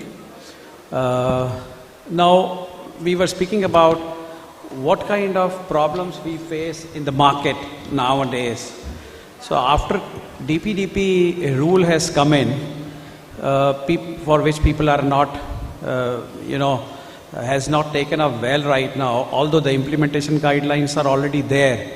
But what we as a company face challenge that the executors and the CISO or CIOs are not in line with their thought process, because the executors, which are the IT peoples, have their own way of thinking, but the CIO actually or the CISO actually looks from the compliance aspect.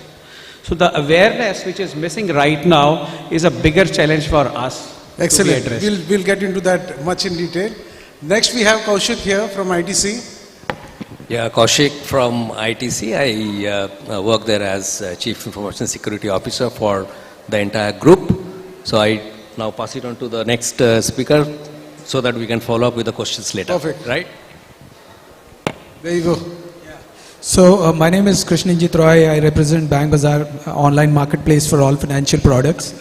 See, one of the challenges that we are facing is how do we secure our data when we are using different kinds of LLMs today. Now, being a startup organization, we cannot invest on enterprise grade, LLMs. So while we stay nimble, how do we ensure that our data is secured while using open source LLM platforms? So that's one of the biggest challenges that we are facing today, because we want to adopt all the AI initiatives available in the industry, but at the same time want to stay secure. Thanks. Over to you, Avinash.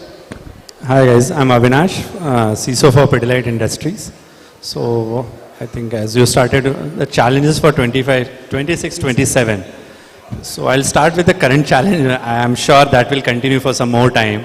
How to convince my board that I'm secure? Excellent. We will come to that. That's like the thing I'm working from last couple of months, and I'm still figuring out how I'll be able to convince my board that I'm secure. This is a problem that everyone faces. And there are multiple phases of this question. We'll unwrap one by one when Perfect. So we start with you, Avinash. Congratulations on your AI Visionary Award that you got recently, and about the AI power attacks versus your defense that we have. What are your views on how do you get around the present AI scenario, and how do you mitigate risk? So Nihar, let me be very honest. As AI is very new in the market, but it is like spanning very rapidly in all the organizations. I would say no organization is like lagging behind that AI use case. Everyone is after that AI use case. As a security practitioner, even I have to be on top of that, how much damage AI can do in my organization from the data protection perspective. That is a big challenge. And we as a security practitioners are still figuring out, still learning on that front. But there are a few use cases which like I think every company is using, and so do I am using.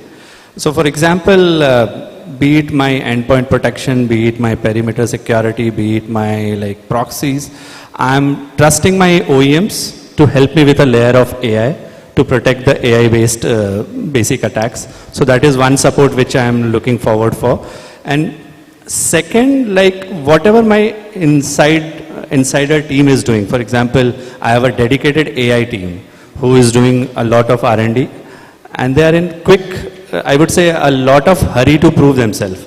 So they are looking for quick wins, and it's always a challenge when you look for a quick win. Certainly will leave some loophole which would be be a destructive thing for the organization.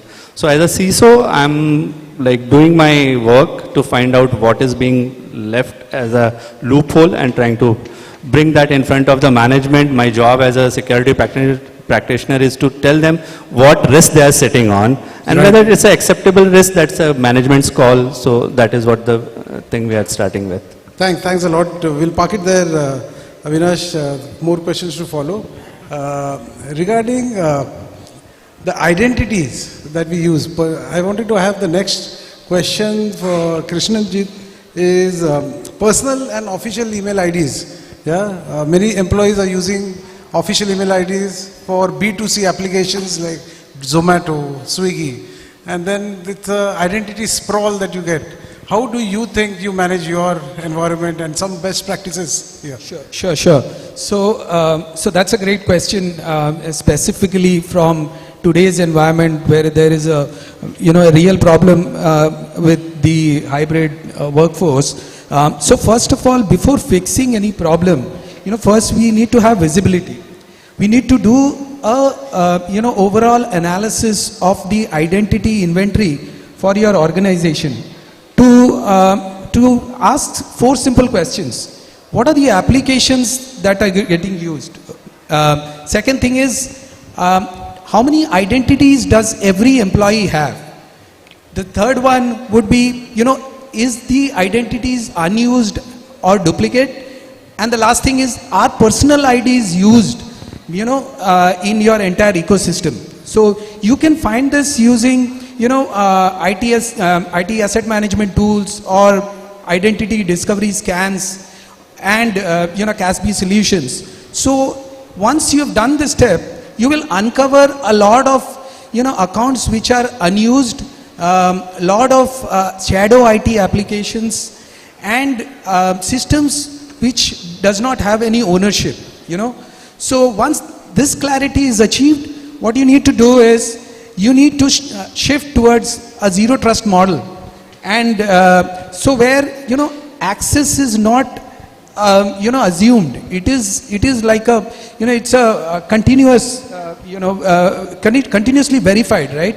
So, so in that case, you have to enforce device trust, wherein, IT, only applications which are handled, only devices which are handled by IT is having access to your, PII data. The second thing is contextual access, wherein, access is given to devices where the location is understood and where, they have all the details of it. And the third thing is that you need to make sure that, you have to eliminate all the fragmentation that is available, right? So you can do that using SSO, you can do that using multi-factor authentication, and also, enterprise application catalog, SaaS application catalog, wherein unless you register, you cannot use those applications.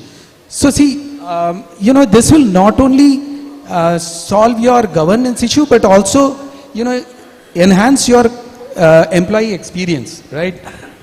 Can I just add? Yeah, please. We are talking about identity protection. So apart from your the identity which we just heard, we have machine identities as well. And one of the biggest challenge which I feel as I face as a CISO, that identity is coming from my third parties. So these two I just want to add in whenever you are implementing any solution or looking forward for designing something around identity protection, we have to take care of your machine non-human identities. And in human identities, you have one part which is your employee identity. You just mentioned about application and rest of the journey. The second part is your third-party partners who are connecting to your network. So, that is another identity. Would it be right to say that you are looking for a identity management platform which is currently not available across your three types of... There are solutions in the market. I'm not saying we are not ready with that. It's like when you're selecting the product or the platform or a solution, you have to think about these three pieces. Perfect. So select the platform which caters all these three identities for your industry. For your industry. Yeah. I move ahead to Manoj.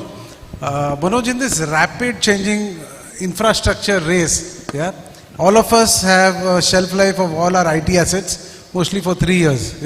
Sometimes with the new M4, M5 processors, people want to upgrade. What happens to the old residual data? How do we take care of this? One is your on-prem, what you can see, but what happens to residual data which is all on the cloud? And with the new DPDP Act coming in, how do you manage this? So today, the biggest problem is not just about the cyber attacks. It's actually the data which we leave behind. If you see the residual data is sitting on your old laptops, servers, storage boxes, and even the decommissioned cloud, as Nihar said right now. So, these has become a very significant risk, and the CISO needs to tackle this in a different form.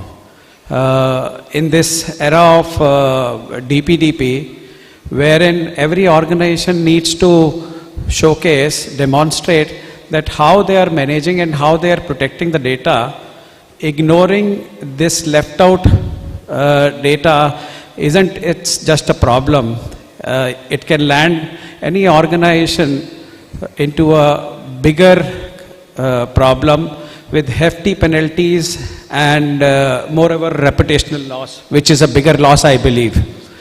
So the CISO, in this case, needs to ensure that the end of life data needs to be inside his security plan only, rather than just an activity to be tick marked. So once this becomes inside his security plan, then probably this can be sorted out well. So for this, CISO must, have some key best practices, wherein I believe that it can be put into 3 buckets: governance, process, and technology. Under governance, it involves, putting a right formal policy for data destructions and data disposal, which should be aligned with the NIST compliance and the industry specific compliance which is required. Second, under the governance only, there should be a clear responsibility, ownership of the data erasure process to be given to someone else. Since it is only right now with in a scattered form with the IT, but it needs to be defined clearly. And the third most important aspect is, maintaining a audit trail which should be accompanied with a right report and a erasure certificate. So once this governance model is there, then the process needs to be defined. The process involves maintaining an accurate asset inventory, and then ensuring that the residual data should not reside, putting the right kind of technology to it. The technology involves mainly putting the right kind of erasure tool, which should be able to generate a right report, which should be able to generate a certificate for the audit trail. The technology also, with respect to commissioned data, decommissioned data, there need to be right kind of tool deployed in the decommissioning workflow itself, so that the data can be erased at the same time when the decommissioning is done. And the most important aspect, the last one, when the data is at rest, it needs to be encrypted. So once this technology is in place, all 3 factors of the technology in place, nothing is left out as a residual. So the CISO needs to ensure that upon doing these best practices, he would be compliant not only with the DPDP rule, but certainly would be minimizing or mitigating the data breach instances also. Great. Thanks a lot, Manoj. For all the things that you told us, is there a single tool available? There's no sales pitch, but if it is, we will rush to your stall.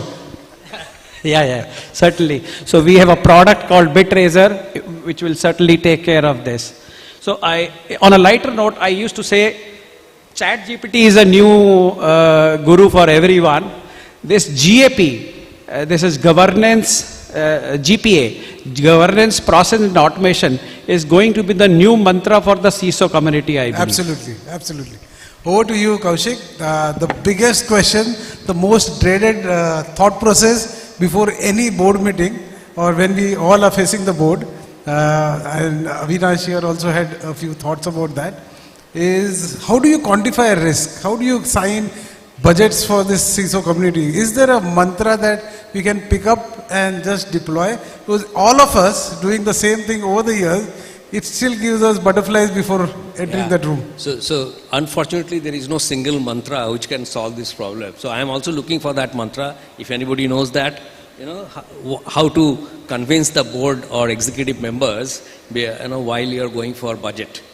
So there are a couple of things, guardrails which you need to follow when you go for this kind of meeting. One is that, are you prepared enough to have the right data with you in terms of risk, and how those risks are going to impact your business? So there is a model called FAIR, F-A-I-R. It's called Factor Analysis for Information Risk. Okay? So you can use that model. How that model helps is that it quantifies your technical risk like CVSS score and MITRE ATT&CK framework, APT, and other threat analysis scores into a business language. But the bigger challenge is how do you articulate these challenges to your board member? Like I said, that there are multiple dimensions to it. One is that who is sitting in front of you and asking you questions. Now, gone are those days where you can say that my board members are not tech qualified. Those days are gone. Now the board members are maybe very well qualified in terms of understanding the risk and quantifying the risk, and they attend various analyst seminars through which they gain a lot of knowledge. So one is that do not underplay your risk. Say, earlier what used to happen is that if the risk is very high, typically, CISOs and CIOs, they say that the risk is minimum or risk is medium because there was underlying risk of, getting their job impacted. So those days are gone. So you highlight the risk, call spade a spade in front of the board members so that you don't struggle later on, because that is going to haunt you later. When you go and ask for a budget for a high risk, board members will always challenge you that you never told me. You have always said that the risk is not high. Okay, so that's the second mantra. The third mantra is that probably it will help you to articulate your story much better if you use terms like compliance, governance, regulations, penalty, insurance, instead of CVSS score, vulnerability, threat intelligence. Okay, so convert your articulation of the narrative in these lines so that the board members, they understand and they also appreciate that you have converted your risk data into business challenges. And then the last is talk about resilience. Don't talk about what investment you have done, like prevention, detection. You have done EDR, you have done firewall and all those things. Because these are, indicators of leading the conversation into ROI. Don't get into that, because talking about firewall ROI is very, very difficult. So talk about business resilience, that how that firewall is helping the business to be more resilient in case of a ransomware attack. Okay? Talk about how the organization is gearing up for handling a ransomware attack and having the right kind of escalation matrix, having the right RACI matrix, having and conducting tabletop exercises for executives and tech people, conducting or having right data insurance in place. You are strategically aligned with partners who can help you cyber forensics. Okay, if it is DPDP, you are well aligned with the DPO office or a lawyer fixed who can handle the cases, files against you. So all this strategic alliance needs to be in place to ensure the board members that cyber attack is likely to happen, and if that happens, how as an organization you are ready to handle that. Excellent. thing. Okay, Excellent. so all these things brings a much more convincing answer to your questions. Perfect. A very detailed, deep dive question. I think Can I we just should take all have. 15 more seconds on FAIR. Yes. So I have used FAIR for a couple of years. So you have to talk in a language which your board wants to listen. That's a simple mantra.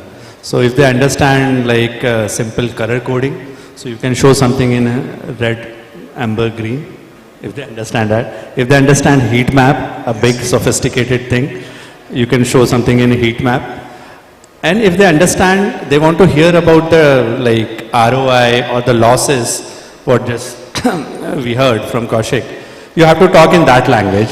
So FAIR helps you to convert your like simple subjective things into objective numbers. So if you have this much investment into tools, processes and technology, and what is your like risk, I would say the landscape, it combines together and it gives you a score. And if you are able to convince your board that the score is mature enough for you as compared to your peers and what is going on in the market, I think that should do the trick. Yeah. I think both of you all should write an article on this and post it on LinkedIn so all of us can access as a ready reckoner. Yeah. Next question to you, Krishnajit, is you use a lot of cloud. Yeah. So cloud security, posture management. what are your mantra for a hybrid environment that most of us here have?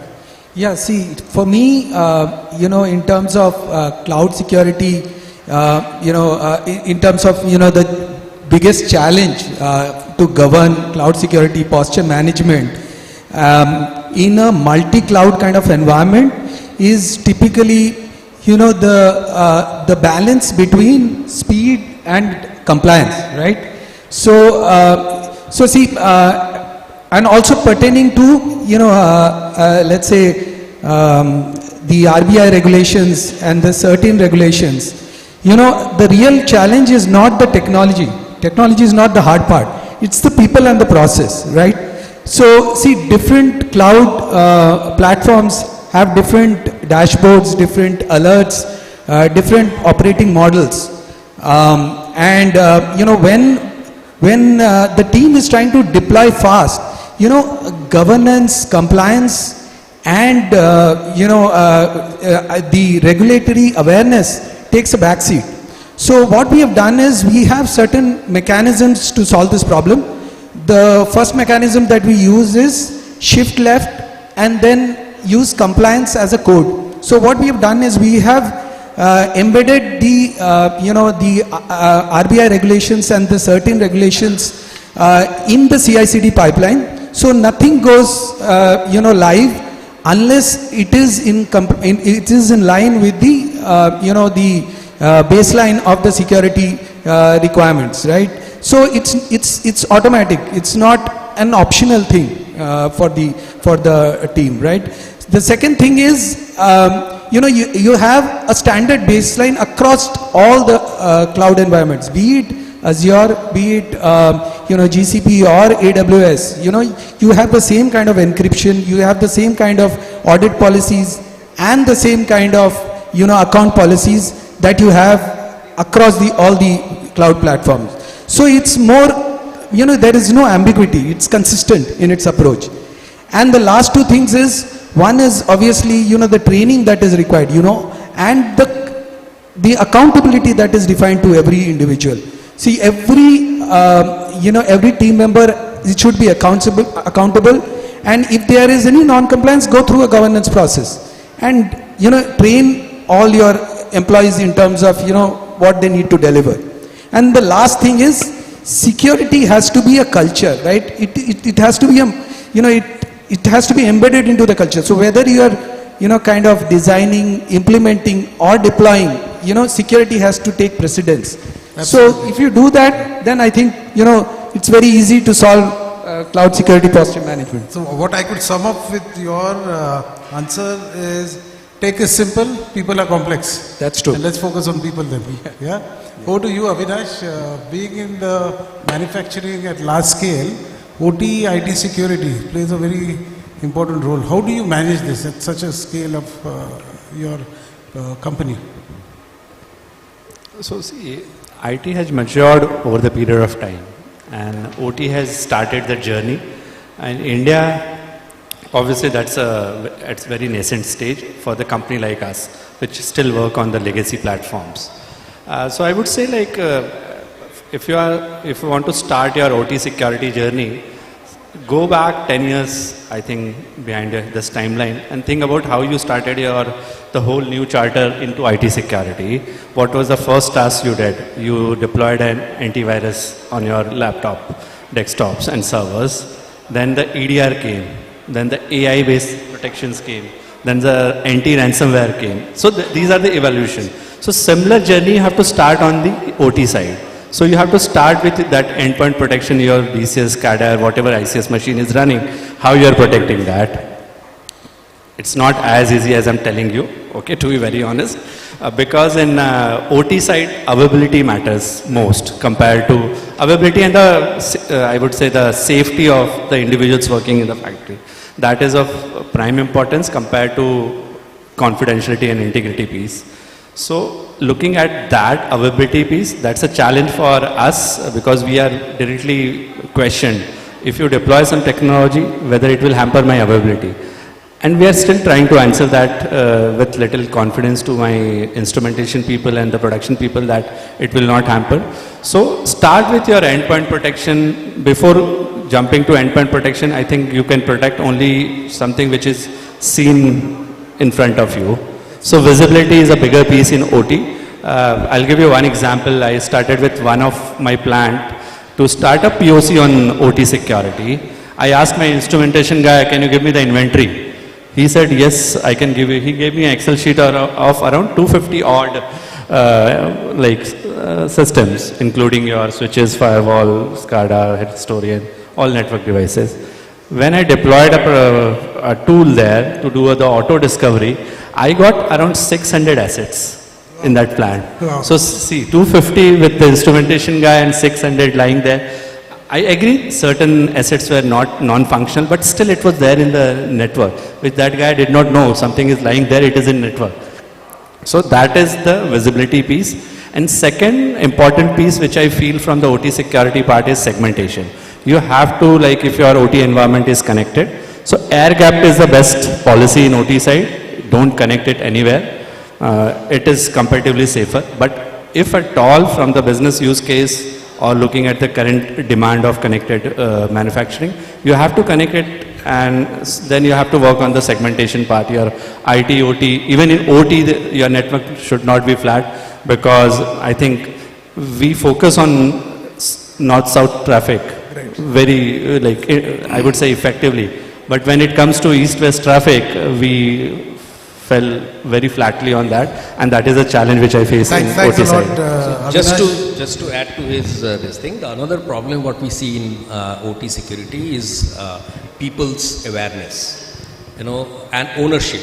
Like OT was traditionally in instrumentation, engineering, production platform, they don't want to own cyber risk, okay? And the IT people, they are not aware of the OT environment, they don't want to own the cyber risk. Now the risk hangs in between the OT people and the IT people.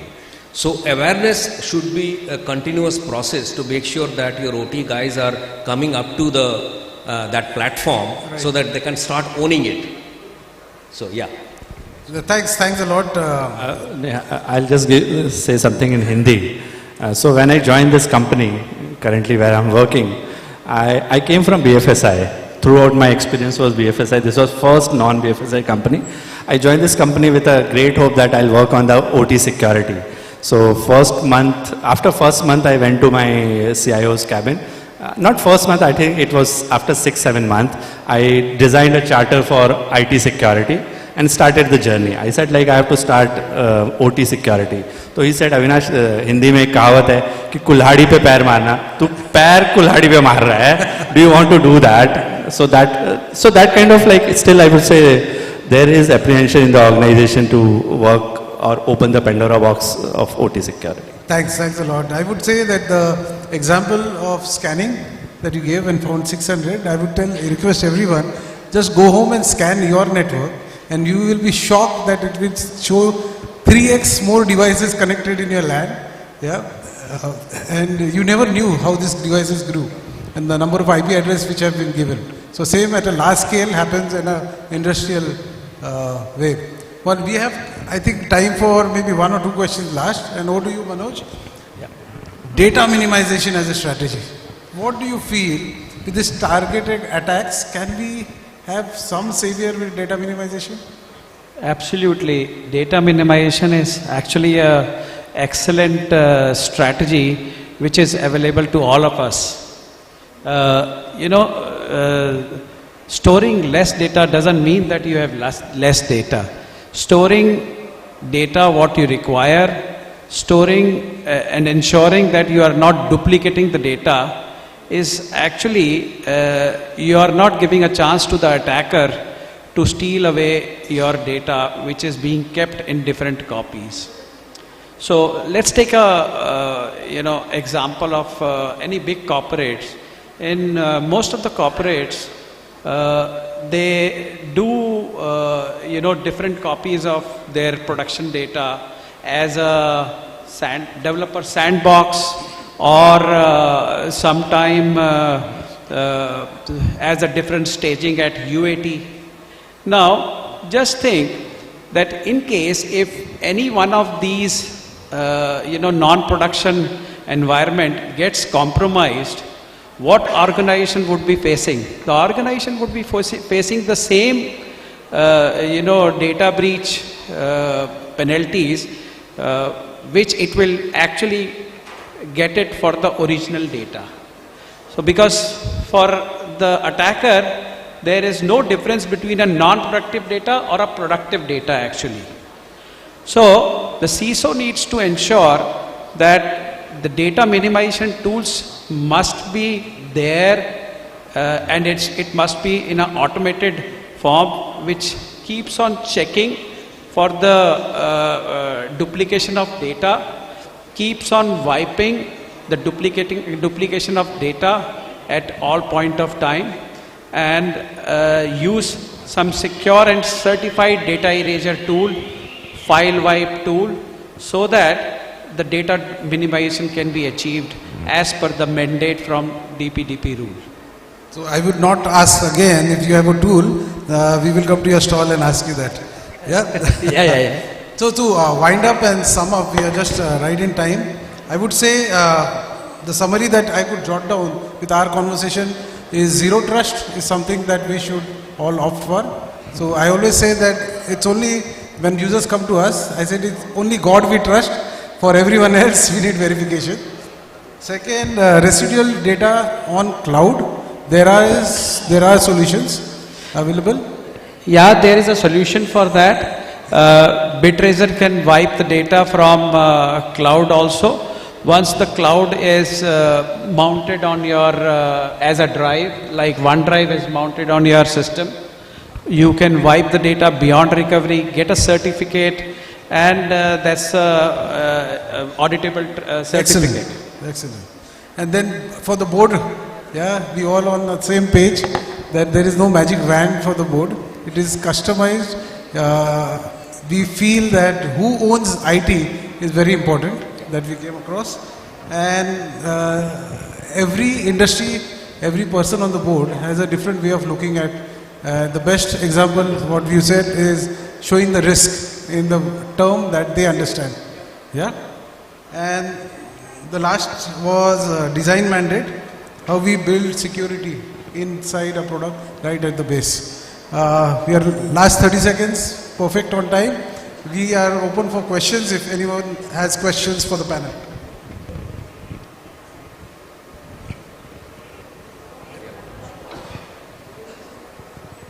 Can you have mic there, please?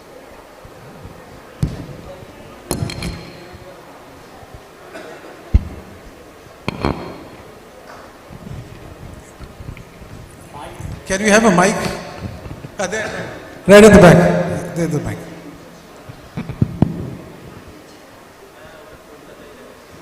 Thank you.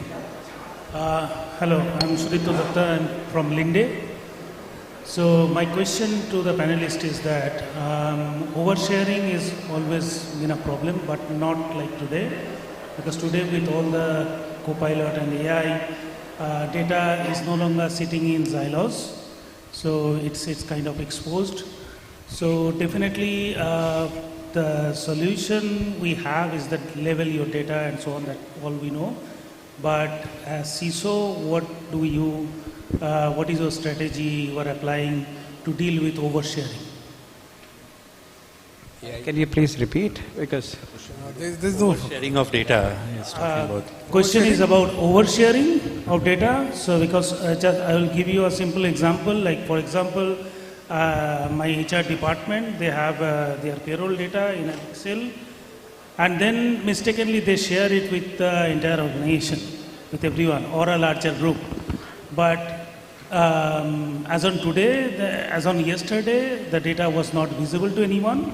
But with all the Copilot and AI available, so it is now, data is no longer sitting in silos, so anyone can access. So if this is mistakenly shared with the entire organization, the data becomes exposed, visible to anyone. Like for example, I as an end user, I can just search for what is the salary of my managing director. Correct. And then I get it, Copilot brings the data to me because my HR department, someone mistakenly shared it, put it in Excel, somewhere in SharePoint or somewhere, and it becomes exposed. So what do you, how do you deal with that? Okay, I now repeat what I said to Manoj. We have solutions at 63 SATs, and Ajit, please take a note. We have AI entire lifecycle management where content, context, everything is mapped, and a beautiful presentation which would help you. Yeah, so one of the things a lot of organizations are now doing is using a proxy. So they put guardrails on that proxy. So all your, all your queries goes through the proxy, and there, you filter out what you need to send to the LLM and what you don't need to, and then you kind of block that there. So that is one way. There are a lot of other tools as well which is coming up in the market. Security is still not as advanced as the other technologies available in the AI space, but I think it's evolving rapidly. One thing is sure that, this will certainly evolve to next stage. The AI is in its nascent stages right now.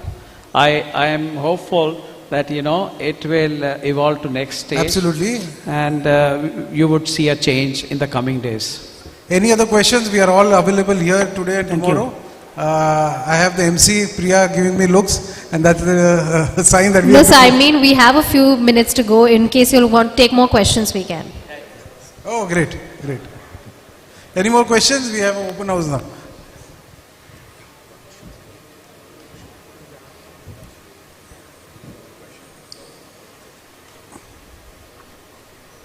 So hopefully everyone is ready for DPDP law. Yes, 26, 27. Thank you, gentlemen. It was a pleasure being with you. Thank you so much. Ladies and gentlemen, let's give a big round of applause one more time. I must say that was a fantastic conversation. Come on everybody, let's give a bigger round of applause to them. And with that, I'd like to invite on stage Mr. Shubhamoy Chakraborty to please join us and felicitate all our speakers with a memento, a token of appreciation. Well, so much food for thought straight from that discussion, an invigorating discussion indeed on what's next for cybersecurity leaders in 2025-26.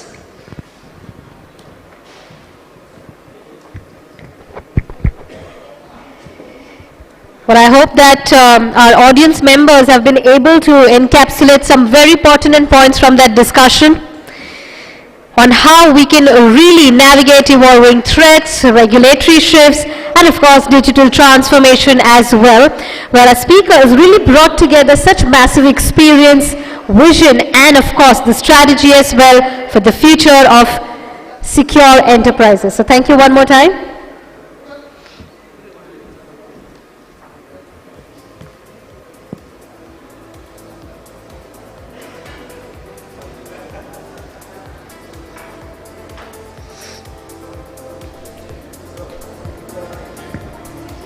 Yes, you all can come together for a group picture.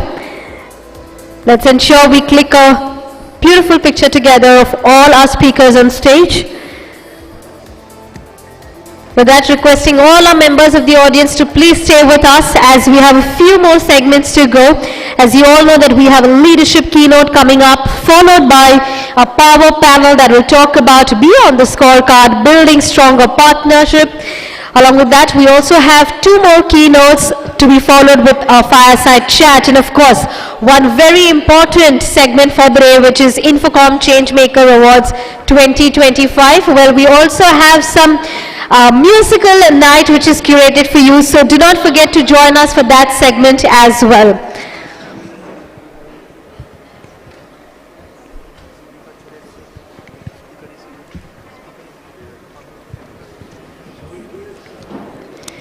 All right, so ladies and gentlemen, again requesting each and everyone to take a seat. If you're outside the pre-function area, sipping some tea or coffee, or in case you're having conversations, please join us back because it's time for a leadership keynote. Get ready for some transformative perspectives. Presenting to you our next speaker who will deliver a high-impact leadership keynote at INFOCOM 25. Please put your hands together for Mr. Deepak Pargaonkar, VP, Solution Engineering at Salesforce. Let's put our hands together for him. Come on everyone, we need your applauses. Let's welcome Mr. Deepak on stage. So over to you. Hello everyone, thank you so much and good evening to all of you. I know not the easiest of the slot when it's the fag end of the day, but I'm sure that we will be having some interesting conversation. My name is Deepak Pargaonkar, as she announced, Vice President Solution Engineering at Salesforce. In my role, I get an opportunity to interact with the business leaders like you around technology imperatives and the business impact of those technologies. Today, when we are talking about business impact of the technologies, this is very interesting conversation, as I had promised to you, that we will be going and embarking on. There are few things which are written over here. I will just draw your attention to some of the key aspects. Data, trusted AI. This is nothing new that I am telling to you. My presentation will have two parts. One, some of the things that all of us know and are important for all of us in our organizations. And then the other part is about what companies like us are doing to help organizations address those challenges. First thing, all of us know the imperatives of data, but we will just look at some of those aspects on the next slide. What I want to draw your attention to is agentic era. We are entering that agentic era. We are going a lot beyond the bots. We are entering the agentic era, which will deliver autonomous capabilities to us. Now that clearly works on what? And that is why even the title slide is extremely important. And let's try to look at what are these important aspects. Cliched, right? Strategic importance of the data. But as I said, that there are some of the things which are known to everyone. We all know there is massive amount of data, not hidden from all of us. We consume a lot of data individually as well as in our organizations. We generate a whole lot of data. The nuances of data are changing. Earlier it just used to be transactional data, structured data. Today it is way more than that. We have structured data, we have unstructured data coming in from multiple sources. Our all organizational technology systems have been built or were built based on the need at that point in time. So what has happened? We have the data at various places. What is extremely important is we want to get that unified data. And why? We clearly know what it is going to deliver to us, because it's going to be foundational for my analytics. Everyone in our organizations will be looking for real-time analytics, right analysis of information so that we can take strategic decisions. We want to build intelligence-driven organization. All of those things are possible only and only if I have my right data available. Even if I am going to do any kind of a predictive intelligence, predictive AI, and you all know that all of these things depend on the data. And obviously, all of us know that famous term, the type of data actually decides the type of outcome. And that's actually the strategic importance of data and why it really matters in our organizational structures. So, what we are seeing over here is consolidation of the data, but absolutely it has to be an integrated data. The reason I'm talking about the integrated data is data in its own is really nothing as an important outcome, but only when it is action. All of us know it's going to be extremely important. I have the data about my consumers. I have the data about consumers' behavior, consumers' demographic, but it's going to be of high relevance only when my marketer can reach out to that consumer at an appropriate time, when she or he is maybe taking a buying decision based on their either journey on the website, their app behavior, or their needs. All of these things will be available only when we have your data, your analytics and AI delivered in the organization in integrated fashion, okay?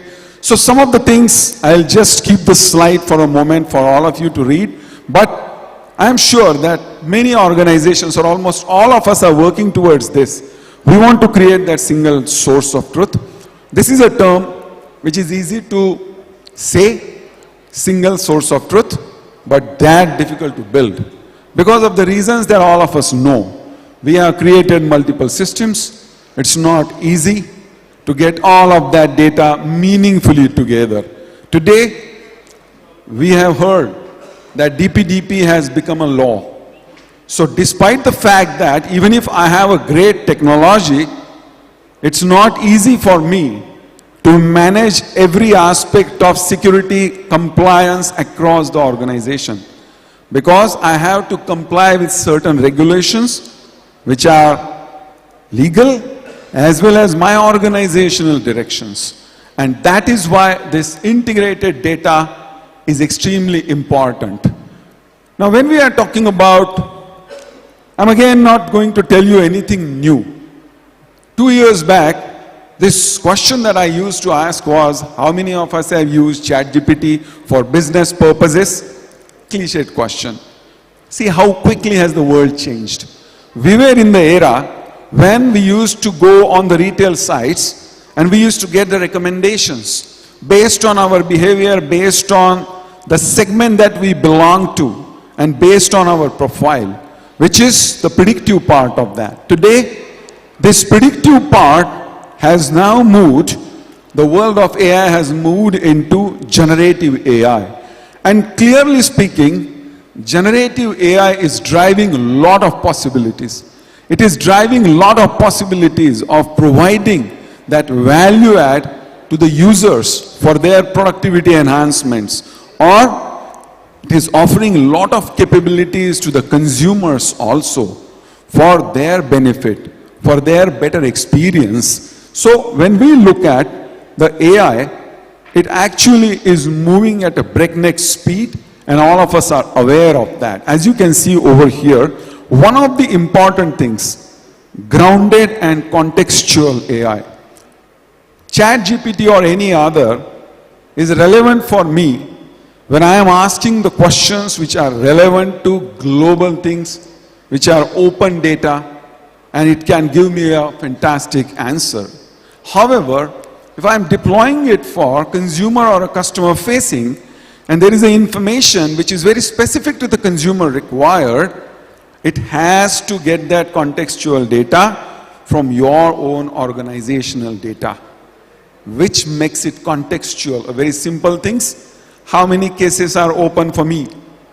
What was the last update on the query that I have raised? If I am to be given the right answer, it has to come through this autonomous agent from the contextual data that is there in your organizational ecosystem. And that's what is important. So, now let's dive into how is this done. And this is a thematic, and since many of you are dealing with the technologies, I'm just taking this liberty of talking about what this is. We all know that there are multiple sources of data. It could be interactions, it could be devices, and we know there are lots and lots of connected devices these days, depending on the industry that you are in.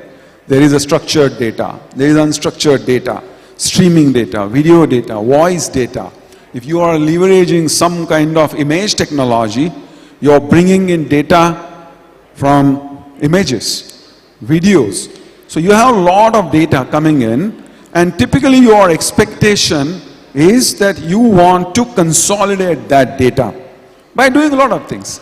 You're treating that data, right? You're treating that data for what? Cleanliness, accuracy, consolidation. And you're getting all of that data together to activate. This is extremely important. Initially I said that data as a storage is not as useful as it can be when it is actioned upon. So actionable intelligence is extremely important. We are going way beyond just using the data for reporting and dashboard. We are using it for insights and actions. Today, not only viewing, but autonomous agents are doing a lot of actionables. They are initiating and concluding lots of workflows. They are doing a lot of things for the consumers on behalf of the organization. And this is essentially is a generic architecture what it could look like. And here is a little on what the organization like Salesforce brings to the benefit for the organizations who are looking to consolidate the data, make it contextual for your engagements with your consumers or internal folks, or you want to use it for your autonomous agentic journeys or of your analytics and many other purposes. This is what we are providing. I won't really go into the specifics, but all of you know what capabilities has Salesforce got. We got an ability to integrate the data. For the integration of that data, you must have heard terms like MuleSoft, Informatica, which helps you manage your entire APIs and the integration layer. And it delivers you that value, that it can connect data from different sources. One of the things that I want to mention over here is, we not necessarily are asking organizations to bring that data in what we are showing in the middle called as data cloud. That is a Salesforce capability. We know that we have to deliver results in the heterogeneous environment. You may have the data in any of the data repositories. It might be BigQuery, it might be Snowflake, it might be Databricks.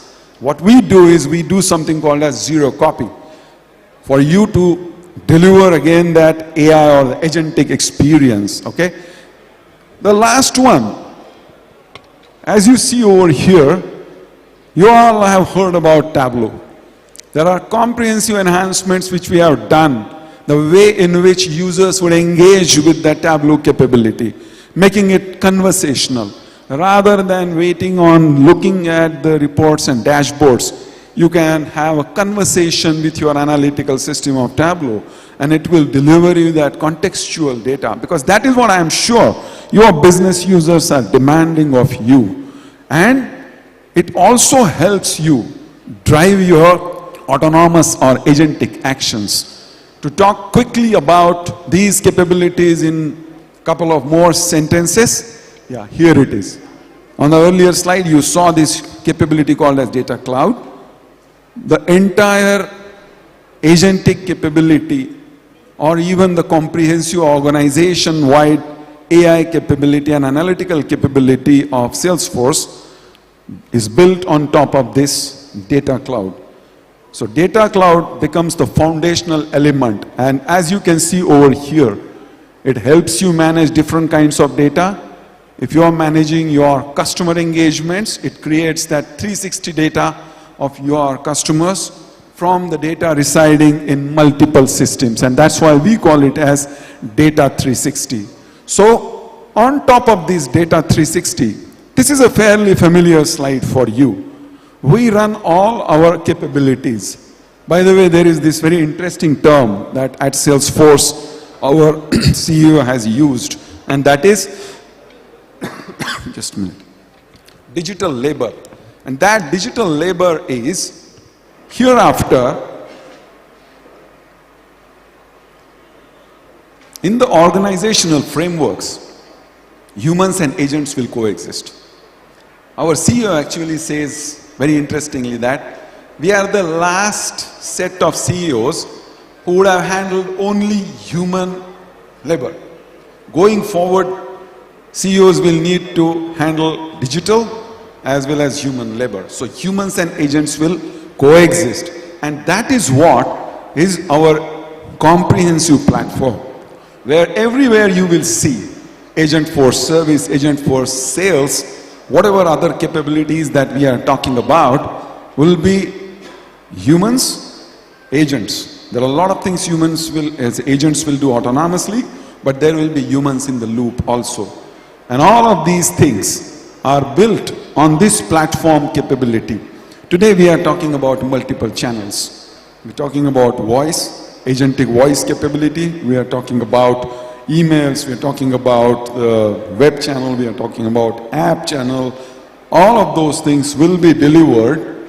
And one of the things that you are seeing over there is a trust layer. Everyone working on AI in your organization, I am sure that you are asking the question, how do I ensure that my agent is giving right information to my consumers?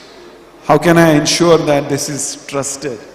When I am engaging with LLM, how is it that my customer's PII data doesn't go out? All of those things are delivered through this capability that we have brought for all of the organizations called Agentforce Trust Layer. And of course, trust has always been the #1 value for Salesforce, and as you can see, we are delivering the application and the capabilities which are fundamentally built on these trusted, unified, easy to use. See, for you it should be easy to define the agents, right? You should not really be entering in this era on writing a lot of code, making it very complex. Business users should be able to do that, writing your agentic capability, and that's what Salesforce delivers to all of you, right? And this world is going to be very interesting. Whatever organizational system you would be having, everyone would have agent. Say you have HR system, and you want to deploy HR agent for internal usage. Possibly what it will do? It will give you the information about simple thing like what is your leave balance.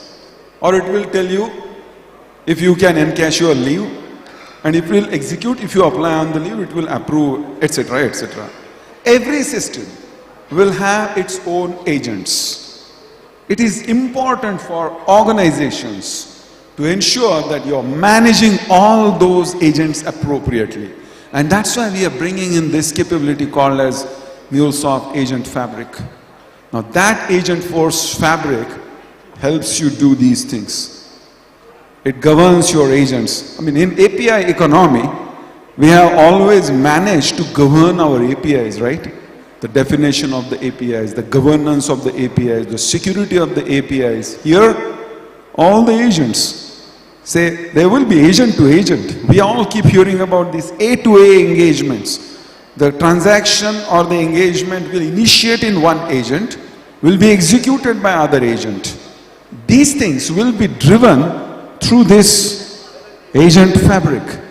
It will know for what function this agent is called or needs to call the other agent, and it will appropriately call that agent. So this agentic enterprise that we are seeing a lot of customers already embarking on, we know that they will have multiple systems, and that's why for them to build this agentic enterprise effectively, we are bringing in this MuleSoft Agent Fabric. Now, Salesforce capability is enhanced, and all of you must have heard about Informatica acquisition by Salesforce. It is also adding to the capability of how organizations will consolidate and manage data.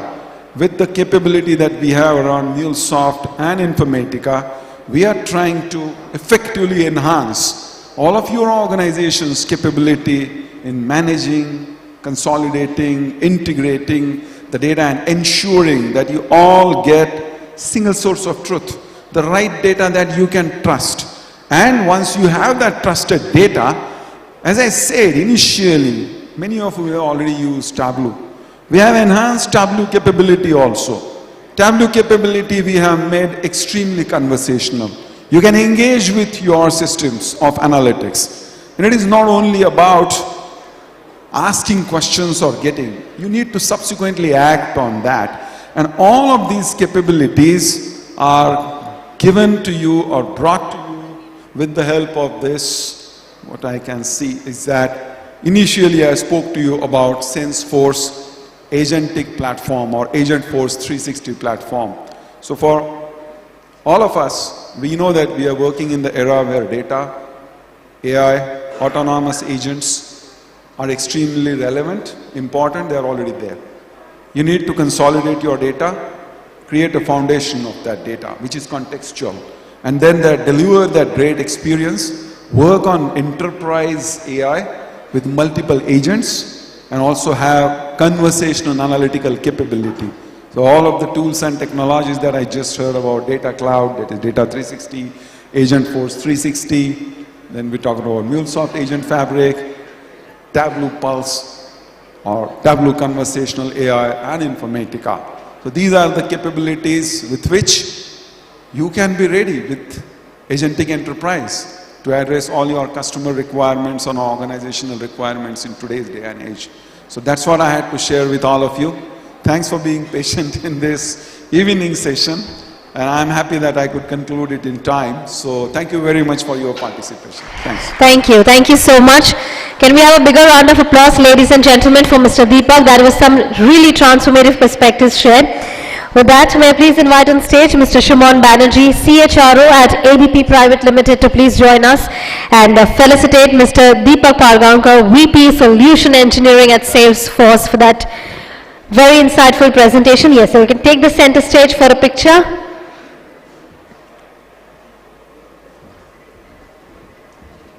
Come on, let's put our hands together. Thank you so much.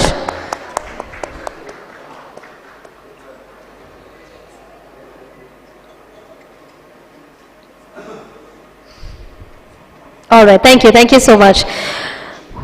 Okay, so with that, ladies and gentlemen, we will move forward to our next segment. Well, do keep your energy, do keep your spirit high, because we are about to move forward to our next segment, which is going to be a power panel titled Beyond the Scorecard, Building Stronger Partner Customer Relationship, where we have 3 to 4 more segments to go, ending with the most exciting segment for the day, which is the award segment. So I would request everyone to stay back with us, keep your energies a little high, because let's begin with the next panel discussion. Well, as you all know that partnerships today go far beyond contracts and KPIs.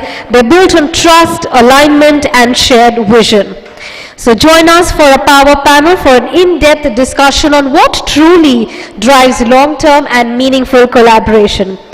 Well, our profound speakers about to join us in just a minute from now will explore the strategies, what are the mindsets, and of course the frameworks that are needed to cultivate resilient partnerships in an ever-evolving business landscape. Well, yes, I see the stage is all set. So with that, let's invite our moderator. First up, please put your hands together for Mr. Subhranshu Sanyal, CEO, Financial Inclusion Trust. Let's put our hands together as he steps forward. A very warm welcome, sir. Next up, we present to you our speaker, Mr. Amit Tibrewal, General Manager, Central IT Procurement at ITC Infotech. A very warm welcome, inviting Subhakar Rudra, CTO at SPML Infra Limited. A very warm welcome, sir. Next up, joining us is Mr. Bidyut Majmudar, Deputy Director, Business Development at JIS Group. A very warm welcome. Come on, ladies and gentlemen, where is the energy? Let's put our hands together for next up joining us is Rajarshi Das, Managing Director at Jack Oliver. A very warm welcome. Well, we are going to have some fantastic conversation on stage. I can already predict that from the experience that looks here on stage. So you may take a seat, and over to our moderator. So over to you.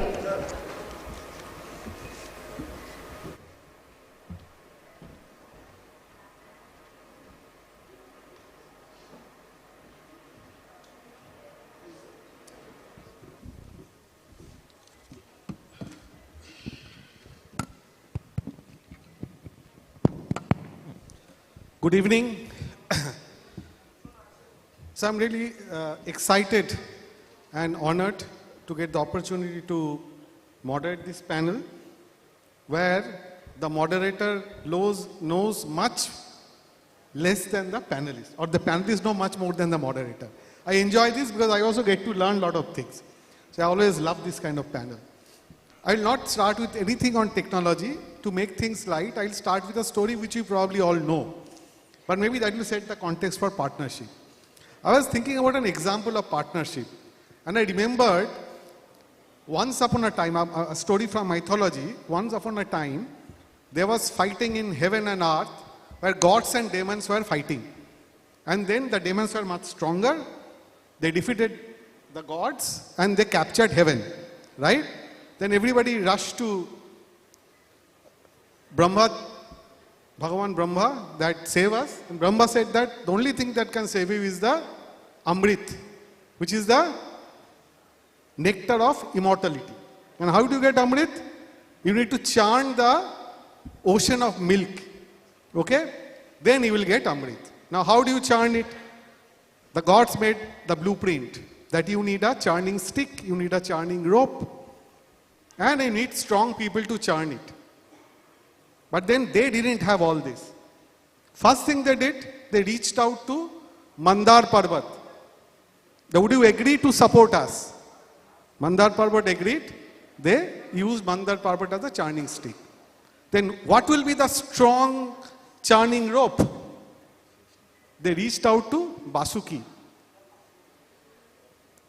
Please help us. Why should I help you? Amrit, we'll all get Amrit, we'll all become immortal. They found a reason to help. Joined. But then gods didn't have enough strength to do the churning. Lord Vishnu suggested that we should involve the Asurs, who are the strongest competitors. They will kill each other. How do I involve them as a collaborator in Samudra Manthan? And the value that was projected was Amrit. And nobody can resist the temptation of being immortal. The demons agreed, collaborated for the first time in history to do something. And then I think you all know the story.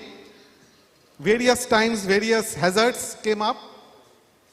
Sometimes the gods took over, sometimes the demon took over.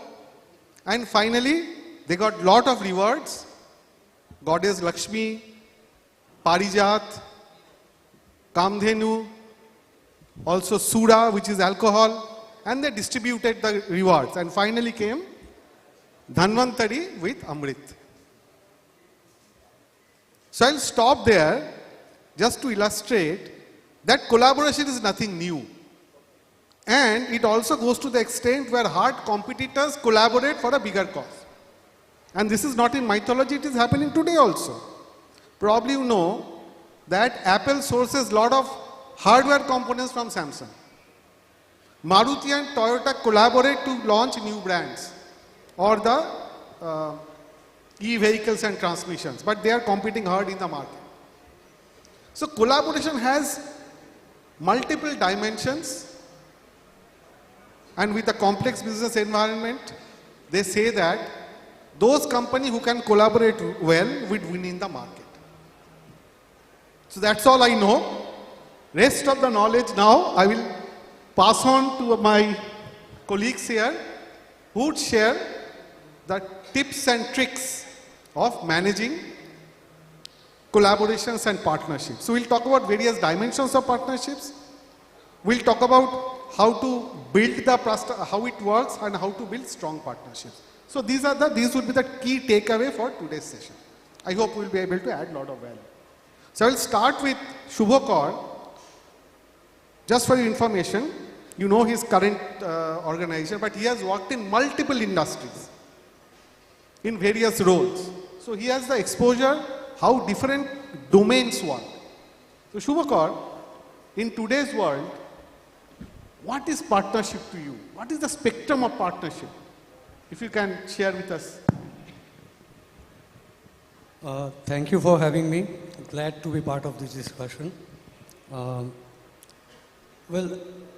from my experience working across multiple industries, one thing is very common, whatever the industry it is, that partnership is all about, shared ownership of outcome. That's the most important thing. And if you, across any industry, as I said, one thing is very important and one thing is very constant, that stronger relationships are never transactional. That is never transactional. So people have to align on goal. Communicate openly. There needs to be, transparency has to be there. So once that, and that leads to a long-term trust, a consistency. And that helps to build a stronger partnership. Yes, while working for multiple industries, I came across, there is a standard list of partnerships we have, whichever industry we work for, like having partnership with the internal stakeholders, with technology implementation partners, vendors, customers, And for us, our end users, our internal, they are the internal customers, so they form the part of our customer also. And also your audit, when it comes to audit, that's also a partnership. Now saying that, each of this group actually redefine the partnership from a different dimension when it comes to trust and collaboration. So that is my finding till date. I think the key points that I picked up from Shubhakar, to very important point. Partnership is not transactional. Partnership is always shared ownership, right? Shared value. That's very valuable comment. Now, I'm tempted to now ask Amit, because he has been with a large corporate for many years, and he has seen various ups and downs, various strategies. Now, Amit, if you look from a large corporate perspective, right, how do you look at partnerships? Because you work with partners of various sizes, various kind of offerings, various kind of technologies, various geographies, right? And I think that's something which is not easy to manage, right? So can you share some insights from your experience? So kind of taking off from Shubhakar, partnership or with a partner, first of all, we don't call them vendors, we call them partners, is always should be win-win. It cannot be win-lose either for you or for the partner. So as Subhranshuda was saying, that in ITC, we are a very large corporate across multiple domains, across 400, 500 odd locations across India, different technologies, different domains. So the partners that we have, when we select partners, either a partner is across the domain or it is across technologies. So we have to look at a partner from all that perspective. Secondly, will the partner, what is the staying power of the partner? Can he, well, I will not say he, can it be large enough to be able to support ITC's own ambitions or the business's own ambitions? What is the size of the partner? Are they in for the long term? Are they technology focused? Are they domain focused? So these are all the things that we look at when we forge partnerships. Yeah, Amit, a related question. I'd be very interested to know, because I know ITC works with multinationals, with mid-sized companies, with startups, right? Is there any difference the way you work with each one of them, or the strategy is all the same? No, strategies will differ. We work with certain partners who are possibly larger than us. And then, of course, like you said, startups. So startups are, we have to deal with them very, very differently. They may not have deep pockets. They may have a solution which is kind of an idea, but something that can possibly be deployed or utilized in the company. So then we do pilots and POCs with them. So that's the kind of strategies that we do, different partners, different strategies. I'm happy to learn that, because that's a great support for the startups, and that is more valuable than money. I just want to add, we don't do, when we do POCs or pilots, these are all paid pilots or paid POCs. Excellent. I think I should I'm from the startup world, I should let the startups know that catch Amit before he leaves here, because this is something more valuable than fundraise, a paid pilot, right? Now let me shift the gear and move to a different segment, which is customers. Because we spoke about partners in terms of suppliers, supply side. And I know Vidyut represents the education industry, which is a very different kind of industry, very competitive nowadays, right? And the key entities with whom you should partner from a customer side are the students, the parents, very difficult, and the community as a whole to bring your brand, right? So how do you make it happen? I find this extremely challenging in this competitive environment.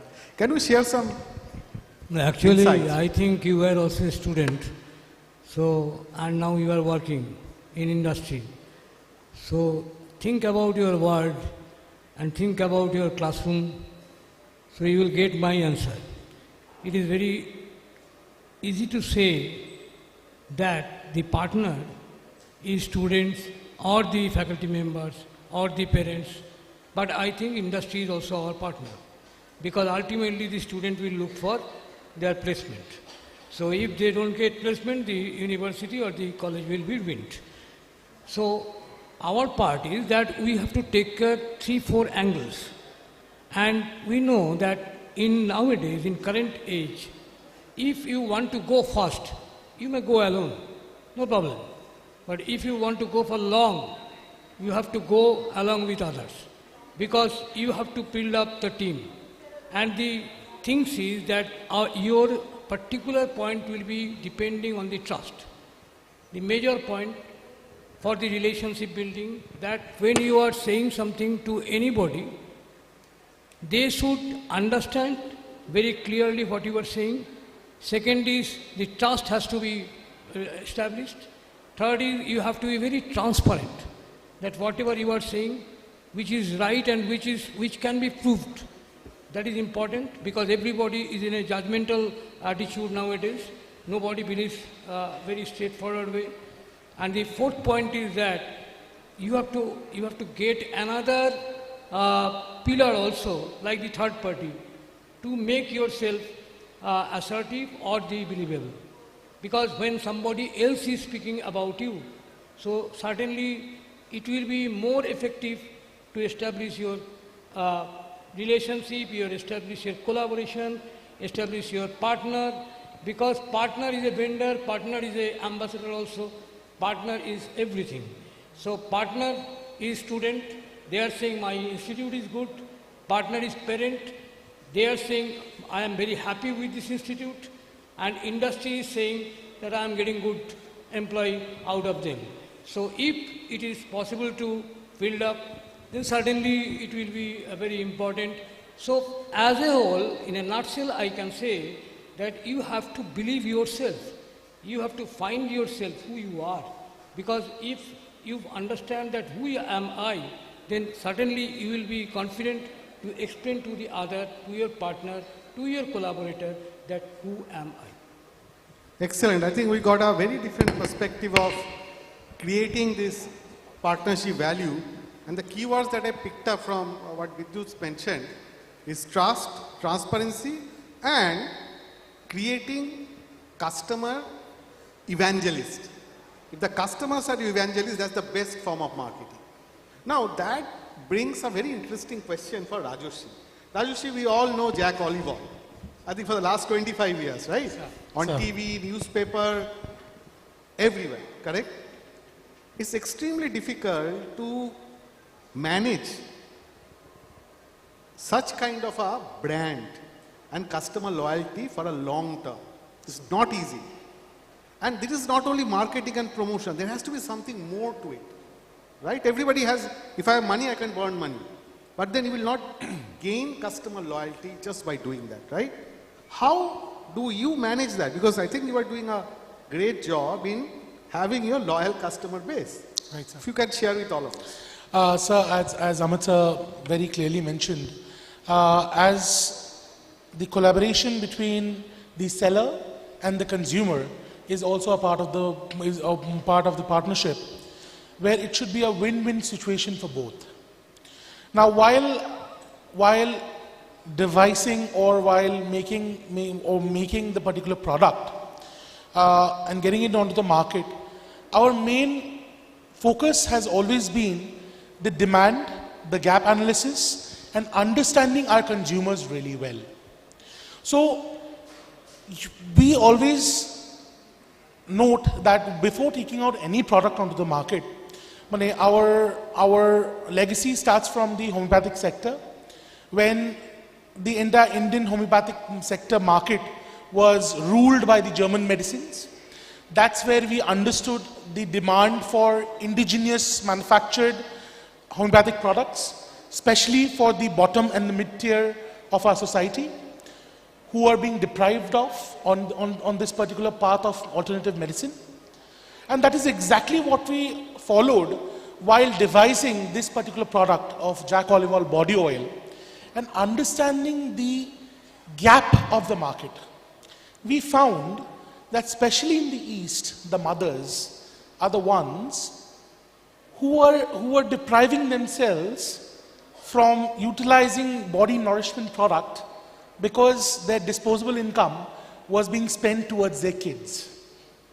So our price point is a big factor along with the quality which we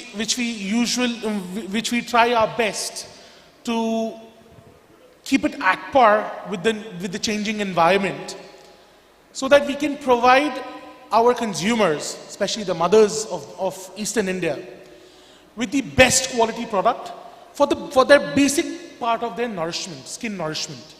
So that has been the crux of our success, or rather, I would say, the bond between us and our consumers. So I picked up two very interesting points. First of all, Rajoshi or the Jack Olive Oil brand, they identified a blue ocean within that red ocean, right? Sir. Which is the segment that cannot afford foreign products. But then mothers do deserve for themselves also, right? Absolutely. So you made it happen. Sir. And then you kept that relationship, you are focusing on the mother. Absolutely. And the mothers are your brand evangelists. So true.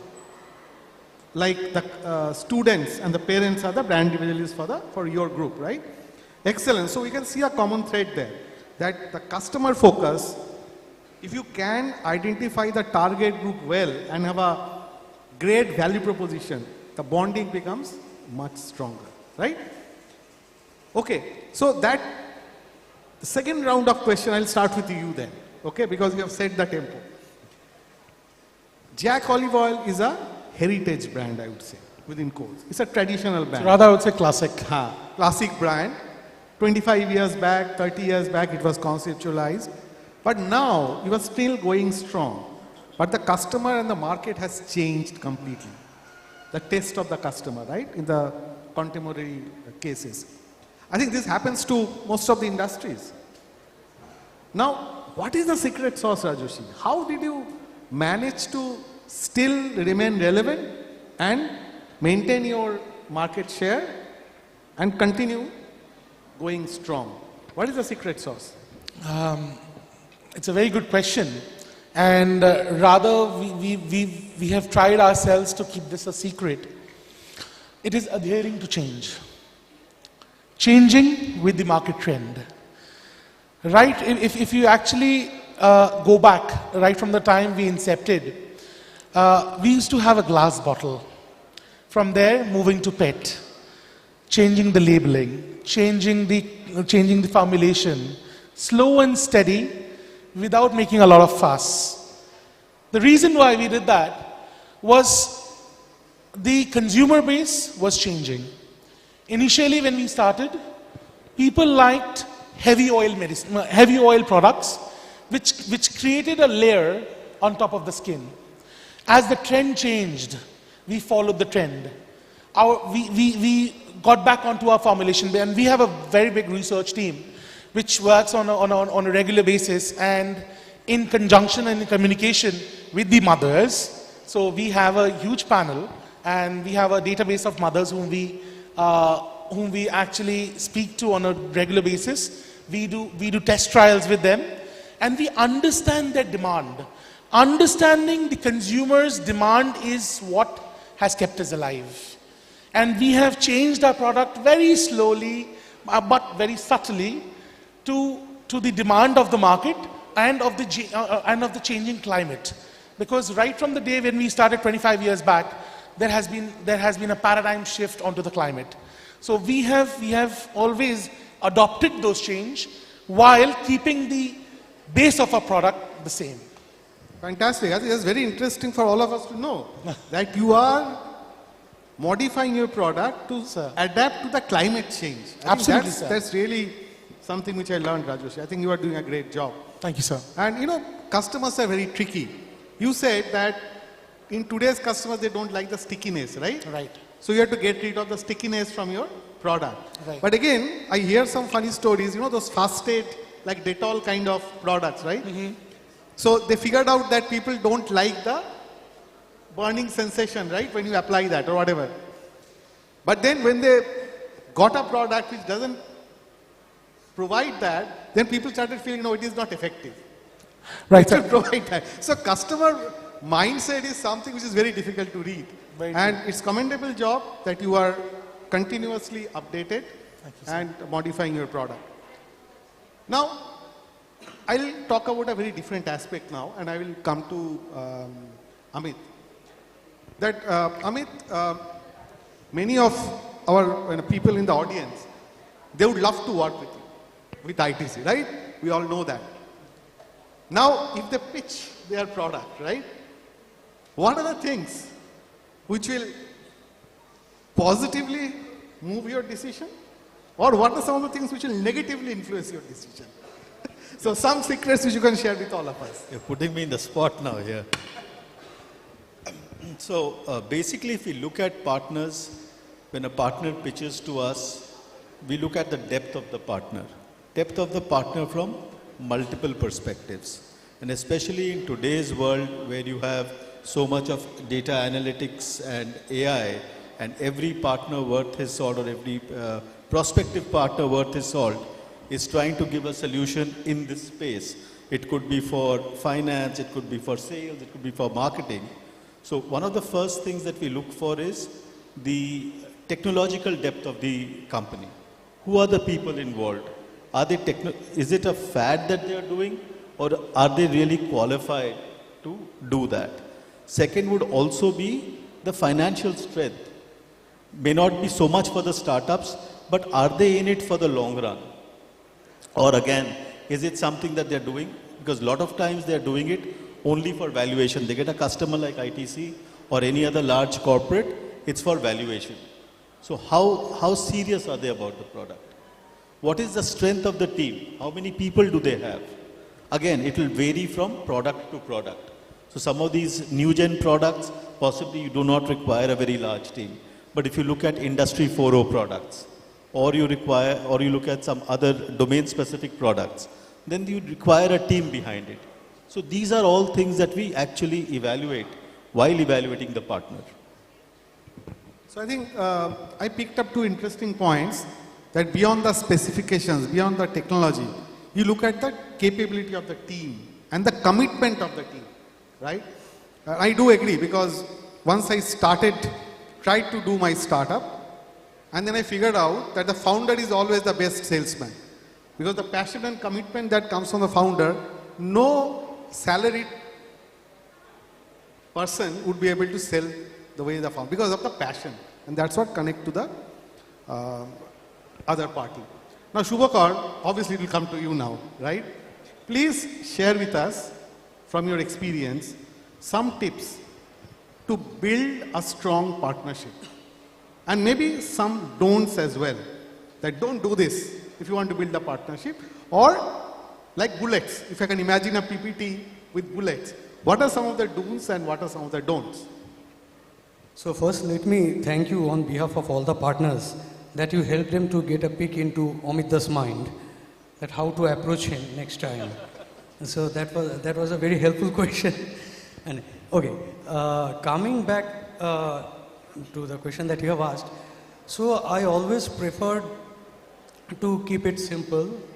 It's a kind of checklist that I maintain, and first and foremost is, as we were discussing, trust is very important. So that should, at any stage, at any situation, that should not be broken.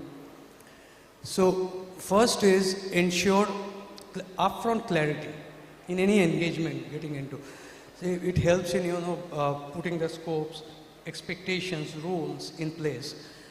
Having a clear communication, clear and open communication, it helps going forward during the tough time, during the risks.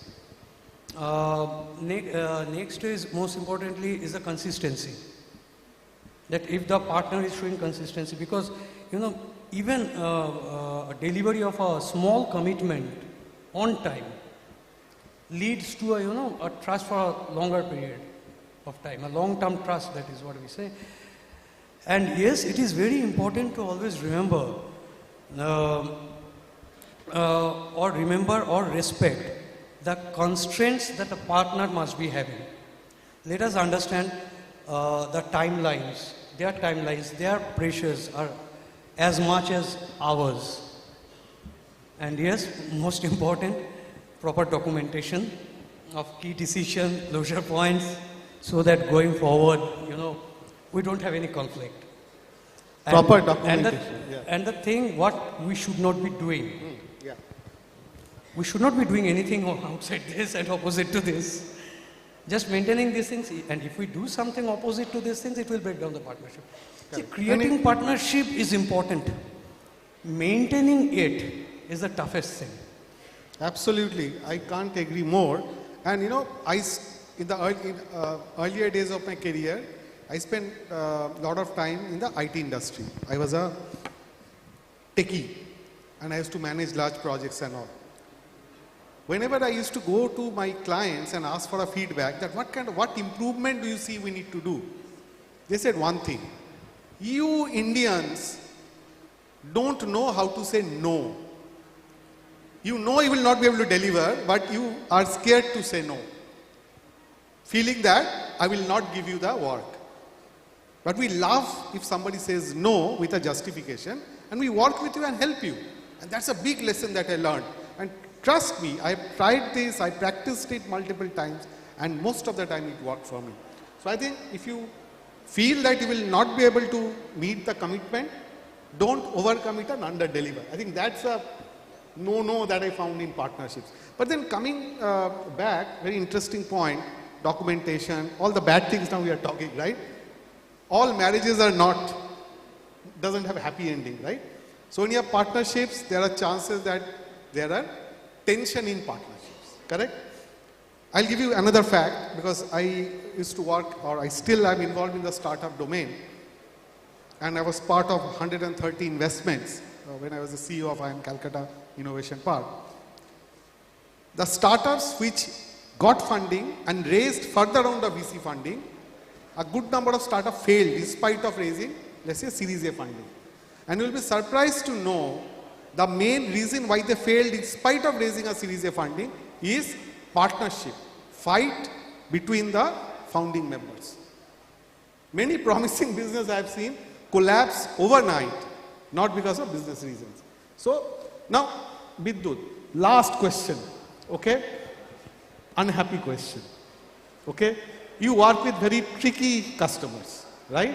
And there are many times where the results are not as per the expectations, and there are agitated customers, right? Always.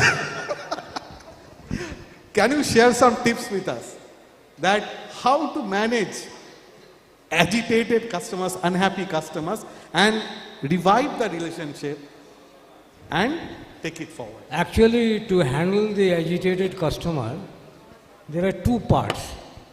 One part is collaboration in between the institutes, that is either national or international way. Another is collaboration with the students and their parents. So always they are curious to learn. Number one, in the education industry, whatever the good, bad, whatever the students are there, they want to learn something. Now, whenever they are not getting their result, they are becoming agitated. They are, okay, why I have not received any star mark or 70 or 90 plus, etc., etc. So here the point comes that you have to be a mentor to the students. It is not that you are a teacher. You have to be a mentor. And it is very important in the institution, mentor-mentee relationship. Because mentor has to give the direction to the student. How he will build up his career in any field. Either music or sports or whatever the things are there, or research, whatever the things are there. So if you can acquire the confidence of them, then there is no agitation. You have to love the students. And the student will give the feedback to their parents. The teacher, I am beloved to the teacher. And you can think that there was a movie, Tare Zameen Par. So the students were very irritating. But ultimately he became the idol. because the teacher was very much inclined to him and he got understood that, okay, this is a problem of the student. Second point is when we are entering, I'm not taking much time because time is short. Second point is that when we are entering into the MOUs with the different institutes, because this is also a part of collaboration and the long-term relationship, the point is that we have to take care the MOU must not be sleeping. It should be active because we have entered with the MOUs of 17 or 18 countries already and more than 70 institutes internationally. The students are also coming internationally. Now they are thinking that I am coming in West Bengal. I am not coming in Delhi. I am not coming in the capital. And how is West Bengal? Is there amusing? Is there any entertainment? Is there only learning or extra I can say? So I have to take care that we are competing with the other state also, with the other country also. And we have to prepare the student with their potential. So that is the important part, that agreement and disagreement when there is coming. The disagreement part only happen or work out if we don't give the respect to my collaborator or the other institute. To respect here is a very important part. Fantastic. I think the key points that I picked up probably will not get it in any MBA book, right? You should love your partners, right? Love and empathy, right? And that reminds me of Munna Bhai. What is Munna Bhai's recipe to kill any conflict? Jadoo ke chappi. So that is what Vidhu says, that if you have the love and empathy, you can discuss, sit across the table and all problems can be solved, right? So I think our stock of questions I have exhausted now, okay? We can keep on this adda, but then we need to also respect the time because I thought that we have lovely experienced audience there. Why not allow them to share their thoughts? Yeah, actually always beyond the panel discussion, informal interaction matter. Absolutely. And thanks to my wonderful panel, I told you that we have a great panel. They have respected time and crisp to the point answers. So we have stuck to the time, right? Very well. But can we take a couple of questions if you have 5 minutes? Huh? Yeah, over to you if you have any question. Can we have some support here? And be to the point, and if you want to name somebody who would like to answer, please name it. Please be to the point. To anyone, I think we all mentioned the importance of data, AI, analytics, getting insight. But data is also extremely private. So in case of partnership, how do you elevate the relationship in such a way so that people open up their data and together you try to make a much better insight?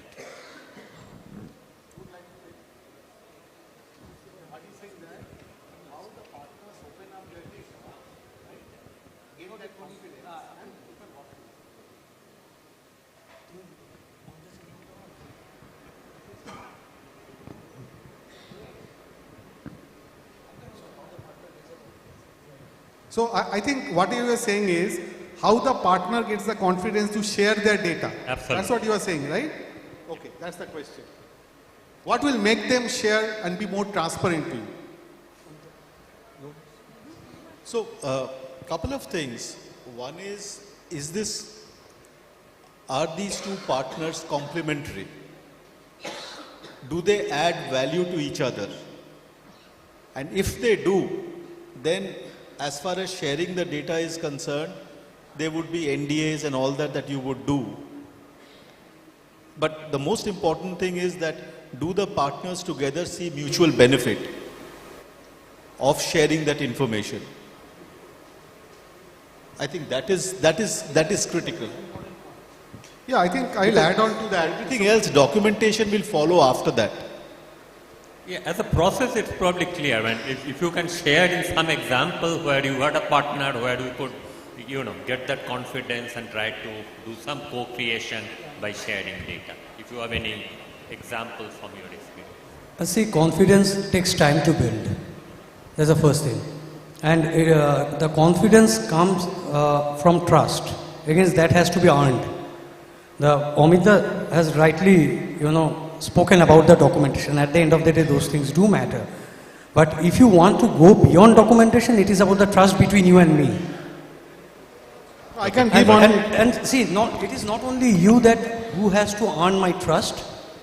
I also need to earn your trust. So it's a mutual one. That is beyond the documentation part in terms of data sharing, if I am saying. See, to me, partnership means actually setting up the proper boundary with specific responsibility, and you have to be very transparent to your partner.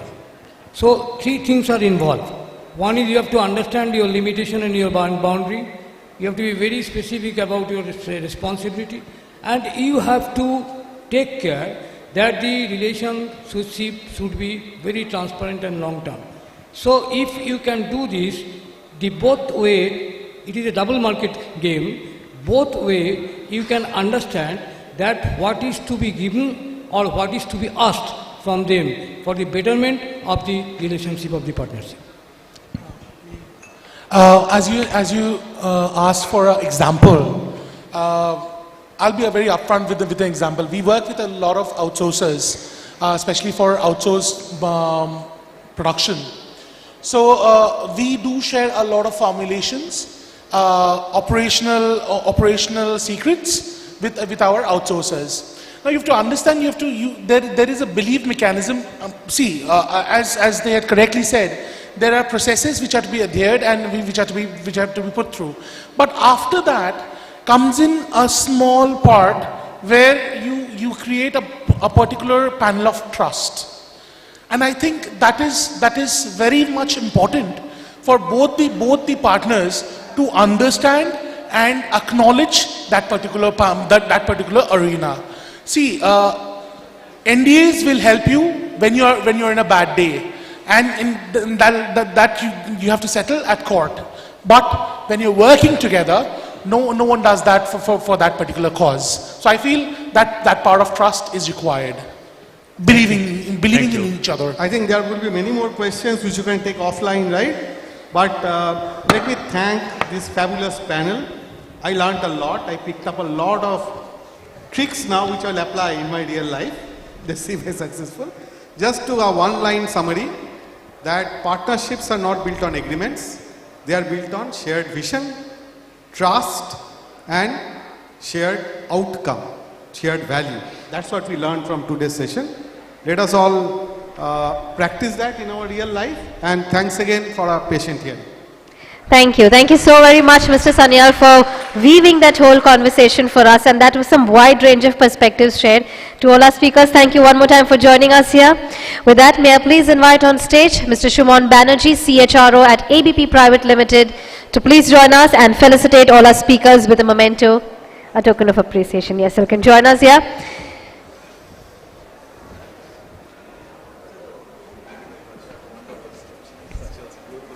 Well, I'm sure that everybody in the audience have been able to really explore and pick some very important strategies or mindsets, and of course the frameworks as well that is really needed to cultivate resilient partnerships in an ever-evolving business landscape.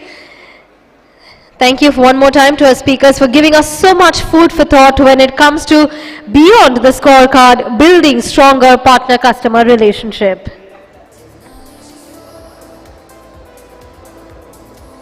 With that, you can come together for a group picture. Let's get you all clicked together in a beautiful frame.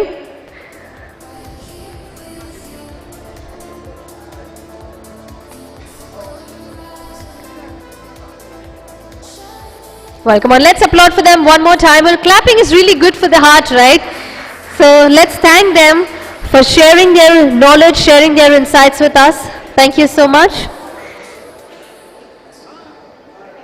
Well, stay back with us, ladies and gentlemen, because the stage is now going to witness a fiery fireside chat followed by two very important keynote sessions, and of course we will culminate this evening with the most anticipated segment, the INFOCOM Changemakers Awards 2025. But what we're about to witness now is a fireside chat on empowering Indian enterprises and how modern data center infrastructure really bridges the gap between ambition and scale. What I can truly mention here is for the next fireside chat is where ambition meets infrastructure. We have a dynamic duo who's going to join us on stage, who will dive into how modern data centers are enabling Indian enterprises to scale faster and smarter. I'm sure this is going to be one fireside chat none of you all would want to miss.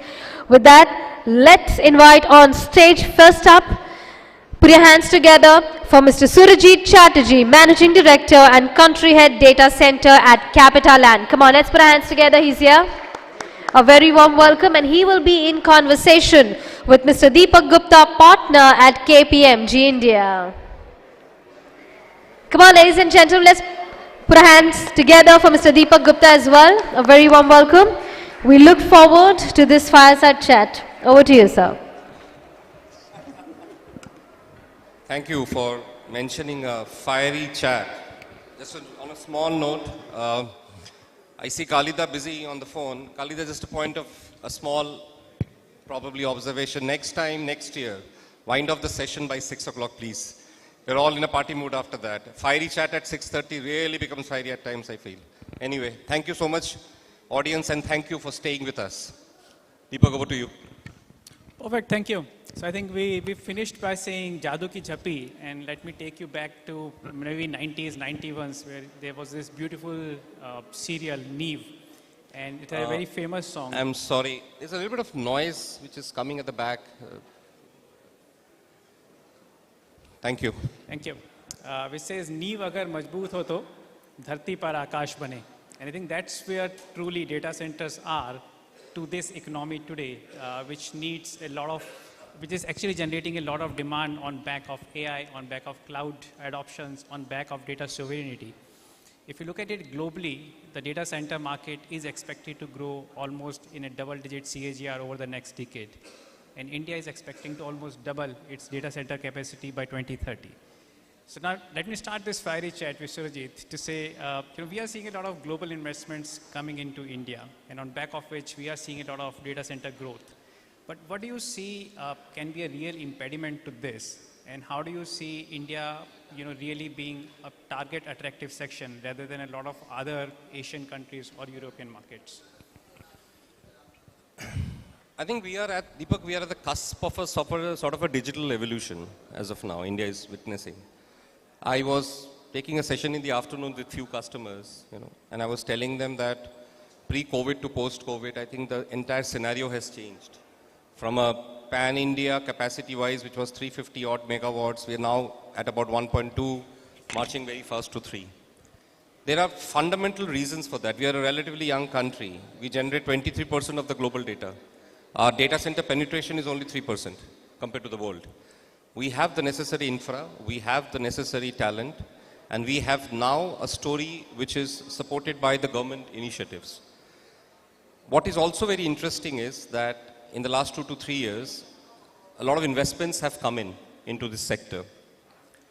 2022 was when government gave data center infrastructure status in the budget, and that allowed data center to come out of the IT/ITES policy and have their own frameworks, which really helped a lot to scale this asset.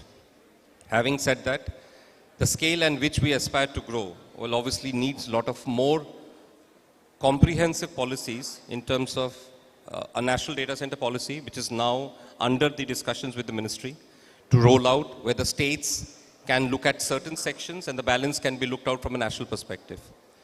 The impediment probably is, from future perspective, I would say, is power, which will play a very, very critical role. Now, whether it is the brown or the green, both for that matter, right? Renewables is catching a lot of attention. Sustainability is becoming sort of a norm for most of the organization. There are various structures available today on the sustainable options, but the policy needs a very deep root look right now, and I think work is happening around that. So that's where we are looking at. I think the sector is growing. Aim is to touch 5 gigawatt by 2030, yeah. And that's where everybody is marching very fast towards it. Awesome. I mean, that's a huge opportunity that we are talking about. And I think, as you rightly said, there are associated responsibilities in terms of sustainability, in terms of making sure that whatever we are trying to do is actually able to meet not just the requirements of data, but also, community. And I know CapitaLand is very nascent into this market from an India perspective, and you now have properties across, operations phase, build phase. So share some of your journey with us in terms of what have been some of your experiences and what are the things that you're trying to change as compared to some of the global market data centers that we have. Well, CapitaLand is not new to India. From a data center From data perspective, center, yeah. but I think we leveraged, and I'll tell you how. We started a journey in India way back in 1994 when the very first concept of IT Park got established, which was International Tech Park Whitefield, Bangalore. And that's how it all started from there. So I think there's a bit of history in terms of operating, acquisition, the entire. But data center obviously is a very different asset class. Probably it helped us because we leveraged the group perspective a lot in terms of how to acquire, how to build, how to operate. You're right. We entered the country around 2019-20, COVID times. Yeah. It was more tougher. Today, with about 6 years, we are building 245 megawatts across 4 locations. Currently, our market share is 11% in the data center space, and we are in the top 5. Predominantly, reason is we focus on the hyperscale community a lot. Outside India, we have data centers in Europe, China, Singapore, Japan, and Korea. Relationships were existing. We could leverage that and would quickly deploy. Incidentally, we focus heavily on capabilities on the new technology. We are deploying right now liquid cooling in one of our facility, which is a very new technology. And that's the future in terms of cooling technologies. India saw a lot of challenges in the erstwhile days around water. Then the water moved to air, which is still very much there, and now comes liquid. Well, obviously it has a capex impact, but I think that's how technology is evolving, and we are one of the players who are very focused on adopting that very early, which gives a little bit of edge when we go to our global clients in terms of giving them the confidence that yes, we can deploy and deploy quite easily.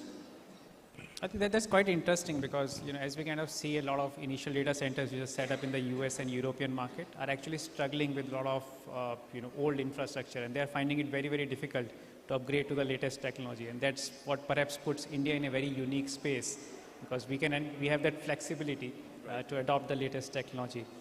And coming back to power, I think we kind of talked about it, and in a data center industry, PUE, of course, is a very, very important metric that we are looking at. Now, globally, I think the hyperscalers have been able to achieve a very high PUE of anywhere between 1.2 to 1.3.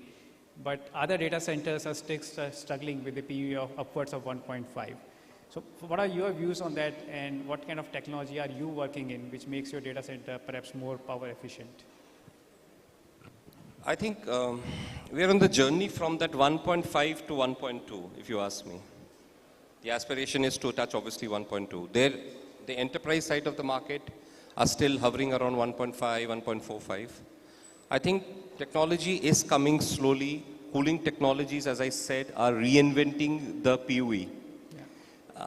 I think India will see that 1.3, 1.35 by next year. I think we are quite close to that. It is also, and it also has an impact on how your deployment happens.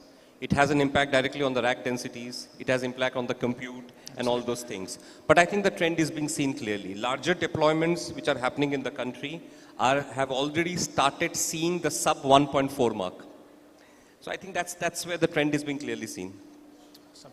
And maybe I think one more reflection that we have, and again, learning from global markets, because wherever you kind of set up a lot of these large data centers, there's obviously impact on the community because of the resource it takes. And perhaps the employment it generates is not to that scale. At the same point in time, there is concern from data center industry on the kind of skill they require to operate the new age data centers. So how do you see this data center industry actually able to strike that balance where the community really accepts the data center and we are able to grow data centers perhaps in some of the larger hubs? You know, whenever we reach out to the various state ministry, their first question to us is, you don't generate employment. So why should we look at this asset class so strongly? And that's a valid question from their perspective, I think. What we do in turn is, we generate a lot of indirect employment. So if you see the ecosystems of the entire OEM community, and in the last 3 years specifically, the kind of volume they have attained in the country, resulting which today global partners like Schneider, Vertivs, they have put on additional manufacturing capabilities in the country, which generates a lot of manpower for the state. I think a bit of education has gone in, where certain traditional set of design philosophy has completely changed, Deepak. Now data centers are much more modernly designed. They are quick to deploy. They need certain tick marks before they go in and start the development. I think few of the states have understood that, and they are proactively working. Few of the states are looking at those states, and they have started to working on that also, and that's helping us probably. So perhaps a lot of policy work to go in Yes. before we really do that. I think another important, a puzzle or a jigsaw in this entire game is the location strategy. So, I mean, in India, if you look at it, I think it's largely concentrated around Mumbai. I mean, 50% of the DCs are in Mumbai and other places where you actually have cable landing stations. But what we have seen if you look at the European market, where perhaps there was a large concentration around FLAP market, and now there is a trend of taking it out of that, because something like London now currently don't really have power to make sure that they can come up with new housing projects. I think same is a trend that we are seeing in US as well. From an India market perspective, do you really see, markets outside of, let's say, Mumbai, Hyderabad, Chennai really picking up as data center hubs? I think we need new markets, if you ask me. Let's say right now we're sitting in Kolkata. The current capacity of Kolkata as we speak, and Shubhama is laughing, is roughly about 3 megawatts. Yeah. When I met 2 years back Debashish Sen, chairman of Foodco, who was planning in Silicon Valley, Rajarhat, a 200-acre plot size for data centers, he said, what will attract investors, operators to come in? Because Kolkata, being a very small cap market, how will we against? So most of the operators came in and told him that, you need to ensure that a cable landing station is routed through Calcutta. Because if it does, then the hyperscalers will make this as an availability zone, and the ecosystem will follow. Great news. Q3 of 2027, probably you'll see Kolkata's cable landing station. Maybe via Bangladesh, not via Bangladesh. In the current political scenario, we don't want to comment, but that's being seen. And now you see investments in Kolkata. So coming back to your question, another aspect got changed. Typically, the driving factor of data center has always been cable landing stations, because it brings resiliency, network optimization, bandwidth flows and all. Mumbai and Chennai constitutes about close to 65 to 68% of the capacity today in the India. In comes a location, surprisingly sprung up in the last 2 years, called Hyderabad. Yeah.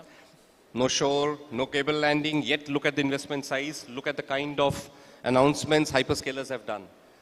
So it's a hybrid approach India should take. We recently saw the announcement of Isaac by Google. TCS did an announcement and they're also looking. So I think in the next 2 to 3 years, we will look at new locations coming up. Well, obviously, cable landing station will drive the behavior largely, but non-cable landing stations will also play an edge kind of a role in the entire network topography. So that's interesting. So which basically means that some of these large locations will continue to dominate, but we will possibly have a lot of edge data centers coming in the tier 2, tier 3 cities. Because Deepak, another challenge, like for Maharashtra, or specifically Mumbai, now power will slowly become a challenge unless and until the grid level capacity increases. Today, every possible new player entering is asking for 100 megawatts minimum. So I think those will also add in the next 3 to 5 years. So new locations needs to come up. New states needs to have a power story better. They need to have a single window kind of a clearance to ensure that approvals all comes on time for the development to start. So I think the asset class is getting matured slowly, which is making the ecosystem more friendly. Yeah, I think the real question is the kind of demand that we are seeing would be actually be able to move at that pace. I think that's the real question, and that's where still there are challenges in terms of power. There are still in challenges in terms of some of these other aspects of single window clearance from a state policy perspective. So can we really achieve that in the time that we are targeting? There is a lot of improvement happens in the last 2 to 3 years. Well, there's still scope, but I think the demand is clearly seen. And the reason of demand is a lot of workloads are now shifting from outside the country to the country, which is making it a very interesting proposition that today India is a power surplus country. There is land, there are telcos, there is skill and talent available. Our construction cost compared to US is 40% less. It makes all the more sense for the hyperscalers to come in and set up the shops here, which we are seeing in the last 2 to 3 years. So these factors, as we keep more going deeper into that, I think will make a lot of sense for this industry.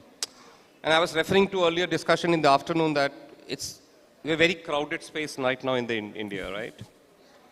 We have seen that telco era, 2006, 2007, when 14, 15 telcos operating. We have 3 or 4 today.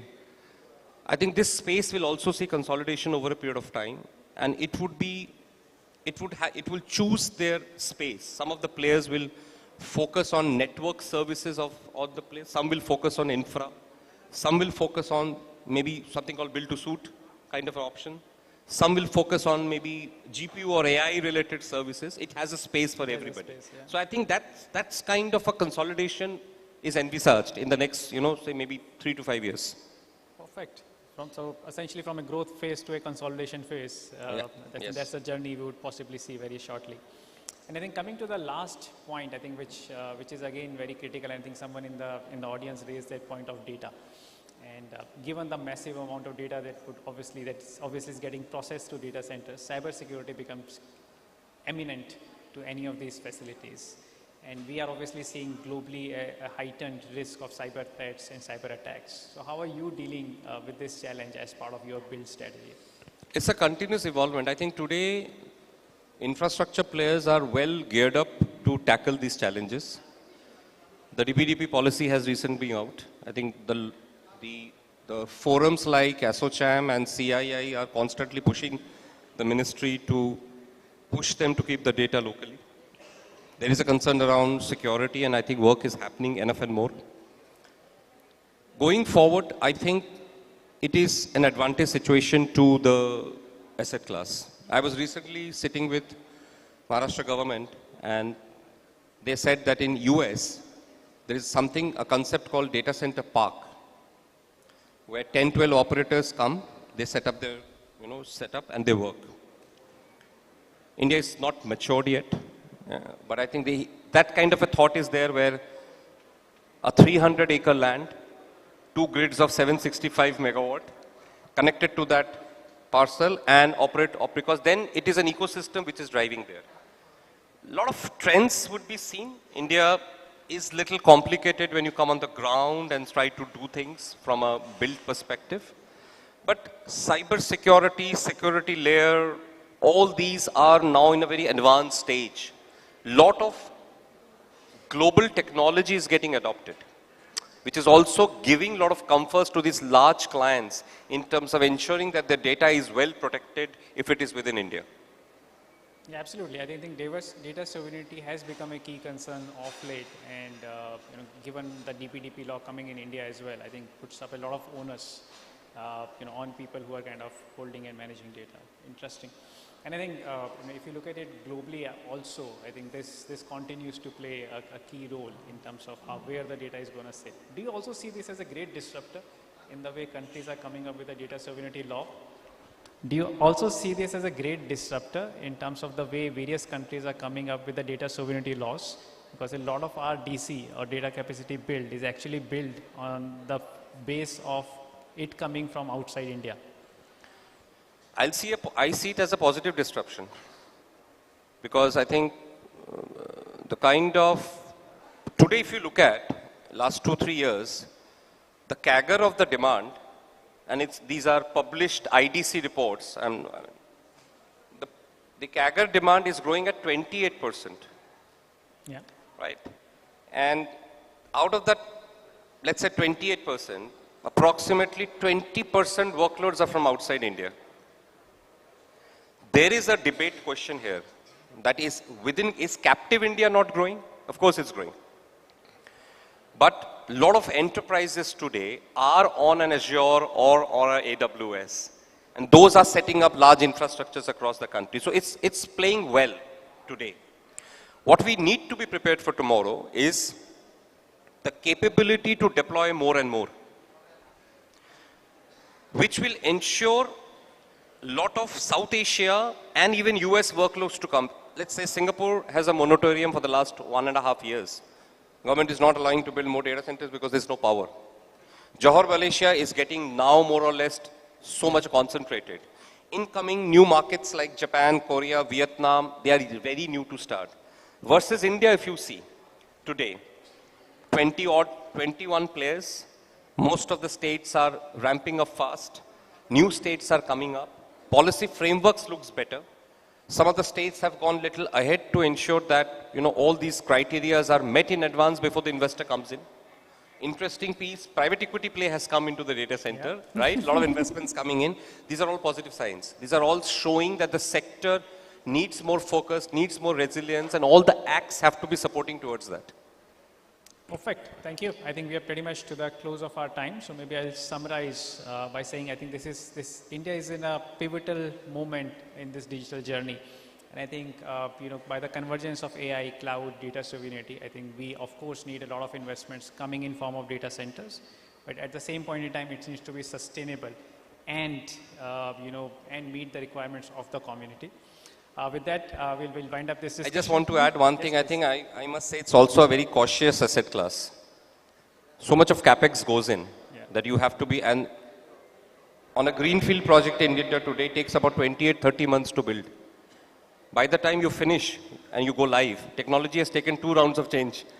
So you need to be very, very up to the speed in terms of adoption capability, but I think we're on the right track.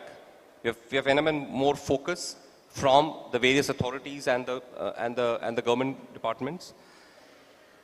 I think time has come now, my personal view, that it shouldn't be renamed from data center to digital infrastructure now. Awesome. Thank you. Thank you so much. Thank you. Sorry, if any questions, please.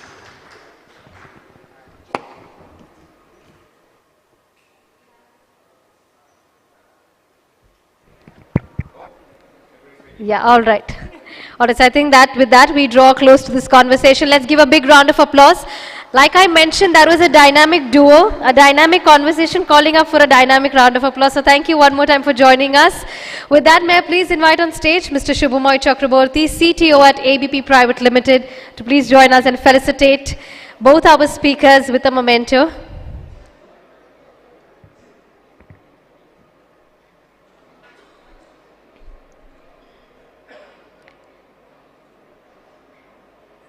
Yes, can we have the felicitations on stage, please? Truly a conversation where ambition met infrastructure. Like I mentioned, a duo that really dived into how modern data centers are enabling Indian enterprises to scale faster and, of course, smarter as well. So thank you so much, and let's ensure we click together a group picture. Thank you.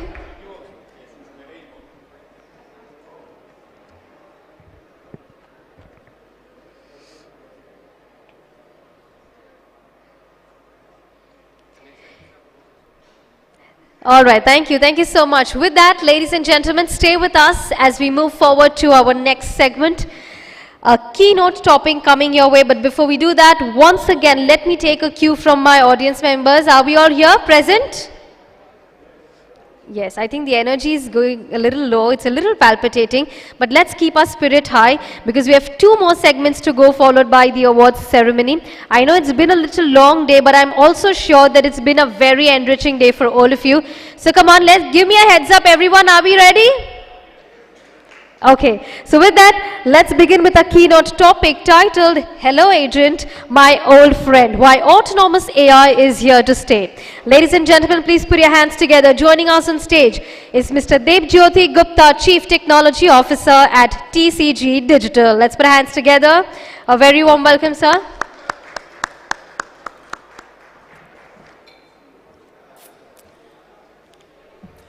Am I audible?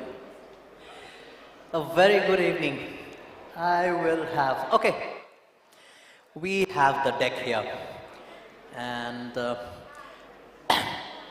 just a small word of introduction to TCG Digital and what do we do. So we are a part of the Chatterjee Group, and we are the software arm of that.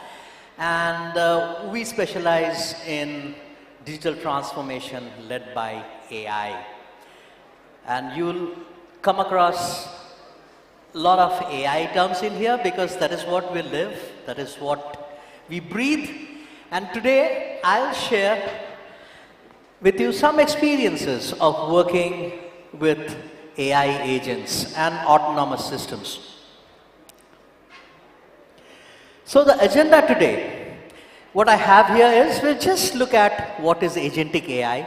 There are a lot of definitions, and in our field, of course, definitions and acronyms, they never stop, you'd all agree. So we'll look at what we mean by that. How are these agentic or autonomous systems working for organizations? And we will also touch upon how we do these, how we build these applications and deploy them at enterprise scale for our clients. So the first question is, what is agentic AI and how is it different from normal AI?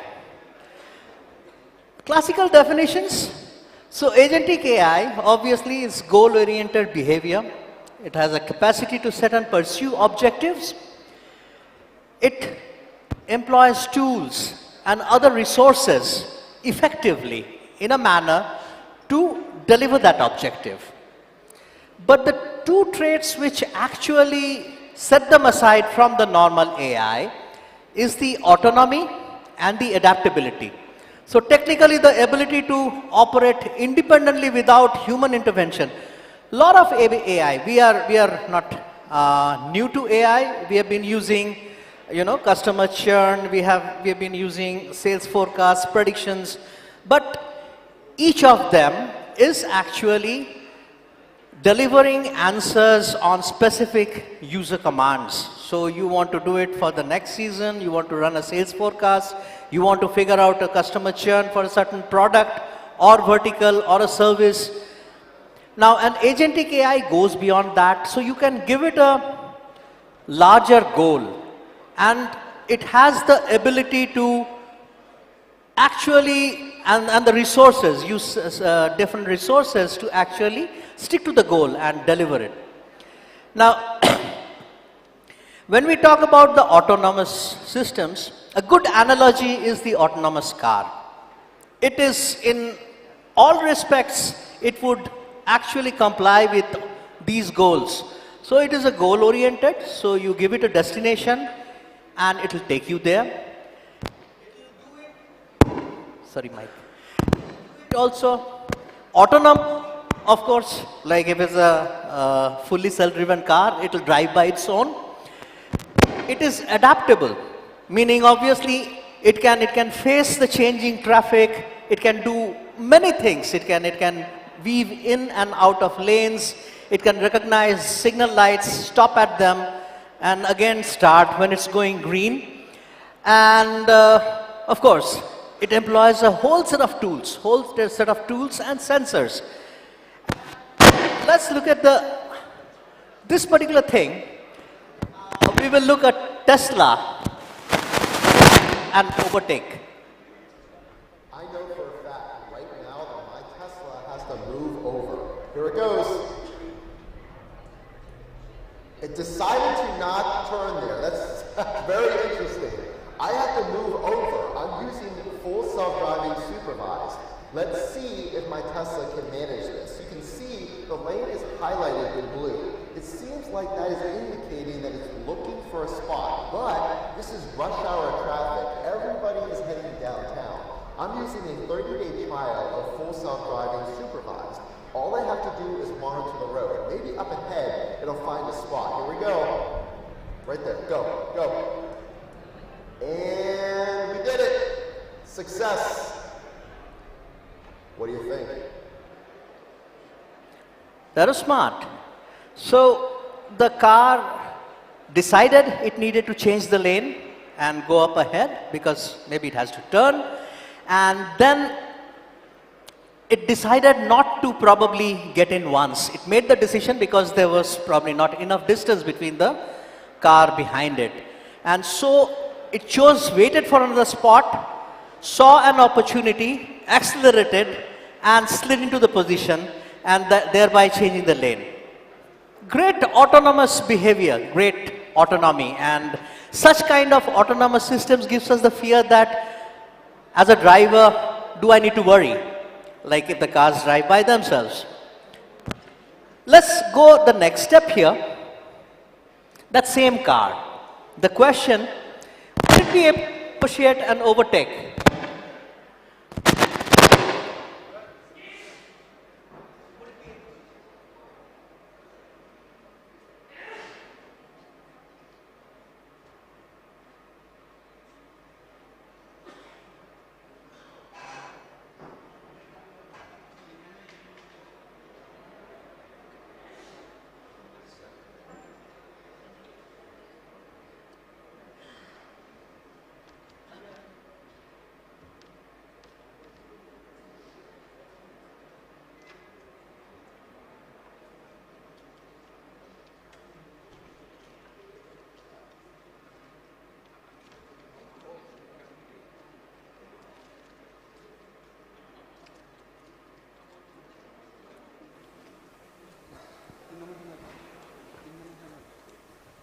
Hello? Sorry for the glitch. Systems are not autonomous. But nevertheless, the question, the smart Tesla car, which could just, accelerate up to 60 miles an hour and take a slot behind in a different lane, that car could get foxed by if it came across such an object. You don't even know what it is. It's a hill, it's a vehicle. And this is time to pause and see, when we talk of autonomous systems, what do we expect them to do? And definitely the answer is we can make a process, we can put an autonomous application to handle a process as long as what we call the envelope of predictability, that is known. You don't have too many surprises. You don't get an object like this. So, of course, obviously, in the US roads where Tesla is allowed, fully autonomous, self-driven form, these kind of things are very, very unlikely to happen. And as an afterthought or a corollary, there is a lot of talk that are the AI systems going to replace humans? Well, there is a reassurance. In our everyday work, maybe a large, significant portion is spent in handling unknown, unforeseen such situations. And that's a reassurance. I take it that way, at least that as long as such things are there on my plate, there is unlikely an AI program will come and take my job away. Okay, let's move on to the next one. So we're going to talk about some interesting, autonomous AI solutions that we've been building for clients across the globe. This you can of course see is a football match, and the question comes, what do we do? What is autonomous here? Well, we are in partnership with the Deutsche Fußballbund, which is the German football academy or football board. And what they do is they want to broadcast the German first and second division games all over India, and their problem is they need to reach out a mass audience in the local languages of India. And typically the commentaries that come, English, German and things like that, maybe they will not be appreciated. So their thing is, what they do is, we have built this solution for them which actually takes the live broadcast streams and then strips out the sound and it processes them, translates into different Indian languages like Hindi, Malayali, Bengali, and we again change that commentary into voice and weave it along with the video, and transmit it back. And this is actually served to the end users over OTT channels like Doordarshan and some of these other channels that they have. And in this, basically, the part is, this is a software which does the translation automatically. And typically, whatever the language, the football language that comes, it is translated into different Indian languages using plain as a software, and it is done almost real time. So the broadcast that comes in one flow, so it's not recorded, translated and done. So it's in a flowing broadcast, it flows out, and the complexities are several, like once you have to play back the commentary in Hindi or Bengali, you have to maintain the pitch, tempo, the excitement that goes along with the football match. So all these things are coded to the agents to deliver that. Not only that, once the match is ongoing, some agents pick out, clips of highlights or moments basically, and makes a short reel and can push it out to the social media. At the end of it, there is a highlight which is prepared automatically, and they are published online. So this is one solution where typically, we have actually done that, and we have been live since May of this month and this year, and this is going on. So the next solution that we are talking about is a very interesting one. This is actually the IROPS, or what is called the irregular ops. So whenever a plane is cancelled, that results in irregular operations. And in fact, apart from the people or the passengers who are there, there's a whole lot. The airline is the biggest entity which is affected, because cancelling that plane gives him the headache of redirecting all the passengers on board, or basically finding out a new plane or a new set of crew members if it is going to fly later.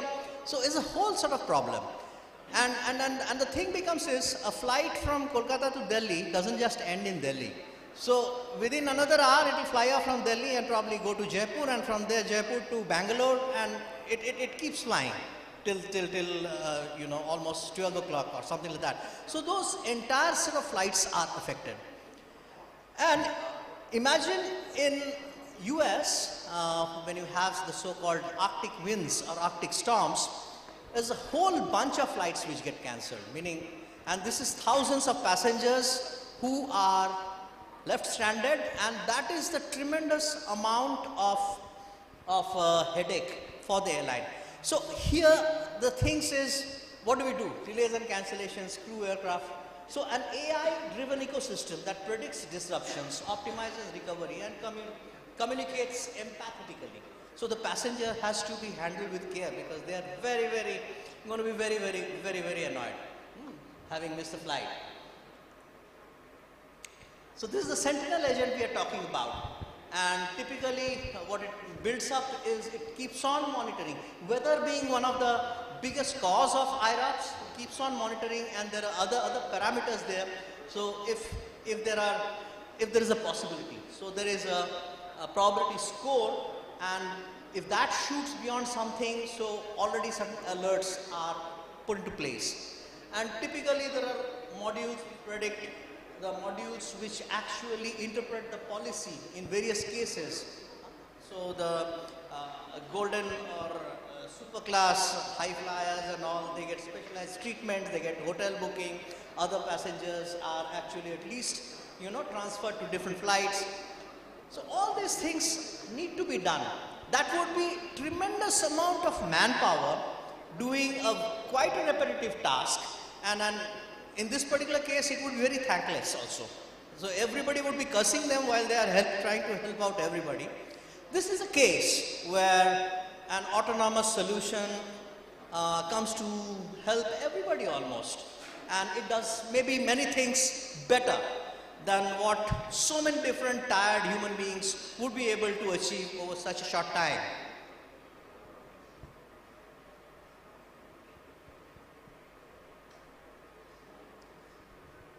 We come to the point where I'm going to talk about what does it take to build these agentic systems? And in this regard, I would introduce you to something called MCube. This is a platform that TCG Digital has built over the last 10, 11 years, and this is the platform on which we are delivering our AI solutions to the clients worldwide. And typically, we talk of AI as that's the most fascinating thing that happens. But to me, AI is like the penthouse. What is very, very important to get good AI is the data, and data is the foundation. It's really the foundation. And so what MQ platform starts out with is build a great data foundation. So connect to different sources of data, connect to different streams. So the streams can be anything. So the streams can be, if we are talking in case of an autonomous process optimizer for a petroleum refinery, which actually reads the pressure, temperature at different parts of the fractional distillation column and keeps on in real time predicting and prescribing the right temperature, pressure, flow rates which would deliver the optimal product yield. Now that's an AI brain which is working there, but this brain is feeding from thousands of data points which are coming from sensor. A large petrochemical complex could have up to 50,000 sensors, and each of these sensors are sending data from probably 5 seconds to 5-minute intervals, various parameters, and making sense of that data, predicting the process performance and optimizing it across that entire plant, plant operations. So that is basically the scale which an autonomous AI solution can get to. And to deliver it effectively, obviously it has to have a very robust foundation in handling data. And this case we are talking the data is IoT sensors. And so not just that, so for a bank or for an insurance company, the data could come from their information systems. And for a manufacturing company, you can get business data from SAP, ERP, any one of them. But all of them are put into what is called a data lake or a lake house. And it is this data which is consumed by the AI side. So there is a data side, there is an AI side. And in between you'll find a very strange term called an ontology. And this is nothing but the classification of the data. This is the classification of the data, meaning what data is what on one hand. And the second is, it is the description of the environment. It's the business context of the environment in which the problem is getting addressed. So this MCube data, MCube ontology, MCube AI are the three main disciplines which actually finally get around to deliver the autonomous AI agents. My last slide here, this is a look into an agentic AI factory. Some technical jargons here, but these are the jargons of the day which actually, jargons are normal to us in the IT industry. We take a common thing and give it a very great name. Let me explain what does it do. So the agent development kit is nothing but the functionality to build independent agents and weave them together in an interacting workflow. The agent to agent is a protocol in which one agent talks to another. And the model context protocol, or MCP, is a protocol in which an agent or an LLM, it can call other tools or basically other tools. And today, all of you are absolutely familiar with ChatGPT, Copilot.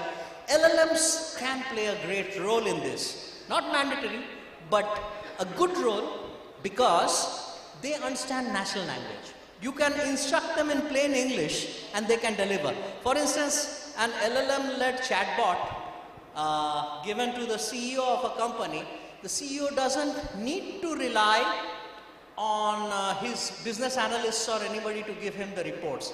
It can, in plain, simple English, ask the questions, what have been the sales performance over the last week? Which products have done better?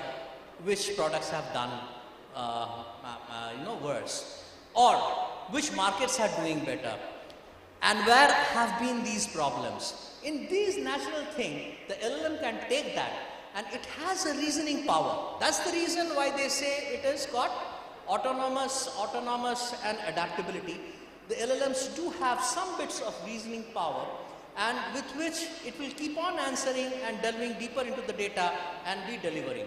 And in doing so, it will be using tools like an SQL query tool. It can use a tool like machine learning algorithm to run a predictor to give the probability of what will be the sales in the next week. And that is how the whole thing is done.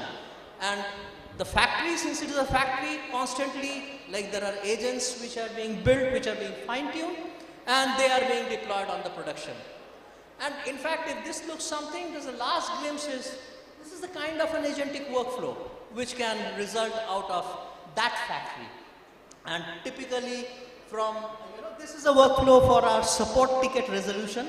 So we take the design documents, the user manuals, and the tickets, and this is processed over the thing to the support engineer. When he gets a ticket served, it can very readily access what were the design components or where is it affected.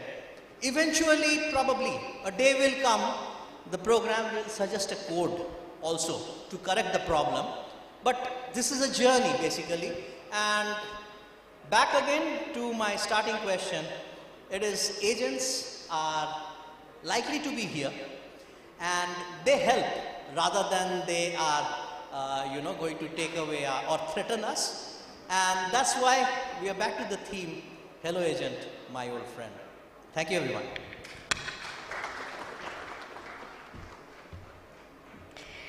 Thank you. Thank you so very much, Mr. Gupta. Ladies and gentlemen, can we have one more round of applause for him, please?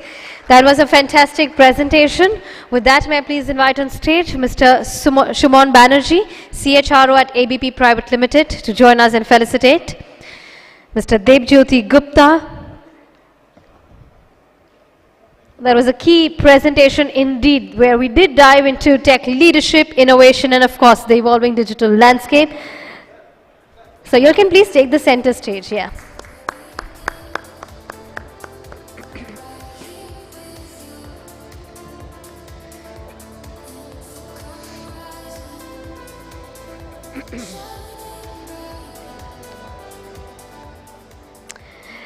Thank you. Thank you so much. Thank you, Mr. Banerjee. And with that, ladies and gentlemen, stay with us as we now move to the last segment of the day, the last session before we break for the INFOCOM Changemakers Awards. This is the last keynote for the day, but a pertinent address, a pertinent keynote from algorithms to impact. Discover how smart architectures shapes smarter businesses. Ladies and gentlemen, put your hands together. Joining us on stage is Mr. Mahesh Karthu, Principal AI Architect, Automatons X, a Control S Group company. Let's put our hands together for Mr. Mahesh. Thank you. Over to you, sir. So, hello everyone. Good evening. Thank you for having here actually.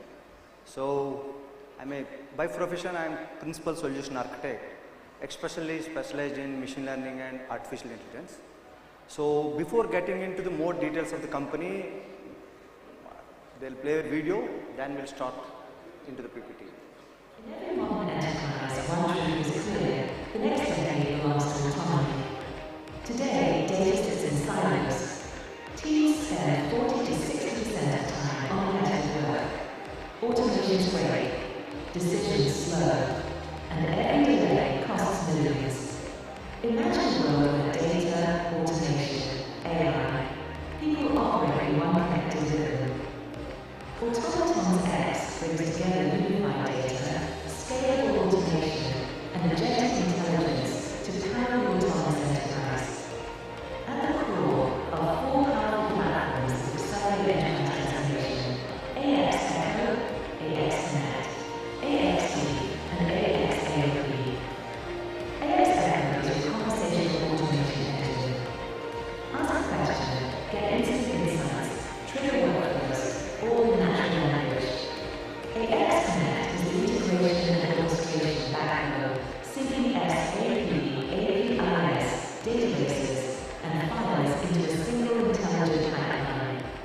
AXT automates planning end-to-end.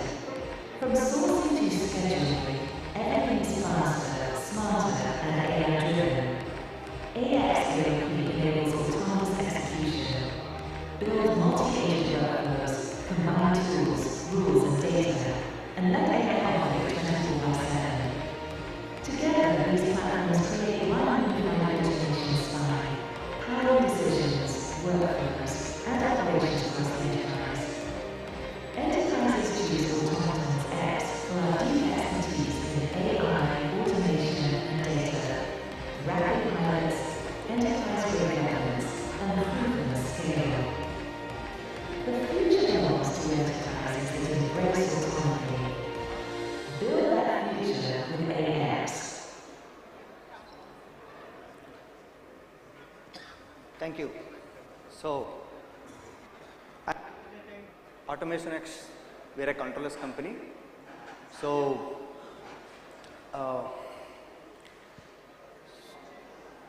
I want to talk about few problems we have been witnessing over a decade. The problems we are witnessing with the customers is that, I'll start with the data. So, the problem with the data is that most of companies and organizations we are facing so far. So, information scattered, fragmented information stored in different places. It could be emails, it could be SAP, it could be Monday.com. There are different other sources data is stored. And with that scattered information, decision making becoming very difficult. So, we are coming up with a solution to organize entire data, making it a single source of data, so that management can take quick decisions, fast decisions, especially with AI-enabled decisions. We are recommending decisions by AI-powered brain. So, and second thing, in the automations, so automations at scale. People are doing automations, but on the scale, many of the workflows are failing. So that is where our key strength. So we have done significant work on the scaling level automations with different tools like RPA based tools, UiPath and Power Automate and all these things. And third part, AI. So I am explicitly spending significant time in last 4 years on the AI. So I have my own specialty in the AI. So I'm meeting different people.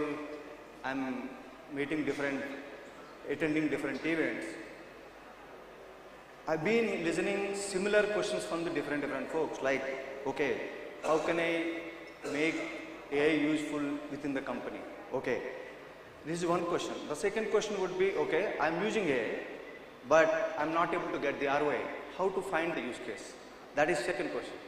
And next question would be, okay, I'm able to get the ROI, but building AI solution becoming much costlier. It could be hiring AI resources, or it could be LLM cost, it could be token cost, it could be what LLM to pick, whether I to pick 70 billion parameter LLM or 2 billion parameter LLM. It could be anywhere. The point is to, these kind of questions I am hearing from the different customers. Personally, I am hearing from the different customers. These are the problems we are constantly hearing from our customers so far. So what we are doing to solve this problem is that the data foundation layer and automation and AI agents, these are the solutions we are providing to our customers. In the data foundation side, to create a data lake or to create a data warehouse, we are creating a custom solution which is our internal product. And I'm sorry, can I get some water please? Sorry. I need some water.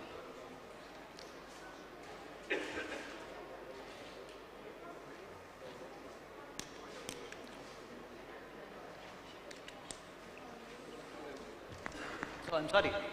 So if you face problems with data, most of the time, data cleaning up, how to monetize the data, how to make sense out of the data, these are the problems commonly people will get. So to solve these problems, we have come up with the solution with two products, which is Echo and Connect, our own product.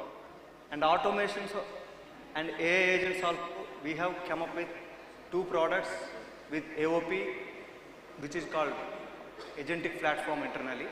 So go through in a bit.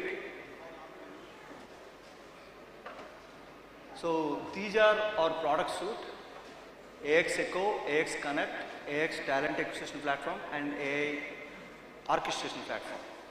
So I'll start with AX Connect. So this tool, essentially AI-powered connector, it's essentially a connector. It can target from n number of sources. We can pick one target source like Microsoft Fabric or AWS. I'm not able to. Any Redshift actually. Sorry. So this connector essentially is a middleware.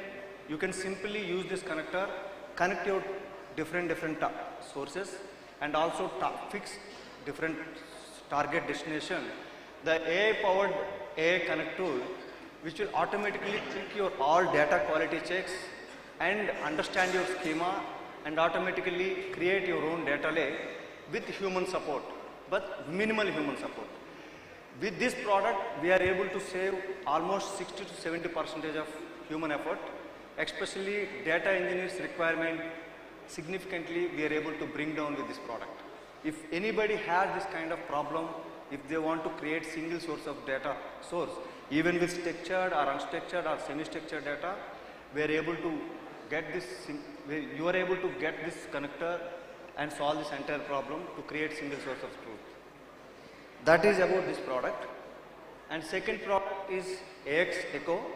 So this is essentially AI-powered data analyst.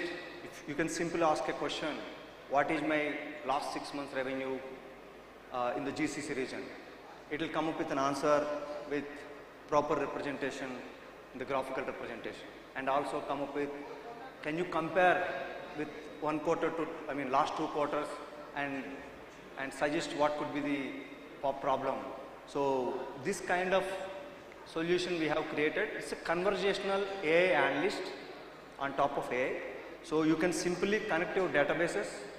It is supporting databases. It is also support external systems like SAP, Salesforce kind of things.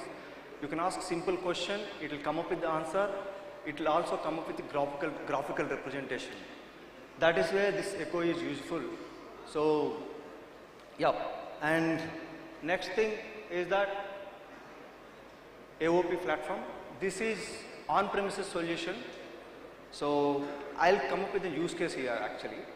So we are working with one customer, it's an insurance tech company from Saudi. So this particular customer wants data privacy. He don't want to get out of his premises of his data. What he is expecting, he need on-premises agentic platform, so that also he wants to build custom agents for his internal automations. The example we have built, the two things actively he is using. One is underwriting agent, second one is claims processing agent. The underwriting agent, I'm talking about an insurance company who is using this platform as an example. So as and when a claim comes, the AI agent automatically picks the claims and come up with the score, and as per the guidelines, okay, it checks all the checklist. Okay, when was the incident happened? How was this happened? Whether it is eligible or not. These kind of questions it will check and it will come up with the score and give this feedback to the human. Like, okay, go to go, it's green. Maybe partially go to go, human verification is required, it's yellow, it is red. Maybe this claim cannot be processed because of these reasons. This is one example that customer is using. So what I can say essentially, any particular organization, if they want custom on-premises agentic platform, that is where this platform will be useful. You can create your own workflows, you can create your own customized autonomous agent for your organization without data going in out of organization. That is about this platform. And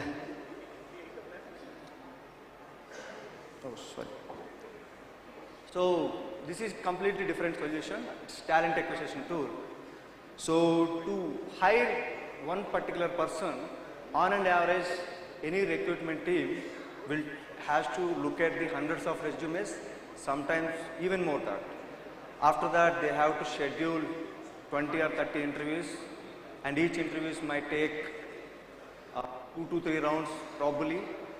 After that, they use back and forth follow-ups and all these things will happen. With these platforms, we integrated with LinkedIn and some third-party services. Also, we integrate with SERP API. With this, you can simply drop your JD and with proper prompt. Also, you can connect with your own data bank of resumes. Resumes can be PDF format or it could be a structured database also. So, by giving simple prompt, it will come up with, the platform will come up with proper matching profiles. You can say top 10, top 50 kind of thing. So with that, AI will automatically screen, send the emails, and also schedule first round of interview, and it will screen the profile and pass on to the actual recruiter. That is what this platform will do. Because of this platform, I mean, as per my recent customer, they're able to improve significantly their hiring cycle. So, especially this is applicable for only experienced people. For freshers, this platform might not be useful. So, this is what this platform can do. So, this is the fourth platform, fourth product we have. This is targeting towards recruiting teams. So, when the use cases wise, when I'm talking about AOP platform, so these are the use cases we building for the different customers. A legal review agent. I mean, maybe I can talk a little bit of legal review agent. So, usually legal team has to go through when an NDA or a contract comes, they have to go through each and every line, maybe 20 pages or 30 pages, whatever it could be. So then they have to come back with the ifs and buts, concerns and all these things. So the legal team has to spend significant time to come back, whether to say yes or no, to come back with their queries. So we have built AI agent to assist the legal team so that the agent will come up with, okay, as per your policy, 30 days is payment terms, but this contract has 60 days payment terms.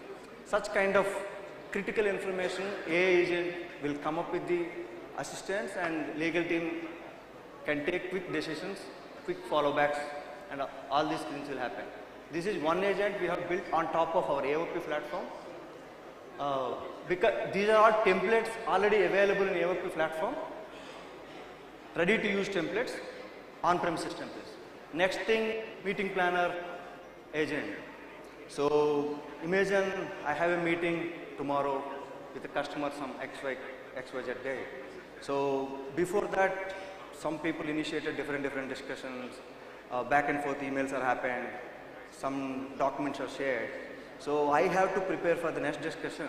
So agent will pull all the information and give the suggestions, what happened so far, what to be done. These are my recommendations. That is this agent can do that kind of job. And underwriting agent and insurance claim processing agent, I have already these two mentioned. Already our insurance guy using data quality checker.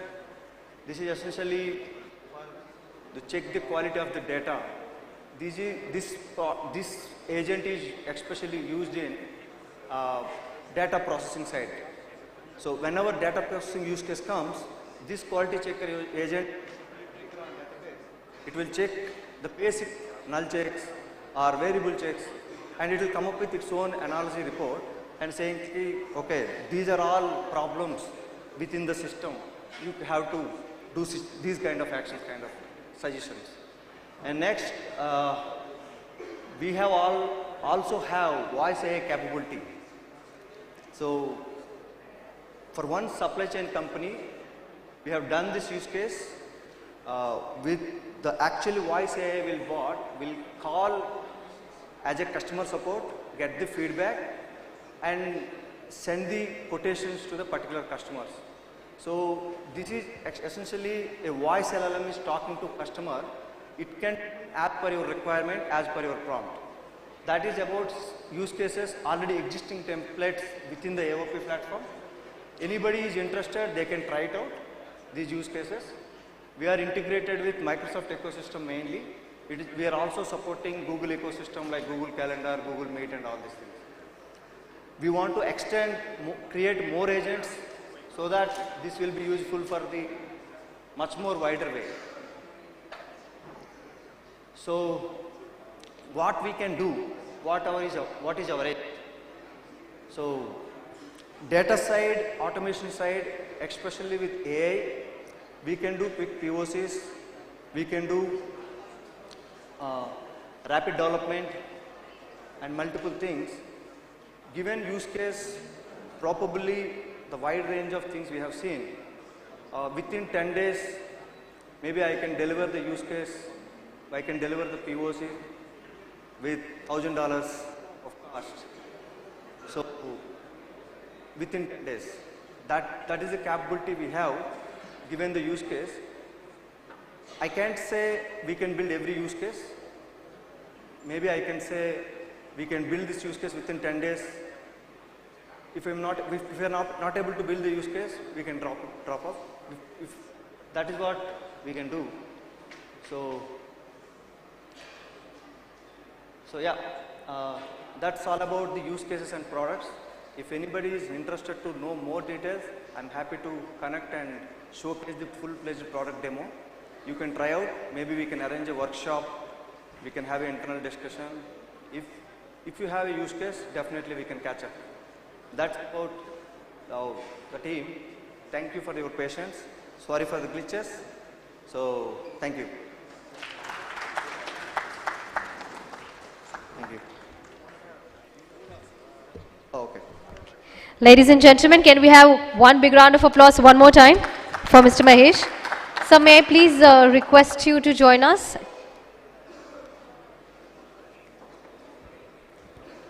Mr. Mahesh, I would request you to please join us and take the center stage. We'd like to felicitate you with a memento, a token of appreciation. Do we have Mr. Shumon Banerjee, CHRO at ABB Private Limited in room? Yes, he's right here. Sir, I request you to please join us back and felicitate Mr. Kaltu with a memento, a token of appreciation.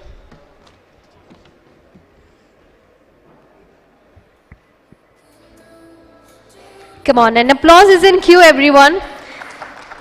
There is a very informative presentation right there, from algorithms to impact on the smart architecture shaping the smarter businesses.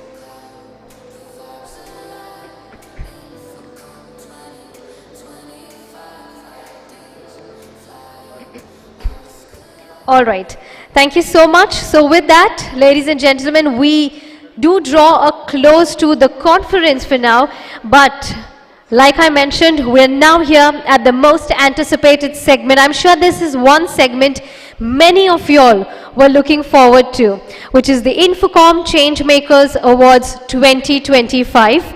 So before we move forward to the awards ceremony, the awards segment, can I have a cue from everyone? Are we all excited for the awards ceremony to begin? Really, the energy is so low and palpitating. I think this is one segment many of you all are looking forward to. So can I have some smiles in the audience as well? Come on, one more time. Are we all ready? Louder, come on everybody. This is the most celebrated segment, I believe. So are we all ready for the award ceremony to begin? Okay, so taking a cue from the audience, let's get the award ceremony started. Well, as you all know, ladies and gentlemen, a symphony of innovation, a canvas of bold ideas, and a celebration of vision await you tonight. Welcome to an evening where we embrace the next frontier and step confidently into what lies ahead.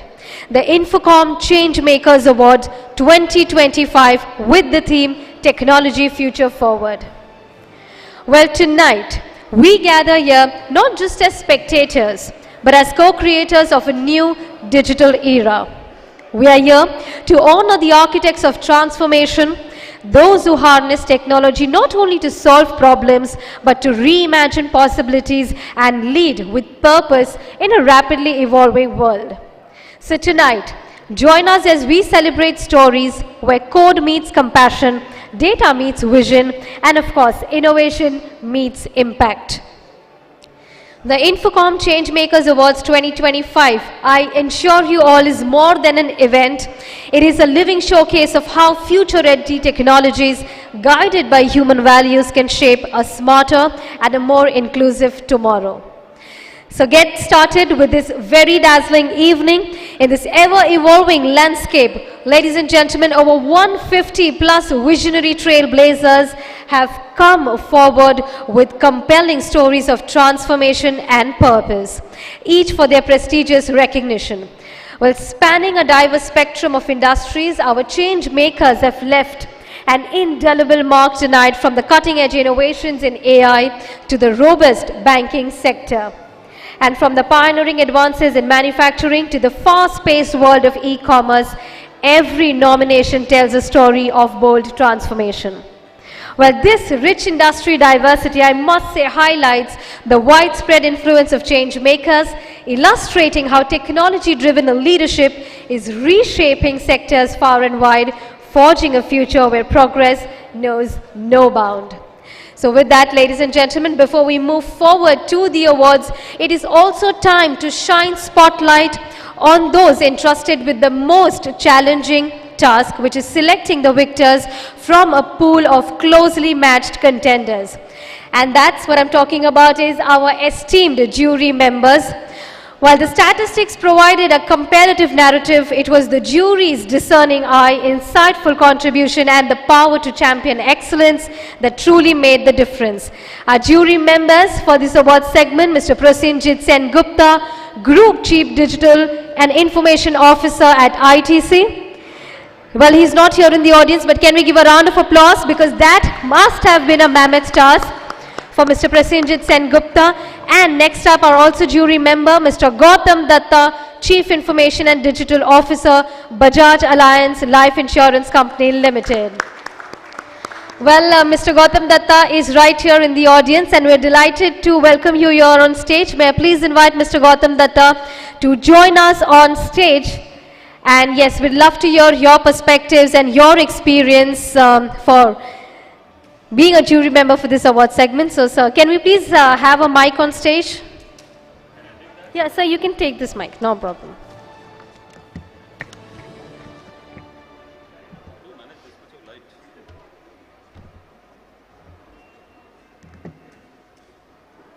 Okay.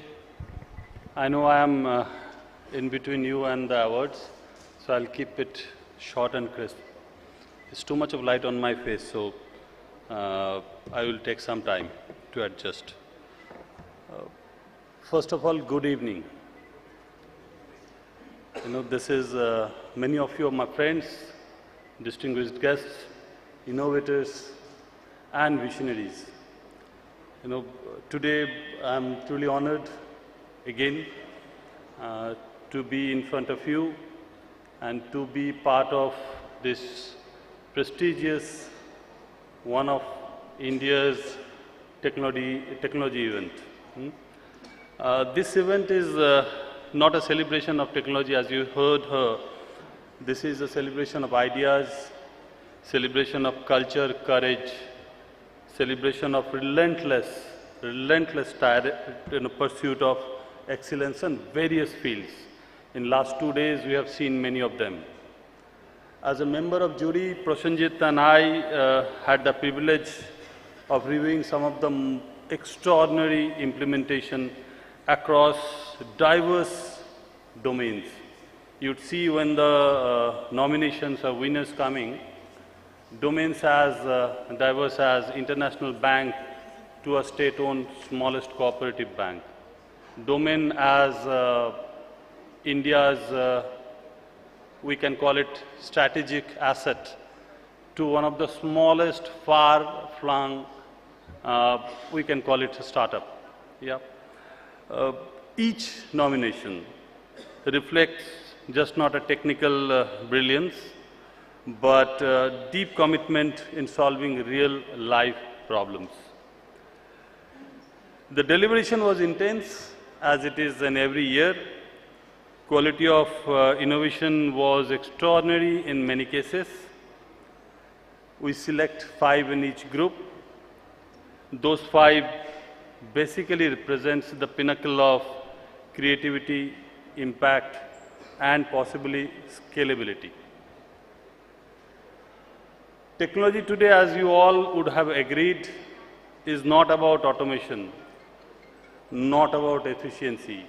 Those are yesterday's eras. Today, technology is about enablement, empowerment, and many of these nominations, you would see that it has created ecosystem where businesses thrived, for sure, where in some cases a community prospered, and in many cases individual got a new opportunity. And we try to recognize each one of that. Today we'd be honoring just not few projects. I would suggest let's not see them as a project, because project normally has a start date and an end date. Normally, ideally it should be, but as you are in technology, we see phase 1, phase 2, phase 3, so I'm saying normally. Most of them are bold statements. If you put yourself in their shoe, you would probably also see that it's a vision which must be seen as impractical from some angle, met with meticulous execution. That's important. So without taking too much of your time, to every innovator here, keep the challenge, go on to the status quo. To every leader here, keep investing your time and effort on ideas that matters. Together, let's create a future that is just not only digital, but it is truly transformative. To end, I must thank INFOCOM, and I must thank all of you for making it a super success. Thank you.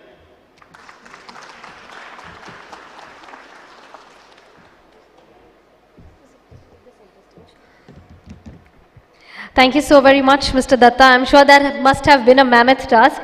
I request you to please take the center stage, as I'd like to invite Mr. Shubhamay Chakraborty, CTO at ABP Private Limited, to please join us and felicitate Mr. Gautam Datta with a memento, a token of appreciation for that wonderful and, like I said, a mammoth task done, being the jury member for the INFOCOM Changemakers Awards 2025. Let's give a round of applause for him, please.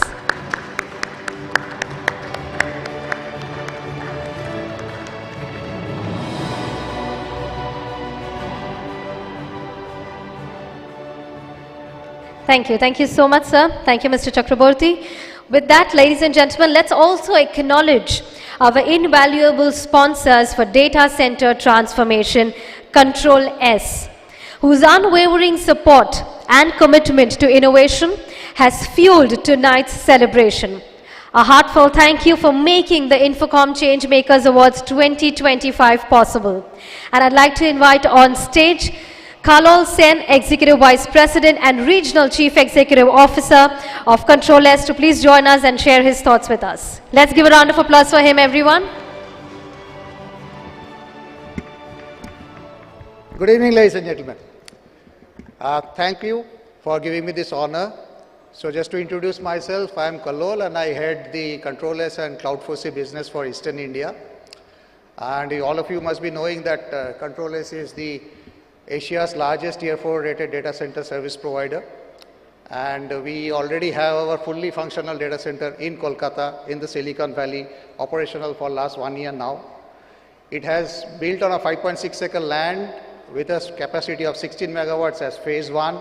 We will be building 2 more phases, and the total capacity after building would be about 70 megawatts. And this first phase of 16 megawatts can host up to 1200 racks, out of which about 500 racks has already been populated. We started billing our first customer from November last year onwards, right? And I invite each one of you to come and have a look at the state-of-the-art data center at your convenience. We are here. We would love to host you there whenever you can bring out time for us. Right, but I'm not here to talk about me here or my organization. I'm here to celebrate my association with ABP INFOCOM, which has been more than a decade now. From my current role in Control S, my earlier role as the regional head of Tata Communications, and it even goes back earlier when I was heading the global technology division of IBM, right, in East. So from there on, I've been associated with them. And when Khalida and Shubhamai reached out to me saying that they would like me to host this special award for the data center innovation, I thought it is right up my forte, right up our alley, and why not? I jumped at that opportunity, and I thank you for that. That's all I have to say. Thank you.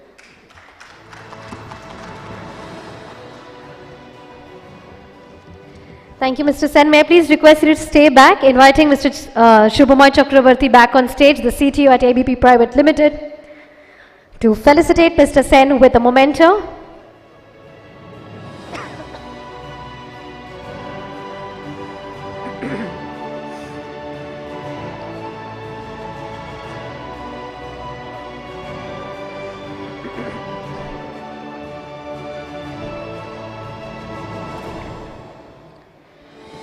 Thank you so very much, Mr. Sen. Mr. Chakraborty, I would request you to please stay back on stage as you are going to be the presenter for the first few set of awards.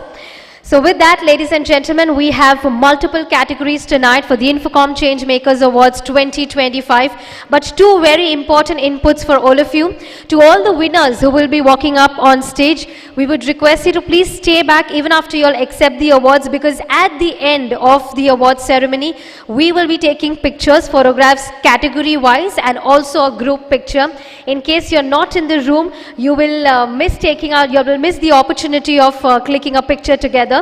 We will just take some more time for the awards. I would request all our winners especially to please stay back with us till the end of the awards ceremony.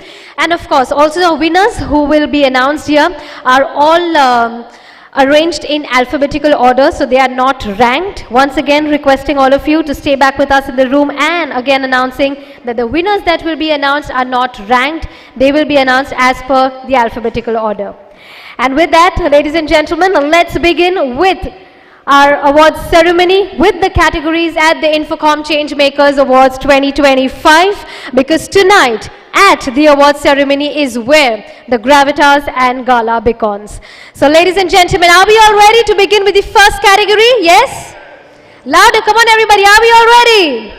Okay, so let's begin with the first category this evening, which is AI Excellence. And I'm going to be inviting our winner. First up, the award goes to, we already have a presenter here. So the first award here goes to, in the category of AI Excellence, put your hands together for Ashish Ladhani from Wakrangi Limited. Come on, let's put our hands together. Many, many congratulations. And to our winner and presenters, we would request you to take the center stage for a picture.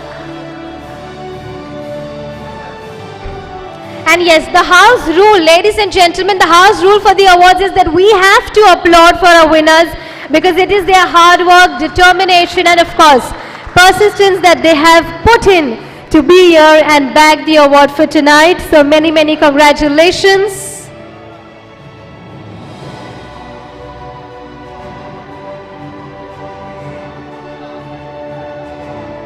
Congratulations, Mr. Ladhani, you've made it to the list.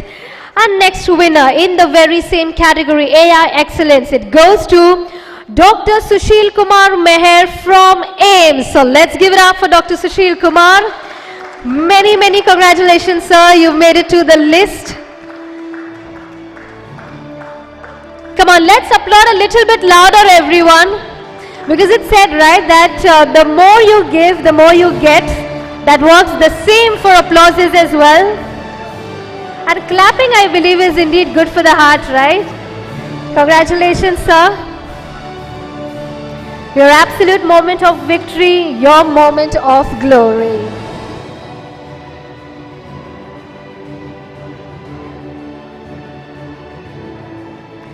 Thank you. Our next AI Excellence awardee is none other than Kripaduti Sarkar from Ambuja Neosha Group. Let's give it up for Mr. Kripaduti Sarkar. Many, many congratulations, sir. Our winner all suited up, walking up on stage with that fantastic smile. Congratulations. But I think the right side of the hall is quite energetic. Where is the left side of the hall? Come on, let's give it up for Mr. Sarkar, the AI Excellence awardee.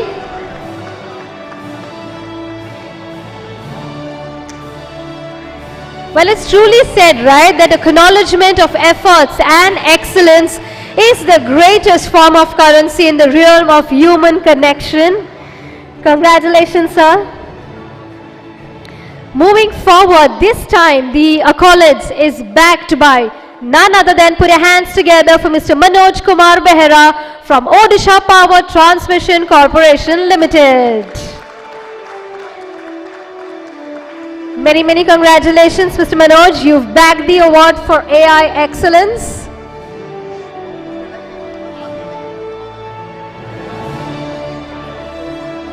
Well, I've heard this quote somewhere saying that a winner is a dreamer who never gives up, right?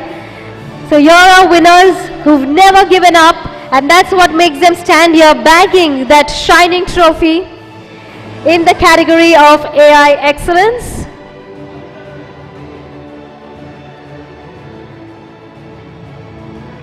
Congratulations, sir. We move forward to announcing our last winner in this category. The award goes to none other than Mr. Suresh Vijay Raghavan from the Hindu Group of Publications.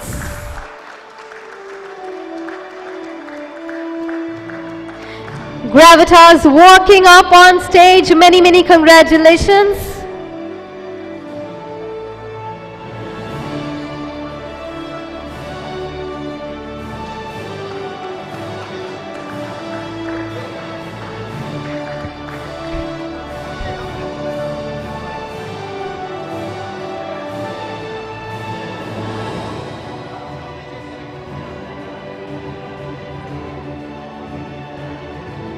Big moment, big evening for you. Congratulations, Mr. Suresh.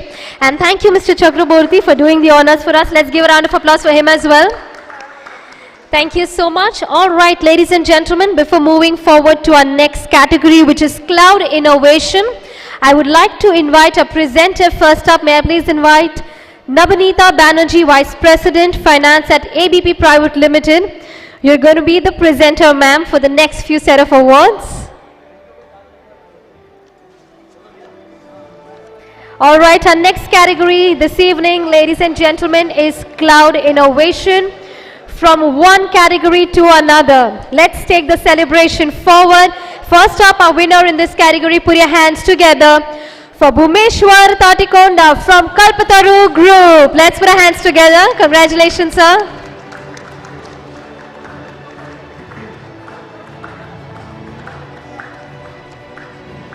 What a scintillating evening, right? Big moment, big evening for you, sir. Congratulations.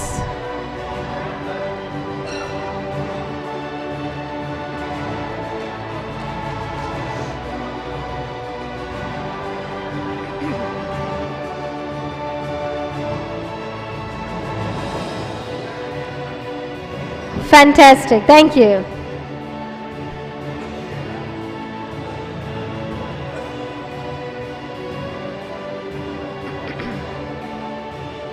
Well, we move forward to announcing our next winner this evening in the same category, Cloud Innovation. The award goes to Dr. Vijay Chaudhary from Subhashi's Homes Developers and BKG Airports. Let's put our hands together for Dr. Vijay Chaudhary. Many, many congratulations, sir. All suited up with that smile. Congratulations, you've made it to the list.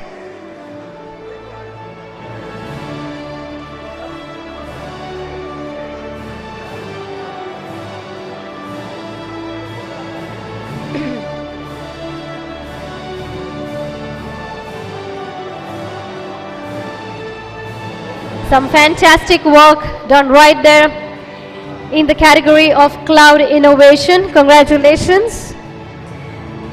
Let's move forward to announcing our next winner this evening. Put your hands together for Sanjay Ranjani from Senvion, India. Many, many congratulations.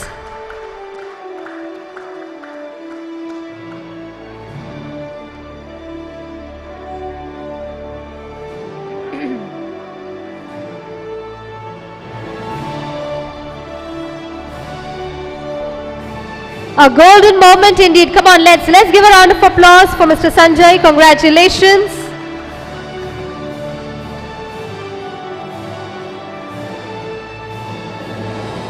Once again, reiterating to all our winners who are walking down from the stage, do not leave the room if you all miss out on taking the picture.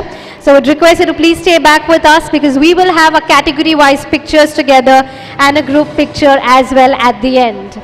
Thank you so much. Congratulations. Moving forward to announcing our next winner this evening. Put your hands together and let's congratulate Mr. Suresh Shishode from Aditya Birla Group, bagging the award in the same category, Cloud Innovation. Many, many congratulations. Truly an evening of gravitas and gala, right?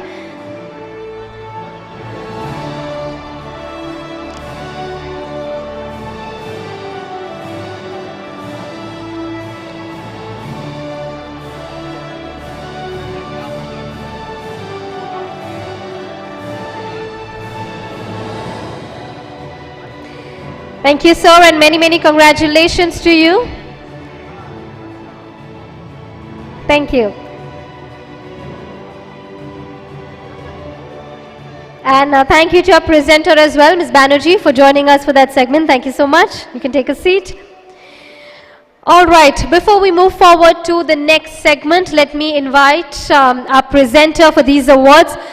I'd like to invite Anindya Bhaumik, Vice President, ABP Private Limited, to join us and give away the next set of awards. Our next category being Cyber Security Innovation. Let's give a round of applause for a presenter as well. Joining us on stage is Anindya Bhaumik, Vice President, ABP Private Limited. So are we all ready? Set? Are we set, everyone? Okay, let's take this celebration forward to announcing our next category, Cyber Security Innovation. First up, inviting our winner. Put your hands together for Bhaskar Rao from Bharat Cooperative Bank Limited. Many, many congratulations, Mr. Rao. You've made it to the list. Come on, let's be some good cheerleaders. Let's be good cheerleaders for our winners walking on stage.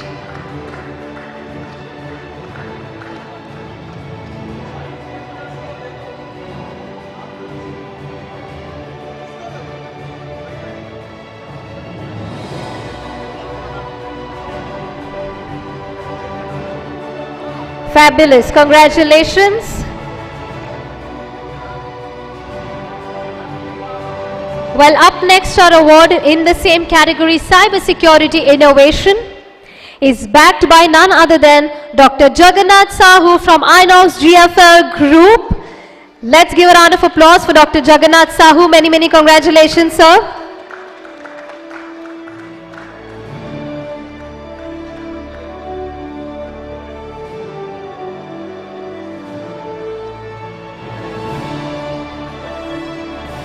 Well, here I'm really reminded of a quote by Robin Sharma that great achievement always requires great sacrifice, and I'm sure that each of our awardees tonight have reached this milestone with their resilience and hard work. So congratulations, sir.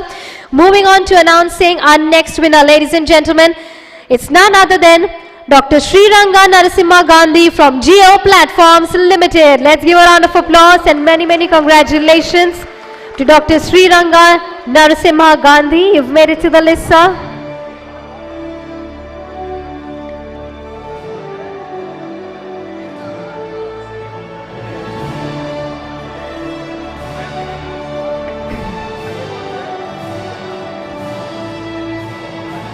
An absolutely glorious evening with our glorious winners walking on stage.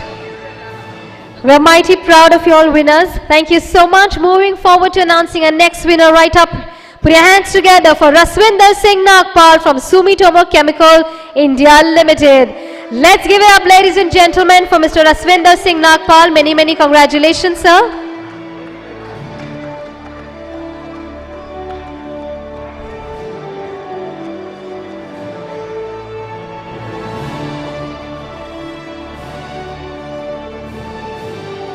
Well, come on everybody, let's give it up for Mr. Raswinder Singh Nagpal.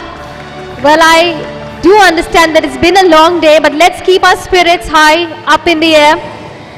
Just a few more awards to go. Thank you and congratulations, Mr. Nagpal. Thank you, Mr. Bhomik, for doing the honors for us. Okay, so taking the strings of the celebration forward, well, it's rightly said that we do not really need magic, right, to transform our lives. We already hold that power in ourselves to transform the life in us. So with that, taking that power ahead, inviting our next presenter for the category Data Center Transformation, I'd like to welcome Suman Banerjee, CHRO from ABP Private Limited. Joining us, Mr. Shuman Banerjee, the CHRO at ABP Private Limited. You're going to be the presenter for the next few set of awards. All right, our next category this evening, ladies and gentlemen, is Data Center Transformation. And first up, the award goes to Amrita Bandhu Chaudhary from Scale Networks. So let's give it up, ladies and gentlemen, for Mr. Amrita Bandhu Chaudhary. Many, many congratulations, sir.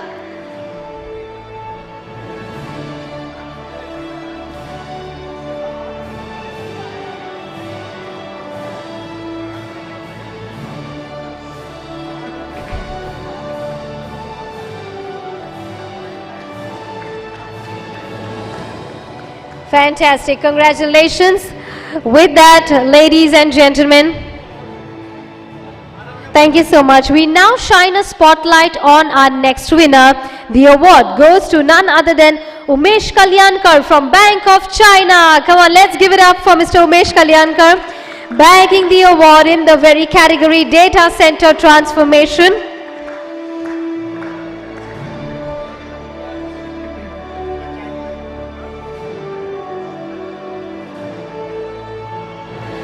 I'm sure there's been some fabulous work done right there. Many, many congratulations, sir.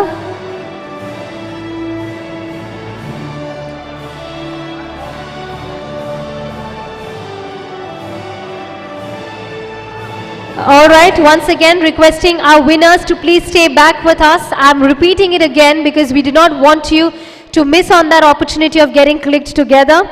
All right, inviting our next winner in the same category. Put your hands together for Yasin Ansari from IIFL Securities Limited. Many, many congratulations. Come on, everyone. We need your applauses. We need your energy for the winners walking up on stage. Many congratulations, Mr. Ansari.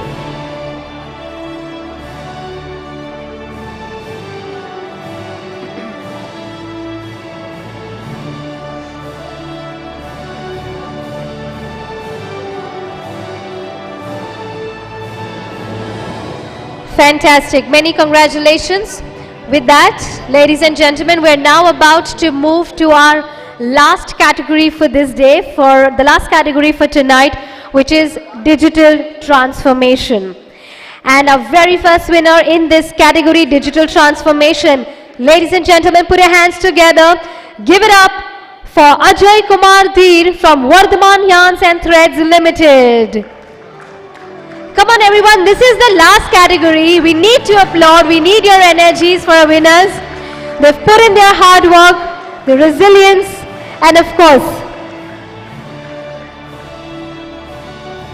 many congratulations, Mr. Ajay.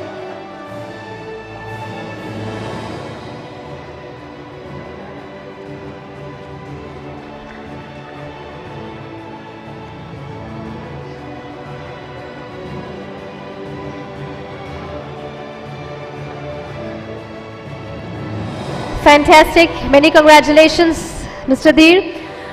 We now move forward to announcing our next winner in the same category, which is digital transformation. The award goes to none other than, put your hands together for Avanish Kumar Vats from Techno Electric and Engineering Co. Limited. Many, many congratulations, Mr. Avanish.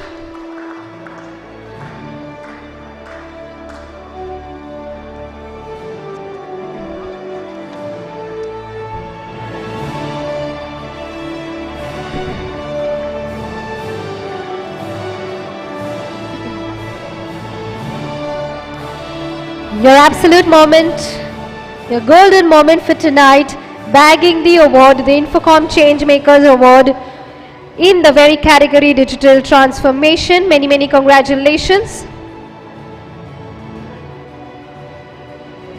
All right, with that we move forward to announcing our last awardee for tonight in this very category of Digital Transformation. Ladies and gentlemen, put your hands together for Sujoy Brahmachari from Rosmata Technologies Limited. Come on.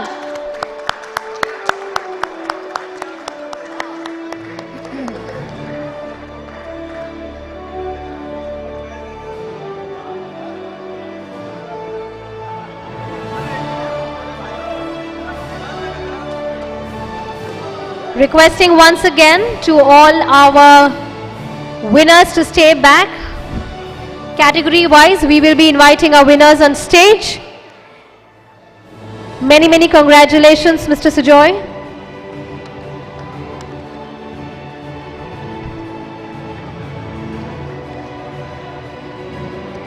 Thank you so much and many congratulations, and thank you, sir, for doing the honors for us. Thank you, Mr. Banerjee.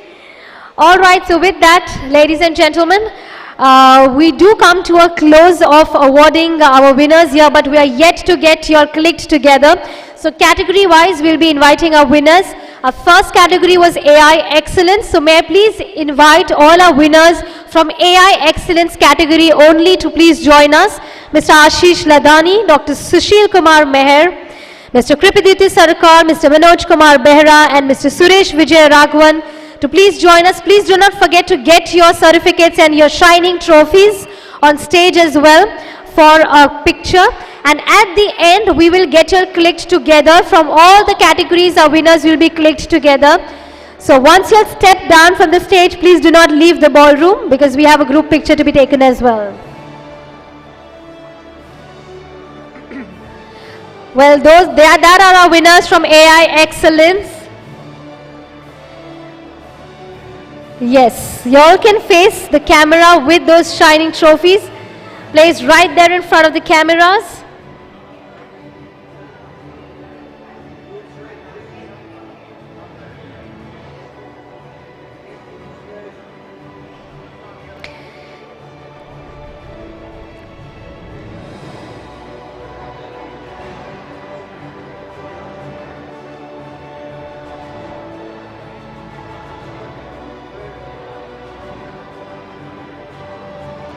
Fantastic. Congratulations once again, and thank you for joining us for that photo op. Now inviting our winners from Cloud Innovation category to join us. Mr. Bhumeshwar Tatikonda, Dr. Vijay Chaudhary, Mr. Sanjay Ranjani, and Dr. Suresh Shishore to join us on stage. Do not forget to get your shining trophies and certificates on stage for a photo op.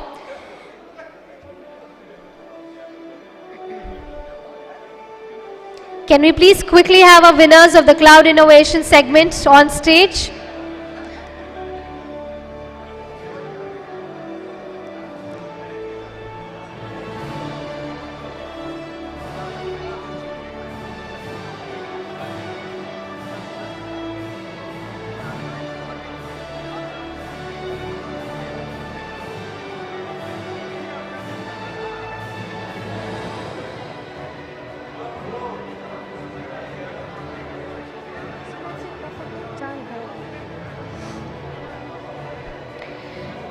Well, once again, requesting all our category-wise winners to stay back. We are yet to take a group photo together of all the category winners.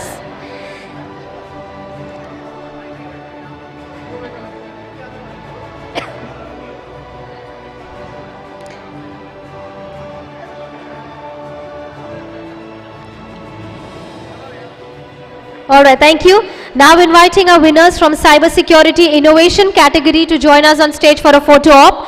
Mr. Bhaskar Rao, Dr. Jagannath Sahu, Dr. Sriranga Narasimha Gandhi and Mr. Rasvinder Singh Nagpal are 4 winners from Cybersecurity Innovation to join us on stage for a photo op. The winners of the category Cybersecurity Innovation.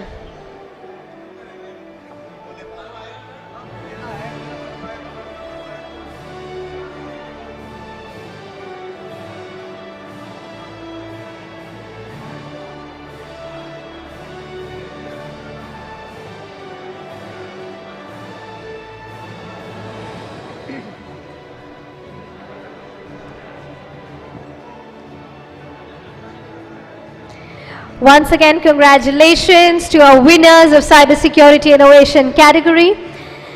And I believe, yes, we are taking some fantastic pictures, getting clicked right there.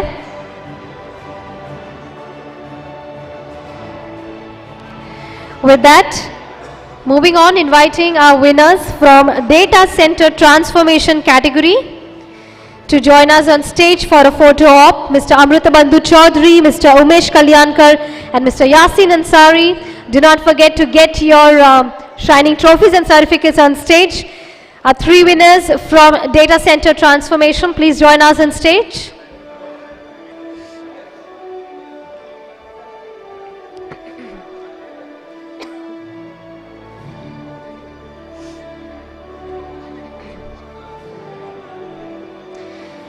Once again, requesting our winners to stay back. I know I'm repeating myself, but we did observe few of our winners stepping out.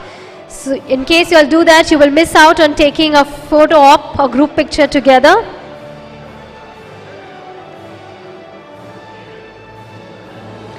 With that, moving forward to inviting our winners from the Digital Transformation category to join us for a photo op.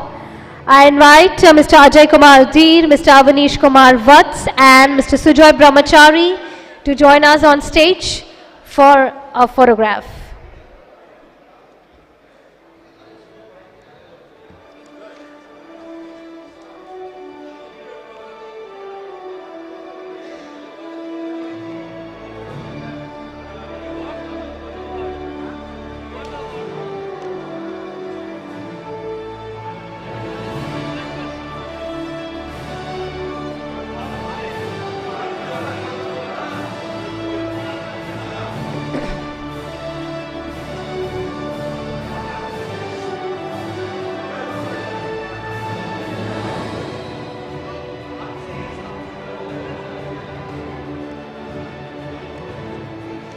Fantastic and many congratulations.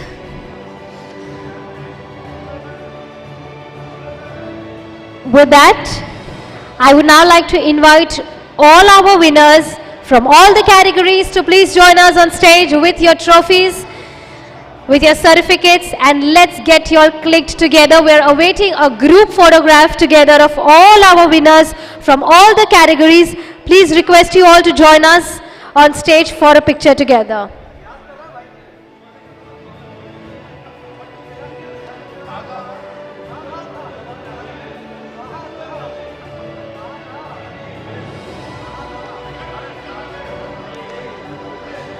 Yes, inviting all our winners. So we are about to have a group picture of all the winners from all categories. Please join us on stage, and I would also like to invite, along with our winners, I'd also like to invite on stage Mr. Kali Krishna Mohapatra to join us as well. Mr. Shubhamoy Chakrabarti, if you're in this room, please join us on stage, along with Shreyasi Das, Samrat Mondal. I'd also like to invite Swarnendi Sakrel, Anjali Rajak and Ankit Chakraborty to join us for this group picture with all our winners on stage. Come on.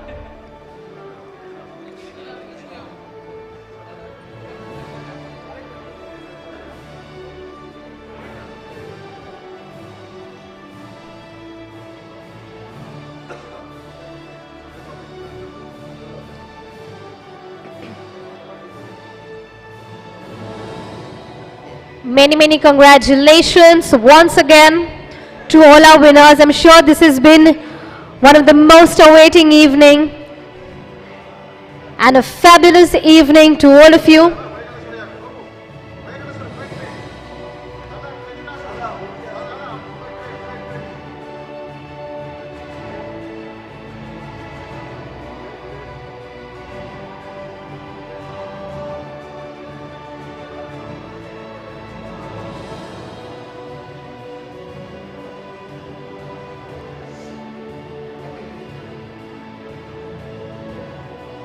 I think that is definitely going to be a picture perfect for tonight.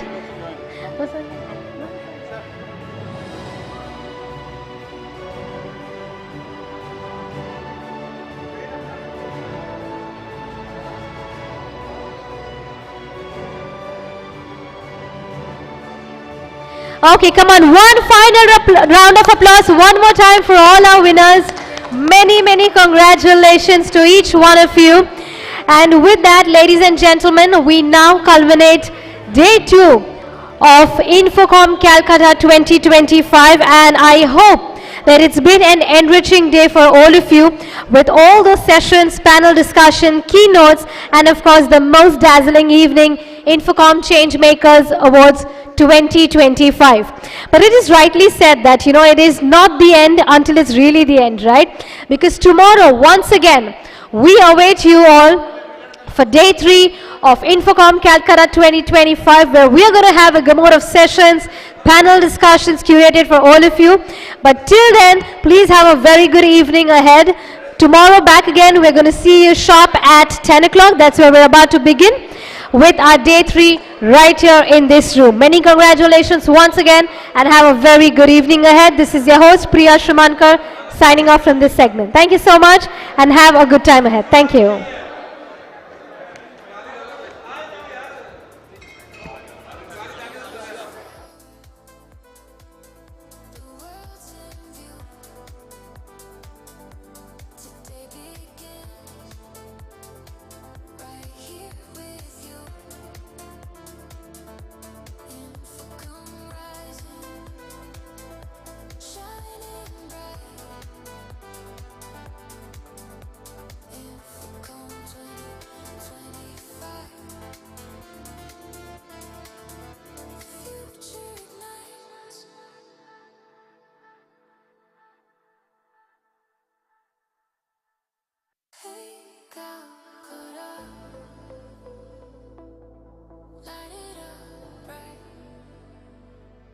INFOCOM's here, the future in sight.